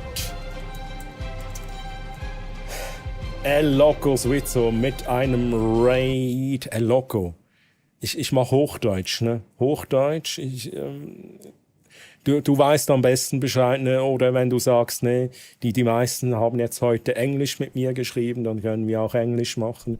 Aber ich stelle mich mal auf Hochdeutsch vor. Wir starten auch direkt kurz das Foto. Lieber Chat, lieber Raiders, ich bin Troy aus der Schweiz. Also ich komme auch aus der Schweiz, weil der liebe El Loco, der kommt ja auch aus der Schweiz. Der ist aber aktuell nicht in der Schweiz. Ne? Bei mir gibt's viele Spielereien, Effekte, Interaktivität, viel Gelaber und Hashtag eventuell auch mal Gameplay. Wir sind aktuell in Sachen Gameplay im Alan Wake 2 DLC. Wir haben jetzt aber einen kurzen Abstecher ins Just Chatting gemacht. Und El Loco, wie war dein Stream? Gab es was Spezielles? Irgendwie, keine Ahnung, Party oder irgendwas? Und wie geht's dir? Wie geht's euch, lieben Menschen? Und kommt doch alle aufs Foto. Gebt einfach Ausrufezeichen Foto ein in Chat. Alle dürfen rauf. Es hat genug Platz für alle. Und dann kommt ihr nämlich mit eurem Avatar mit aufs Foto zusammen mit dem El Loco und mir. Genau, ihr dürft auch drauf, wenn ihr kein Avatar habt, ist nicht schlimm, ne? Und El Loco, du darfst dir was auf der linken Seite auswählen, da hast du viele Chatbefehle, du kannst dir auswählen, was neben dir aufs Foto soll. Und ich begrüße mal kurz alle, die ich noch nicht begrüßt habe, und zwar Skizzy. Hey Skizzy, ich hoffe, du bist noch hier. Ich habe dich gar nie begrüßt, Skizonta. Und Schlagi Moin und Gradiationskurve, Grüße. Richtig wilde Animation hast du da. Ja, es gibt bei mir viele Spielereien und die größte Spielerei, lieber Chat, die seht ihr eigentlich direkt im Anschluss. Ich würde sagen, wir machen direkt nach dem Foto den Bossfight, ne? Oder El Loco, was meinst du? El Loco, du darfst natürlich entscheiden. Du kannst auch sagen, nee, ich brauche noch ein paar Minuten. Aber wir würden dann noch einen Bossfight machen. Ihr, Chat, kämpft gegen mich in einem Bossfight, den ich selbst programmiert habe. Und das ist auch was wir machen, wenn ein Raid reinkommt. Und zwar haben wir hier immer den Meter hier, und wenn der gefüllt ist, und der ist jetzt gut gefüllt, ne, mit deinem Raid El Loco, dann machen wir den Bossfight. So, habe ich alle begrüßt? Ich glaube, ich habe alle begrüßt. Ich glaube, El Loco hat noch nicht in den Chat reingeschrieben. Ich glaube, der ist noch am Zusammenräumen oder was auch immer. Hat noch was zu erledigen. Die meisten haben Plattdeutsch gesprochen. Okay. Ich bleibe jetzt einfach mal für eine Weile auf Hochdeutsch, damit ihr mich versteht. In der Regel ist es halt hier auch Schweizerdeutsch oder vorwiegend Schweizerdeutsch. Wir wechseln dann später wieder zu Schweizerdeutsch zurück. Und Warlock grüezi, wie geht's, so schön, dass du da bist. Und Draculana und Zappa-Zapp. Geile Namen. Moin, moin, wie geht's euch? Schön, dass ihr hier seid und willkommen hier auf meinem Channel. Und Zappa, ich weiß gar nicht, bist du auch schon auf dem Foto drauf? Du bist auch schon drauf, let's go. Also kommt alle drauf, ne? Hat viel Platz. Wir haben insgesamt 37 Plätze auf dem Foto. Wir haben 12 Leute jetzt affig drauf. So, Chat. Was denkt ihr, liebe Raiders, was würde sich El Loco am ehesten wünschen von den Dingen da links? Aktuell ist die Ukulele auf dem Bild. Ja, ihr kennt den El Loco besser. Wenn er jetzt gerade nicht hier ist, dann suchen wir doch eins für ihn aus. Was denkt ihr? Ist er Final Fantasy Fan, also Kakto oder Chocobo? Mag er kleine süße Eicheln, also den Franziskus? Trinkt er gerne Kaffeedrinks oder Kaffee? Methörner? Ja? Ist er Harry Potter-Fan? Also Kanix sagt Kaffee Kostner. Und hi Kanix, wie geht's dir? Schön, dass du hier bist. Mag Empanadas. Ja, die habe ich halt nicht, ne? Die habe ich halt nicht. Ich passe kurz den Titel an. Und ich mache da noch ein bisschen Unschärfe, Chat, Unschärfe. Wir brauchen Unschärfe. Dann kommt ihr mehr zur Geltung hier. Kann nicht schlafen heute. wenn der Warlock nicht kann schlafen, dann kommt er da hin. Oh shit. Snoofys Mann! Oh, der nächste Raid auch direkt. Snoofys 2 raided mit kommt 2 direkt Hit. rein.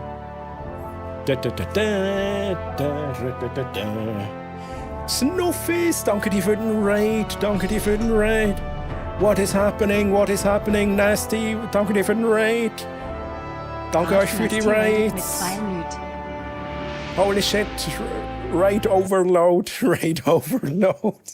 Es kommt nochmals eine Raid-Animation. Liebe Raiders, gebt einfach mal Ausrufezeichen Foto ein, dann kommt ihr hier direkt aufs Foto. Wir machen noch mit El Loco ein Foto, dann machen wir mit Snoofys ein Foto und dann machen wir mit Flo noch ein Foto. Eins nach dem anderen und dann machen wir auch direkt den Bosskampf. Und hier kommt noch der Ganflodalf.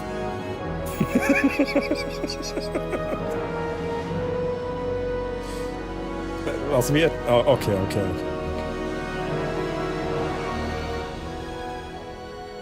So, let's fucking go. Also, jetzt muss ich kurz überlegen. Bin ich ein bisschen überfordert, ne? Also, erstens mal, geht bei Snuffis, also geht bei El Loco vorbeischauen, geht bei Snuffis vorbeischauen und geht beim Flo vorbeischauen. Wenn es euch gefällt, dann follow doch da. Danke für die ganzen Raids. Ich bin der Troy aus der Schweiz. Bei mir gibt es schweizerdeutsche, interaktive Unterhaltung mit vielen Effekten, mit vielen Spielereien, viel Gelabere und Hashtag eventuell auch mal Gameplay. Aktuell hier die Spielerei, die wir immer machen nach einem Raid. Also alle einmal Ausrufezeichen Foto. Ich lese mal kurz, ich überfliege kurz den Chat. Ne?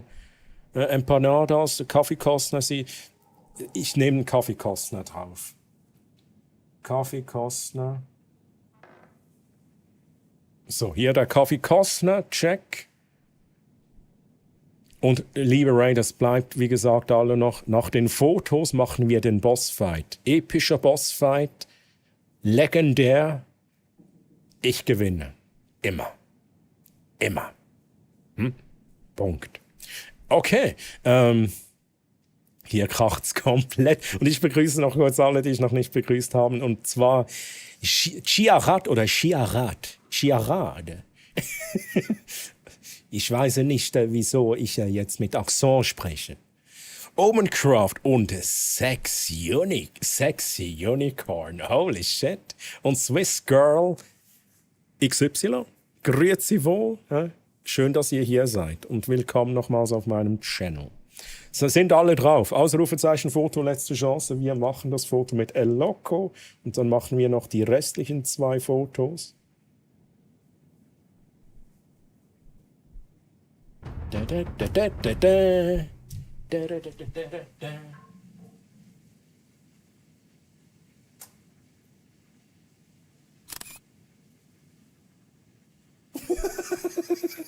Ihr probiert's halt einfach, ne? Hier das erste Foto mit El Loco, hier unser Foto, ab jetzt auf dem Discord. Und ich mache dann noch eine Insta-Story. Das Foto kann man sich auch in physischer Form bestellen. Link im Chat vom Bot. So, Foto Nummer 1. Check. Dann gibt es das nächste Foto. Fotostart Snuffis. Und Snuffis, was hat es überhaupt gegeben? Du hast bekommen, aha, Sport. Also Pet, ich erinnere nochmal, Pet 2 wird nicht auf dem Foto sein. Das geht nicht mehr. Nur Pet, also das 1, also ohne 1 geschrieben, Pet, das geht. Pet 2 geht nicht. So, alle nochmals Ausrufezeichen Foto. Wir machen das nächste Foto zusammen mit Snuffis. Wir haben Gipfel im Hintergrund. So, let's go. Ja, ein bisschen Unschärfe, damit ihr da nicht untergeht, ne, in den ganzen Details. Okay, ein bisschen Unschärfe ist dabei. Gipfelis sind am Start. Und für alle, die sich jetzt fragen, was sind Gipfelis? Das sind die Croissants. Ne? Croissants nennen wir in der Schweiz Gipfeli. Ausrufezeichen Foto, alle nochmals drauf. Merci für den Raid. Stimmt als Titel. Let's go. Oh, wie nice, Gipfeli. Let's go. Ich guck noch kurz. Snuffis und Flo, ihr habt Just Chatting gemacht, ne? Und ich muss mich noch bedanken, ne, für einen Follow. Sexy Unicorn. Danke dir für den Follow. Ich habe es erst jetzt gesehen. Techie, merci vielmals. Danke für den Follow und willkommen hier bei mir. Und alle nochmals aufs Foto drauf, Chat. Jutis Gipfeli sind auch am Start. Wir sind alle glückliche Gipfeli. Ich wäre gern das Croissant. Also ich hätte gern Croissant, ne? Aber was sag ich denn da? Ich habe ja Croissants. Ich habe zwar nicht meine Favoriten, ne? Das sind so ein bisschen spezielle, so Vollkorn-Croissants, aber die gehen auch. Die sind auch okay, ne? Troy, kannst du dich ein bisschen bücken, dass wir mich auch noch sehen? So, Chat, sind ready fürs Foto? Das sieht auch geil aus. Das hätte ich dann einen zweiten Kopf auf meinem Kopf. Mit aufs Foto. So, Chat, Ausrufezeichen Foto. Nach einem Floh machen wir mit dir natürlich noch das Foto. Die Radiationskurve ist auch auf dem Foto. Genau. Let's go. Beide Mods sind auf dem Foto. Der Sascha ist noch auf dem Foto. Ja, letzte Chance, Chat. Übrigens, schöne Wahl. Luna Lovegood. Ja. So, Snuffis. Muss ich mal schnell schauen, wie wir das machen. Wo schaust du? No, du schaust rein. Das haben wir schon mal gemacht. Snuffis. Okay, machen wir das etwa so. Ja. Chat. Letzte Chance, Ausrufezeichen Foto. Wir machen das Foto in... Wenn ich den Chat gelesen habe. Habe einen Avatar reingehauen müssen. Gradationskurve. Let's try this. Refresh. Wie geht's schon wieder? Refresh Avatar. Gradationskurve. Das hat jetzt noch nicht geklappt. Wann hast du das Avatar hochgeladen? Ich gucke mal kurz. Bei mir ist es jetzt auch noch nicht angekommen, wenn ich auf dein Profil gehe. Jetzt sehe ich es aber.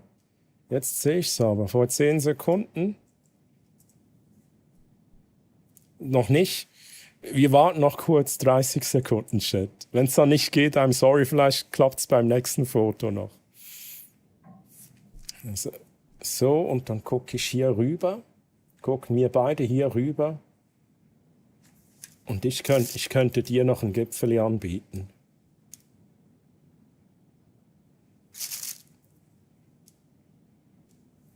Also, Gradationskurve. Ich mache nochmals einen Versuch. Wenn es nicht klappt, dann probieren wir es beim nächsten Foto. Nee, klappt irgendwie nicht. Leider. Aber es braucht halt jeweils einen Moment, bis das über die API dann auch so ankommt. Ne? Das ist normal. So, Chat. 7 Sekunden.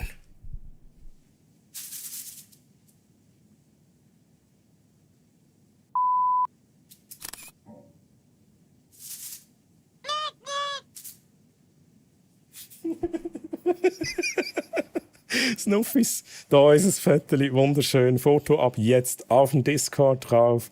Es wird eine Insta-Story geben, wo ich dich markiere.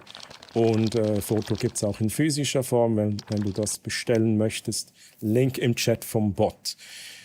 So, wunderschönes Fetteli, let's go. So, und jetzt machen wir nochmals ein Foto. Für jeden Raid ein Foto. Und danach machen wir den Bossfight, Chat. Den Bossfight. So. RATV, was für ein Name. Nasty, was für ein Name. RATV NAST. Nee, mach nochmal Spaß. Alles gut.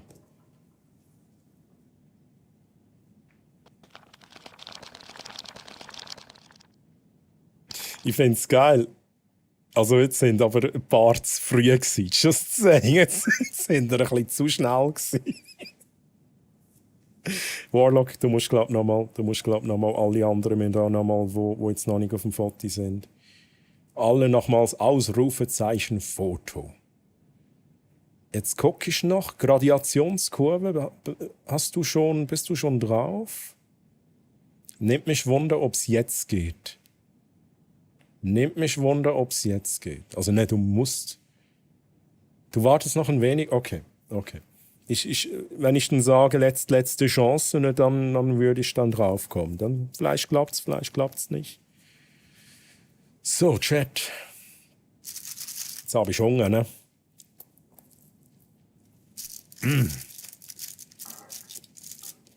Flo, weißt du, was würde ich feiern?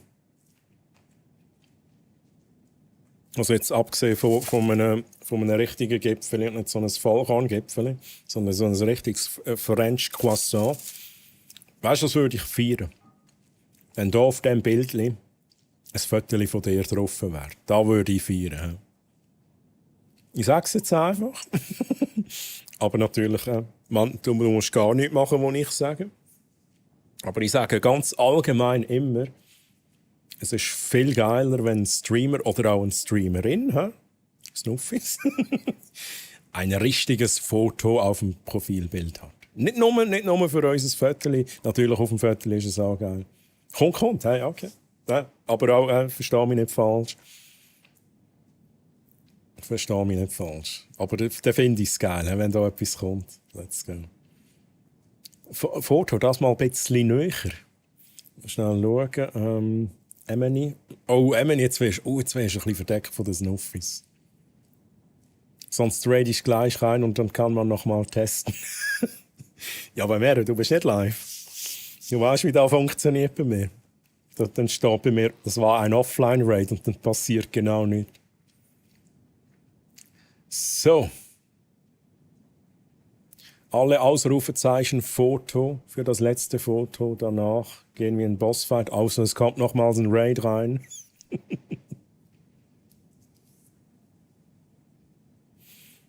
Nee, aber das check ich jetzt nicht. Wieso geht das nicht? Das nervt mich jetzt auch, Gradationskurve. Das nervt mich jetzt auch. Ne? The Perfect Machine.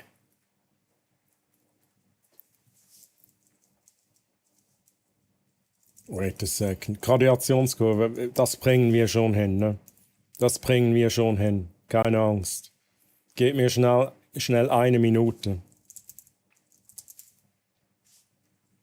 Jetzt muss ich nur herausfinden, welche Position du hast. Scheiße. Das müsste das hier sein.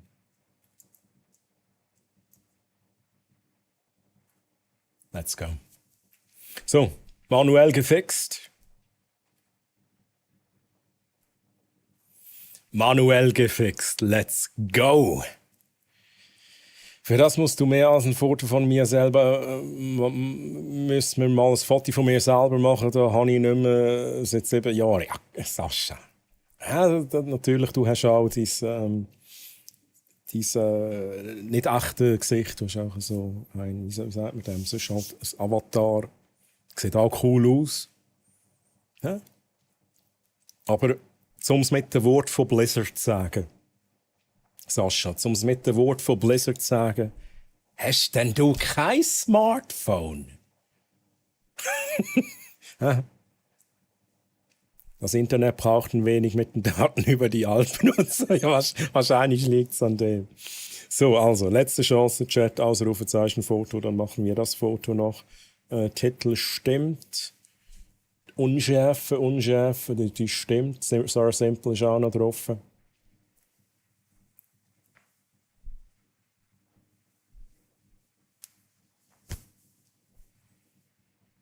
Oh, Double-Click ist ja... Jetzt kommen aber alle noch drauf, oder, Chat? Jetzt kommen aber alle noch drauf. Muss ich noch schnell ein bisschen warten.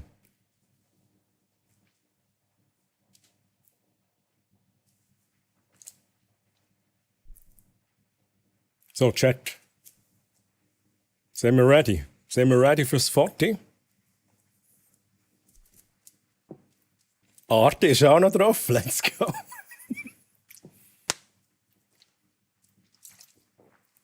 Ja, jetzt kommen aber alle aus dem Lög, oder? Kaylee ist auch noch drauf. Arti, grüezi. Kaylee, habe ich dich schon begrüßt. Wie geht's euch? Schön, dass ihr da seid. Schön, dass ihr auf dem Foto sind. Hey, Lannister, grüezi. Jetzt kommen alle, ne? Jetzt kommen. Holy shit. Ihr verarscht mich doch, Chat. Ja? Letzte Chance, jetzt Ausrufezeichen Foto. Bringen wir da noch 16 hin, Chat? Bringen wir da noch 16 hin? Noch zwei. Das schaffen wir. In den nächsten 30 Sekunden schaffen wir noch 2 Personen. Da glaube ich dran. Let's fucking go. Hey, ich müsste das halt jedes Mal machen. Art Shooting ist auch noch drauf. Chat, ihr seid die Geilsten. Ne? Ihr seid die Geilsten.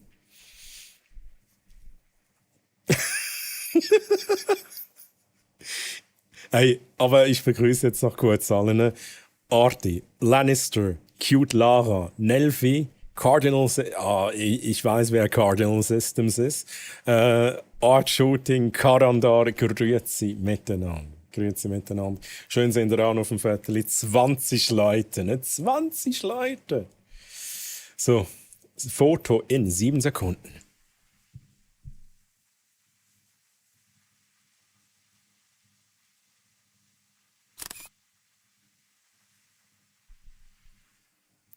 Let's go. Flo, hier unser Foto. Guck mal, hey, schönes Foto. Viele Leute, beide Mods drauf. Foto ab sofort auf dem Discord.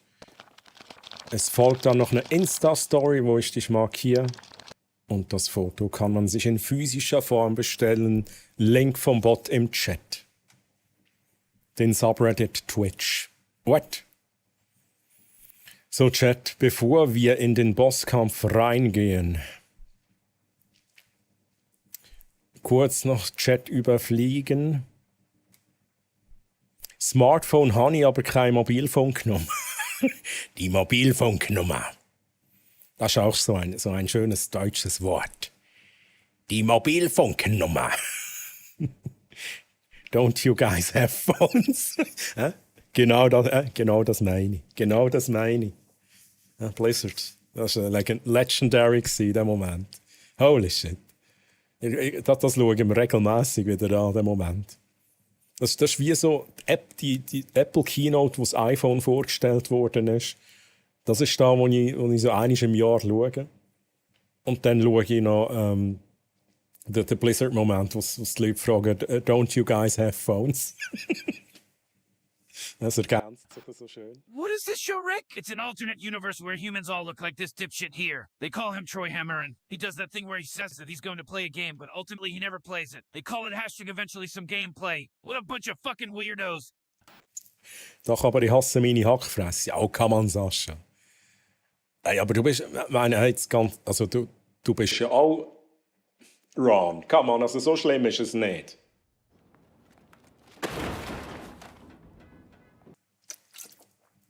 Aber du zeigst die auch on Stream, oder? Ja, wie gesagt, alles gut. Ich will da überhaupt niemandem etwas vorschreiben oder so. Sanitätsdienst am Seenachtsfest. Hey Arti, ich hoffe, ist alles gut gelaufen. Ja? Ist natürlich auch, okay. Das ist je nachdem auch nicht ohne, ne? Aber ich hoffe, dass nicht irgendwie schlimme Sachen passiert.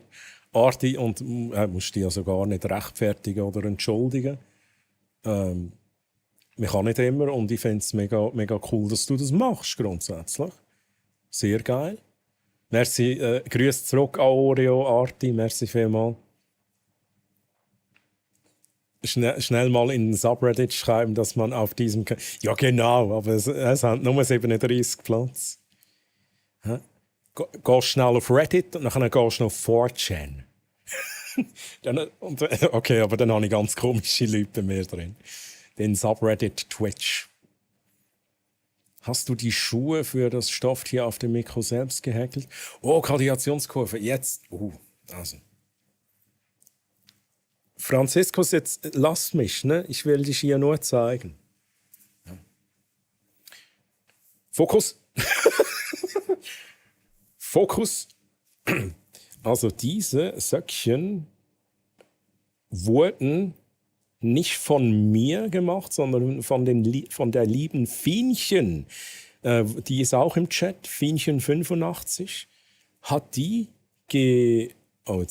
gehäkelt, gestrickt. I don't know. Das ist ein Fachbegriff, ne? Ich nehme da immer den falschen. Und hat mir die geschenkt, also gehäkelt, let's go. Respektive dem Franziskus geschenkt. Und ich find die halt auch super cute, ne? Die sind halt sehr, sehr geil. Is that an out-of-season April Fool's Joke? Ah, das war der aus dem Publikum, ne? Emily, das ist der, der das gefragt hat. Das ist ja auch zu einer Legende geworden. Übertrieben, was du alles hast. Oh, Gradationskurve. Ich nehme das jetzt als Kompliment. Wenn du wüsstest, ne, was es da noch alles gibt.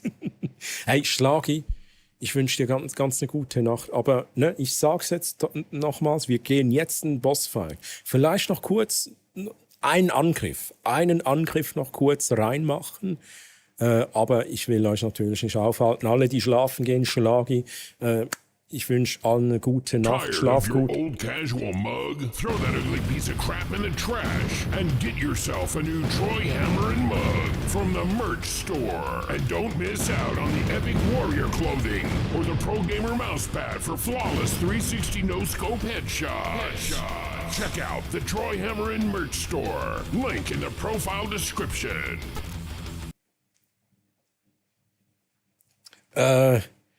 Genau. Danke für den Einspieler, danke für die Merch-Werbung.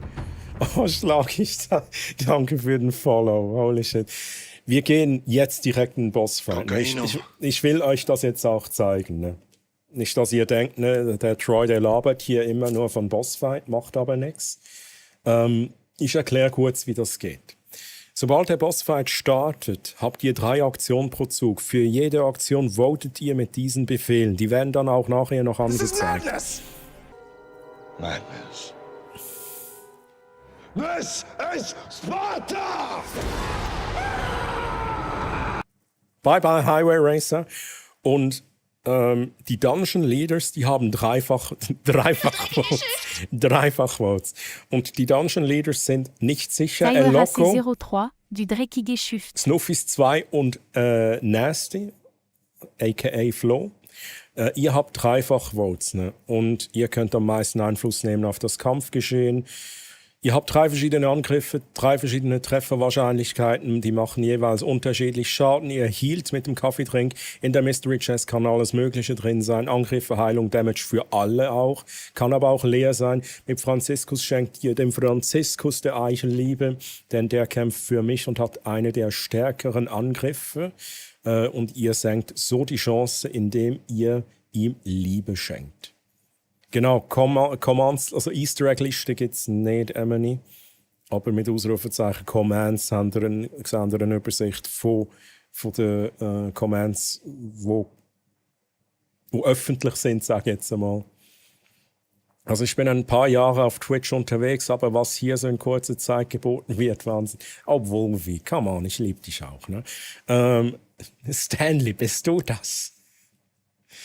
Das war das Random Easter Egg, kann übrigens halt nur von Subscribers ausgelöst werden, ne? Lieber Carnage. So viel zum Bosskampf. Wir gehen in diese Ansicht. Ihr habt nämlich noch Karten. Karten können droppen am Ende des Bossfights, nämlich wenn ihr gewinnt, also nie. Wenn ihr Lichtschwerter wollt für den Bossfight, den wir nachher machen, dann macht ihr Ausrufezeichen Karte 1. Ist rein kosmetisch. Wenn ihr mit dem Spezialangriff starten wollt, dafür aber nur mit 400 HP, ist aber ein guter Deal unterm Strich, könnt ihr Ausrufezeichen Karte 2 in den Chat reinschreiben. Wenn ihr mehr Heal wollt, ich kann nicht bis darüber mit meinem Finger, macht ihr Karte 3, dann habt ihr zwischen 50 und 100 mehr Heilung. Und wenn ihr keine der Karten wollt, macht ihr Ausrufezeichen keine Karte. Auch hier schon die Dreifach-Votes-Chat. Tier 1 Sub to Carnage Rage. They have given 62 gift subs in the channel. Let's go, Carnage. Doch, Carnage. Highway Racer, danke, merci vielmals für den Gifted Sub an Carnage und merci vielmals für den Support, Carnage, let's fucking go. So, wir gucken. 4 Votes auf Karte 2. Ich denke mal, wir nehmen die Karte 2. Ne? Ich warte noch kurz 10 Sekunden, ihr könnt noch voten, wenn ihr wollt. Vielleicht votet ihr noch für was anderes, kann ja sein.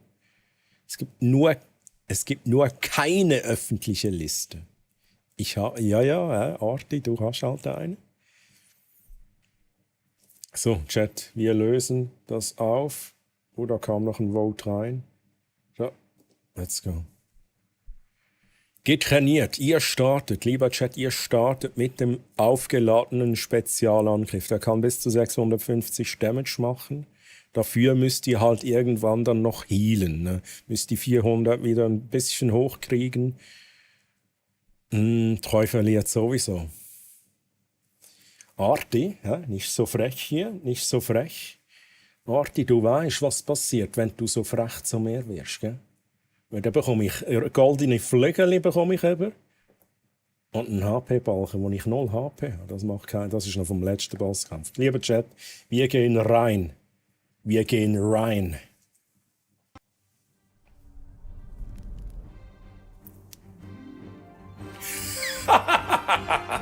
Da kommen die Raiders. Okay. Chat, votet für euren Spezialangriff, I guess. Ihr könnt jetzt die Chatbefehle brauchen. Ihr könnt auch einfach den ersten Buchstaben benutzen, Ausrufezeichen A für Angriff und so weiter. Wenn Twitch-Chat euch sagt, ihr dürft nicht spammen, macht ihr einfach Abstand irgendwas hinter den Befehl. I will find you. The warrior raises the sword and prepares for attack. Leaping forward, the warrior swings the sword towards the winged beast. Are you fucking kidding me?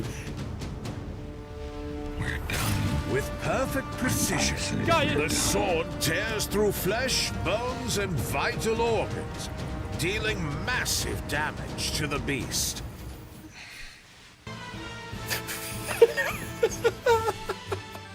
What are you doing?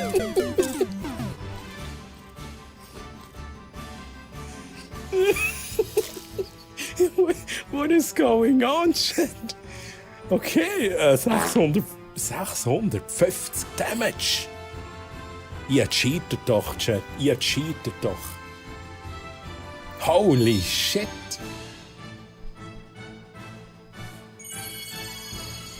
Oh, also die Karte hat sich ja jetzt mal gelohnt, ne?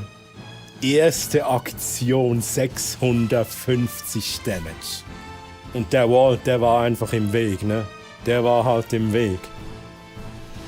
So, ihr seid noch an der Reihe. Dritte Aktion von 3 Aktionen in dieser Runde. 6-mal Angriff. Und diese Spezialattacke könnt ihr euch auch noch ein weiteres Mal oder weitere Male freischalten, indem ihr erfolgreiche Angriffe macht, wie jetzt eben. Dann füllt sich da unten der Balken. Ne? Wenn da alle 3 voll sind, dann ist die Spezialattacke freigeschaltet. Chat, holy shit. Franziskus. Ja, Franziskus. What a lovely day, Franziskus. Jetzt gehen wir mal hier hoch, du kommst wieder runter.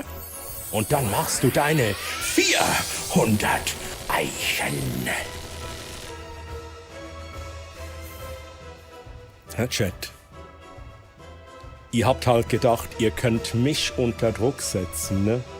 Nee. Ich setze euch unter Druck, Chat. Ist ganz einfach. 14 Votes auf Kaffeedrink, 2 Votes auf Franziskus. Snuffis führt aus Kaffeedrink. Hielt auf 400 HP hoch. Denkt daran, der maximale Damage, den ich austeilen kann mit dem Mjölnir aus meiner Chest of Hammers, wären 500 Damage. Also um genau zu sein, sind es meine Mods, die den Damage machen. Ja. Aber ich sehe schon, ne? Carnage. Warlock, jetzt habe ich dir Carnage gesagt. Ich sehe schon, Warlock. Du kämpfst für Chat, ne? Der kämpft halt für Chat. Aber ich finde dich da schon noch in der Kiste, Warlock oder Techie. Ja? Nur ein bisschen am Ablenken. Okay, fair enough. 13 Votes auf Angriff. 1 Vote auf Franziskus. Das ist aber der Carnage jetzt. Okay, never mind. Ich dachte schon, das ist der Warlock. Arti. Hey, Warlock, hast du übrigens mitbekommen, der Highway Racer hat... Das war Premiere. Highway Racer hat Franziskus-Karten hergestellt. Einfach, als du es schnell gesagt hast. Epischer Moment. Aber was noch viel epischer ist, Chat, ist der Moment jetzt. Wenn ich den Mjölnir aus der Kiste rausziehe und der Warlock führt aus. Okay. Never mind, das ist der Hammer of Healing. Nope. Okay, ich heile. Und ich mache aber auch noch ein bisschen Damage. Ganz gesehen, let's go.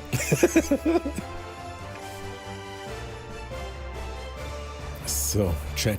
8 Votes auf dem Angriff. Der eine Vote auf Franziskus vom Carnage.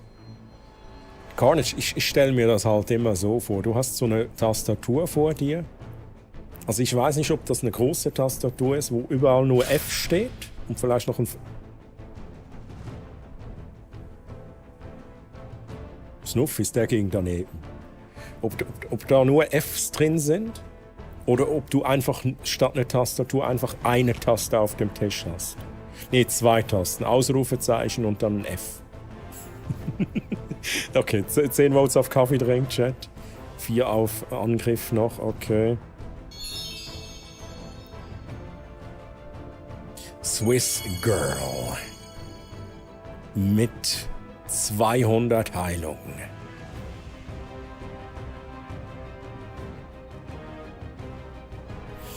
Ja, wird schwierig, ne? Schwierig für mich. 12 Votes auf Angriff. Ja, da sind noch die Dreifach-Votes dabei, natürlich, ne? Let's go. 14 Votes auf Angriff. Ein paar vereinzelte Votes. Sonst Snuffis. Come on, jetzt Doppel. Okay. 97, okay, nicht schlecht. Ihr habt Spezialangriff ready. Aber ich bin zuerst an der Reihe, Chat. Ich bin zuerst an der Reihe. Und ich gucke jetzt kurz, was ich da am besten mache, Chat. Habe ich da irgendwie eine Spezialattacke? Ich könnte eigentlich...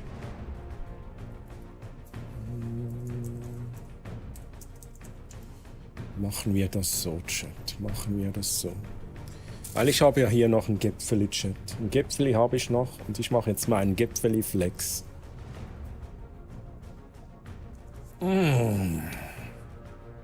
Oh, okay. War jetzt nicht so viel Schaden, ne?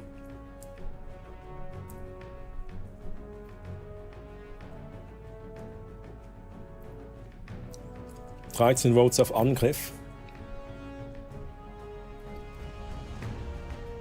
Ulti, let's go. Chat. The warrior raises the sword and prepares for attack. Leaping forward, the warrior swings the sword towards the winged beast.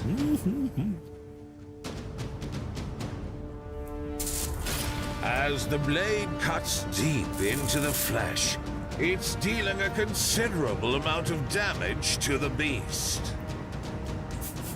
Let's go. Ja, waren jetzt keine 650, ne, Chat? Aber not bad. Zweite von 3 Aktionen, Chat. 9 Votes, 10 Votes auf dem Angriff, 11 Votes auf dem Angriff.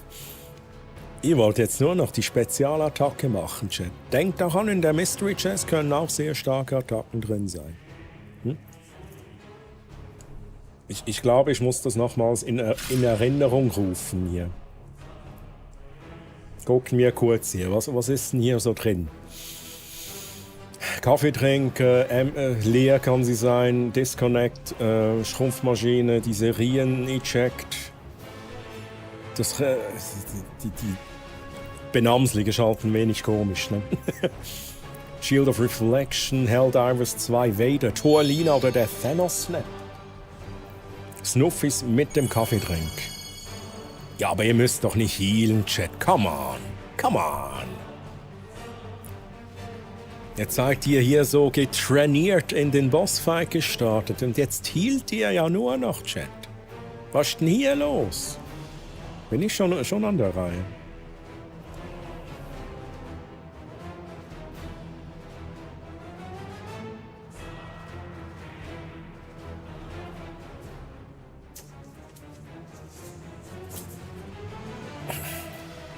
Chat, kennt ihr schon die Lucille? Ist hier dreckig? Wieso ist die hier dreckig? Ich will dich. Oh. Holy shit. Little pig, let me in. Okay, das war jetzt ganz schlecht, ne?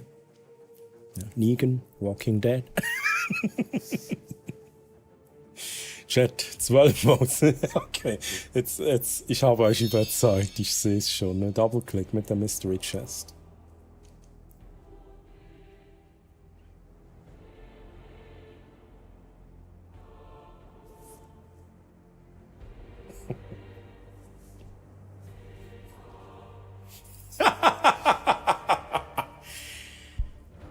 Gebaitet.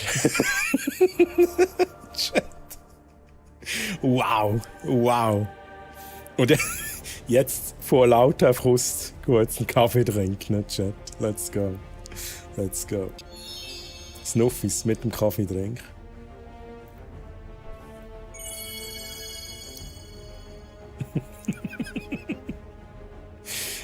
Ich stelle mir jetzt gerade den Double-Click vor, wenn er sich aufregt. Wenn er so denkt, so Gott verdammt, Mann. Ah, Chat.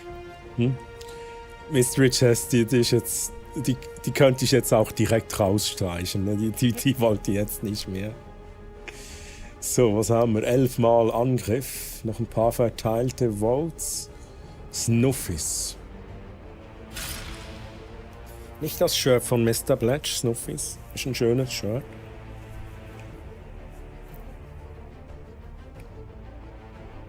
Irgendwie kommen wir nicht vom Fleck. Das ist nur fair nach dem 650 am Anfang. Ja, Chat. Bleiben wir noch ein wenig bei den Serien, Chat.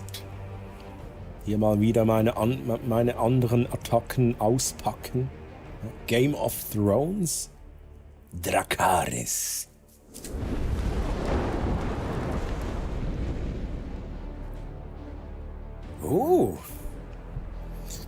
Ich müsste halt mal diese ganzen Attacken wenig pimpen. Die machen halt nicht so viel Schaden, ne? Ein bisschen Variation reinbringen. So eine Dracarys-Attacke, die, keine Ahnung, 400 Schaden macht. Und dann auch so ein kleiner Furz, der rauskommt, der einen Schaden macht oder so. Swiss Girl. Das waren 5 Damage zu wenig.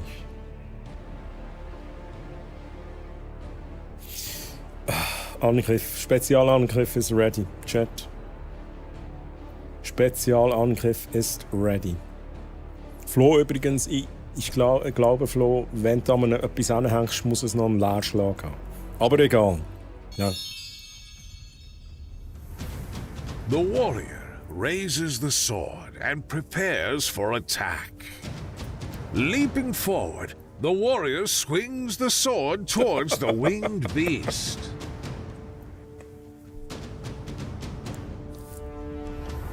But the blade merely scratches its skin, dealing almost no damage.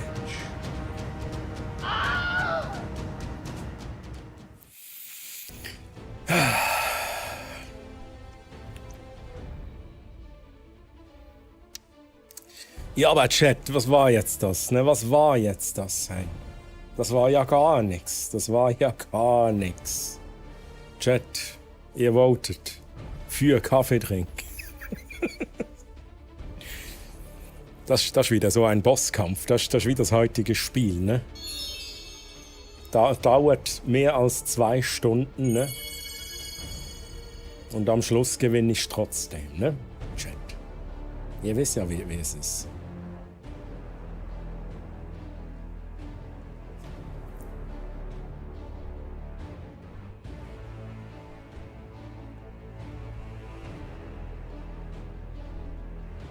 Chat. Franziskus.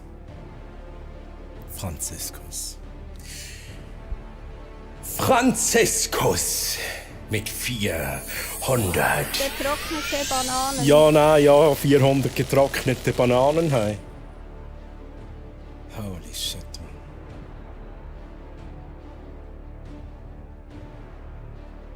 Ja, das wär auch mal ein Angriff, ne? 400 getrocknete Bananen. Franziskus, hast du gehört? Du wirst jetzt ersetzt durch eine Banane.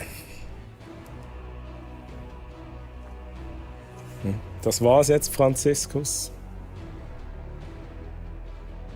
Chat. Okay, so langsam mache ich mir Sorgen. Ne? Die HP, meine HP, da ist nicht mehr viel da. Chat. 12. Wollt ihr es beenden mit einem Spezialangriff, Chat? Sehe ich das richtig? 12 Votes auf Angriff. Snuff ist mit dem Angriff. 88 Schaden.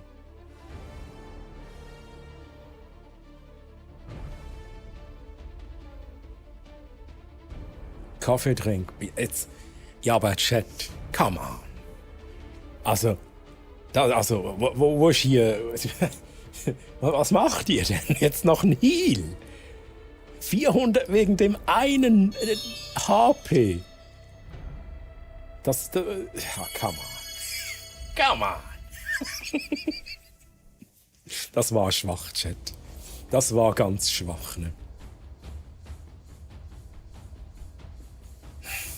Fuck. Chat. Chest of Hammers. Jackie Warlock. Machen wir ein bisschen Druck. Druck erzeugen. Kein Druck erzeugen. Healen. Okay. Nehme ich auch. Bisschen Heal. Bisschen Damage.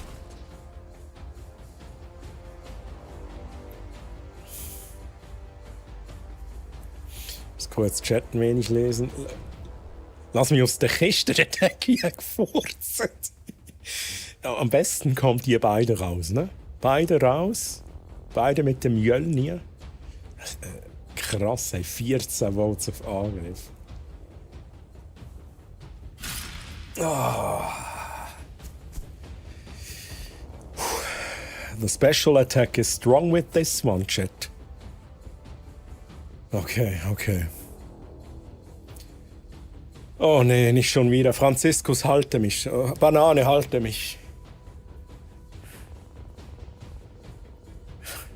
Wir stehen das durch, Banane. Du und ich. The warrior raises the sword and prepares for attack. Leaping forward, the warrior swings the sword towards the winged beast. Nein,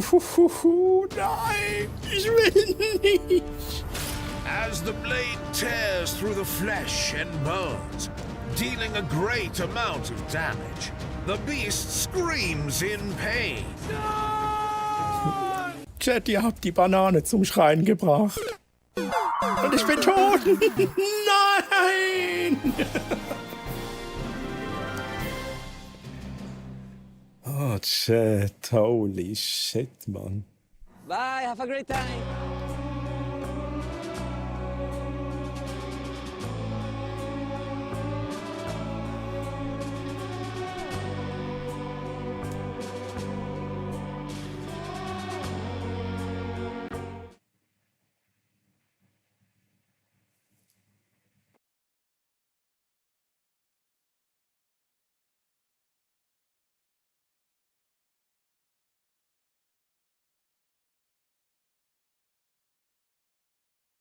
Very nice.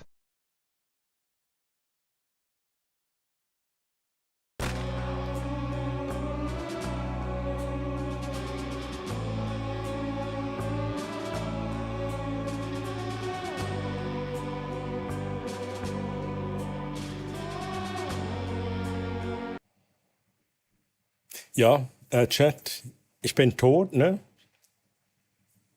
Bossfight war geil. Ich bin tot jetzt. Bin ein Geist. EMF Level 5.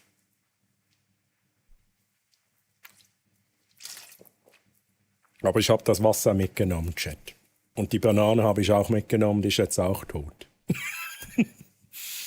Hey Chat, epischer Bossfight, danke für das. Chat, also das war jetzt schon ein geiler Bossfight, ne? Also der Start, der war richtig, richtig geil mit 650 Max Damage. Und ich schenke euch jetzt einfach eine Karte, ne? Ich schenke euch jetzt eine Karte, Chat. Ihr bekommt eine Karte von mir geschenkt, eine, die schon lange nicht mehr gedroppt ist, wo ihr auch selbst nicht sicher seid, wie kann die überhaupt droppen. Die gibt's jetzt von mir. Und zwar die Franziskuskarte. Könnt ihr in einem der kommenden Bossfights einlösen.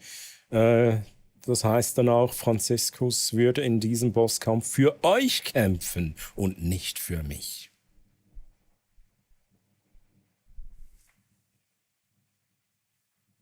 Let's go. Well played, well played.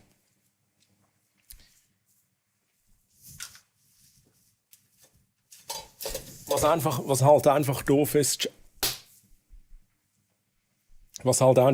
ist, lieber Chat, ihr habt jetzt die Karte bekommen, ne? Habt sie bekommen. Aber leider werdet ihr nicht mehr wissen, ne? Ihr werdet nicht mehr wissen, wieso dass ihr die Karte überhaupt bekommen habt. Und falls ihr euch jetzt fragt, wieso wissen wir denn das nicht mehr oder werden das nicht mehr wissen? Die Antwort auf diese Frage, lieber Chat, die Antwort auf diese Frage befindet sich hier. Nämlich hier. Hey, der Fokus, Mann, der macht mir, das ist so geil.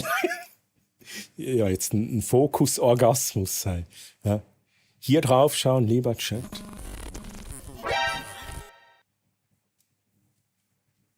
Hä? Greenscreen, was willst denn du? Der Greenscreen will da noch was sagen. Ja? Hier drauf schauen, lieber Chat, die Antwort auf alle Fragen.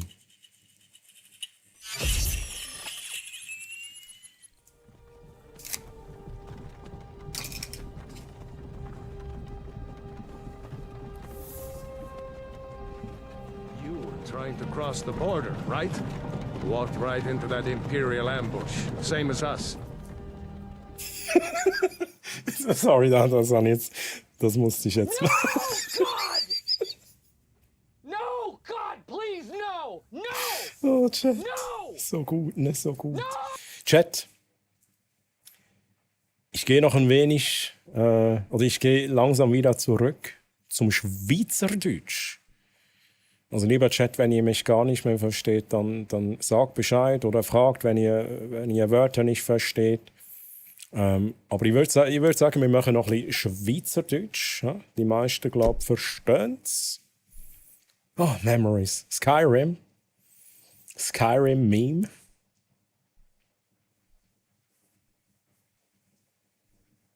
Say wow again. Say wow again. I dare you. I double dare you, motherfucker. Say wow one more goddamn time. Wow. Oh, jetzt habe ich es selber auch gemacht. Und jetzt ich glaube, jetzt haben wir es genau gleichzeitig gemacht, Highway Racer. Wow. Ich habe nämlich auch aufs Knöpfchen gedrückt. Let's go. Nice, Mann. Hey, aber hat mega Spass gemacht. Nochmal geiler Bosskampf gewesen. Ich bedanke mich an dieser Stelle auch nochmal für die ganzen Raids. Also El Loco, Snuffis, Flo, danke vielmals für eure Raids. Grosse Ehre. Und Chat, es ist schon 4, Mann. Es ist halt schon 4. Was meint ihr? Gehen wir noch ein bisschen ins Alan Wake rein? Noch ein bisschen umballern.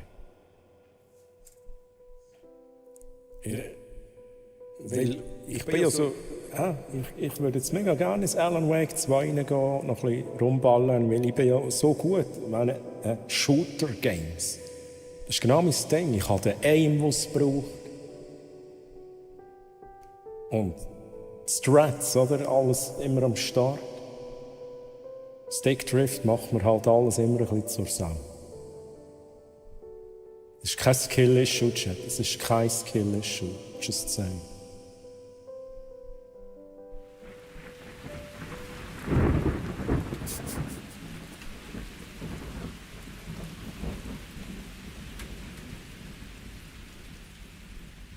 Der arme GG Allen spielen Stick-Drift auf dem Guitar Hero. Hä? Ja, absolut korrekt. Fuck, muss was korrigieren. Was musst du denn korrigieren? Troy, einen Blick bitte in deinen Discord. Muss ich jetzt noch warten? Also, Carnage, ich warte noch, ne? Ich warte noch. Aber danach gehen wir wieder ins Gameplay, Carnage. So, Chat. Ich bin gerade am Überlegen, habe ich noch neue Effekte? Das ist immer, ohne Scheiß. Wir haben es schon mal darüber gehabt. Manchmal habe ich Effekte, die ich baue, nachher brauche ich sie gefühlt ein halbes Jahr lang nicht. Weil ich einfach wieder vergessen habe, dass ich sie überhaupt gebaut habe. Ja. Das sind die Struggles, die ich habe, Chat. Ja, das sind meine First World Problems. Irgendetwas habe ich doch noch gebastelt. Wir warten noch schnell auf den... Oh no! Ey, meinst du, bist du krass, weil du Bandeli hast, oder was, Mann?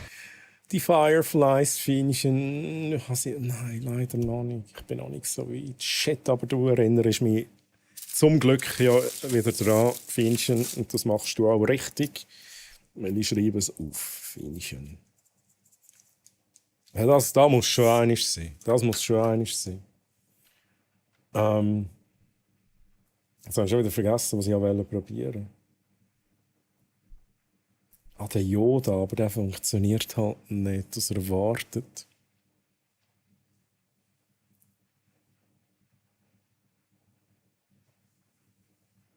Der schnell probiere jetzt ein paar Sachen aus. Das stimmt sogar. Der nächste Stream ist am Samstag. Aber das Ding ist, er ist noch nicht sicher, just chatting. Aber ich erinnere schnell an dieser Stelle. Ich habe es noch gar nicht gesagt. Hello there. Ich bin mir nicht sicher, ob ich nächsten Samstag einen Stream mache. Vielleicht mache ich ihn ganz normal, vielleicht komme ich aber auch sehr spät. Vielleicht wird aber auch kein Stream sein. Einfach, als es gesagt ist. Ja. Der Kopfsalat ist halt auch da. Ja. Yoda, der Yoda will wieder was sagen. Yoda, tell me. Warten Sie müssen. Jetzt hat es aber geklappt. What the hell? Hey Kopfsalto, wie geht's dir, mein Lieber? Wie geht's dir, mein Lieber? Ich habe jetzt absichtlich natürlich Kopfsalat gesagt, weil du das so sehr magst. Ne? Du magst das. Und darum habe ich es gesagt. Wie geht's dir? Und hey, Kopfsalto. Ich lese dich ja nicht zum ersten Mal, ne? Aber da steht first. First words. Holy shit. Was für eine Ehre. Was für eine Ehre. Hey, und somit nochmals willkommen hier auf dem Channel. Mit deinen ersten Worten hier im Channel. Und die ersten Worte sind ein Weilchen schon. Hey, wie geht's dir? Wie war deine Woche, Kopfsalto? Und hältst du Twitch sauber von all dem Müll? Vorhin habe ich auch fast irgendwo reagiert, nicht, Chat? Habt ihr das auch gesehen? Habt ihr den auch gesehen? Oder hab nur ich das gesehen, Chat? So.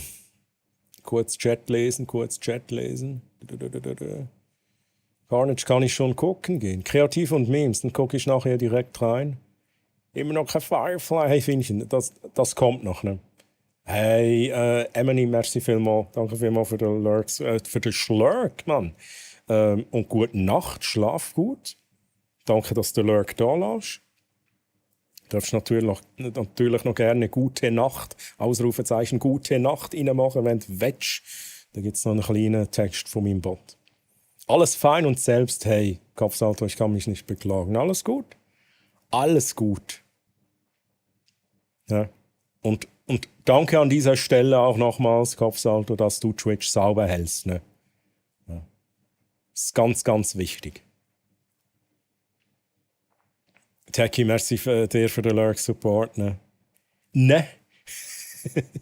Und gute Nacht, Emily. Möge der Klang deiner Ukulele sanft in deinen Träumen erklingen, begleitet von rhythmischen Donnern des Mjölnir-Fleischhammers.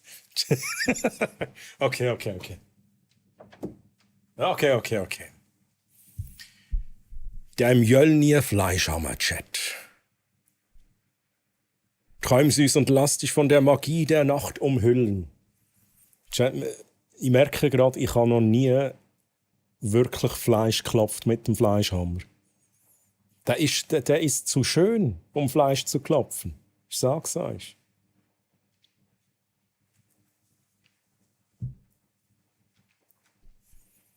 Immer auf die bösen Buben. Ja, so muss es sein. Ja, so muss es sein, Kopfsalto. Welche Ukulele? Ja, das weiß ich auch nicht, Emily. Das ist keine Ukulele. Ja, dann kauf dir eine Ukulele. Oder mit den Worten von Blizzard. Don't you guys have ukuleles? Ja. Ja. Kaufst dir ein Smartphone und eine Ukulele, Emily. Mjölnir Fleischpeitsche. Geil. Ich realisiere gerade, das war jetzt bei mir der 9. Nee. Hast du 9 Monate? Ja, kam da jetzt kein... Ja, okay, die Logik habe ich wahrscheinlich nicht eingebaut, ne? Dass der 9. Gifted Sub dann quasi auslöst, dass du den Link bekommst. Aber du kannst, wenn du auf... Oh mein Gott, habe ich das irgendwie? Babys. Ich muss mal kurz probieren. Baby, oh. Also, wenn es wirklich so ist, Carnage, dann kannst du da auf den Link klicken, ne? Und da hat es ein Formular. Du darfst das natürlich auch ausfüllen. Genau, Double-Click, das ist ein 1. April-Joke. Is this a joke? Okay.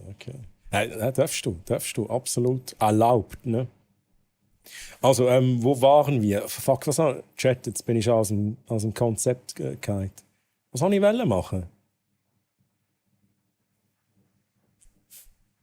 Was soll ich machen, Mann? Irgendetwas soll ich machen. Kurzzeitgedächtnis, Chat, Kurzzeitgedächtnis. Wo bist du? Im Carnage seine Nachricht auf dem Discord. Chat. Und danach gehen wir ins Gameplay, ne? Das ist der Plan. Carnage. Kreativ. Das ist nicht mein Discord. Das ist mein Discord. Kreativ und Memes. Okay. Okay, nice one. Carnage, ich share's gleich mit allen. Das ist gut. Love it. Jetzt brauchen wir natürlich noch Kontext. Hat jetzt das nicht geklappt?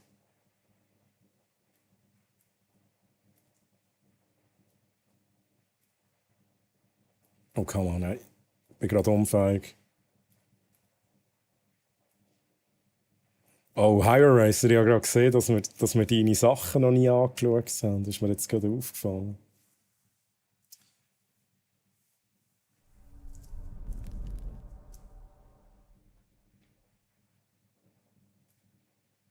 So.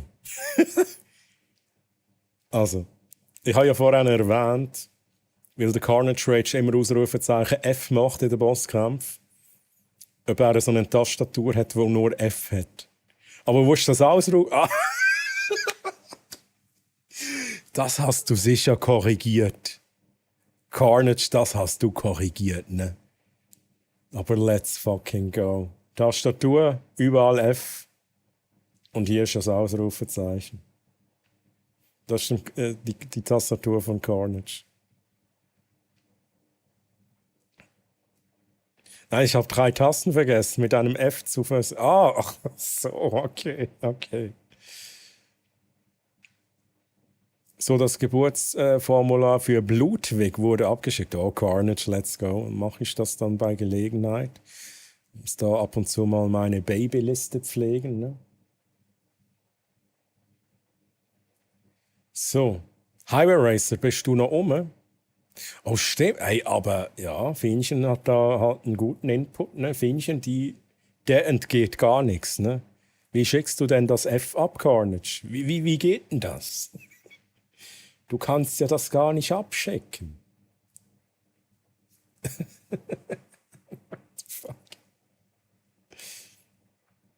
mit der Maus. True. Virtuelle Touch-Tastatur.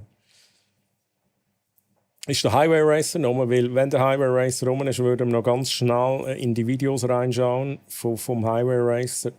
Aber es bringt natürlich nichts, wenn er nicht rum ist.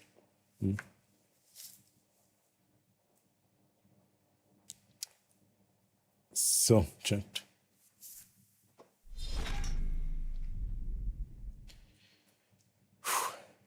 Chat, sind wir ready? Ready für ein wenig Gameplay. Außerdem könnte da ja auch einfach ein Makro auf jeder Taste liegen. Das Franziskus-Makro. Ja?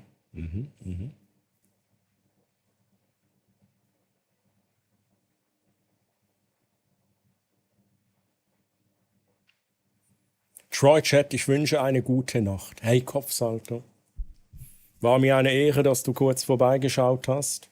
Kopfsalto, du darfst natürlich gerne noch ein Ausrufezeichen Gute Nacht reinmachen oder Ausrufezeichen Guna oder GN, wie auch immer. Dann bekommst du von meinem Bot GPT noch ein paar nette Worte, die ich natürlich vorlese. Und zwar Gute Nacht, lieber Kopfsalat. Möge deine Nacht so geheimnisvoll wie eine Mystery Chest sein und deine Träume so inspirierend wie ein Film mit Will Smith. Schlafe gut und träum süß. Gibt's eigentlich noch Filme mit Will Smith? Gibt's den überhaupt noch? Hey, Kopfsalto, danke, dass du hier warst. Ich wünsche dir ganz eine gute Nacht, schönen Sonntag. Und vielleicht liest man sich mal wieder. Vielleicht bis zum nächsten Mal. Vielleicht spannst du mich auch irgendwo mal raus, ne? Kann auch sein. Mach's gut, mein Lieber. Tschüss, bye bye. Außerdem entspricht das Meme nicht meiner Logik. Wenn wir volle HP haben, bringe ich immer ein K. Niemals bann ich dich bis dann. Okay, Challenge accepted. Nee, Spaß. Also, wäre jetzt wirklich noch eine geile Challenge, ne? Aber ein Bann ist halt ist verheerend, wenn der von dir kommt. Oh, geil. Oh, Bad Boys 4. Oh, true. Das ist sogar ein grosser Film mit dem Will Smith. Ja, den Tennisfilm habe ich nie geschaut, aber ich glaube, der ist schon noch recht geil. Von dem gibt es nur noch AI-Spaghetti-Filme. Wie gut. Oh, das ist auch so legendary, Mann, wie das aussieht. Aber die neuen, die mit der neuesten Generation AI entwickelt worden sind ja geil. Die sind sehr realistisch, aber so die alten von der früheren Generation, das ist ein Fiebertraum gewesen, Chat. Ein Fiebertraum. Holy shit, ey. Maximal selbstdestruktives Verhalten im Bosskampf. Freue mich auf Axel Foley. Hey. Ja, das ist halt auch einer von diesen Filmen. He? Ich hoffe, er wird gut. Es ist halt immer schwierig, wenn man so alte Filme nimmt und dann eine Fortsetzung machen will. Es gibt Filme, wo man das einfach schon gar nicht darf. Also ich nehme jetzt Back to the Future, lange das nie an. Also ich rede jetzt nicht mit euch, ich rede mit Hollywood. Und natürlich rede ich auch mit dem Uwe Boll, ich rede auch mit dir. Lange das nie an. Da darf es kein Remake geben, keine Fortsetzung. Darum Spaceballs 2, da habe ich so ein bisschen gemischte Gefühle. Ne? Ja. Bounce. Let's fucking go. Aber Bounce, so wie der eine so ein Uwe Boll-Film, wäre doch schon geil. Von Back to the Future hat es mal eine Cartoon-Serie gegeben. Ja, aber okay, ich habe sie nie geschaut, ich weiß nicht, ob sie gut ist. Aber das ist ja so etwas, das kann man meiner Meinung nach noch machen. Weil mir ist der Ganze in einer anderen Welt unterwegs. Man sagt, hey, es ist Cartoon, ist das gleiche Universum. Vielleicht ist es, ich weiß nicht, ob es offiziell ein Canon ist oder nicht, das ist immer die andere Frage. Aber ich habe das Gefühl, da kann man sich noch eher austoben und wenn es scheiße ankommt, ist es nicht allzu schlimm. Aber so einen richtigen Film machen, das wäre halt schwierig. Uwe Boll ist Trash-Legende, ja true. Maximal eine Anime-Adaption, bitte. Werde nie Far Cry... Ja gut, Far Cry, das ist also...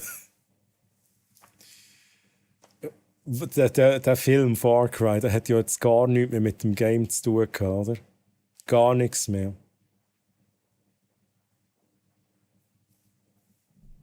Das ist irgendwann im Wald sind sie mit dem Till Schweiger. Was ist das gewesen? Und das ist eigentlich das Schlimmste, dass der Film Far Cry geheißen hat. Wenn irgend so einen trashigen Film mit dem Till Schweiger, wo er im Wald ist, ja, okay. Interessiert niemand, aber noch kann ich dir jetzt sagen, das ist Far Cry.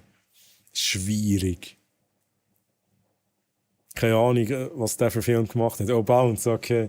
Uwe Boll. Eine Trash-Legende ist jetzt gerade erwähnt worden. Der hat ganz viele Game-Verfilmungen gemacht.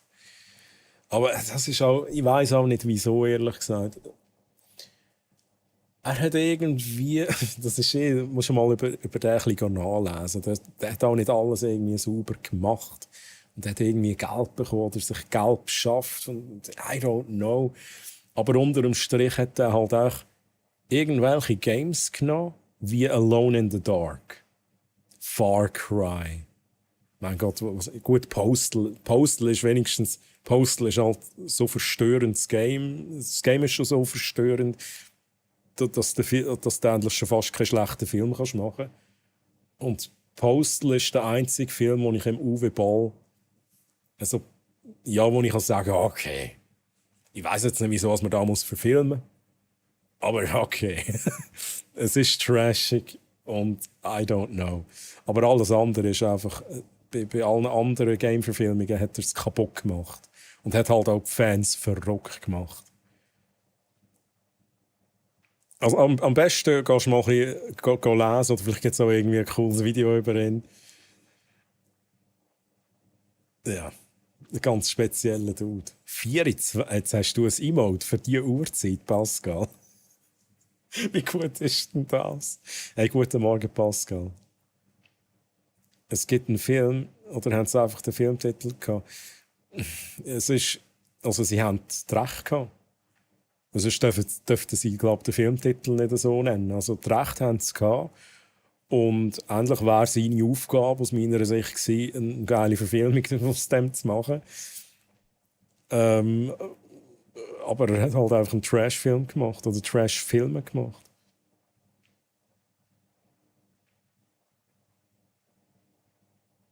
Die habe ich eh schon, ich glaube, das hält nicht. Also, wenn du den guckst, sind wir nicht an deinen psychischen Schäden schuld. No. Jetzt gerade kurz geschaut, danke, der Boy hat nichts für mich gemacht. Ich denke, der Boy hat nichts für mich gemacht. Ja, so, wie gesagt, Ich glaube, das Einzige, was er erreicht hat, er hat den Hate von allen Gamers abbekommen. Zu Recht. Und ich glaube, der ist jetzt inzwischen auch von der Bildfläche verschwunden. Aha, 24, okay, gar nicht. Wegen dem 24. Okay. Mr. Zwill ist Alone in the Dark Film gucken, fand den 6 von... Nein! Was, 6 von 10? Das sicher... Nein, das ist höchstens nicht 2 von 10. Ja, so viel zum Thema Uwe Boll. Jetzt, wo der Bounce da ist, wenn wir noch ein bisschen das Gameplay in den Chat. 1 für Gameplay.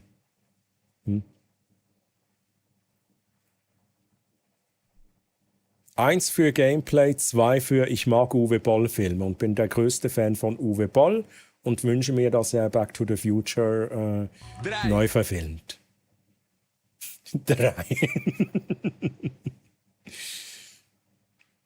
1-1-3. Alan Wake 2 DLC Bounce. Alan Wake 2 DLC, sehr speziell. Ich habe für all die es vorher nicht mitbekommen haben, es ist insofern speziell, dass wir einen neuen Charakter spielen, also einen Charakter, den wir schon im Hauptgame gesehen haben, die Rose. Und die Rose, die ist völlig so ein riesen Fan vom Alan Wake, also vom Schriftsteller Alan Wake. Und sie hat auch das Gefühl, sie haben so eine Verbindung und sie hat das Gefühl, er redet mit ihr. Und jetzt spielen wir endlich so einen kleinen Part aus ihrer Sicht, in ihrer Fantasiewelt. Und in ihrer Fantasiewelt ist alles schön pink, alle finden sie cool, alle sagen, oh, du bist die Geilste, die Tollste. Und natürlich der Alan Wake, die gehören zusammen, oder? Und sie muss den Alan Wake retten. Und jetzt ist ja der böse Zwillingsbrüder vom Alan Wake, den es ja wirklich gibt im Hauptgame, ist jetzt auch in dieser Story drin, aber alle Charaktere sind so völlig komisch. Also, es spielt sich wirklich so, als wäre es ihre Fantasiewelt. Alle Konversationen sind mega kitschig. Es ist wie, Finchen hat es gesagt, wie so eine grottenschlechte Fanfiction, die wir spielen. Und das macht es irgendwie aber interessant. Was hat 2? 2. Ja, alles Uwe Boll-Fans da. 2 Loch. Und Titanic 3 soll er auch machen. Ja, Titanic 3. Arti habe ich eigentlich jemals... Ich habe dich doch noch gefragt. Ich glaube, ich habe dich noch einfach ignoriert. Jetzt lese ich schnell. Jetzt lese ich schnell vom Arti. Sorry, dass ich das vor fast einer Stunde nicht gelesen habe, Arti. Hatten schon ein paar Fälle, aber darüber darf ich nichts sagen. Aber viel Alkohol im Spiel, okay. Ja, ist zu erwarten. Ist zu erwarten, tatsächlich. Ich bin so fest. Sorry, Arti, dass ich sage. Jetzt denkst du, jetzt muss ich noch mal schauen. Ich bin dafür, dass du einfach mal machst, was du willst. Also gut.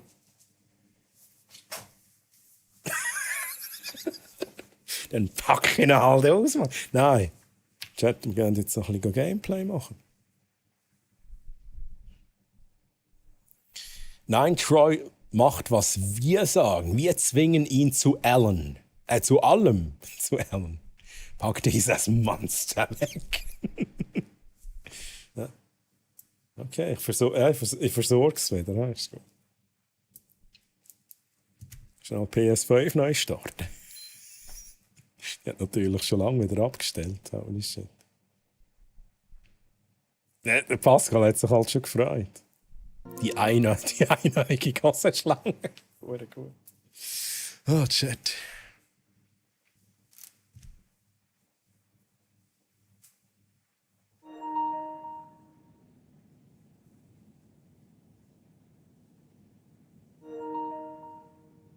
Sind das da Vermeldungen, die kommen im Hintergrund schon?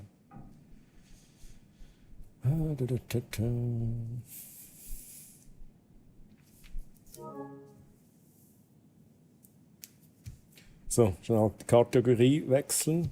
Alan Wake 2.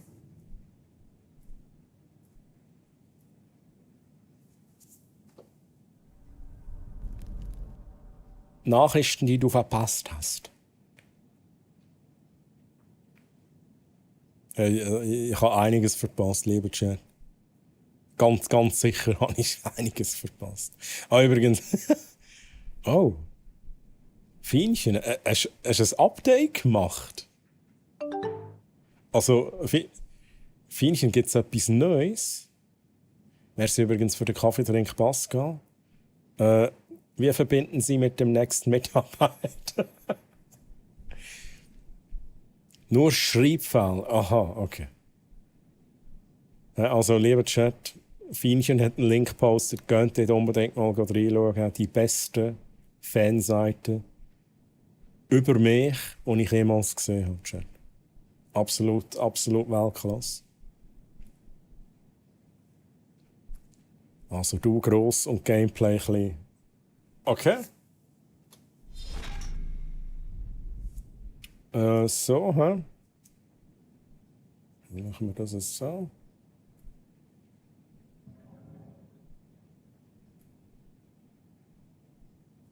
Ist gut so.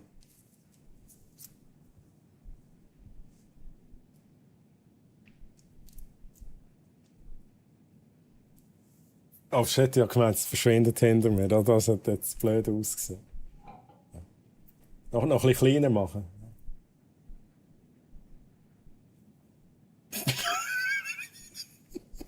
Chat, was machen wir da? What the fuck? Ja. Und sättige Seich schaut ihr euch auf Twitch, Chat. Sättige Seich. Am 4:30 am Morgen, oder? Spiel doch in dieser Szene so wie die Hot Tub Weiber. Okay, also. Okay, du bist spezifischer geworden. Hot Tub. Mhm. Okay, bei uns ist spezifischer geworden. Dann würde ich sagen, sind wir da nicht schlecht. Und wo haben sie denn das Gameplay? Schwimmt denn das da so ein bisschen im Hot Tub rum? So wie ein Entli.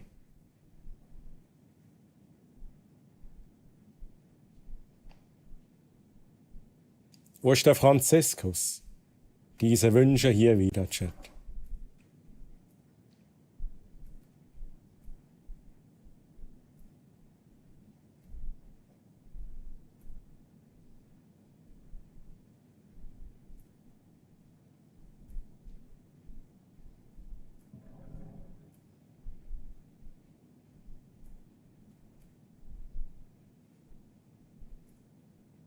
So, ist jetzt besser? Sendnotes. So, Chat, ich habe da meine Szene zerstört. Ich muss schnell ein paar Mal Ctrl-Z drücken. Oh, bitte, OBS kratzt mir jetzt bitte nicht ab. Holy shit, man. Das wäre es jetzt noch gewesen. Also, Hot Tub weg, ne? Das ist jetzt Meta. Wünsche, perfekt, Not. Chat, ich hole mir noch schnell einen Kaffeetrink. Ist mir noch eine spendiert worden von Pascal. Und nachher gehen wir ins Gameplay rein. Be right back. Be right back.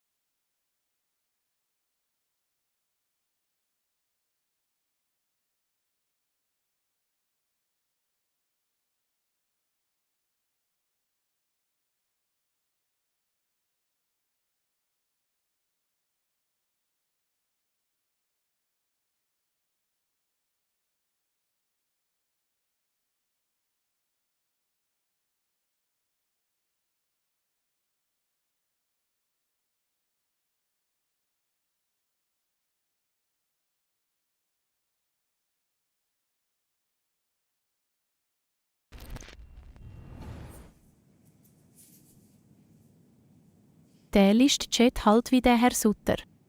Schwierig, Digga. Schwierig, Digga. Wie der Sutter. Lässt halt den Chat wieder. Ich komme so zurück und dann höre ich einfach da. Der lässt den Chat halt wieder wie der Herr Sutter. Schwierig, Digga. Ja. 500. Nein, sorry. Ich kann den Suited kann ich halt nicht nachher machen. Ich kann den Suited machen im Chat, aber ich kann ihn nicht imitieren sonst. Ja. Geht nicht. Ja. Das ist corny ass shit. Hey. Ja, da fühle ich mich gerade wie der Doc. Schwieriges Thema, by the way. Ja, habt ihr jetzt nicht gehört? Ja. Wie der Doc. Also ich meine, mein Doktor, wo ich hingehe, wenn ich Mittelohrentzündung habe zum Beispiel, dann gehe ich einmal zum Doc. Und dann sage ich, Doc, was kann man machen bei dieser Mittelohrentzündung? Und dann sagt mein Doktorname, hey, nimmst du täglich so eine Tablette hier, eine Tablette, und dann sind die Schmerzen weg.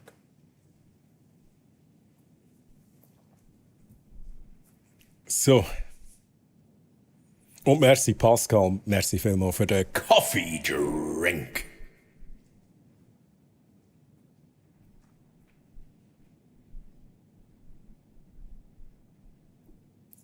Ah gut, das ist stimmt. Das ist ja auch vom Tag. Das ist halt, jetzt sind wir halt bei dem Thema gelandet. Aber ich will da nicht zu viel Wort dazu verlieren über den Dr. Disrespect. Schwierig, sage ich da nur. Ja, für mich hat halt der Doc, jetzt mal abgesehen von all dem, was jetzt aktuell ist, für mich hat der Doc so ein bisschen Production Quality auf Twitch oder von mir aus auch YouTube, whatever, im Livestreaming revolutioniert. Und was halt jetzt einfach ist absolut Scheiße, aber es ist auch ein riesen Chaos an Informationen. Give me the Chatlogs. Give us the Chatlogs und dann kann man sich ein Bild darüber machen. Und wenn es so ist, wie die Anschuldigungen sind, dann muss er gar nicht mehr retourkommen. Dann kann er wegbleiben. Die Welt dreht auch ohne ihn weiter. Aber das ist das, was ich jetzt sage. Ich will zuerst einmal wissen, was ist jetzt überhaupt, was ist jetzt Tatsache, was sind Fake News? Wir wissen es halt nicht so genau.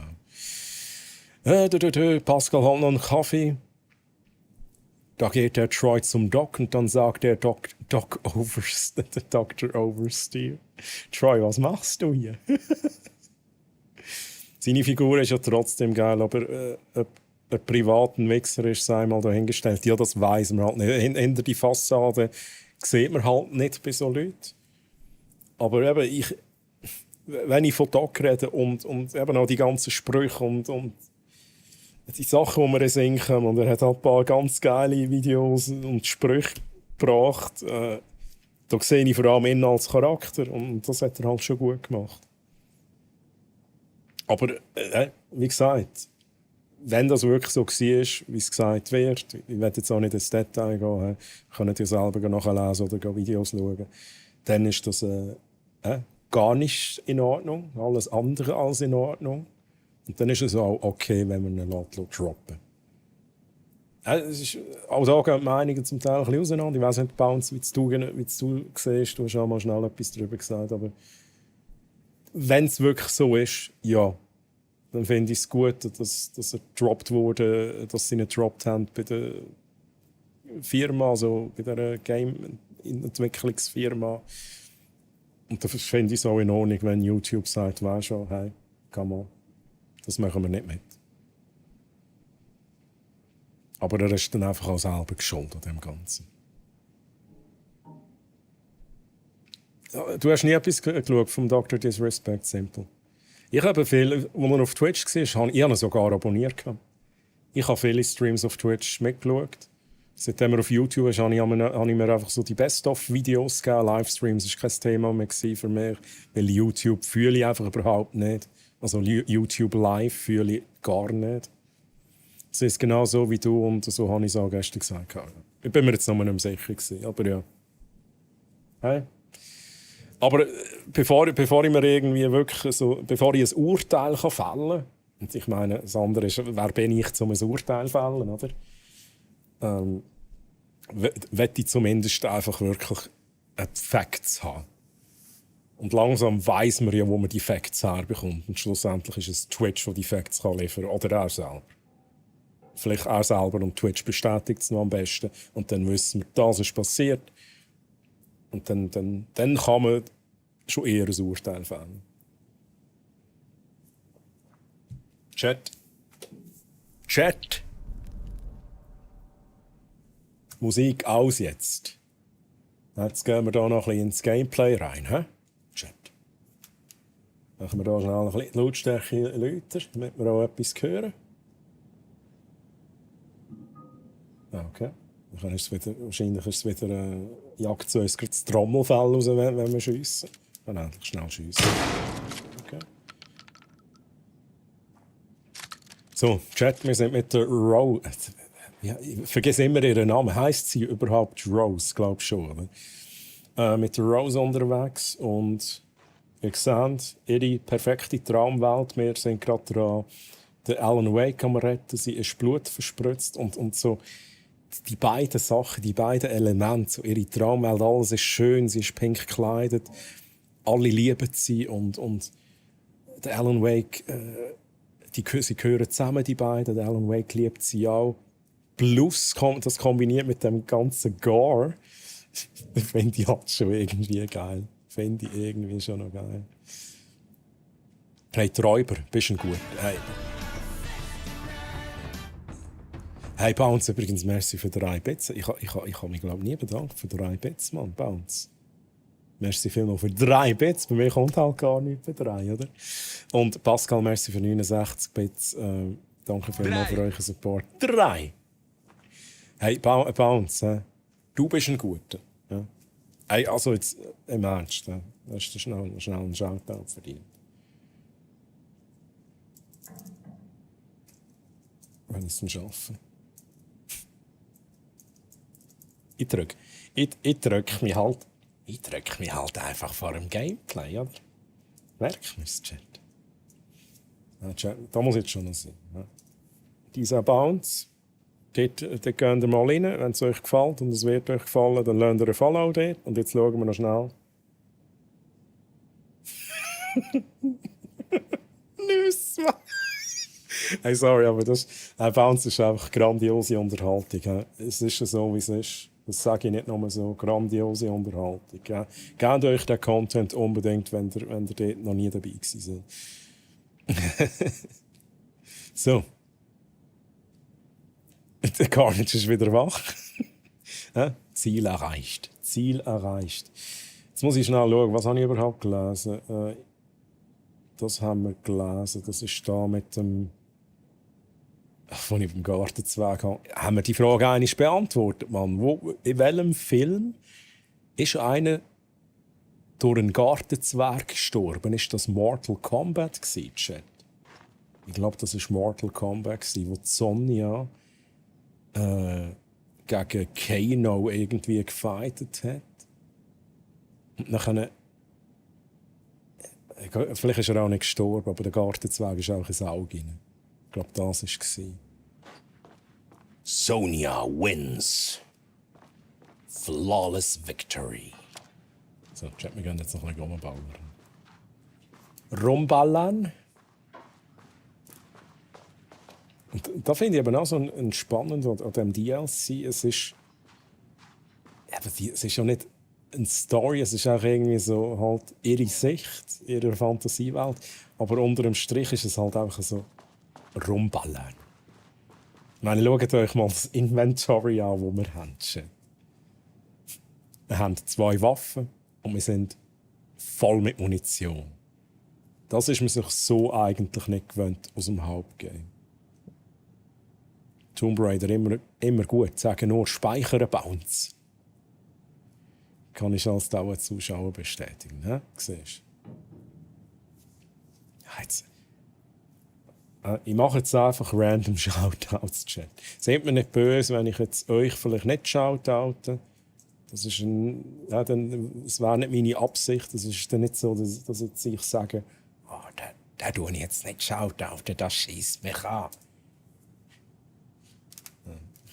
Ich rühre da ab und zu mal einen Shoutout raus. Also schaut da mal beim lieben Arti vorbei. Auch ganz ein cooler, ganz ein sympathischer Dude. Aktuell gab es so ein bisschen mit Euro Truck Simulator unterwegs, ab und zu Real-Life-Streams. Also aus meiner Sicht so ein bisschen fresher Content. Vor allem Real-Life, das ist IRL-Streams, finde ich halt wirklich immer schön, wenn das jemand macht. Und das ist ja auch nicht einfach. Das ist ja auch nicht einfach. Chat! And there he was. Jetzt fängt ihr aber nicht ansingen. Bitte fängt nicht ansingen. We were finally alone. Together. Our love was written in the stars. Ich liebe dich. So we danced like two spinning planets that would eventually crash into each other in a dazzling display of flames and rocks and other planet stuff. He told me all the sweet things I'd been waiting a lifetime to hear. I saw myself reflected in his eyes. I would always be at his side, to inspire and protect him. He needed me, now and forever. Oh shit, After this all, is... I am his #1 fan.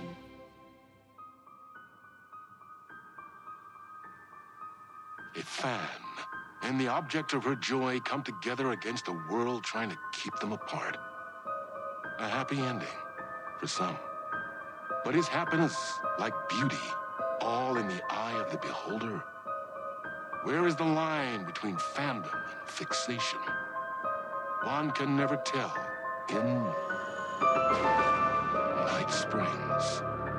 Night Springs.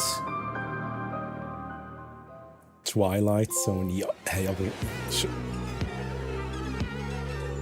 Space invader, looking cute in a human suit. Secret agents with the down race they shoot. Psychic powers, hypnotizing magic fruit. Strange machines, weird mysteries. We got freaky fantasies. In Night Springs, like a killer on the run. Yeah, in Night Springs, I done the black hole sun. 'Cause in Night Springs, we're just looking for the thrill. Allein die Albträume werden wahr. Durch die Warnschilder krachen. Was? Okay. Endless versions of this town. They called out the elder god who live inside a sleeper's dream. Better let her sleep in Night Springs. You could die in your arms out of Monday. I hunt you when you like it. In Night Springs, caught in Also da ist halt, das haben sie halt auch wieder gemacht mit der Musik. Love it, love it. we're just looking for the thrill. All your nightmares come true. Lost in myths for days and days. Now you see the side it says. Night Springs.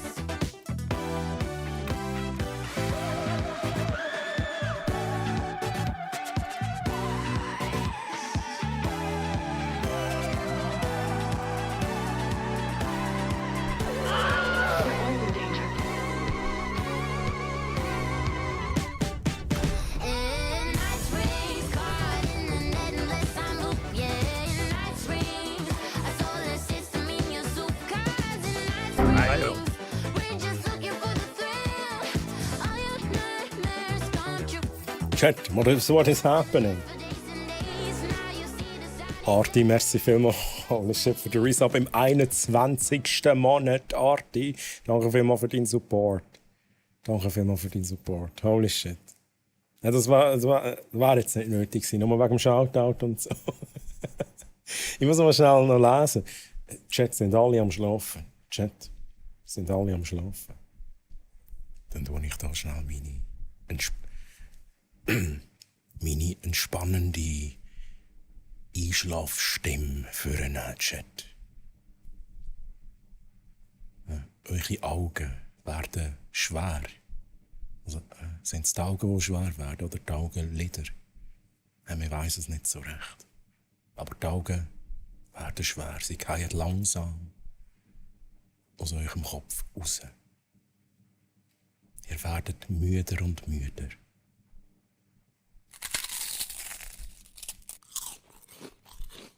Und der Pedro isst ein Sandwich. Und ihr werdet müder und müder. Bis... No, God! No, God, please, Okay, no! okay. I stop it. Beruhigen wir uns. Bin noch wach. Fienchen ist noch wach, Carnage ist am Rumschreien, Augenlider abgegangen. Die Augen, die fallen aus dem Kopf. Ihr blutet aus den... Ja, das haben jetzt völlig so gory Wellen gestalten. So. Die Augen fallen aus eurem Kopf. Das Blut fließt aus den Löchern, wo mal eure Augen waren. Okay. Hot Fuzz. Hä? Hey, listen! What? Ah, what the... Der Gartenzwerg. Ohne Scheiß, ist das Hot Fuzz? Das stimmt. Wieso habe ich jetzt Mortal Kombat? Oder ist das bei Mortal Kombat auch? Ich glaube, es steht eben auch Chat. Es steht auch, aber ihr habt schon recht. Hot Fuzz, ja. Auch ein grandioser Film natürlich. Ich liebe sowieso dort die Schauspieler. Also das Duo-Pack dort, das ist halt absolut grandios. Natürlich auch Regisseur. Troy nie als Nanny einstellen. Oh nein, ihr wollt nicht, dass ich irgendwelche Gute-Nacht-Geschichten vorlese. Wenn ihr nicht, Chat. Ja, aber also Chat, das ist jetzt aber nicht... ist jetzt das DLC gewesen? Nein, das kann es jetzt effektiv nicht sein, oder? Das ist jetzt nicht das Ende vom DLC gewesen. Da gibt es noch mehr, oder? Also, wait a second. Erweiterung. Nights... Oh, okay. Das war erst auf Episode 1 gewesen. Jetzt hast du schon gemeint, wir sind komplett durch. Hat halt der Chat nicht. Verdammt noch einmal. Also, jetzt gehe ich noch mal schnell rauf. Chat, ihr seid wichtig. Also, scrollen da ganz rauf. Ja. Fangen wir hier an. Hallo Troy. Hast du das Spiel geschaut? Ich glaube, ich bin ein bisschen zu weit runter, Chat. Ich muss noch ein bisschen runter.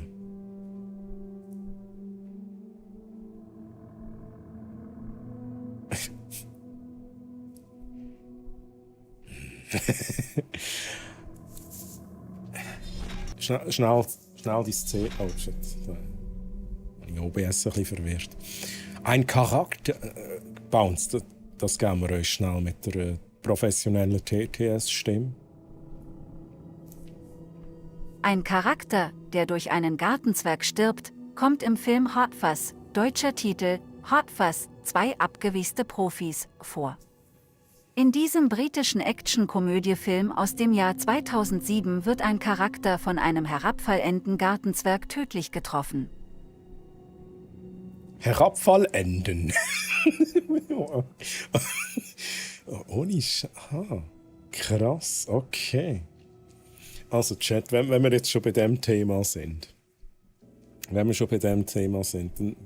mache ich da schnell meinen Browser auf. Dann machen wir schnell ein bisschen Musik. Wieso ist jetzt...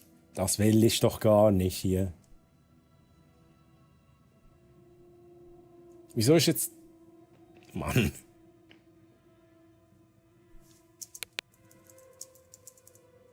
Ja, weg mit dem. Ich bin mir sicher, dass bei Mortal Kombat Was heisst Gartenzwerg auf Englisch? Gartenzwerg. Der kommt doch auch vor, Mann. Shit. Garden Gnome. Ein Garden Gnome. Garden Gnome Scene. Ich bin mir sicher, dass es da auch vorkommt. Make yourself at home. Oh, okay. Ja, vielleicht Mortal Kombat Spoilers ahead. Chat, wenn ihr da nicht gespoilert werden. Dann. Jetzt gehe ich da in den Kinomodus, Chat. Und schnell schauen, ob das da ist. Ich werde jetzt da nicht alles schauen. For Mortal Kombat. No one knows where it is. Well, I do now. Excuse me. Where is it? You got a pen? You want to write this down? Get fucked. I was gonna head there anyway. Ja, das ist mega schwierig. Das kommt da sicher jetzt nicht vor, wo ich suche, oder? No.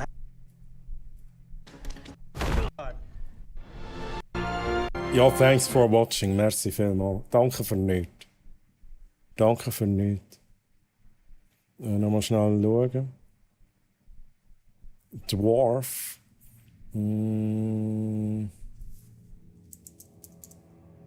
Dwarf Gnome. Ja, aber das sieht auch nicht nach dem aus, wo ich... Was ist das für Seich?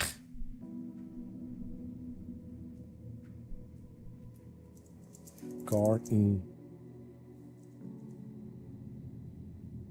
Es ist schon Garten Gnome, oder? Das wäre eben... Ja, aber das da... Was ist da für ein Bild? Come on, ey. Also ich glaube, ich habe schon recht. Ich finde halt auch die Szene finde ich halt jetzt nicht.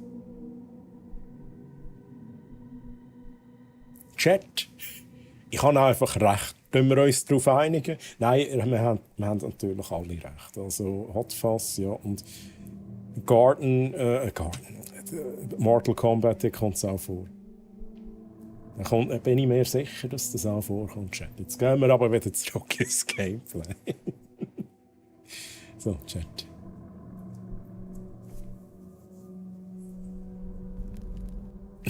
Das ist jetzt das Alan Wake Gameplay. Troy findet nichts im Internet, Troy hat trotzdem recht.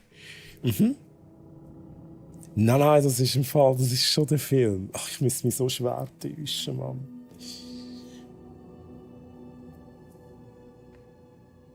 Ja, Chat, richtig. Danke vielmals, Arti, merci vielmals. Jetzt scroll ich nochmal schnell auf, habe ich noch so schnell etwas überlesen. Spielen, nicht drucken vom Game. Ja, ist ja gut, wir gehen jetzt gerade wieder rein. Wirklich so Musical-Scheiße, Film oder Serie, das spule ich amix halt... Das spule ich amix, das halte ich nicht aus. Bounce House geht mir im Fall gleich. Also da schaue ich schon gar nicht. Musicals... Das schaue ich halt schon gar nicht. Aber manchmal, also da im Alan Wake hat es ja also Passagen, wo es alle singen. Und der Song ist einfach geil und episch. Und da schaue ich es dann halt schon. Ja. Danke, Sir Simple, merci vielmals. Nur noch Bubu Gaga im ich auch. Aber es ist schön, dass das so uns allen so geht. Chat, wir gehen in die Warnung, bist du sicher? Wenn du von diesem Menü aus die Erweiterung lädst, wird dein Fortschritt im bestehenden Hefte Schlitten. Ja. Oder sicher einmal. Young woman on a mission to save a missing loved one. Also Episode 2, Chat. Stay one step ahead of the shadowy government agents hunting her. Agents from the very same agency that took the only person she cares about. On her quest, she is guided by her mysterious alien guardian angel. Her guiding star shows her the way, as it always has. She does not know what strangeness awaits her, as she follows its unwavering light to the small town... Night Springs. Tonight's dreamlike episode, North Star. North Star. Lone Star. Sorry. Lone Star. There's no helping it. The universe is much deeper and weirder than people know. My brother and I know. We've seen it. We've seen you. But there are some people Jetzt haben wir aber schnell an eine agency Grafikbox gehabt, that oder? doesn't want anyone Das knowing dazu? more than what they see. That's why they took my brother and have been chasing me my whole life. But I can't keep running. What? I'm sorry, what? Jesse? Is it you?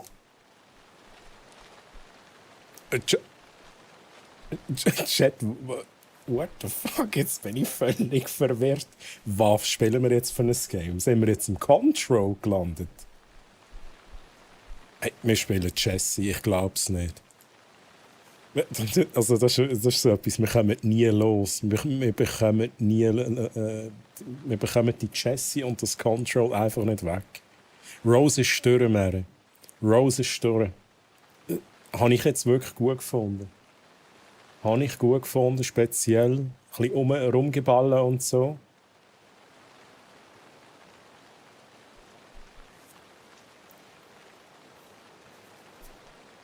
Jessie, komm. Mach's für mich, mach's für mich. Sie kann nicht gumpen, wir können nicht gumpen in diesem Spiel, Chat. Bin verwirrt. Holy shit, okay, aber wie geil ist denn das bitte? Das ist sie, also wir haben jetzt den Namen haben wir nie gelesen offiziell, aber das Gesicht, das ist Jessie, also da bin ich mir jetzt also sehr, sehr ziemlich sicher, dass das Jessie ist. Oder ist ihr Name sogar jetzt erwähnt worden? Es ist sogar ihre Stimme. Also Superfly-Gazelle, wieso? 60er-Stil. Ja, hey, true, ich auch vom Intro. Und Bounce übrigens, ja, manchmal gibt es doch Serien, wo einfach so eine ganze Folge so geschissen Musical ist. Hey, da kann ich...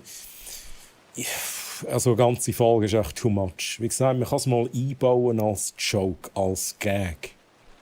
Aber weißt du, ihr redet jetzt von vielleicht so 2 Minuten schnell, I don't know, von mir aus 5 Minuten. Aber nicht eine ganze Folge, da verlierst du mich halt auch.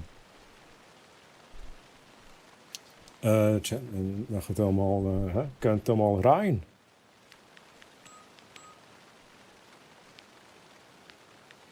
Locked up tight.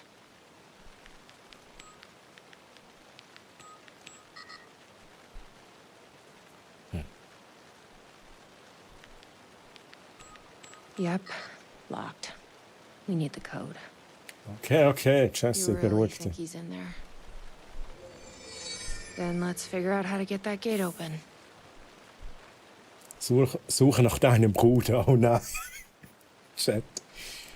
Here we go again. Scheiße, Mann. Okay, here we go again. Haben wir irgendwas? Become new, join us.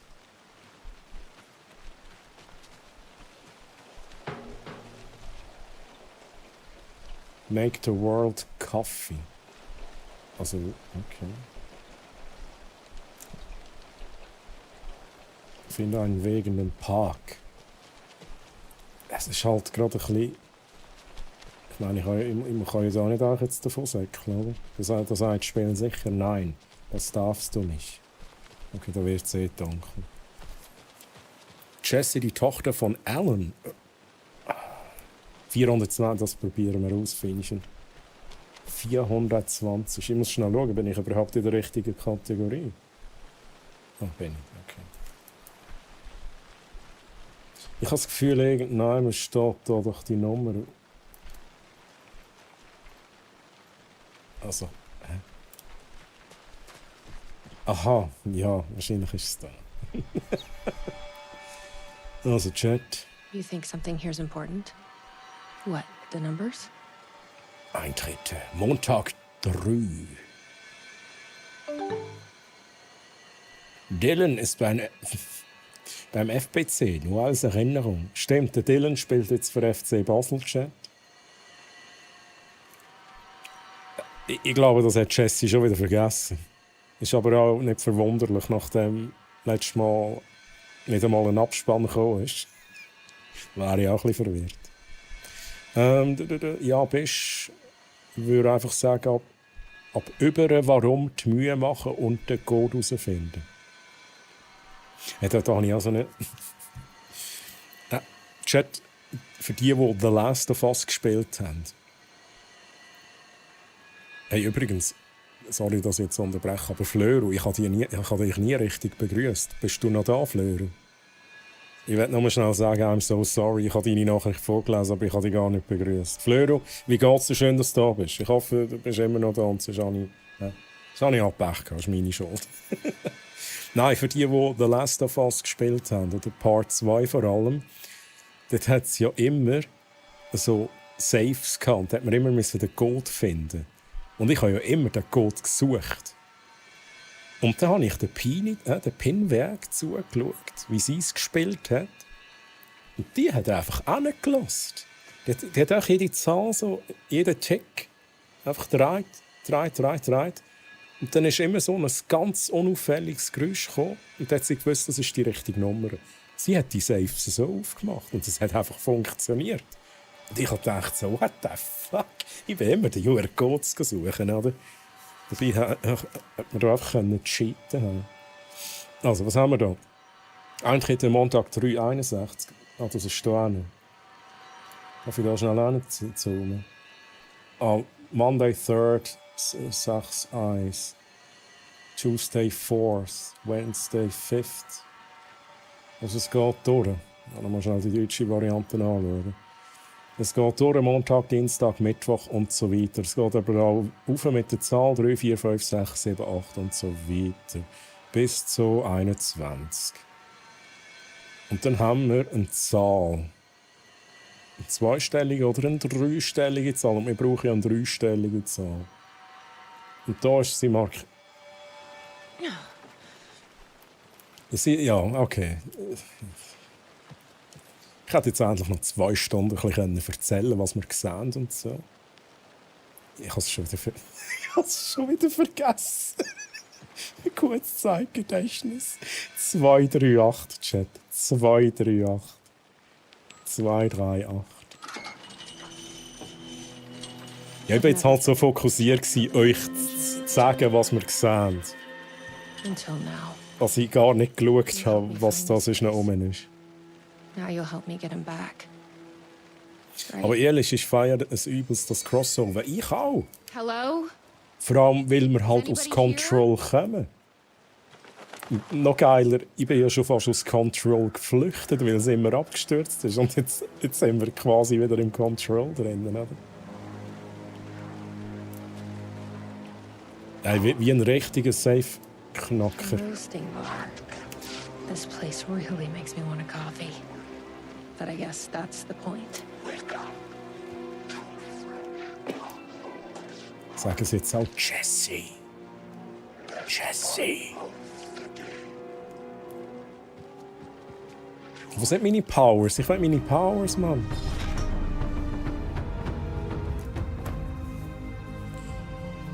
Strohhut Dave! Danke dir für den Raid. Oh Gott. Wie schön das hier passt. Holy shit, Mann. Wie schön der Kopf da drauf passt. Und liebe Raiders, ich wechsle kurz die Szene. Also erstens mal, lieber Raiders, lieber Chat, geht da mal bei dem Strohhut Dave vorbei. Ist ganz ein sympathischer Dude. Geht da vorbei, wenn es euch gefällt, dann followt doch da auch, liebe Raiders. Ich bin der Troy aus der Schweiz. Bei mir gibt's sehr viel schweizerdeutsche interaktive Unterhaltung mit Spielereien, Effekten und viel Gelaber und Hashtag eventuell auch mal Gameplay. Aktuell mit Alan Wake 2 DLC. Wir sind da in der 2. Episode. Genau, Dave. Wir haben da jetzt gerade begonnen mit der 2. Episode. Liebe Raiders und Chat, kommt doch alle aufs Foto drauf, gebt alle einmal Ausrufezeichen Foto ein, dann kommt ihr mit eurem Avatar aufs Bild drauf, zusammen mit Dave und mir. Und Dave, was gab's bei dir? Wie war dein Stream? Und ich begrüße noch kurz alle Herbstcafé, Grüezi, Sion, natürlich Dave und Mr. Lefour. Willkommen hier bei mir und schön seid ihr alle mitgeradet. Und wie geht's euch, lieben Menschen, denn? So.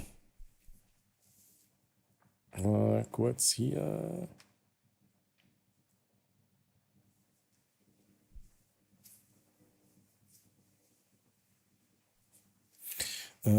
Foto noch kurz bearbeiten.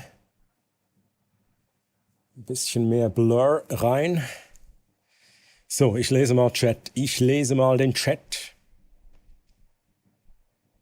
Gotta rate them all. Und instant weg wegen Spoiler. Mr. Lefour, ja, dann wenn ich wieder ins Game gehe, natürlich, das verstehe ich. Aber du kannst für einen Moment noch bleiben. Ich schau mal kurz, ob...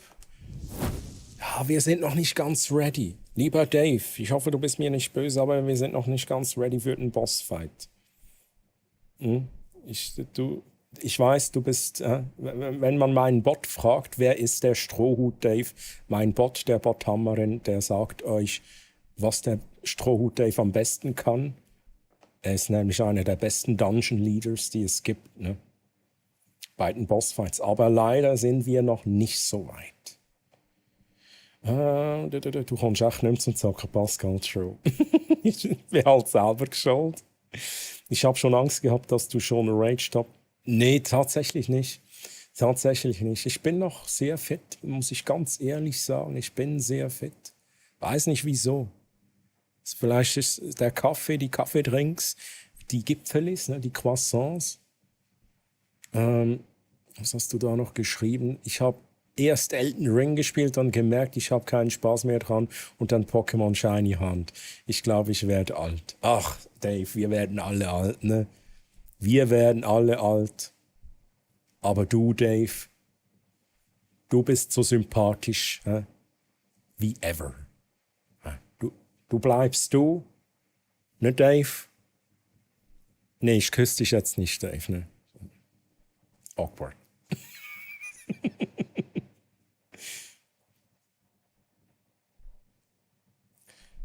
Noch bin ich da, let's go. Mr. Lefour, das freut mich. Hat der Dave euch gesagt, es gibt einen Bosskampf? Dave, kannst jetzt ehrlich sein zu mir. Hast du den Leuten einen Bosskampf versprochen, Dave?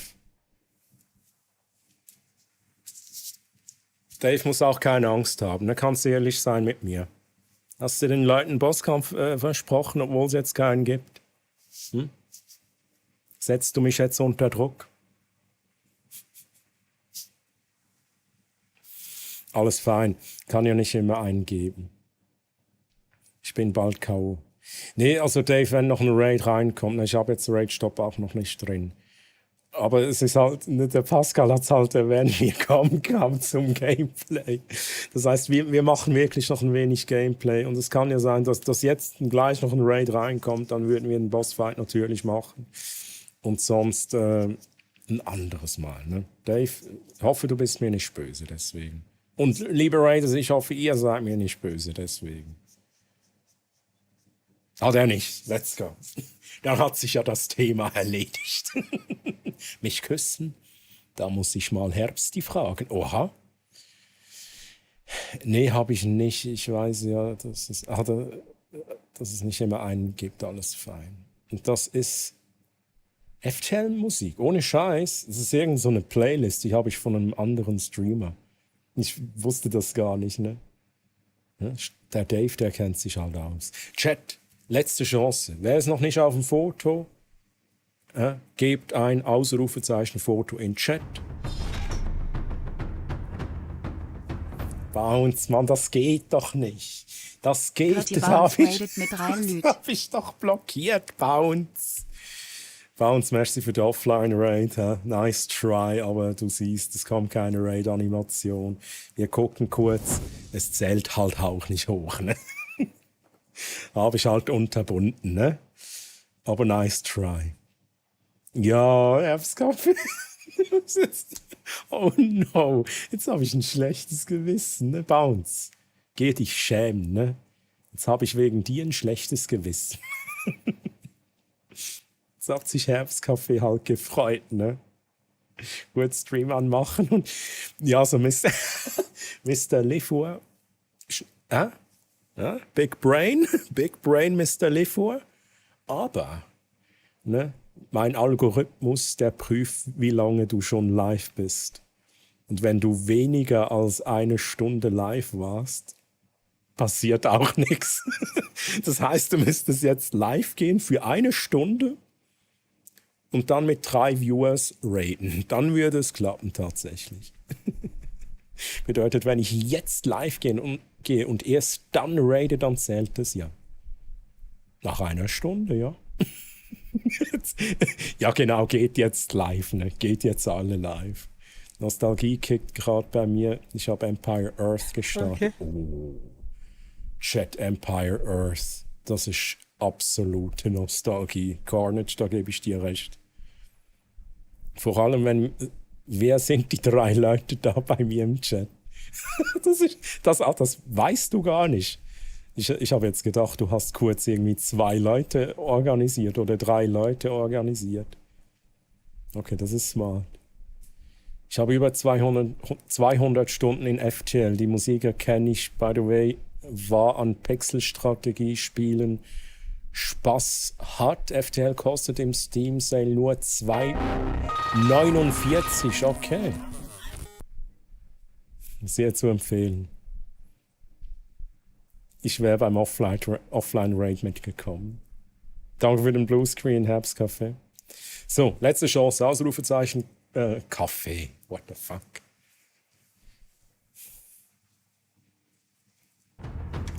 Ausrufezeichen, Foto. Oh, Mr. Lifour, danke dir für den Follow. Willkommen hier bei mir. Wow. Kaffee. So, wir machen das Foto. Dave, wie machen wir das? Na, guckt euch den Dave mal an hier. Dieser professionelle Blick. Chat, come on. Das war zu früh, Chat. Das war zu früh. Das war ja, es hätte geklappt, Herbstkaffee, aber es war jetzt leider zu früh. So, Chat, wir machen da noch den richtigen Titel rein. Danke für den Raid. Blur 7. 7, das ist ein bisschen viel, ne? Machen wir 4.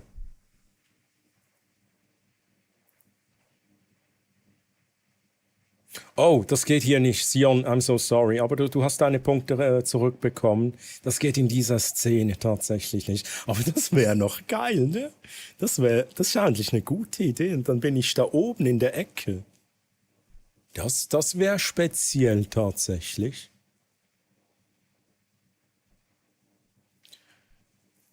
Hey, habe ich es falsch drin? Herbstkaffee, ich gebe dir die Punkte zurück, ne? Es kann sein, dass ich es falsch drin habe. Hast sie zurückbekommen. Sorry for that. So, Chat. Ich bin immer noch am Überlegen, was ich machen soll. Das ist ein professioneller Blick, leichtes Lächeln, Chat.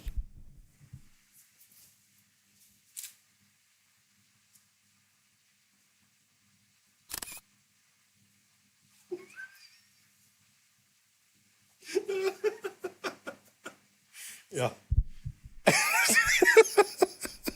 Mit dem Joint. Oh mein Gott, Chat. Also, Dave, hier unser wunderschönes Foto.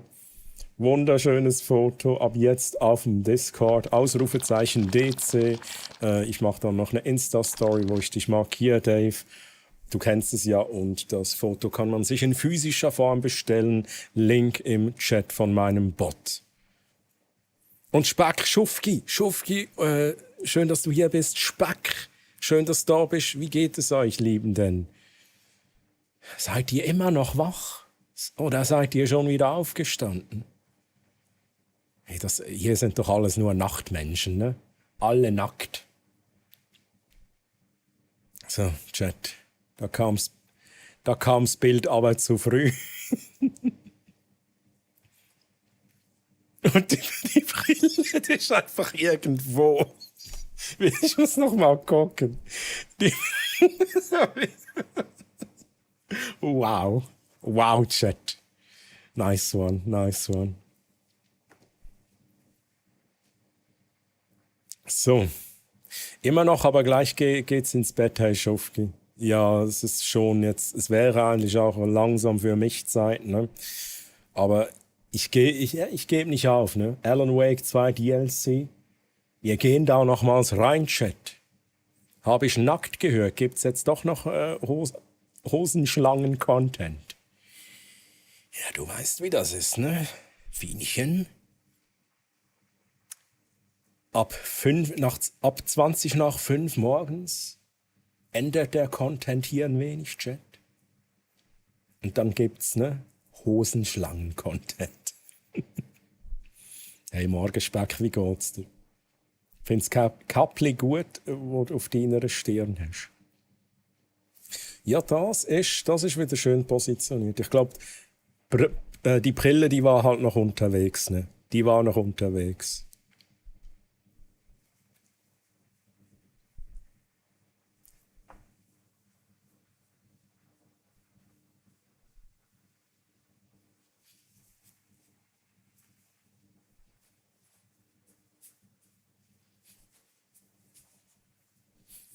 Oh, Chat. Chat. Wisst ihr noch, Chat, wo ich von dem geredet habe, Chat? Oh, was ist hier noch dran? Ist noch ein Stift dran. Hä? Wer weiß, aus welchem Film das hier ist? Ja, ich weiß, es ist ein Brieföffner. Aber aus welchem Film ist die große Version davon? Ich zeig's nochmals, ne?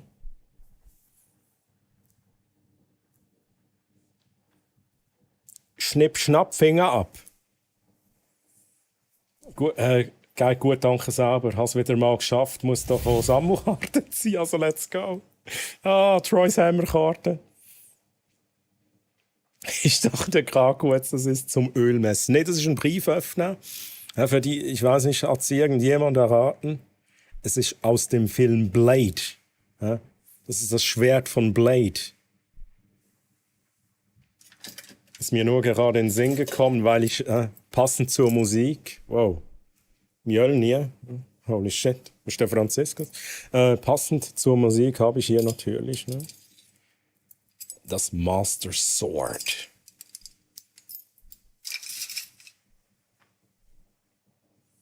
Nie gesehen. Ja, ist halt schon älter. Blade mit Wesley Snipes, da ich glaube, gibt's da 3 Teile. Trinity war der 3. Teil. Würde jedenfalls Sinn machen. Aber der erste Teil ist für mich halt, das ist so ein Kultfilm, ne? 3. Also die Blade noch nie gesehen haben, gebt euch den Film mal. Blade, Wesley Snipes. Legendärer Film, legendäre Szenen auch drin. Ich habe das Schwert von Artorias aus Dark Souls 1 als Brieföffner. Vielleicht hast du den am selben Ort bestellt wie ich das Master Sword. Kann das sein? Das ist so, das kommt von Insta-Werbung, Insta-Werbung funktioniert bei mir eigentlich nie. Aber da hat es funktioniert. Ja. Da kam die Insta-Werbung, da geile Brieföffner und so, Master Sword. Und ich schon bestellen. 4 Stück. Habe ja auch ein paar verlost. Ne? Es gab dann ein paar Giveaways, wo ich die restlichen verlost habe. Aber das ist jetzt meins, ne? Ich habe keine mehr übrig.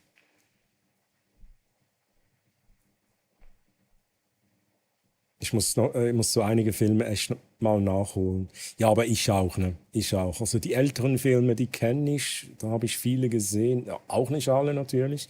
Aber von den neueren, da habe ich halt ganz, ganz viele noch nicht gesehen. Holy shit. Also ich fange da gar nicht erst an. Das ist eine Riesenliste. Aber man kann ja auch nicht alles gucken, ne? Man hat ja auch nur begrenzt Zeit. 98 kam der erste, da war ich 2. Ach so. Bist du so jung, Mr. LeFou? Bist du so jung? Nee, ich bin halt alt, das ist das Problem. Ich bin halt alt. Der Dave auch. Dave, wir sind zu alt langsam. Wir sind zu alt für diesen Quatsch hier. Aber wir sind immer noch hier, ne? Hier auf Twitch. Und machen unser Ding. Hey Arti, bevor du ins Land der Träume gleitest, wünsche ich dir eine gute Nacht voller Schinkengipfeli-Träume und Abenteuer. Möge Gizmo über dich wachen und dir den Weg zu geheimnisvollen Mystery Chests zeigen. Schlaf gut. Hey Arti, schön bist du dabei gewesen. Hat mich gefreut. Merci nochmal für deinen Support. Merci nochmal für deinen Resub. Und schlaf ganz gut, schönen Sonntag und bis zum nächsten Mal, Arti. Wir sind nicht alt, nur sehr gut gerifft. Gereffet. Gereift, ja, okay.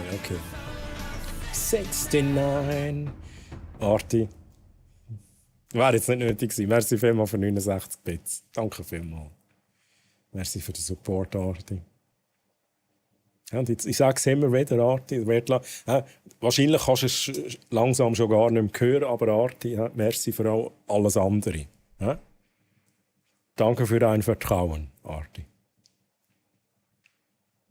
Älter als Dave, geht das eigentlich überhaupt? Ja, das habe ich mich auch lange gefragt, ne? Wo ich den Dave angeguckt habe, weil früher, vor nicht allzu langer Zeit, hatte der Dave noch ein anderes Avatar. Ne? Da ist er gefühlt 30 Jahre jünger.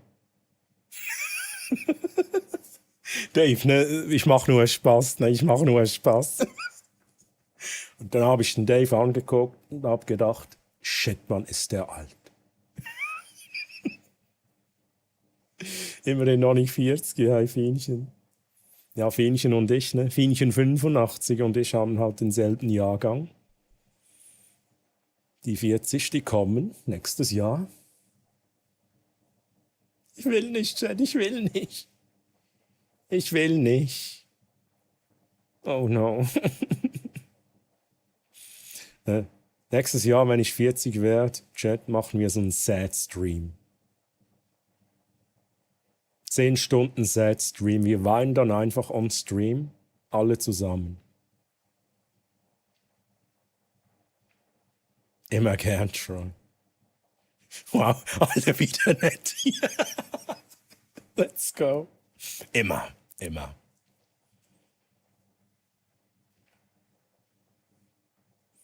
Aber Mere ist auch so, du bist auch so jung, oder? Mere. Du bist, entweder bist du jung oder du bist einfach jung geblieben. Ja.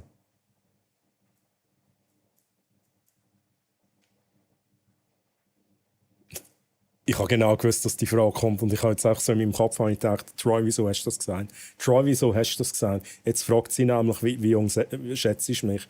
Und dann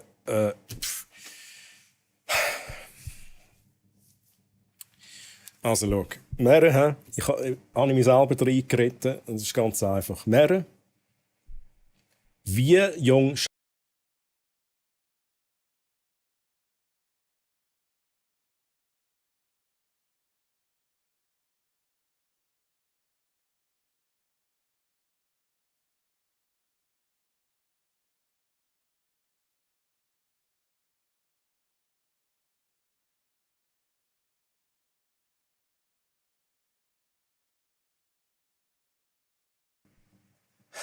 Ja, Mere, und ich hoffe, ich liege richtig. Also, bist mir nicht böse, wenn ich falsch liege. Aber das ist so meine Einschätzung.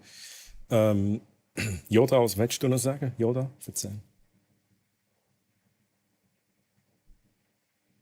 Ein Feinkost, die's Meere ist. Eine Feinkost, diese Meere ist. Wie fällt der Eingehalten an? Chat, wer hat der 5 gedrückt? Wer hat... seid ehrlich. Ne? So ehrlich wie ich jetzt zu Meere war, wer hat F5 gedrückt? Ramoa, grüezi, wie geht's dir? Schön, dass du da bist. Hast du gut geschlafen? Und guten Morgen, Ramoa. Nein, ja, Arti, der kennt sich aus, oder? Mere, du hast sicher F5 gedrückt, oder? Du hast halt sicher F5 gedrückt. Das ist mein Effekt. Ja? Mit dem komme ich immer aus so komischen Situationen raus.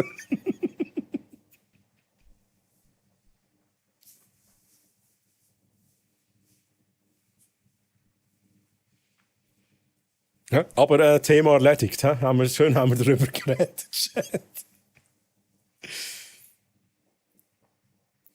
Und der eine Arm ist schon verdächtig nahe an die... Aha, das hast du gemerkt. Hey, das heisst, okay.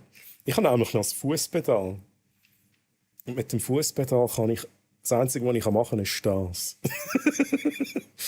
Ich glaube, ich muss auf das Fußpedal noch den Disconnect machen. He? Dann fällt es nicht so auf. Kannst du dich bitte wiederholen? Nein, also das sage ich jetzt nicht. Ich habe es vorhin schon gesagt, das sage ich jetzt einmalig. He? Ich wiederhole mich nicht. Pauset dann gut, Chat, und dann auch Troy und noch viel Spaß. Hey, Arti. Mach's gut. Bye, bye. Tschüss. Tschüss. Du hast das Fußpedal. Das ist doch viel zu teuer. Ja, also ich erkläre jetzt das kurz, wie ich so an so teure... Nein. Das sind Fake News. Ja, ich bin Schweizer. Okay, fair enough. Aber ich arbeite für eine Firma. Überraschung. Und mache da unter anderem... Das ist nicht mein Hauptjob, aber so eine Funktion, die ich jetzt so bekommen habe, weil ich halt auch streame und so. Ich mache da Videos für die. Ich teste Produkte für die. Das nennt sich Troy's Tech Talk. Wo es eigentlich jeden Monat, jetzt war aber ein bisschen Pause, gibt es da ein Video, wo ich was unboxe und vorstelle und teste und auch die Schwächen aufzeige und so weiter. Halt einfach ein Review. Und ich durfte da mal Elgato-Produkte testen. Ne? Und dann habe ich halt ganz, ganz viele Elgato-Produkte bekommen. Zum Teil auch doppelt. Und die durfte ich alle behalten. Und das ist auch der Grund. Wait a second. Kann ich das zeigen, Chat? Kann ich das zeigen? Ist ein Weird Flex, I know. Weird Flex incoming. Ja? Das ist auch der Grund, wieso ich einen Bauch habe. Ne?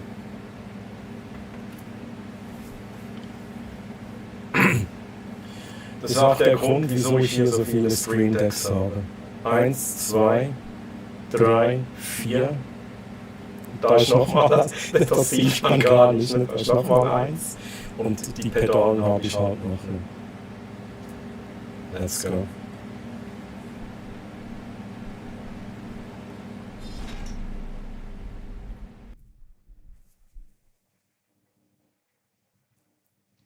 Also ich habe das geschenkt bekommen. Mit anderen Worten, ich habe es geschenkt bekommen. Für Schweiz ist das klein. Mermann, was soll denn das? Wie du arbeitest? What?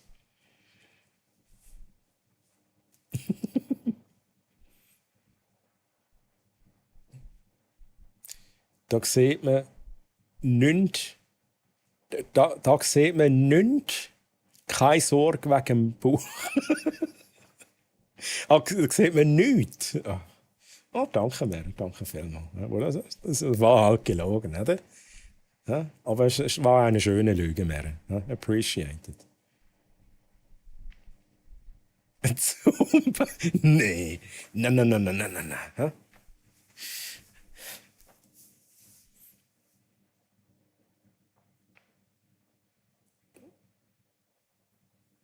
Merci vielmals. Danke. Hey Pascal, mega wertvollen Input. Du hast absolut recht, ich habe das nie ausgeschaltet. Chat, wir müssen das jetzt beheben. Wir gehen nochmal zusammen auf diese Cam hier.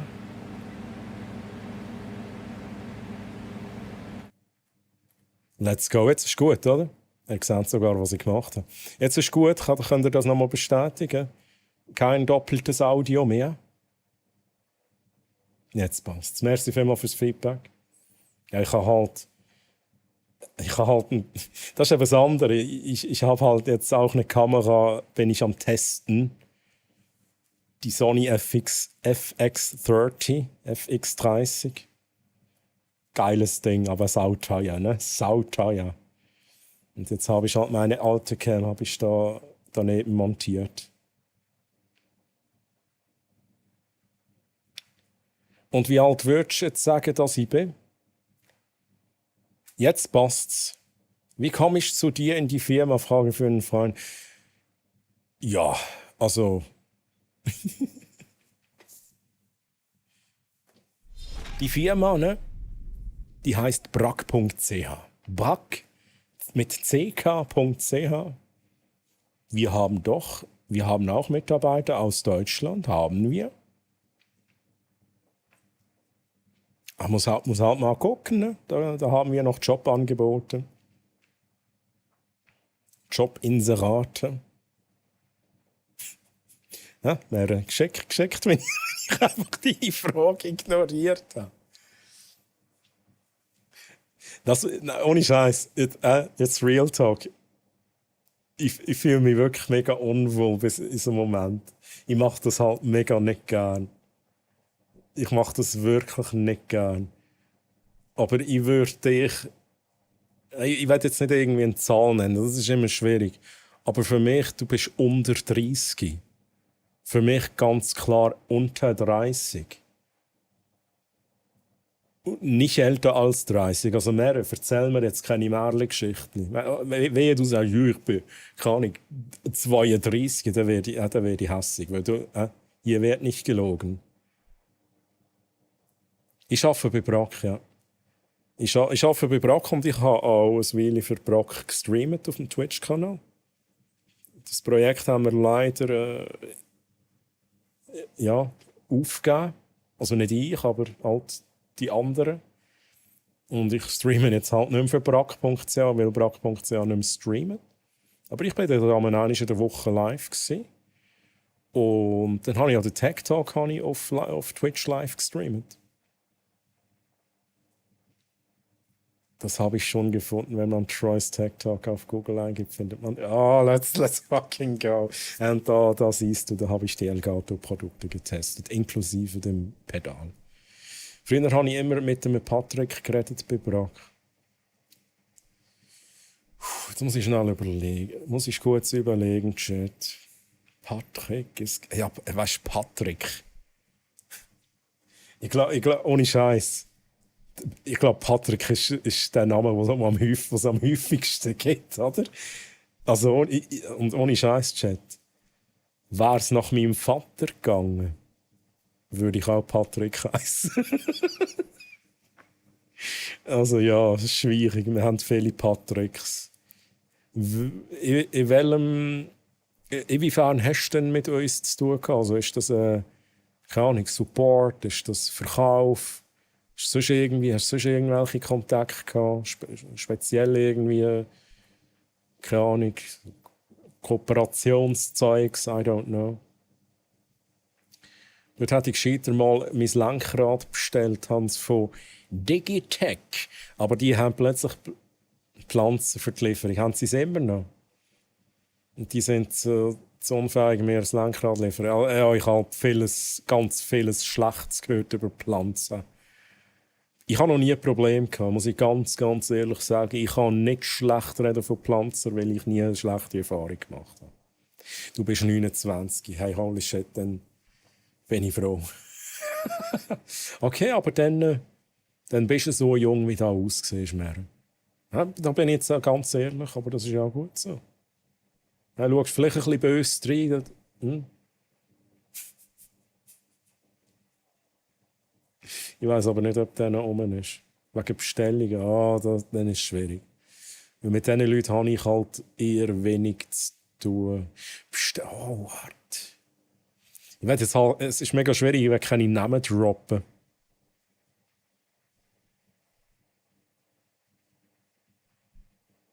Aber hast du mit einem Product Manager zu tun gehabt? Es kommt halt immer davon, wenn es auch das ist mega schwierig. Es gibt natürlich auch die Verkaufsabteilung, die quasi den Kundenkontakt hat. Aber nachher geht das auf bis zum Product Manager, aber der hat eigentlich nicht direkt Kundenkontakt, außer du hast irgendwie einen speziellen Kontakt mit uns gehabt. Dann kenne ich dort einen Patrick. Aber ich will wirklich jetzt nicht einfach irgendwelche Namen droppen, das ist ein bisschen unangenehm. Ich habe noch neue Werbung von Brack auf Twitch gesehen. Auf Twitch haben wir wieder Werbung geschaltet. Okay, nice. Also das Geilste, das vergesse ich nie mehr, wo die Leute so verwirrt sind. Ich weiß nicht, wer das noch miterlebt hat. Dann habe ich so gestreamt, so wie jetzt, bin ich live auf meinem Kanal. Und dann ist Werbung gekommen für brack.ch. Und zwar der Twitch-Kanal von brack.ch, wo ich drin vorkomme. Das heisst, die Leute haben meinen Stream geschaut, dann ist Werbung gekommen, wo ich drin vorkomme. Und die Leute sind alle so verwirrt, so, was ist jetzt das gewesen? Das war richtig gut gewesen. Okay, Ramon, in dem Fall haben wir wieder aufgeschaltet. Wir haben eine Brack-Partnerschaft mit der Firma, wo ich gearbeitet habe.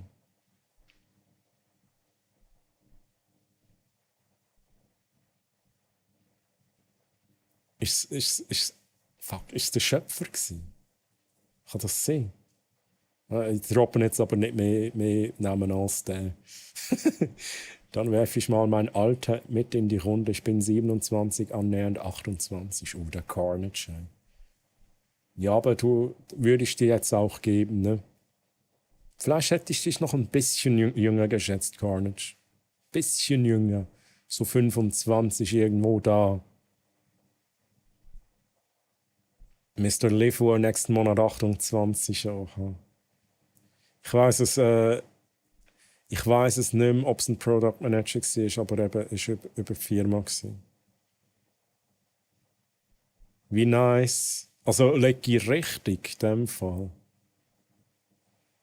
Also, es tönt schon danach, dass es er könnte gewesen sein.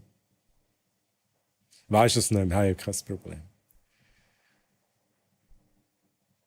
Es ist schon länger her.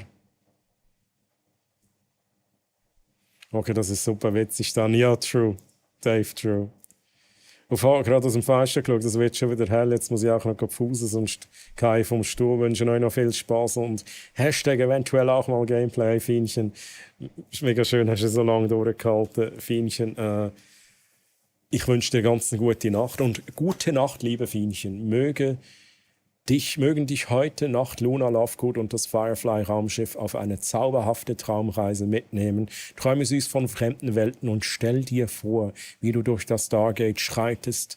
Bis bald. Fienchen, ganz eine gute Nacht. Schöne Sonntag noch. Hoffe, Schlaf ist ist nicht zu fest kaputt. Und danke nochmal für alles. Danke für alles, Fienchen. Merci vielmals für die grandiose Fanseite. Das war so gut. Hey, Fienchen, wirklich, das war ein grosses Kino. Das habe ich nicht erwartet. Und mega nice. Mega nice. Hat natürlich auch sehr gut für die Unterhaltung für alle beigetragen. Love it, love it. Mach's gut, Fienchen. Bye, bye. Ich weiss es im Fall nicht. Mein Chef hat aber immer so unlustige Wortwitze mit seinem Namen gemacht. Ja, schwierig, ja, schwierig. Es ist auch meine Erwartung, dass Personen mich etwas jünger einschätzen. Ja? Chat, das erwartet der Carnage von euch. Ne? Schätzt ihn nicht älter ein. Nee, aber es ist bei mir auch so. Ich habe auch die Erfahrung gemacht, dass mich die Leute jünger einschätzen. Ja, Chat. Hey, Chat. Jetzt dreh den Spieß mal um. Wobei ich behalte mal, bei mir ist es halt wieder ein bisschen etwas anderes. Bin ich der Meinung. Mehr, also du weißt halt, wie alt ich bin, aber wie alt würdest du mich einschätzen? Oder Chat? Ja. Wie alt würdet ihr mich einschätzen, wenn ihr nicht wüsstet, wie alt das ich bin? Guckt euch diesen Bauch an. Hä? 3. Guckt den 3. 34, 35, ja. Ja, okay, ein bisschen jünger als das ich bin. Ne? Das ist das, was viele sagen.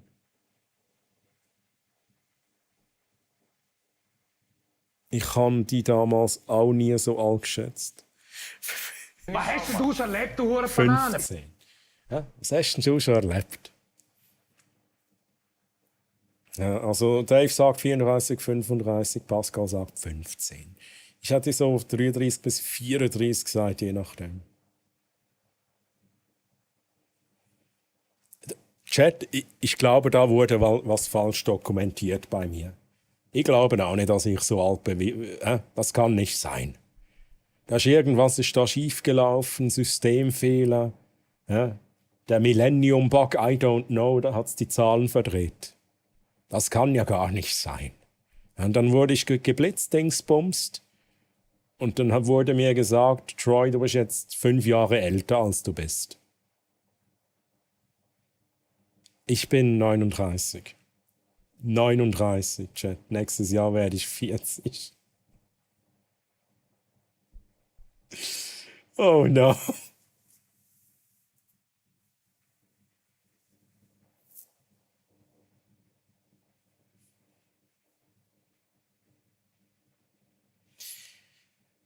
So ein Jungspund.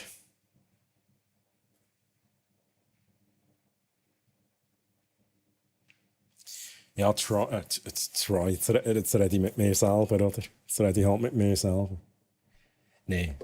Nächstes Jahr, Chat, nächstes Jahr werde ich 40. Ja, aber das ist kein Problem, Chat. Mit 40 ist man immer noch jung.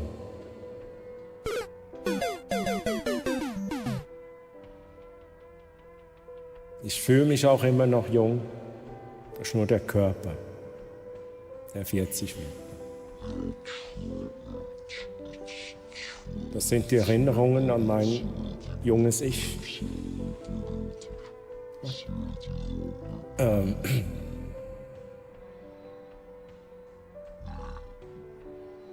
Wann ist der Effekt denn vorbei?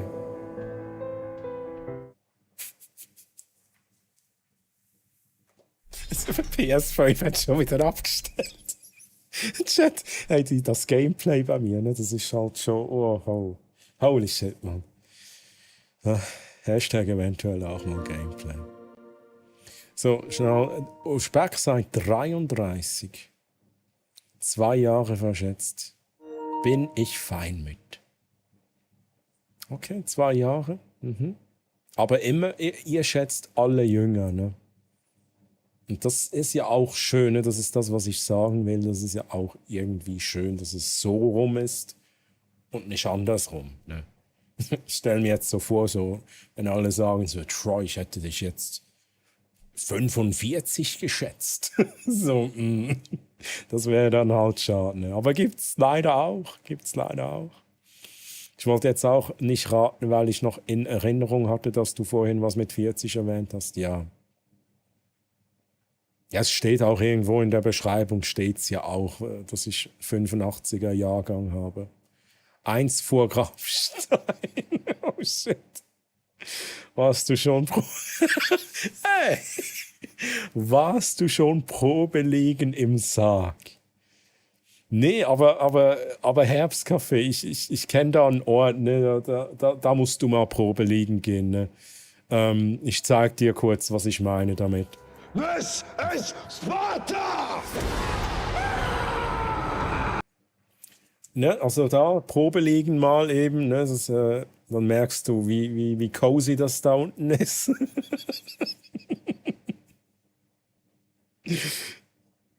Da war ja noch ein Baby gewesen.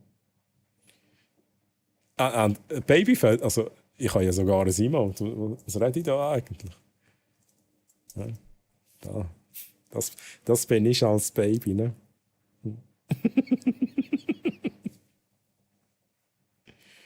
Das Einzige, wo Herbst die Probe legt, ist mein Bett. Ja, ich glaube, Herbst, die hat direkt das Bett auch mit runtergenommen ins Loch. Die haben den Sarg vergessen.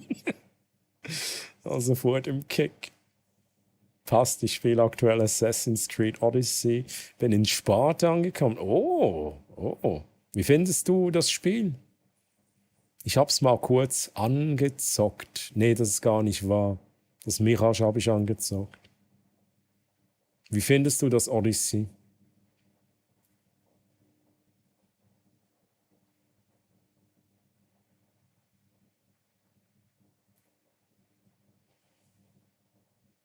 Macht bisher richtig Bock. Okay, nice. Ja, es ist halt für mich, ne, ich habe schon mal gesagt, Assassin's Creed. Es ist nice, aber es ist nicht meins. Ich habe den ersten Teil gezockt, fand es auch irgendwie fresh damals und dann kam der zweite Teil und das war für mich irgendwie dasselbe und so weiter. War immer dasselbe und irgendwann habe ich gar nicht mehr die neuen Assassin's Creed Spiele gezockt.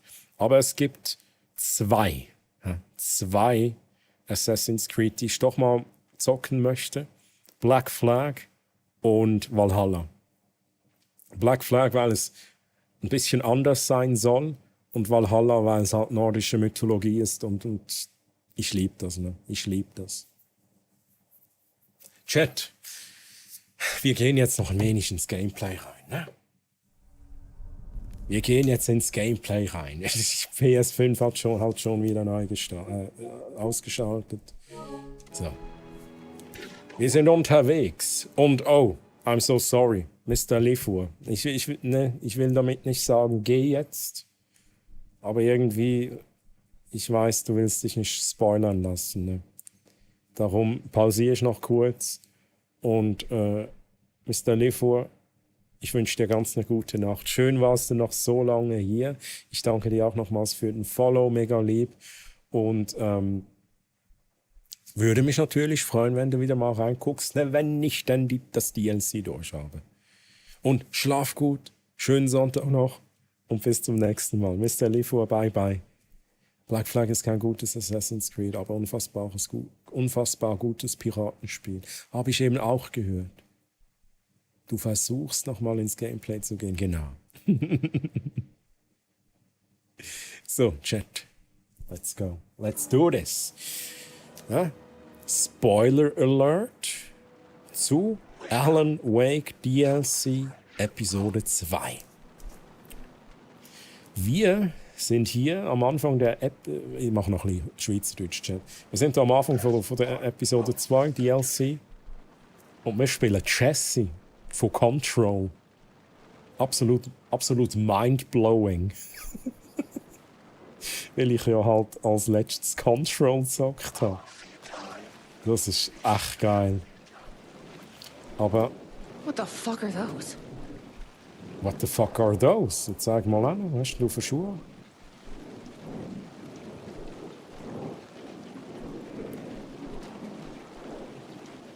Darf ich denn da jetzt durch, oder ist das gefährlich und so? Okay, die machen wir nicht. Okay, ich habe Munition, ich habe Batterien, das heisst, ich bekomme eine Taschenlampe, Chat. Ich bekomme eine Taschenlampe. Aber zuerst muss ich wahrscheinlich die Taschenlampe mal finden.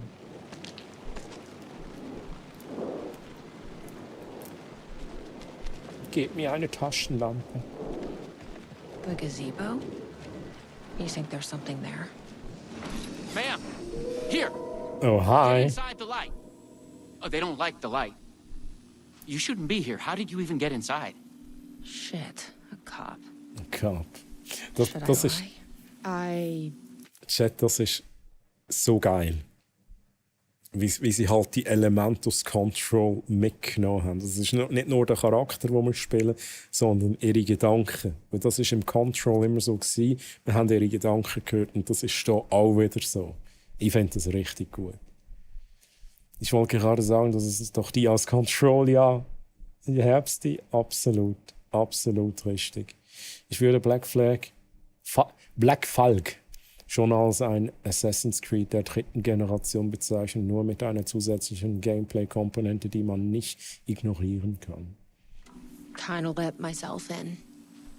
Got more than you bargained for, huh? Was waren das für Schatten? What's going on here? Das ist nicht da, wo ich wollte. What are those shadow people? Well, that's what I'm here trying to figure out. The government's been putting something in the coffee. Turning people into coffee monsters. The government. Is this the same government agency that's been chasing me all these years? Something in the coffee is doing this? Really? Took me a while to wrap my head around it, too. At first, I thought... Well, I don't know what I thought. But now it's clear. This is deep state science. I'm Suche jemanden. looking for someone. My brother. Have you seen anybody? Der Dylan, oder? Dylan hat er geheißen. Warlock ist auch immer noch wach. Holy shit, Warlock. Oder hast du inzwischen geschlafen? Kein Kaffee-Drinks mehr für den Troy. Nein! I'm sorry, ma'am. They've been abducting Ja, people... das ist mir egal. Hä? Dann ist halt der Zeug drin, wo mit so einem Kaffee... Was hat er gesagt? Kaffeemonster. Ja, wo mich beeinflusst und I don't Night know. Springs, too. I'm here to get them back home. But now it's time Soul to left. Mask. It's not safe here. Okay, ein bisschen Soul Mask, okay. Nice. Nice, Warlock. Ja. Interesting. Soul Mask. Oh, hey.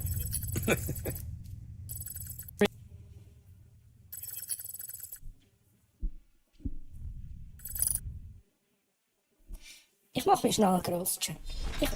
Ich habe es lieber, wenn ich gross bin. Ich will mich noch schnell vom Warlock verabschieden. Der Warlock ist nämlich immer lieb zu mir. Nicht so wie der Troy. No, God! No, God, please, no! No! No! No! Nicht alle freuen sich, wenn sie mich sehen. Ist da schnell ein bisschen... Hau ab, was ist jetzt los? Chat, was ist jetzt los? Habt ihr mich nicht mehr gern? Ich kann mich nur schnell vom Warlock verabschieden. Warlock, schlaf gut. Schön bist du da gewesen.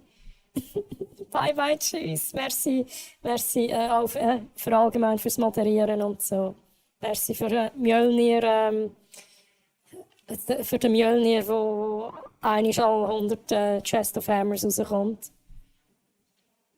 Und dann meistens nicht so viel Schaden macht.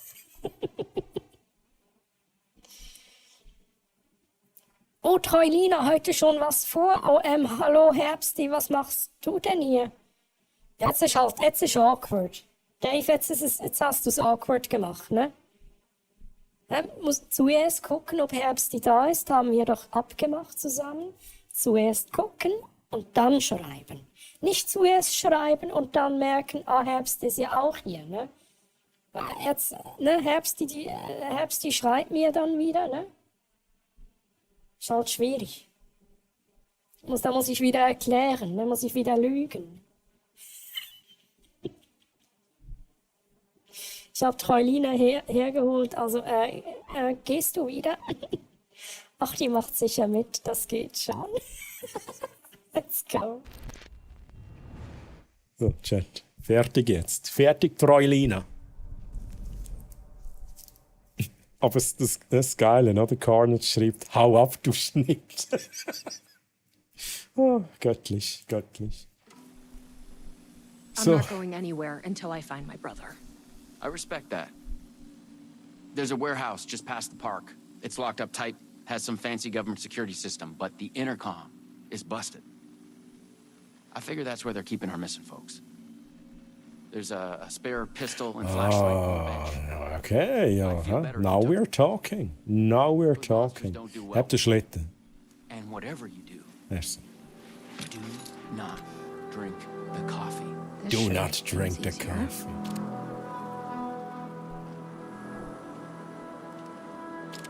Ich würde halt gerne die Waffe haben, die ich im Control hatte. Das wäre richtig geil. Also, was haben wir da? Schnell schauen. Ich lese ganz sicher keine Romane, aber wenn es irgendwie Infos sind für die Story, dann mache ich es. Personalmemo. Wir möchten Sie darauf hinweisen, dass es aufgrund der neuen Führung Änderungen geben wird. Coffee World wird ab sofort nur mehr nachts geöffnet sein. Dadurch können wir neue Kunden gewinnen. Außerdem sollten alle Angestellten unsere Röstung Dunkel wie die Leere bewerben. Dazu werden wir morgen eine spezielle Verkostung für Angestellte veranstalten. Eine Kaffeeverkostung, Chat. Anwesenheit ist Pflicht. Bitte bringen Sie Ihre Freunde mit.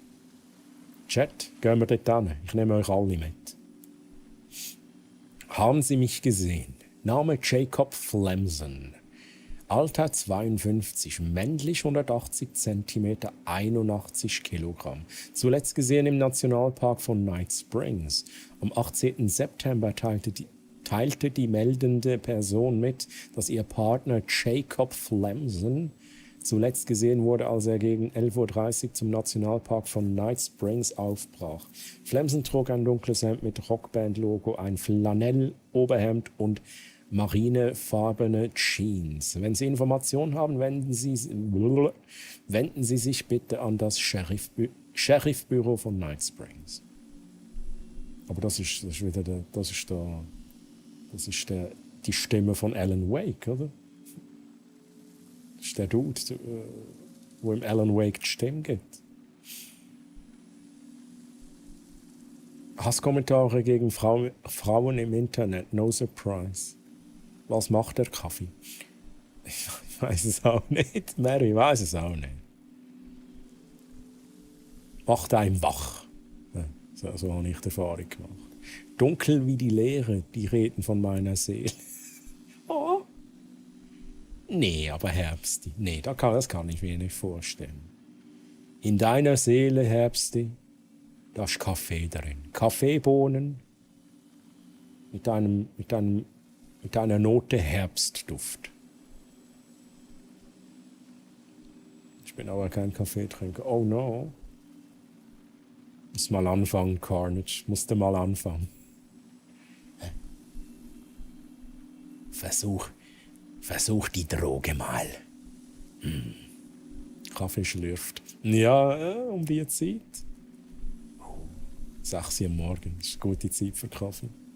Dark Triangle Kaffee präsentiert voller Stolz. Nacht unter den Sternen. Die Nächte, hä? Ich könnte noch ein bisschen so wie ein Schweizer reden. Die Nächte mögen kalt sein, aber der Kaffee ist heiß. In dieser Woche hat Coffee World nur bei Nacht geöffnet. Bringen Sie Ihre Familie, Freunde, Kinder und Bekannten für Spaß unter den Sternen mit. Schließen Sie sich uns an, schließen Sie sich der Durchsickerung an. He? Oder? Gut. So, jetzt werde ich aber ein bisschen rumballern, Chat. Rumballern. Aber Taschenlampe, wie geht das schon? Also. Oh, jetzt habe ich halt.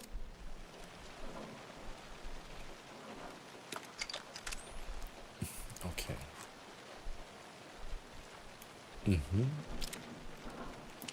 Ah, okay. Jetzt habe ich das Taschenlampe ein aus. Ja. Let's check out that warehouse the sheriff mentioned. Warehouse? You still with me? Ja, da bin ich. Good to hear. Dort müssen wir ran, ne? Bier ist auch eine gute Alternative. That's true. Ja, true. Also grundsätzlich jedem das Seine, ne? Mein Problem ist halt, ne, ich bin Halbasiate. Ich bin halt nur schon betrunken, wenn ich das Wort Bier lese, ne? Das ist halt das Problem. Was? Okay. Latte Lagoon, Coffee World. Empfangszentrum, ja. Ich weiß, was wir da hin müssen. Das ist alles, was ich muss wissen, Chat. Wir könnten natürlich noch ein bisschen auf Loot-Tour gehen. Ich trinke aber auch kein Bier. Was ist denn dein Lieblingsgetränk, Carnage?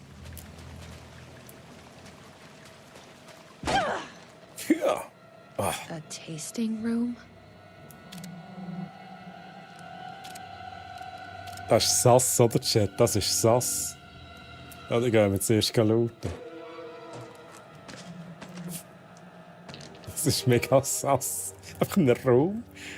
Und dann auch so ein Café, ne? Und da noch so ein Kreis drum. Sheriff said not to drink this stuff. Mal, ich jetzt wählen. Nein, mal, trink jetzt. Probably shouldn't drink any strange Mama. coffee. Doch. Sheriff said not to drink this stuff. Better not. Ich drücke jetzt so lange nichts, bis du den Kaffee trinkst, Jesse. Better not. Okay, ich glaube, das wird nicht. Hm? Meine Liebe zu Bier könnte aber auch daran liegen, dass ich Deutscher bin und vor allem, weil ich aus dem Westen Deutschlands komme. Im Westen, der wilde Westen. Wird mehr getrunken, weil die Flaschen größer sind. Ohne Scheiß. Sind da die Flaschen größer? Das wusste ich nicht. Ist aber auch geil.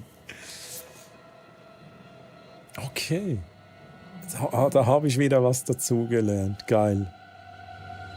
Instant Iced Tea und Energy Drinks sind da bei mir auf gleicher Ebene, aber für gesonderte Anlässe ist Sake mein Lieblingsgetränk. Okay, nice. Sake, ne? Geil. Ist auch gut. Ist auch gut. Hatte ich jetzt aber schon ganz lange nicht mehr.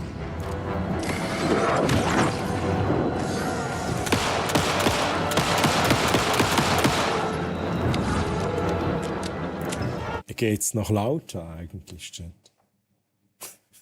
Das ist wieder so der Audiomix hier, ne?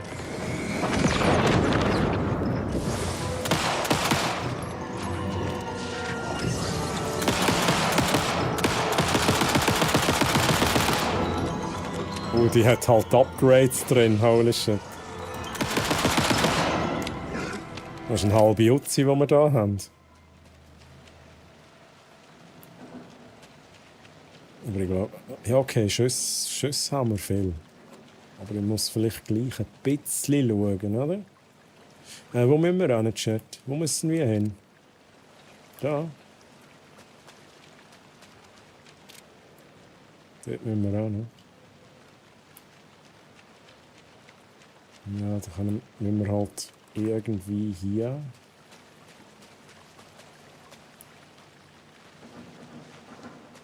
Da hin, da durch. Loot mitnehmen. Loot. Ja, 50.000 Batterien, das ist ganz wichtig. Da nochmal schnell einen Loot-Check machen. Haben wir da noch was? Loot. Nein! Okay, das ist jetzt wie im Hauptgame, oder?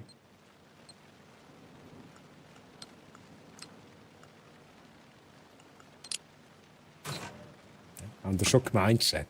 Haben Sie schon gemeint, ich bin dumm? Was haben wir da?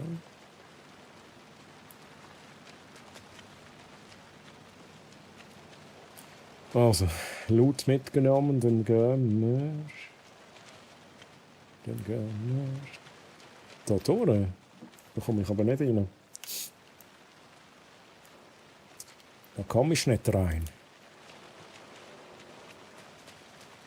Solltest das auf ein Raspberry Pi anspielen? Wait a sec, um was geht's jetzt?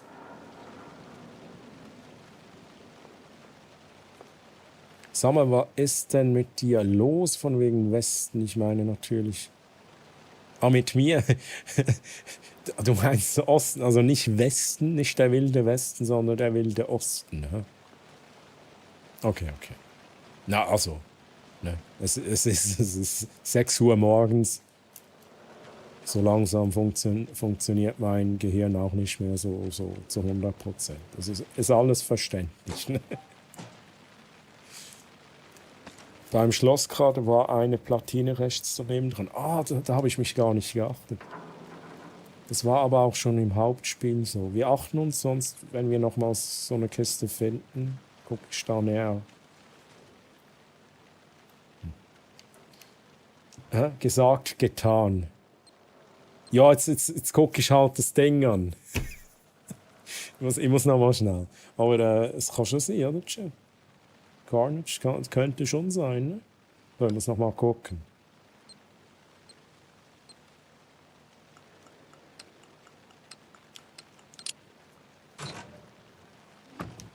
Loot. Also, ich weiss ja nicht, jetzt haben wir dann irgendwie mega viel Batterien. Wahrscheinlich muss ich irgendwann den Gegner auch Batterien an den Grind schmeißen.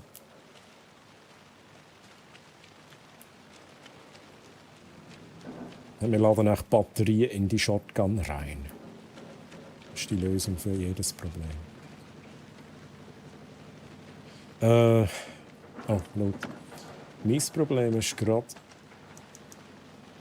dass ich halt keine Ahnung habe, wo ich durch muss. Da komme ich ja auch nicht weiter. Vielleicht muss ich aber gleich mit dieser Karte arbeiten. Das kackt mich aber irgendwie an. Da komme ich nicht durch. Okay. Dann, ne?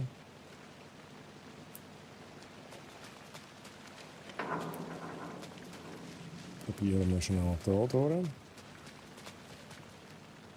Von dort aus sind wir gekommen. Gehen wir da oben. Welcome Center. Gehen wir schnell einen Loot-Check machen. Loot-Check. Ganz wichtig. Da sehe ich schon Loot.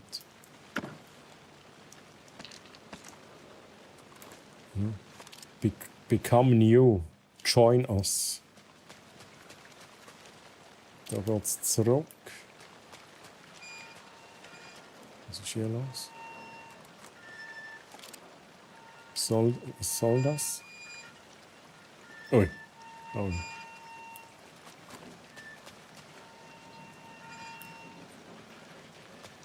Okay, gehen wir da durch.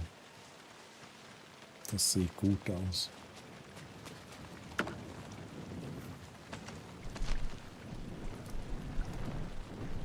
Da müssen wir ran. Schauen wir noch schnell in den Brunnen runter. Oh, der ist ja voll Wasser. Holy shit. Chat, da bekommt ja diese Mara K keine Luft mehr.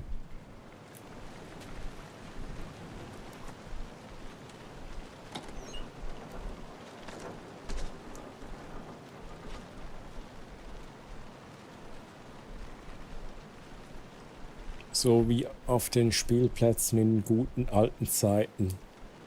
1980 rund. True.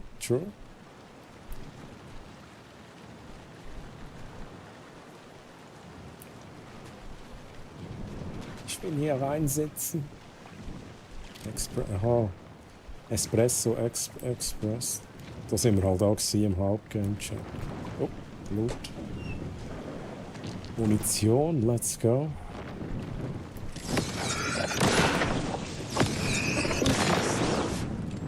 Smells like...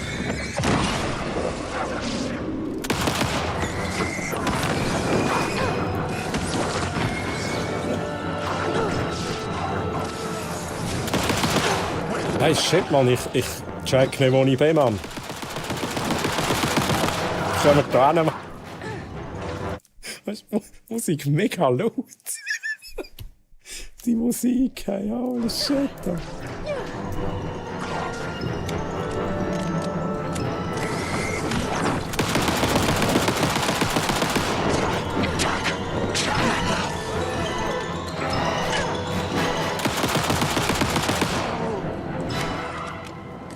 So, zum Glück haben wir eine Nutzi dabei. Join us, drink Kaffee, das klingt mir nach guter Werbung. Ja, das ist halt einfach auch mega sass. Ja, komme zu uns. Wir haben den guten Kaffee. Koste unseren Kaffee. Werde Teil der Sekte. Lass dich kontrollieren. So, da sind wir am richtigen Ort, Chat. Haben wir noch Loot? This must be the warehouse. But how do I get inside? Ja, da Code und so, oder?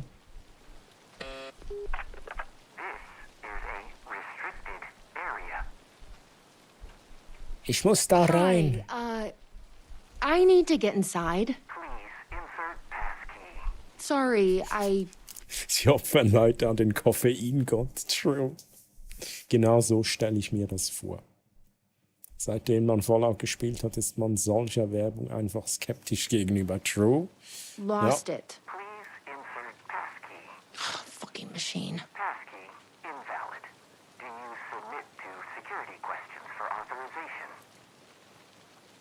Hier mit der Sure. Frage. What's the question? Dark Triangle Coffee's mission statement, as seen in our orientation video. What kind of question is that? Incorrect.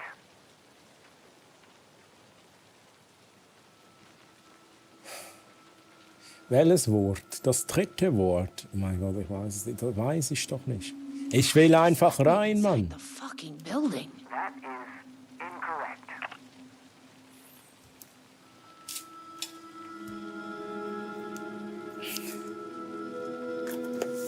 Ist das ein Bot? Mary, das ist ein Bot, oder?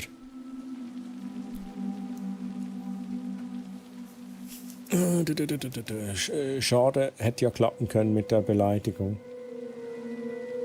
Also es ist ein Kaffeekult, also würde ich denken, Kaffee ist die Antwort. Ja, ich probiere es jetzt einfach. Das vierte Wort. Dark Triangle Coffee's mission statement, as seen in our orientation video. Kaffee. Coffee? That is incorrect.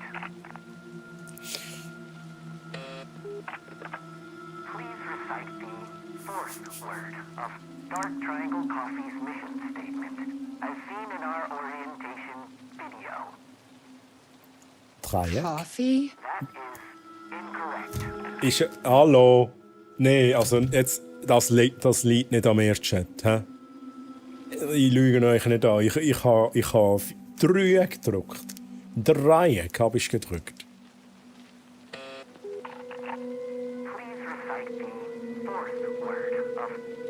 Also bin ich jetzt doof?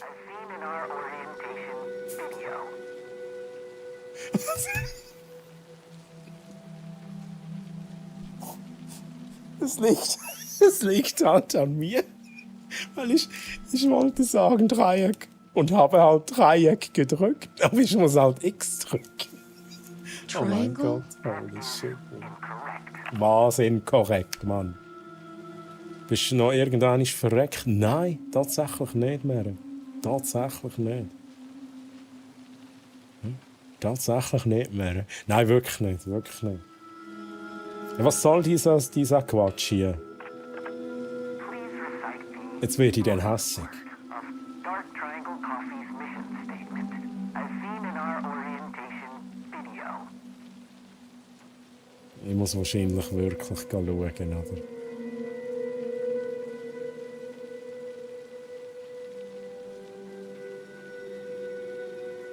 Coffee? Ich muss halt das irgendwie finden. Chat mir gerade mal schnell schauen und dann das vierte Wort von irgendeinem Video.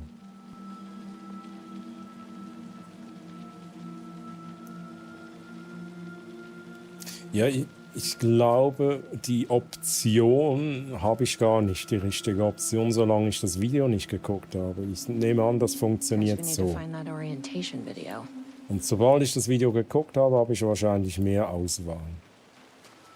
Also ich kann mich da nicht durchbescheißen. Ja. Kann da nicht cheaten. Come on, easy.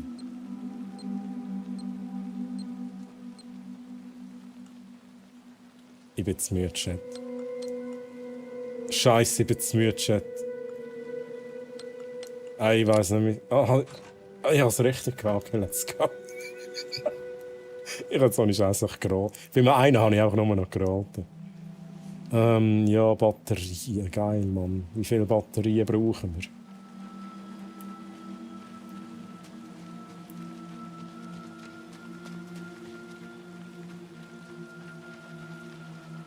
Also das Video. Dann muss ich aber wahrscheinlich wieder komplett zurück. Ausser ich habe etwas übersehen, aber ich glaube es nicht. Wo ist denn das Video?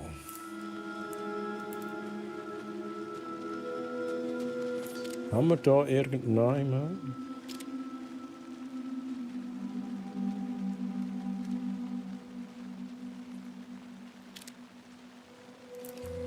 Schwierig.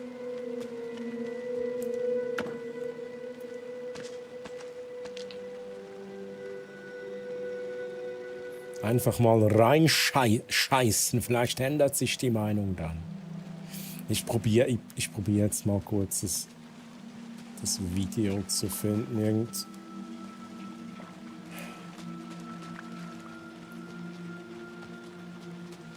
Aber kann das denn so? Wo wäre denn das? Wo wäre denn das? Das ist der Spielplatz. Der Spielplatz.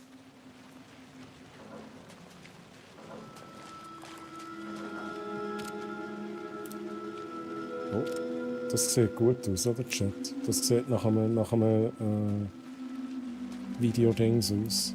Agi Katze, guten Morgen, wie geht's dir? Hast du gut geschlafen? Hast du gut geschlafen? So, Chat, wir gucken uns das Video an. Nein, ja, okay, wenn wir das Video die Videokassette findet, um da reinzuhaben, damit wir das Video schauen können. Das war ja klar.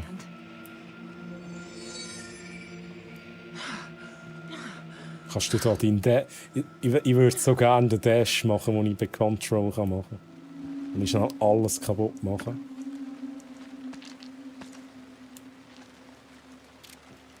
Also. Okay, gehen wir nochmal da hin. Hey! Well, I'm glad to see you're okay. A videotape was missing from the Welcome Center. I think the password I need is on it. You haven't seen it, have you? Yeah, I've seen it. But that tape is chock full of government brainwashing. I watched a bit and Dann sag mir einfach das vierte Wort. something to me. It's dangerous. You can't watch that tape. I need Doch. that videotape, Sheriff. Well, this is exactly how they get you. But fine. If you really want it, I hid it in Ferris wheel, cup number 4. You'll need this key. Don't say. Danke, gell? Ja. Danke, gell?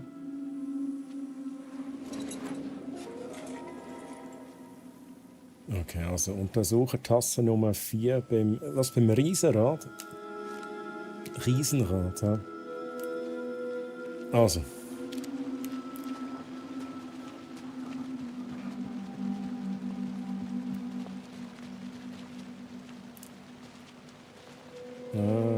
Wie kommen wir schon über den Tag? Da.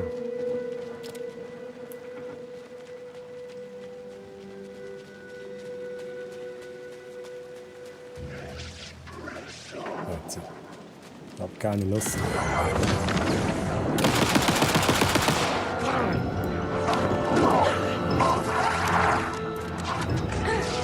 Lass mich in Ruhe, Mann. Lass mich in Ruhe.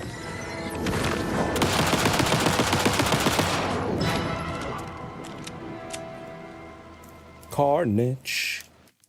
Dann sage ich mal guten Morgen. Viel Spaß und bis ein andermal. Gute Nacht, lieber Carnage Rage. Ich wünsche dir eine gute Nacht. Volle Träume, in denen du nicht verreckst, sondern mit den süßen Pinguinen im Schnee spielst. Lass den Tag elendig ausbluten und ruhe dich gut aus. Carnage, schön warst du hier. Danke für das schöne Meme, ne? Für die Tastatur. Das war auch sehr geil. Carnage, guten Schlaf, schönen Sonntag noch. Und bis bald. Mach's gut. Bye, bye. Tschüss.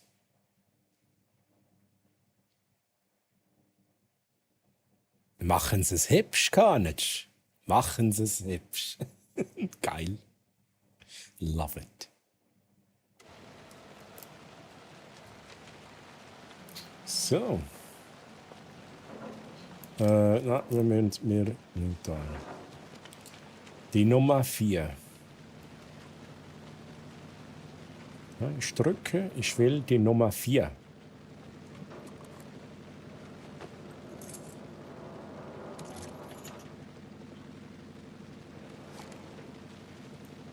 Muss ich nochmal.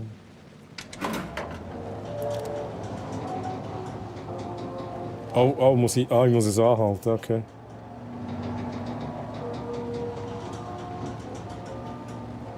Ich brauche die Nummer 4.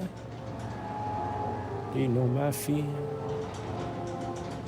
1, 2, 3, 4.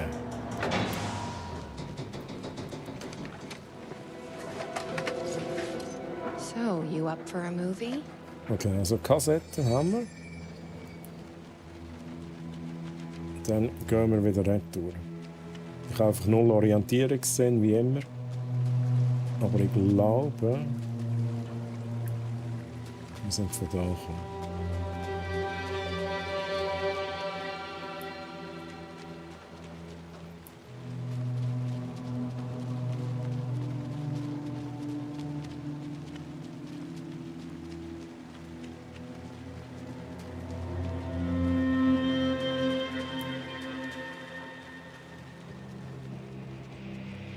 So, rein mit dem Video. Das 4. Wort, Chat. Von was? Das 4. Wort von was genau? Ich weiß es nicht. Shit. Dark Triangle Coffee is a fast-growing company with ambitions to sweep the nation and eventually the globe with our out-of-this-world beverages. Drawn by our coffee's distinctive flavor and our unique beans, people are rushing to join the Dark Triangle movement. The company's mission statement is simple. To drink the truth There. is to become That's what we need. Truth. Password Our is financial truth. and spiritual growth Now has we been can accelerating at speeds previously Jetzt hör doch, schalt's ab. Jesse, schalt's ab. Du wirst brainwashed, Jesse. Ausschalten, Mann. Please, you need Oh, shit, Mann, jetzt kommt ein Samara aus dem Fernsehen raus.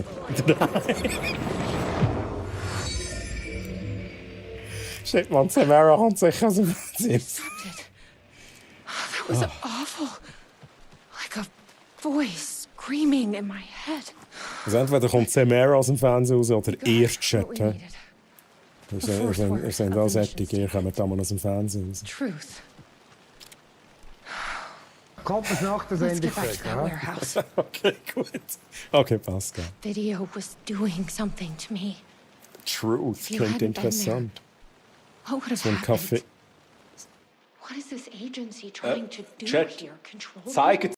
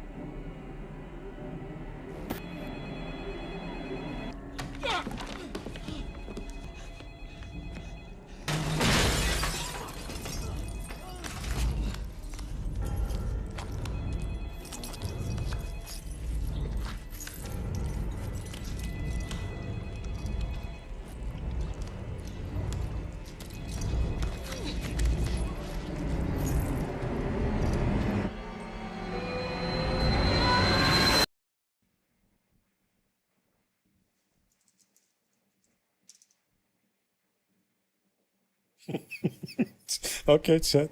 Ja, geil. Geil, wie ihr es macht. Love it. Der hat im richtigen Moment abgestellt. Ich muss mir fast das Video dann nochmal anschauen. Hat es gut gepasst? Wir brauchen so ein grosses Kombi-Emote. Oh, so ein Emote, wo sich aus verschiedenen Emotes zusammensetzt. Der hat ja mal gebrüllt, als er die Waffe gesehen Man, hat. what if my brother has already been... Du und dein I Bruder didn't come all haben. this way to lose him now. Ah, schon unglaublich. Ey. Oh, Pascal. Kompetenz. Nice one. Ich wollte irgendetwas sagen, ja. Ja, so das eine Pokémon-Emote, wo der Bounce postet. Was? Der Bounce postet Pokémon-Emotes? Das ist sass, Chat. Ja? Da hast du ein wenig sass. Wo muss ich hin? Fuck, ich habe jetzt das Ding geschaut. Jetzt muss ich... Oh mein Gott, wo bin ich denn hier, Mann? Wo bin ich denn hier?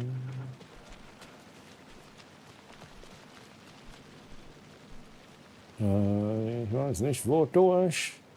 Ich weiß nicht, wodurch. Ich glaube... Scheiße, Mann, Chat. Ich bin zu müde für diesen Quatsch. Oh, der schlägt. Batterie. Ich glaube, wir sind da durch, oder? Da sind wir da über. Er ist so richtig drin in der Pocky Queen. Nein, aber das sind jetzt aber Räubergeschichten, oder mehr? Bounce, we need you. Bounce, wir brauchen dein Statement. Ja. Also entweder decken wir da gerade etwas Riesiges auf. Ja? Da wird es so riesig wie Dr. Disrespect, was jetzt da gerade passiert. Ich sag dir, da musst du auf ihn schauen. Aber mal ehrlich, wir wissen alle schon, dass die ihren Bruder sucht. Das muss sie nicht alle 5 Minuten rumerzählen. Ja, war halt auch schon bei Control so. Ne? Was? Bounce, wir brauchen dein Statement zu den Pokémon-Emotes, die du immer postest. Und wieso, dass du so tief in dieser Pokémon-Lore drin bist. Was ist denn so speziell an dieser Pokémon? Mach mal diese Emotes, Bounce. Fourth word of Dark Triangle Coffee's mission statement, as seen in our orientation video. Ja, darf ich es jetzt sagen? Okay, ich sage es schnell. Wahrheit.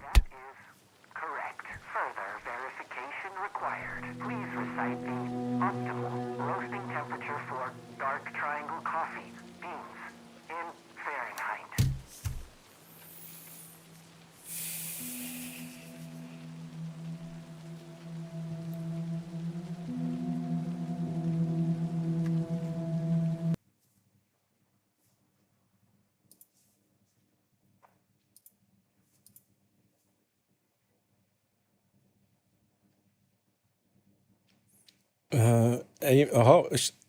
Was?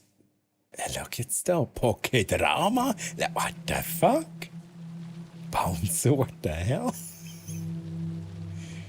Ich meine, hast nicht du die geradet letztes? Ich bin dort geradet worden oder so. Und dann hast du auch ein Abo gemacht. Ich stelle mir so den Bounce vor. So. Oh, da können wir gerade abonnieren.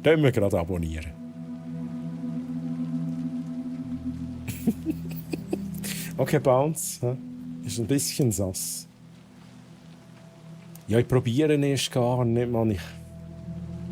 Oh, come on. Was ist jetzt... Das ist jetzt nicht so eine tolle Episode. Find das raus, gang das herausfinden. Suche die richtige Temperatur. Untersuche die Kaffeebar. Wir untersuchen die Kaffeebar. Und liebe Jessie... Genau. Jessie, willst du noch etwas zu deinem Bruder sagen? Sag noch schnell etwas zu deinem Bruder. Sag noch schnell, was du suchst. Auch damit ich und Chat noch mal schnell daran erinnert werden.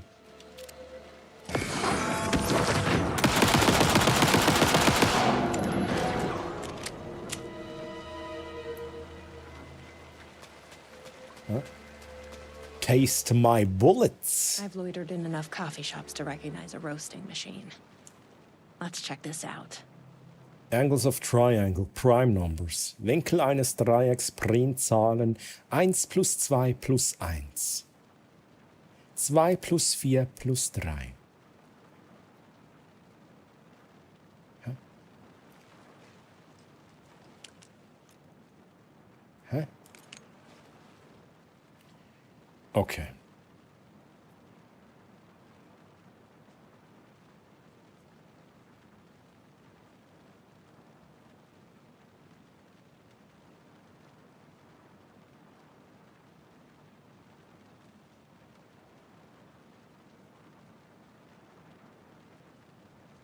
Ich lese mal Chat. Chat. Oh, das. Oh mein Gott. Das Problem ist, Chat, in meinem Overlay, okay, gut, es sieht einfach ein bisschen, es hat ein bisschen viel Abstand zwischen ihnen tatsächlich. Tja, Glückwunsch oder mein Beileid, suchst dir aus, was du nehmen willst. Ich würde ja Glückwunsch nehmen. Oh Mann. Anonyme Person. Aha. Als ob ich die würde abonnieren. Da solltet ihr mich besser kennen, Chat. Ja, sie hat dir wahrscheinlich ein Abo geschenkt. Ah nein, Mere hat dir sicher ein Abo geschenkt. Mere, wir brauchen ein Statement von dir. Ja, wir decken hier langsam die Wahrheit auf. Ja? Schritt für Schritt. Jetzt mache ich gerade ganz böse den Sud. Das fällt mir gerade auf. Geh mal ein bisschen rauf und lese wieder gegen runter. Vor 7 Tagen ist mir ein Abo an anonyme Person. Mere, Statement von dir. Okay, jetzt ist es draussen. Hab sie im Mund gejubelt. Jetzt, die Wahrheit kommt immer ans Licht. Mehr. Die Wahrheit kommt halt immer ans Licht. Man kann die Wahrheit nicht verstecken. Ich hoffe einfach, dass du mir nicht unterjubelst. Ich hoffe mehr, dass du nicht plötzlich irgendwie, vor meinem Fenster stehst oder so. Das wäre ein bisschen...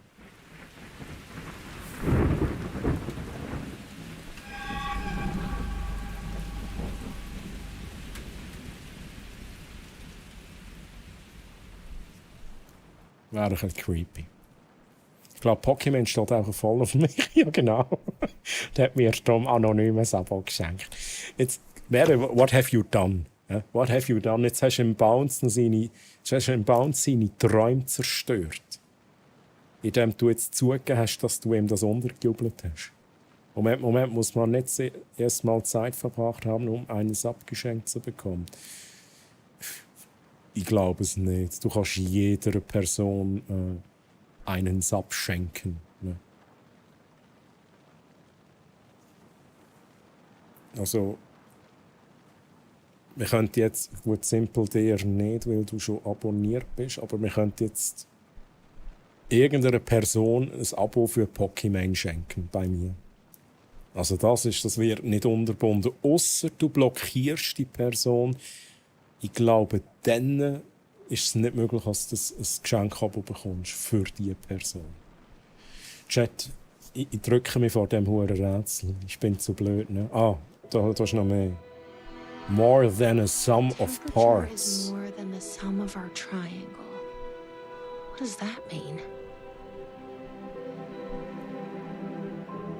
Entdecken Sie die geheimnisvolle und unsagbare Essenz, die sich in jeder Tasse von Dark Triangles. Rüstung.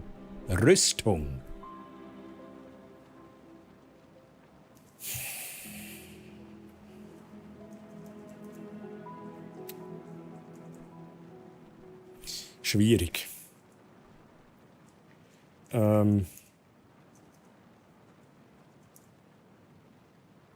Moment, Chat.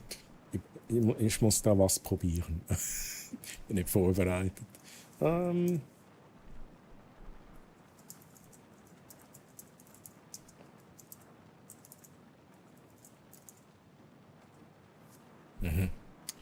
Chat. Die Dark Triangles. Rüstung. Shit, das hat nicht Platz. Shit. Können wir Schreibfehler machen? So.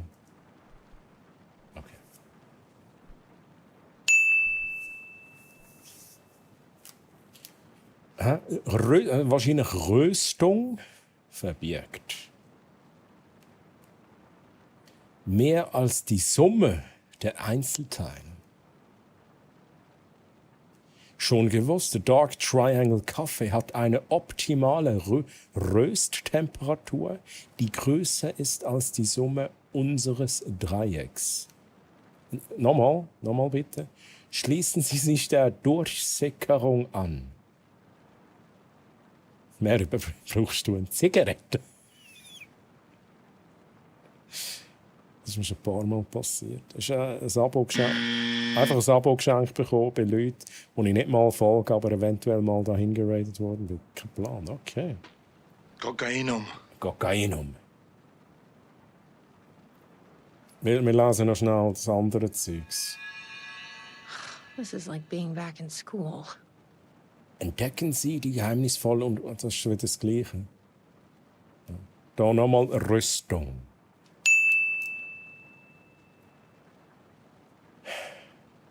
Röstung, okay. Aber was da? In der Röstung.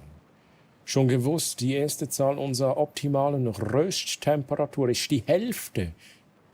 Hey, ich mag nicht mehr. Wieso muss ich jetzt da solche Rätsel lösen? Ist die Hälfte der zweiten Zahl. Bounce, du bleibst jetzt hier, bis wir das Rätsel gelöst haben, Bounce. Der zweiten Zahl und die dritte Zahl ist um 1 kleiner als die Zahl davor. Bounce, du wartest jetzt, bis wir das Rätsel gelöst haben. Prime. What? Prime number? Das ist Kaffee vom Feinsten. Schon gewusst? Ja. Die Rösttemperatur für Dark Triangle Kaffee liegt unter 500 Grad Fahrenheit. 500 ist auch die Zahl an Lichtjahren, die die Erde vom Planeten X13 entfernt ist. Ja. Also gut. Bounce, Mann. Träumsüß von Tanktops, Indianerhäuptlingen und Castor Troy. Möge die Nacht voller Mack-Mack und exotischer Ananasträume sein. Gute Nacht. Hey, Bounce, schön bist du dabei gewesen. Schön hast du so lange durchgehalten. Holy shit, Mann. Und ich muss mal schauen, wie lange ich überhaupt noch mache da mit diesen Rätseln. Bounce, mach's gut, schönen Sonntag noch, schlaf gut. Bis zum nächsten Mal. Bye, tschüss. So, noch mal kurz Chat lesen hier. Klingt logisch für mich, wo kann man sich bewerben? Hey, aber vorher beim Fenster hat mein böser Blick schon gut gemacht. Hey, absolut. Der Bouncer. Ja, Chat. Ja. So, let's go. Ja, so, wie schnell das fokussiert. Ja. Das ist mal Zeug. Ja. Achten Sie es hübsch, Bounce. Ich bleibe in Gedanken bei euch. Und Bounce, ja, ich trage den Namen in meinem Herz. Und das mag. Kapiert? Viel Spaß und Träuber. Let's go. Chat, ich habe so keine Lust, das Rätsel zu lösen. Ich habe so keine Lust. Ne? Aber hey, wir sind da, wir machen jetzt da. Also 500. Die Temperatur ist unter 500. Die Temperatur, die erste Zahl unserer, also dreistellige Zahl, das ist ja schon mal klar. Dreistellige Zahl.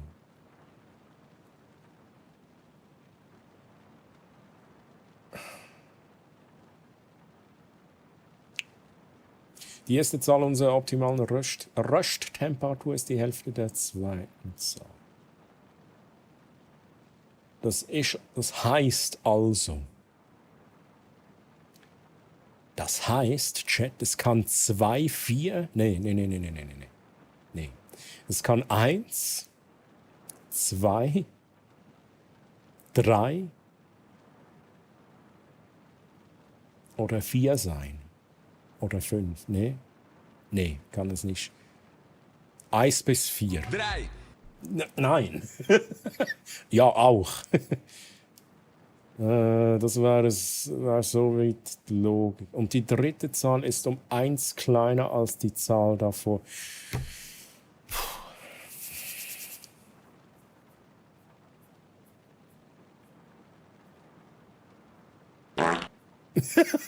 Fuck you.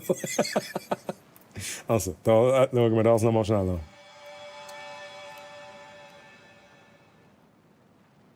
Also, hat eine optimale Rösttemperatur, die größer als die Summe. Okay. 60, 60, 60. Das heißt 180. Es ist größer als 180. Mhm.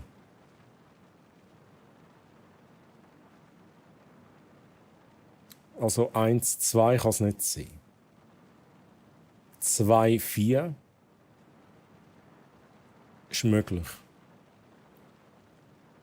3, 6 ist möglich.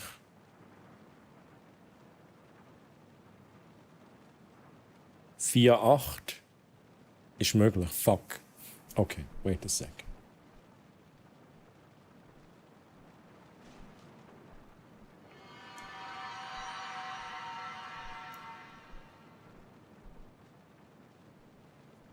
Das ist jetzt. Aha, und nochmal schnell schauen. Die dritte Zahl ist um 1 kleiner als die Zahl davor. Ja, jetzt probiere ich dann einfach durch, Chat. Es muss unter 500 sein.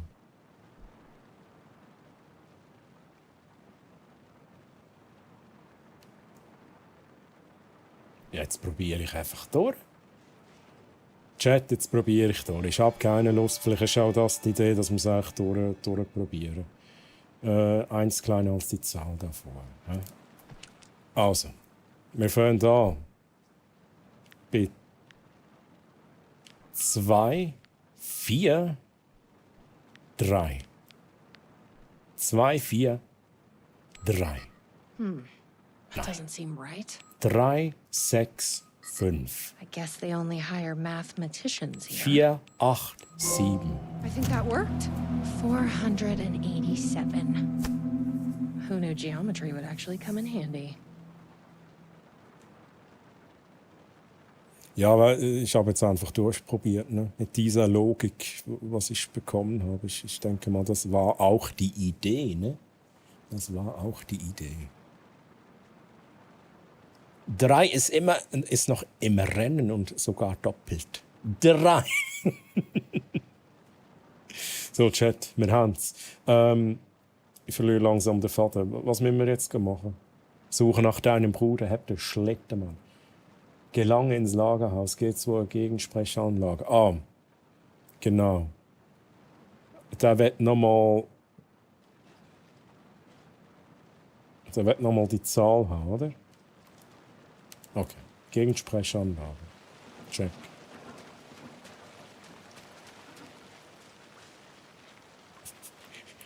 Dieser Befehl hat noch Cooldown-Simple. Ja, aber Chat, also ich bin jetzt schon ein bisschen enttäuscht, dass kein Applaus gekommen ist. Ja? Einfach, was es gesagt ist. Ja? Ich bin schon ein bisschen enttäuscht. So ein kleiner Applaus für gute Leistungen hier als Streamer. Okay, danke vielmals, merci Chat. Wäre ich es gewesen, hätte die Siegernummer 333. 3. Genau so. Ah, ich habe das, Chat. Ich habe keinen Cooldown. Ich mache das schnell für euch. 3. Okay, es dauert ein bisschen lang. Ja, aber wie lang dauert es denn, bis der Sound kommt? 5 Minuten, oder was? Okay, es ist Schall kaputt. 3. Hä? 3?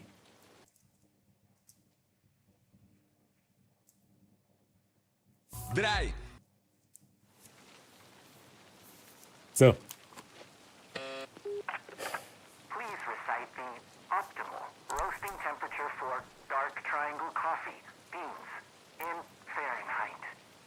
3.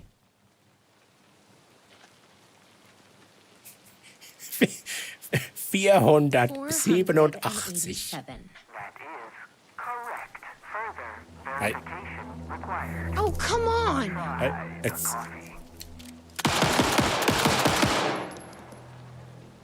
I tried the coffee.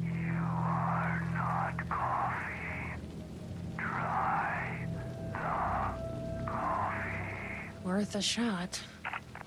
Try the coffee. That's gonna be a problem. But I can't stop now.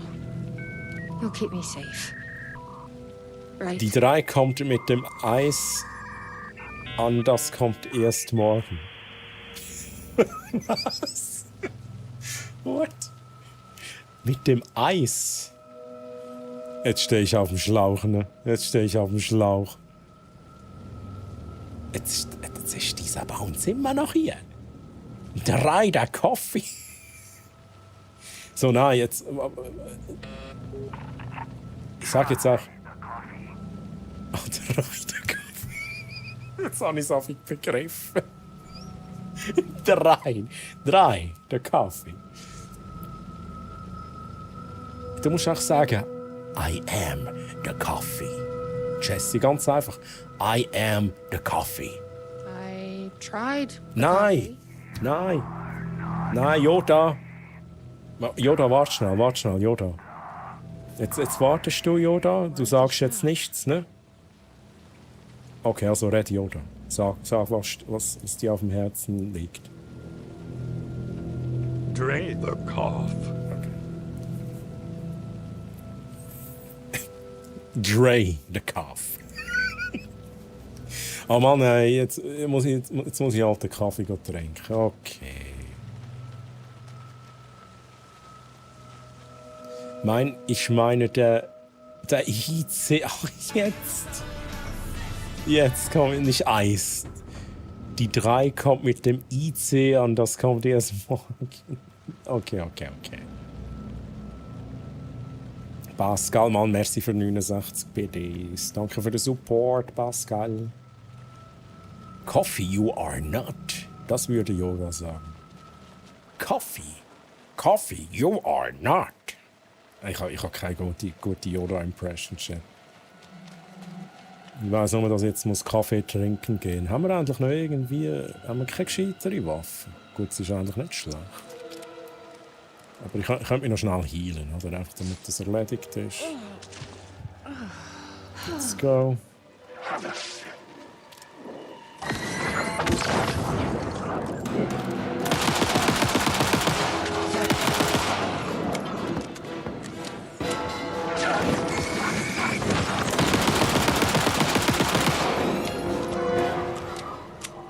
So, ist gut.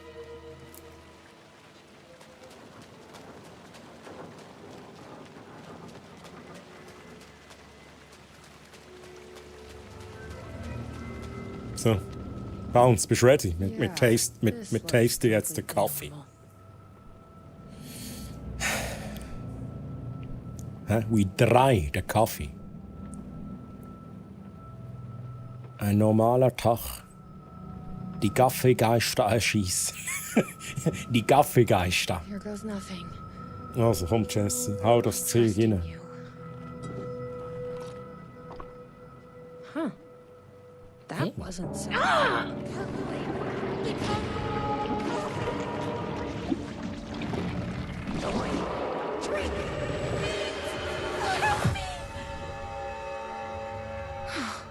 Shit. There's definitely Okay. something wrong with this coffee. Also gehen wir zurück. Hey. Es geht nie ab. Ich werde auch mitmachen. Scheiße, ich habe mich verlaufen.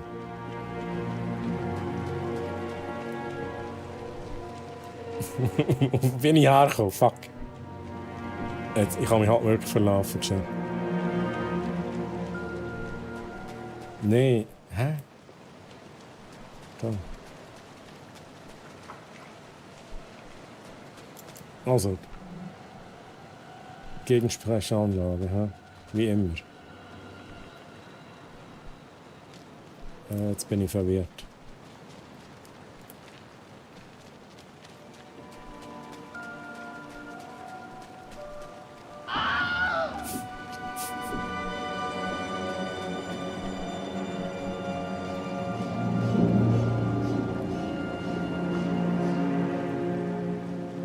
Are you Alles, alright, Sheriff? alles gut hier. I heard gunshots. Yeah, no, I'm fine. I was looking for you when one of those things jumped me. Die Kaffeegeister. Got a little bit of coffee in my mouth, but I spit it out. Should be fine. But listen, Ich finde es so geil, wie einfach Kaffee einfach so das Böse ist da in dem DLC. I figured something out.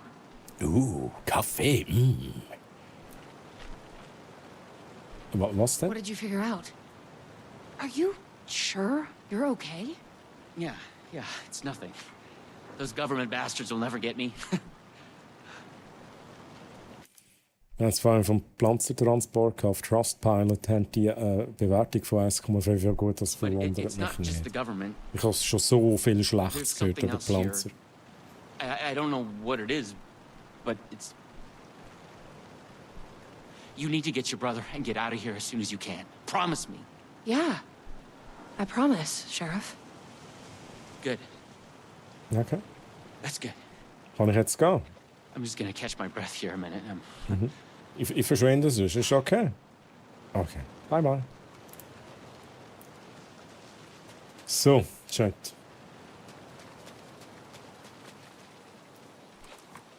So, jetzt wette ich aber da rein. I tried the coffee.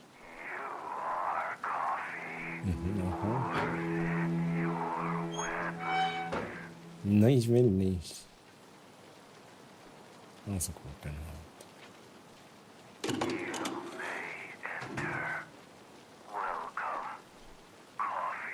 Absolut Kastroff. Ready? Der andere, der. Also, ich sag dem übrigens immer. Also, das ist für mich der Iceman hier. Ja, du bist doch der Iceman. Und mach mal irgendwie, mach da die Pfütze da. Mach du schnell zu Eis. Ist das einfach für einen? Aber das ist doch kein Kaffeegeist. Hey, der sieht auch aus wie ein Pädophilen, aber. Das ist doch kein Kaffeegeist. No, they'll never get me. Okay, They'll ich war never mal. get me.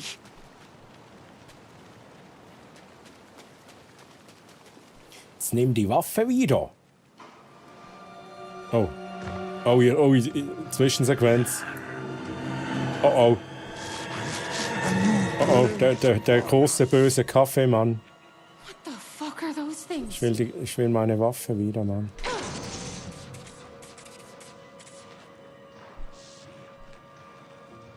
Hä? What is going on?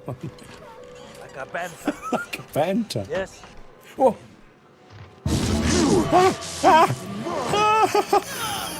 What the fuck?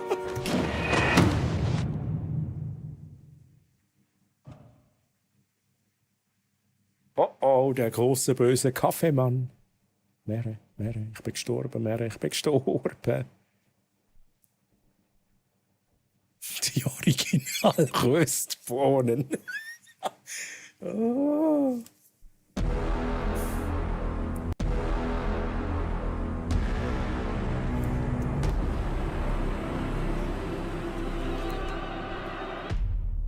Ich muss kurz was korrigieren, das nervt mich hier. Gestorben. Death.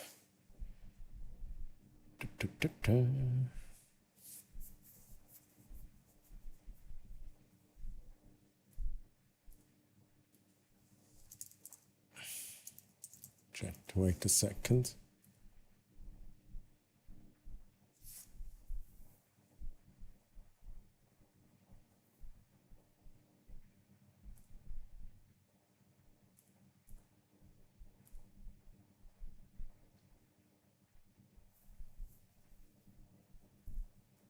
Ja, egal. Das ist jetzt halt, der Text, der bleibt jetzt so. Ist halt ein Wort zu viel. Aber egal. Wo bin ich gewesen? Also, ich bin mal im Lurk. Viel Spaß noch. Hey Pascal, merci für den Lurk-Support und dann Schlaf gut, gute Nacht und schönen Sonntag noch dir, Pascal. Merci nochmal für deinen Support. Wegen Mr. Oh mein Gott, Mr. Coffee. Mr. Coffee. Mein Kaffee schmeckt irgendwie anders. Also ich habe ohne Scheiß, ich habe halt noch nie ein Game erlebt, wo einen Kaffee versucht, uns zu töten. Habe ich wirklich noch nie erlebt. Das ist wirklich sehr fresh, muss ich schon sagen. Für mich ist morgen. Ich habe schon 2 Stunden geschlafen, aber danke gleichfalls. Ja, 2 Stunden, da geht noch ein bisschen mehr. Da geht noch ein bisschen mehr, Pascal. Der Junge macht seinen Kaffee noch selbst. Mache ich immer, Tito. Also selber anpflanzen. Ja. Dann, ich weiß nicht, wie das geht, reifen lassen, dann pflücken, rösten. Ja, alles selber machen. Schlafstörungen, ja, da muss man nicht sagen. Schlafrhythmusstörungen. Ja, kenn ich. So, jetzt gehen wir nochmal da rein. Wir müssen wahrscheinlich... Wir müssen halt auch immer ausweichen, oder Chat? Wir müssen halt ausweichen. Glad one of us is.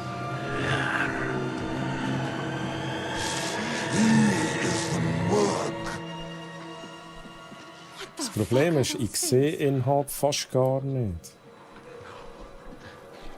Es ist immer so, als wären meine Brille dreckig. So sieht es aus.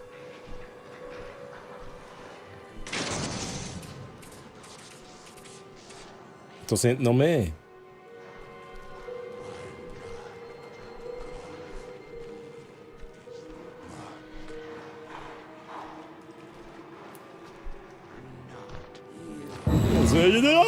Das sind noch mehr, Mann! Das sind noch mehr! Okay, oh, ich hasse so Scheiß. Chat, es wirklich so hure Schleich Kacke. Hasse ich, Mann. Ich hasse so scheiß Sneak-Gedöns. Fuck, Mann. Hat Mary gesehen, dass ich gestorben bin? Wenn Mary das nicht gesehen hat, dann bin ich nicht gestorben. So sind die Regeln. Mir sieht sich Pascal. Bye bye, tschüss. Pass bloß auf, der hat Kaffeebohnen und der hat keine Angst, sie zu benutzen. Scheiße, jetzt gesehen.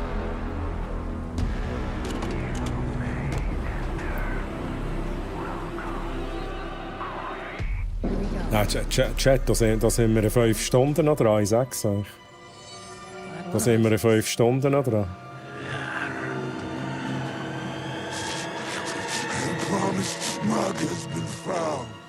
Mein Problem war halt, ich habe nicht gesehen, dass es mehrere hat. Ich habe mir gedacht, es ist nur einer. Ja, dann ist er noch so langsam. Sneak-Gedöns. So, jetzt muss ich also da schauen, dass mich der Nächste nicht sieht. Richtig. Wo ist denn der? Da hinten.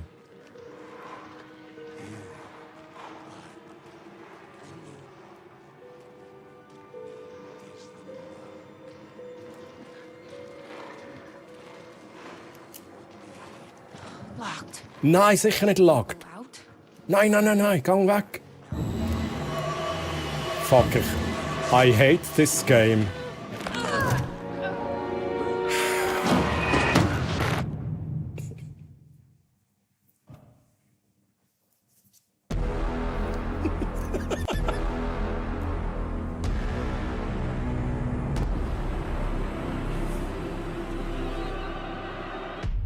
Mr. Coffee. Nimm Strohhalm, trink sie aus. Gute Idee. Wir sind kein Kaffee. Die Sprechanlage sagt was anderes. True. Jetzt werde ich endlich wieder wach. Ja. Bei mir geht der Puls langsam auf mehr. Ich werde langsam hässig. Nein. Mein Problem ist, Ich weiß nicht, wo das Ziel ist. Wo muss ich hin? Was muss ich machen? Untersuche den Lagerraum. Ja, aber... Das ist zum Kotzen. Ich kann noch da rüber. Ich kann mal schnell zuerst... Mal, du bist Kaffeemann. Jetzt tu nicht so. Ich meine, schau dich mal an. Schau dich mal im Spiegel an. Hey. Wir gehen mal hier rüber. Der sieht... Gehen wir schnell rüber. Gehen wir schnell da, haben wir unsere Ruhe, können wir schnell lauten. Okay, let's go. Okay, es hat funktioniert, die Taktik, die geht auf. Jetzt müssen wir auch... Wir sehen halt einfach gar nichts. Das ist das Mühsamste am Ganzen. Ah, okay, so sehe ich ein bisschen mehr. Ich komme jetzt auch nicht dahinter. Nein, ich komme jetzt auch nicht dahinter.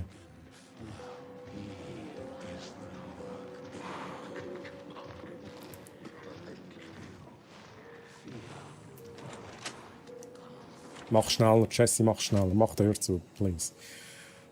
Okay, gut. What do we have here? Kann es sein, dass sie dich wegen der Lampe sehen? Aha. Ja gut, wir sind jetzt durch, aber es ist vielleicht nicht möglich. Muss nur beleidigen, dann klappt es sicher gut genug. Ich habe getan, was mir aufgetragen wurde. Ich habe den Kaffee verpackt und die Leute nach Coffee World gebracht, um den Segen zu empfangen. Sie sagen, ich sei fast bereit.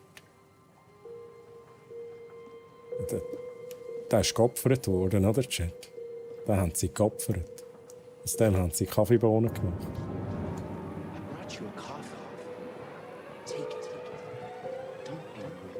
Sheriff?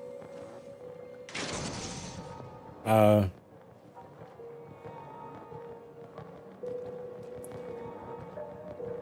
ist ein bisschen sass hier, Sheriff. Mit dir hätte ich nicht. Will nicht reden mit dir.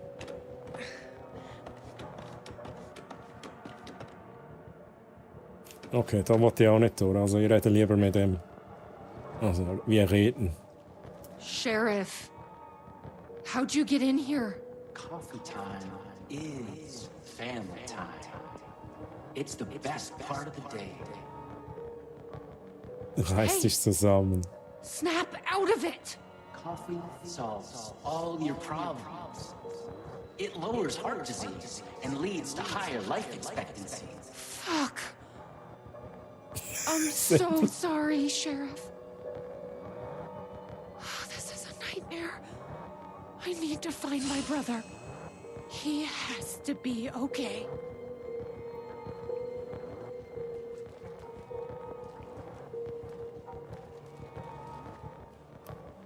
Okay, wir gehen runter, Chat. Hat sie Kaffee nicht gegeben? What the hell? Have you ever seen anything like this?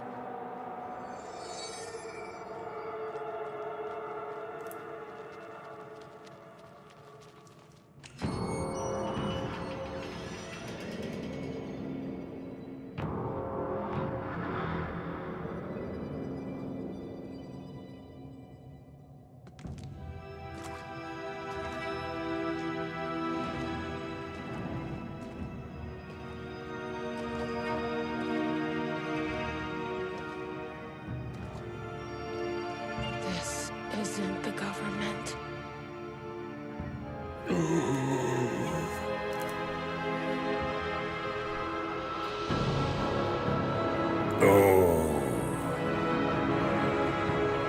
Hello, sister. I would like to tell you about a dream I had.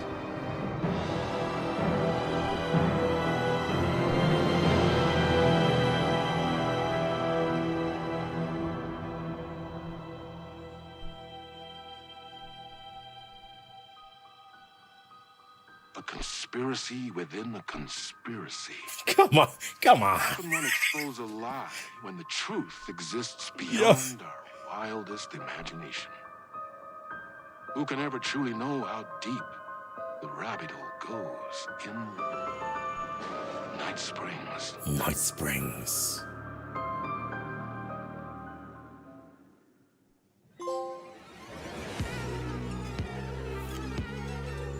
Space invader, looking cute in a human suit.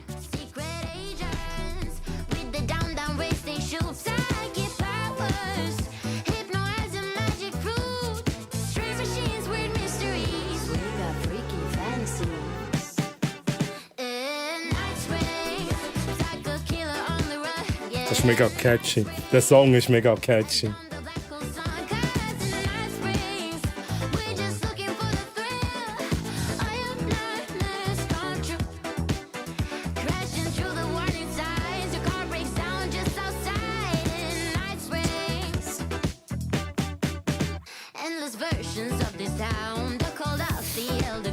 Aber Chat.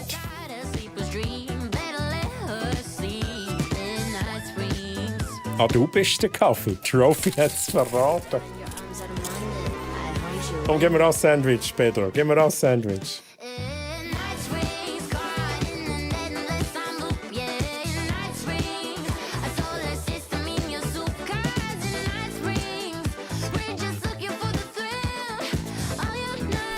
So, aber langsam bin ich durch, Chat.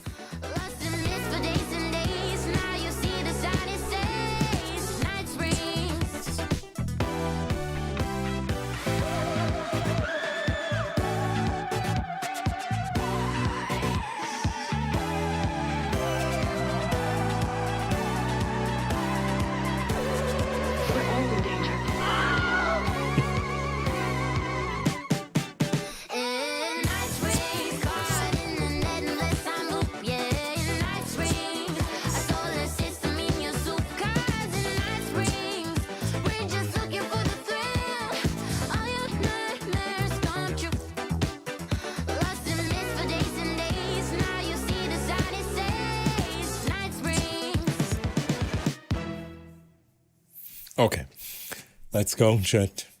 Ich würde sagen, genau, Mere, du sagst es, gute Nacht, wir gehen jetzt schlafen.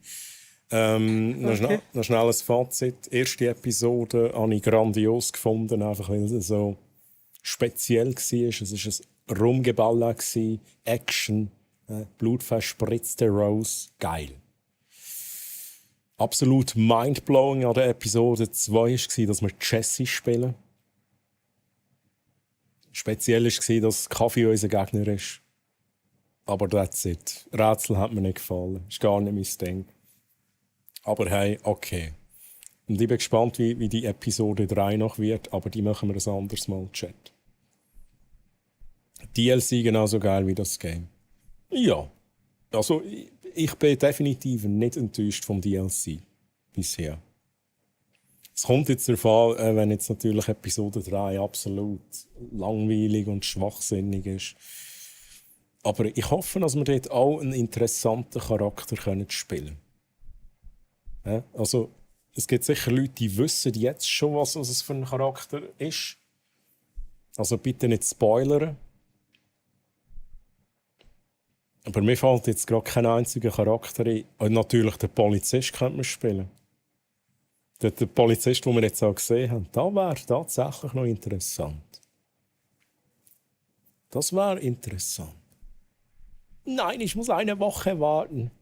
Ja, und weißt du, das Geile ist sehr simpel. Es ist noch nicht einmal sicher, ob ich nächste Woche streame. Aber wenn nicht, würde ich wahrscheinlich zwischen einen Stream einbauen. Aber da würde ich noch kommunizieren auf Discord und so weiter. Weil nächsten Samstag ist noch etwas anderes geplant. Und da bin ich wirklich nicht sicher, ob ich dann noch streamen kann. Tja, dann machen Sie es hübsch, Kollege. Ich finde das auch ein sehr schöner. Also ich habe das noch nie so gehört. Machen Sie es hübsch. Aber das klingt mega sympathisch, ne? Das ist irgendwie geil. Machen Sie es hübsch. Ist das hübsch? Ist das hübsch? Machen Sie es hübsch? Eigentlich, ne?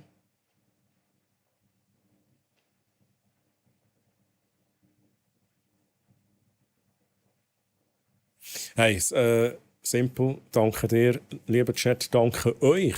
Wir suchen noch schnell ein Raid-Ziel. Und ganz wichtig, ich muss jetzt schnell den Raid-Stop reinmachen. Nicht, dass uns noch jemand raidet um die Zeit. Das wäre natürlich ganz, ganz geil. Oder auch ungeil. So, Twitch. Wer haben wir? Wer haben wir?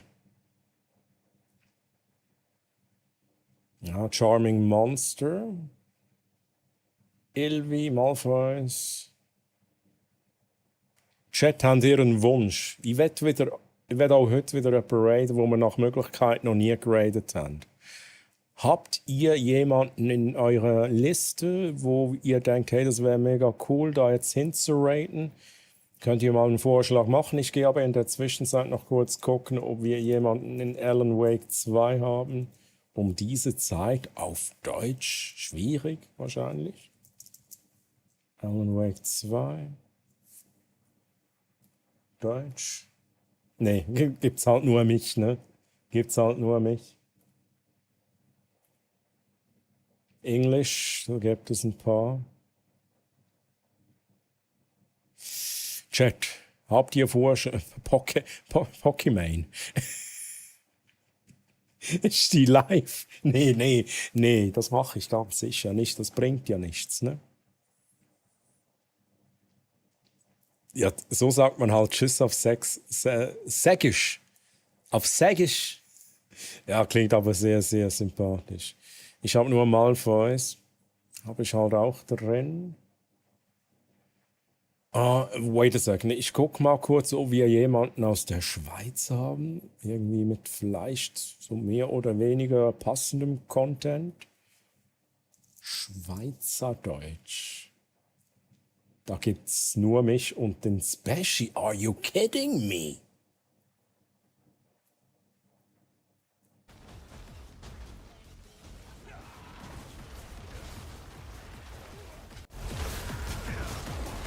Guck mal, wir ficken sie. Chat, ich muss das machen. Ne? Also der Special, ich nenne den immer den Special, weil der so viele Ns hat. Und der ist ab und zu auch da bei uns im Chat. Ja, gar nicht gewusst, dass er selber streamt. Ohne Scheiß habe ich nicht gewusst. Der Special ist aktuell im Diablo 4. Vielleicht vom Content her ein bisschen entfernt jetzt von Alan Wake und so. Aber der Special kommt aus der Schweiz. Ich glaube, er ist auch schweizerdeutsch unterwegs. Und wir machen das jetzt einfach. Ich entscheide. Haben wir noch nie geradet, also perfektes Ziel. Der ist auch noch, hat erst 135 Followers. Also macht euch mal ein Bild vom Special. Vielleicht gefällt euch der Content, wenn es euch gefällt. Vielleicht auch followen, aber nur wenn es euch gefällt, natürlich. So, die meisten nach Stream durch und gehen pennen. Ja, dann los. So, Chat. Start Raid. Special. Oh, können wir irgendwie eine spezielle Nachricht? Haben wir irgendeine spezielle Raid-Nachricht für ihn? Moment schnell. Ich muss mal kurz gucken. Was ist denn Subraid? Chat, kurz einen Moment. Okay, dann machen wir das so. Oh, die Zeit ist gekommen, um Special.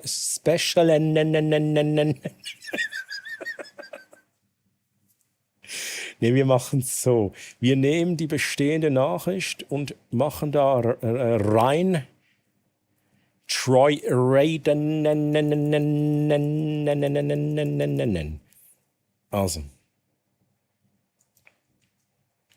Also, das ist die erste Nachricht für Nicht-Subscribers und dann machen wir für Subscribers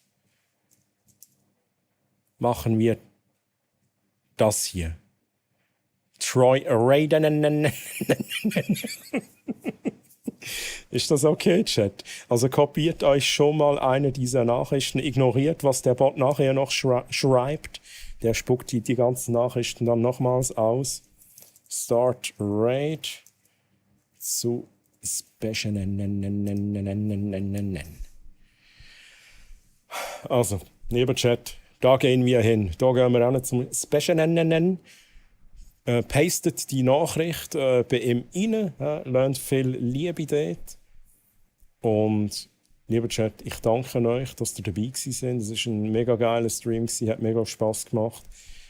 Ich habe mega Ohrenschmerzen, also ich bin mir ganz sicher, dass ich wieder eine Mittelohrentzündung habe. Aber für das nehme ich Schmerztabletten. Ich hoffe, es geht gleich vorbei, aber mein Gott, trotzdem geiler Stream gewesen. Gute Leute hier, auch neue Leute und das freut mich natürlich immer wieder.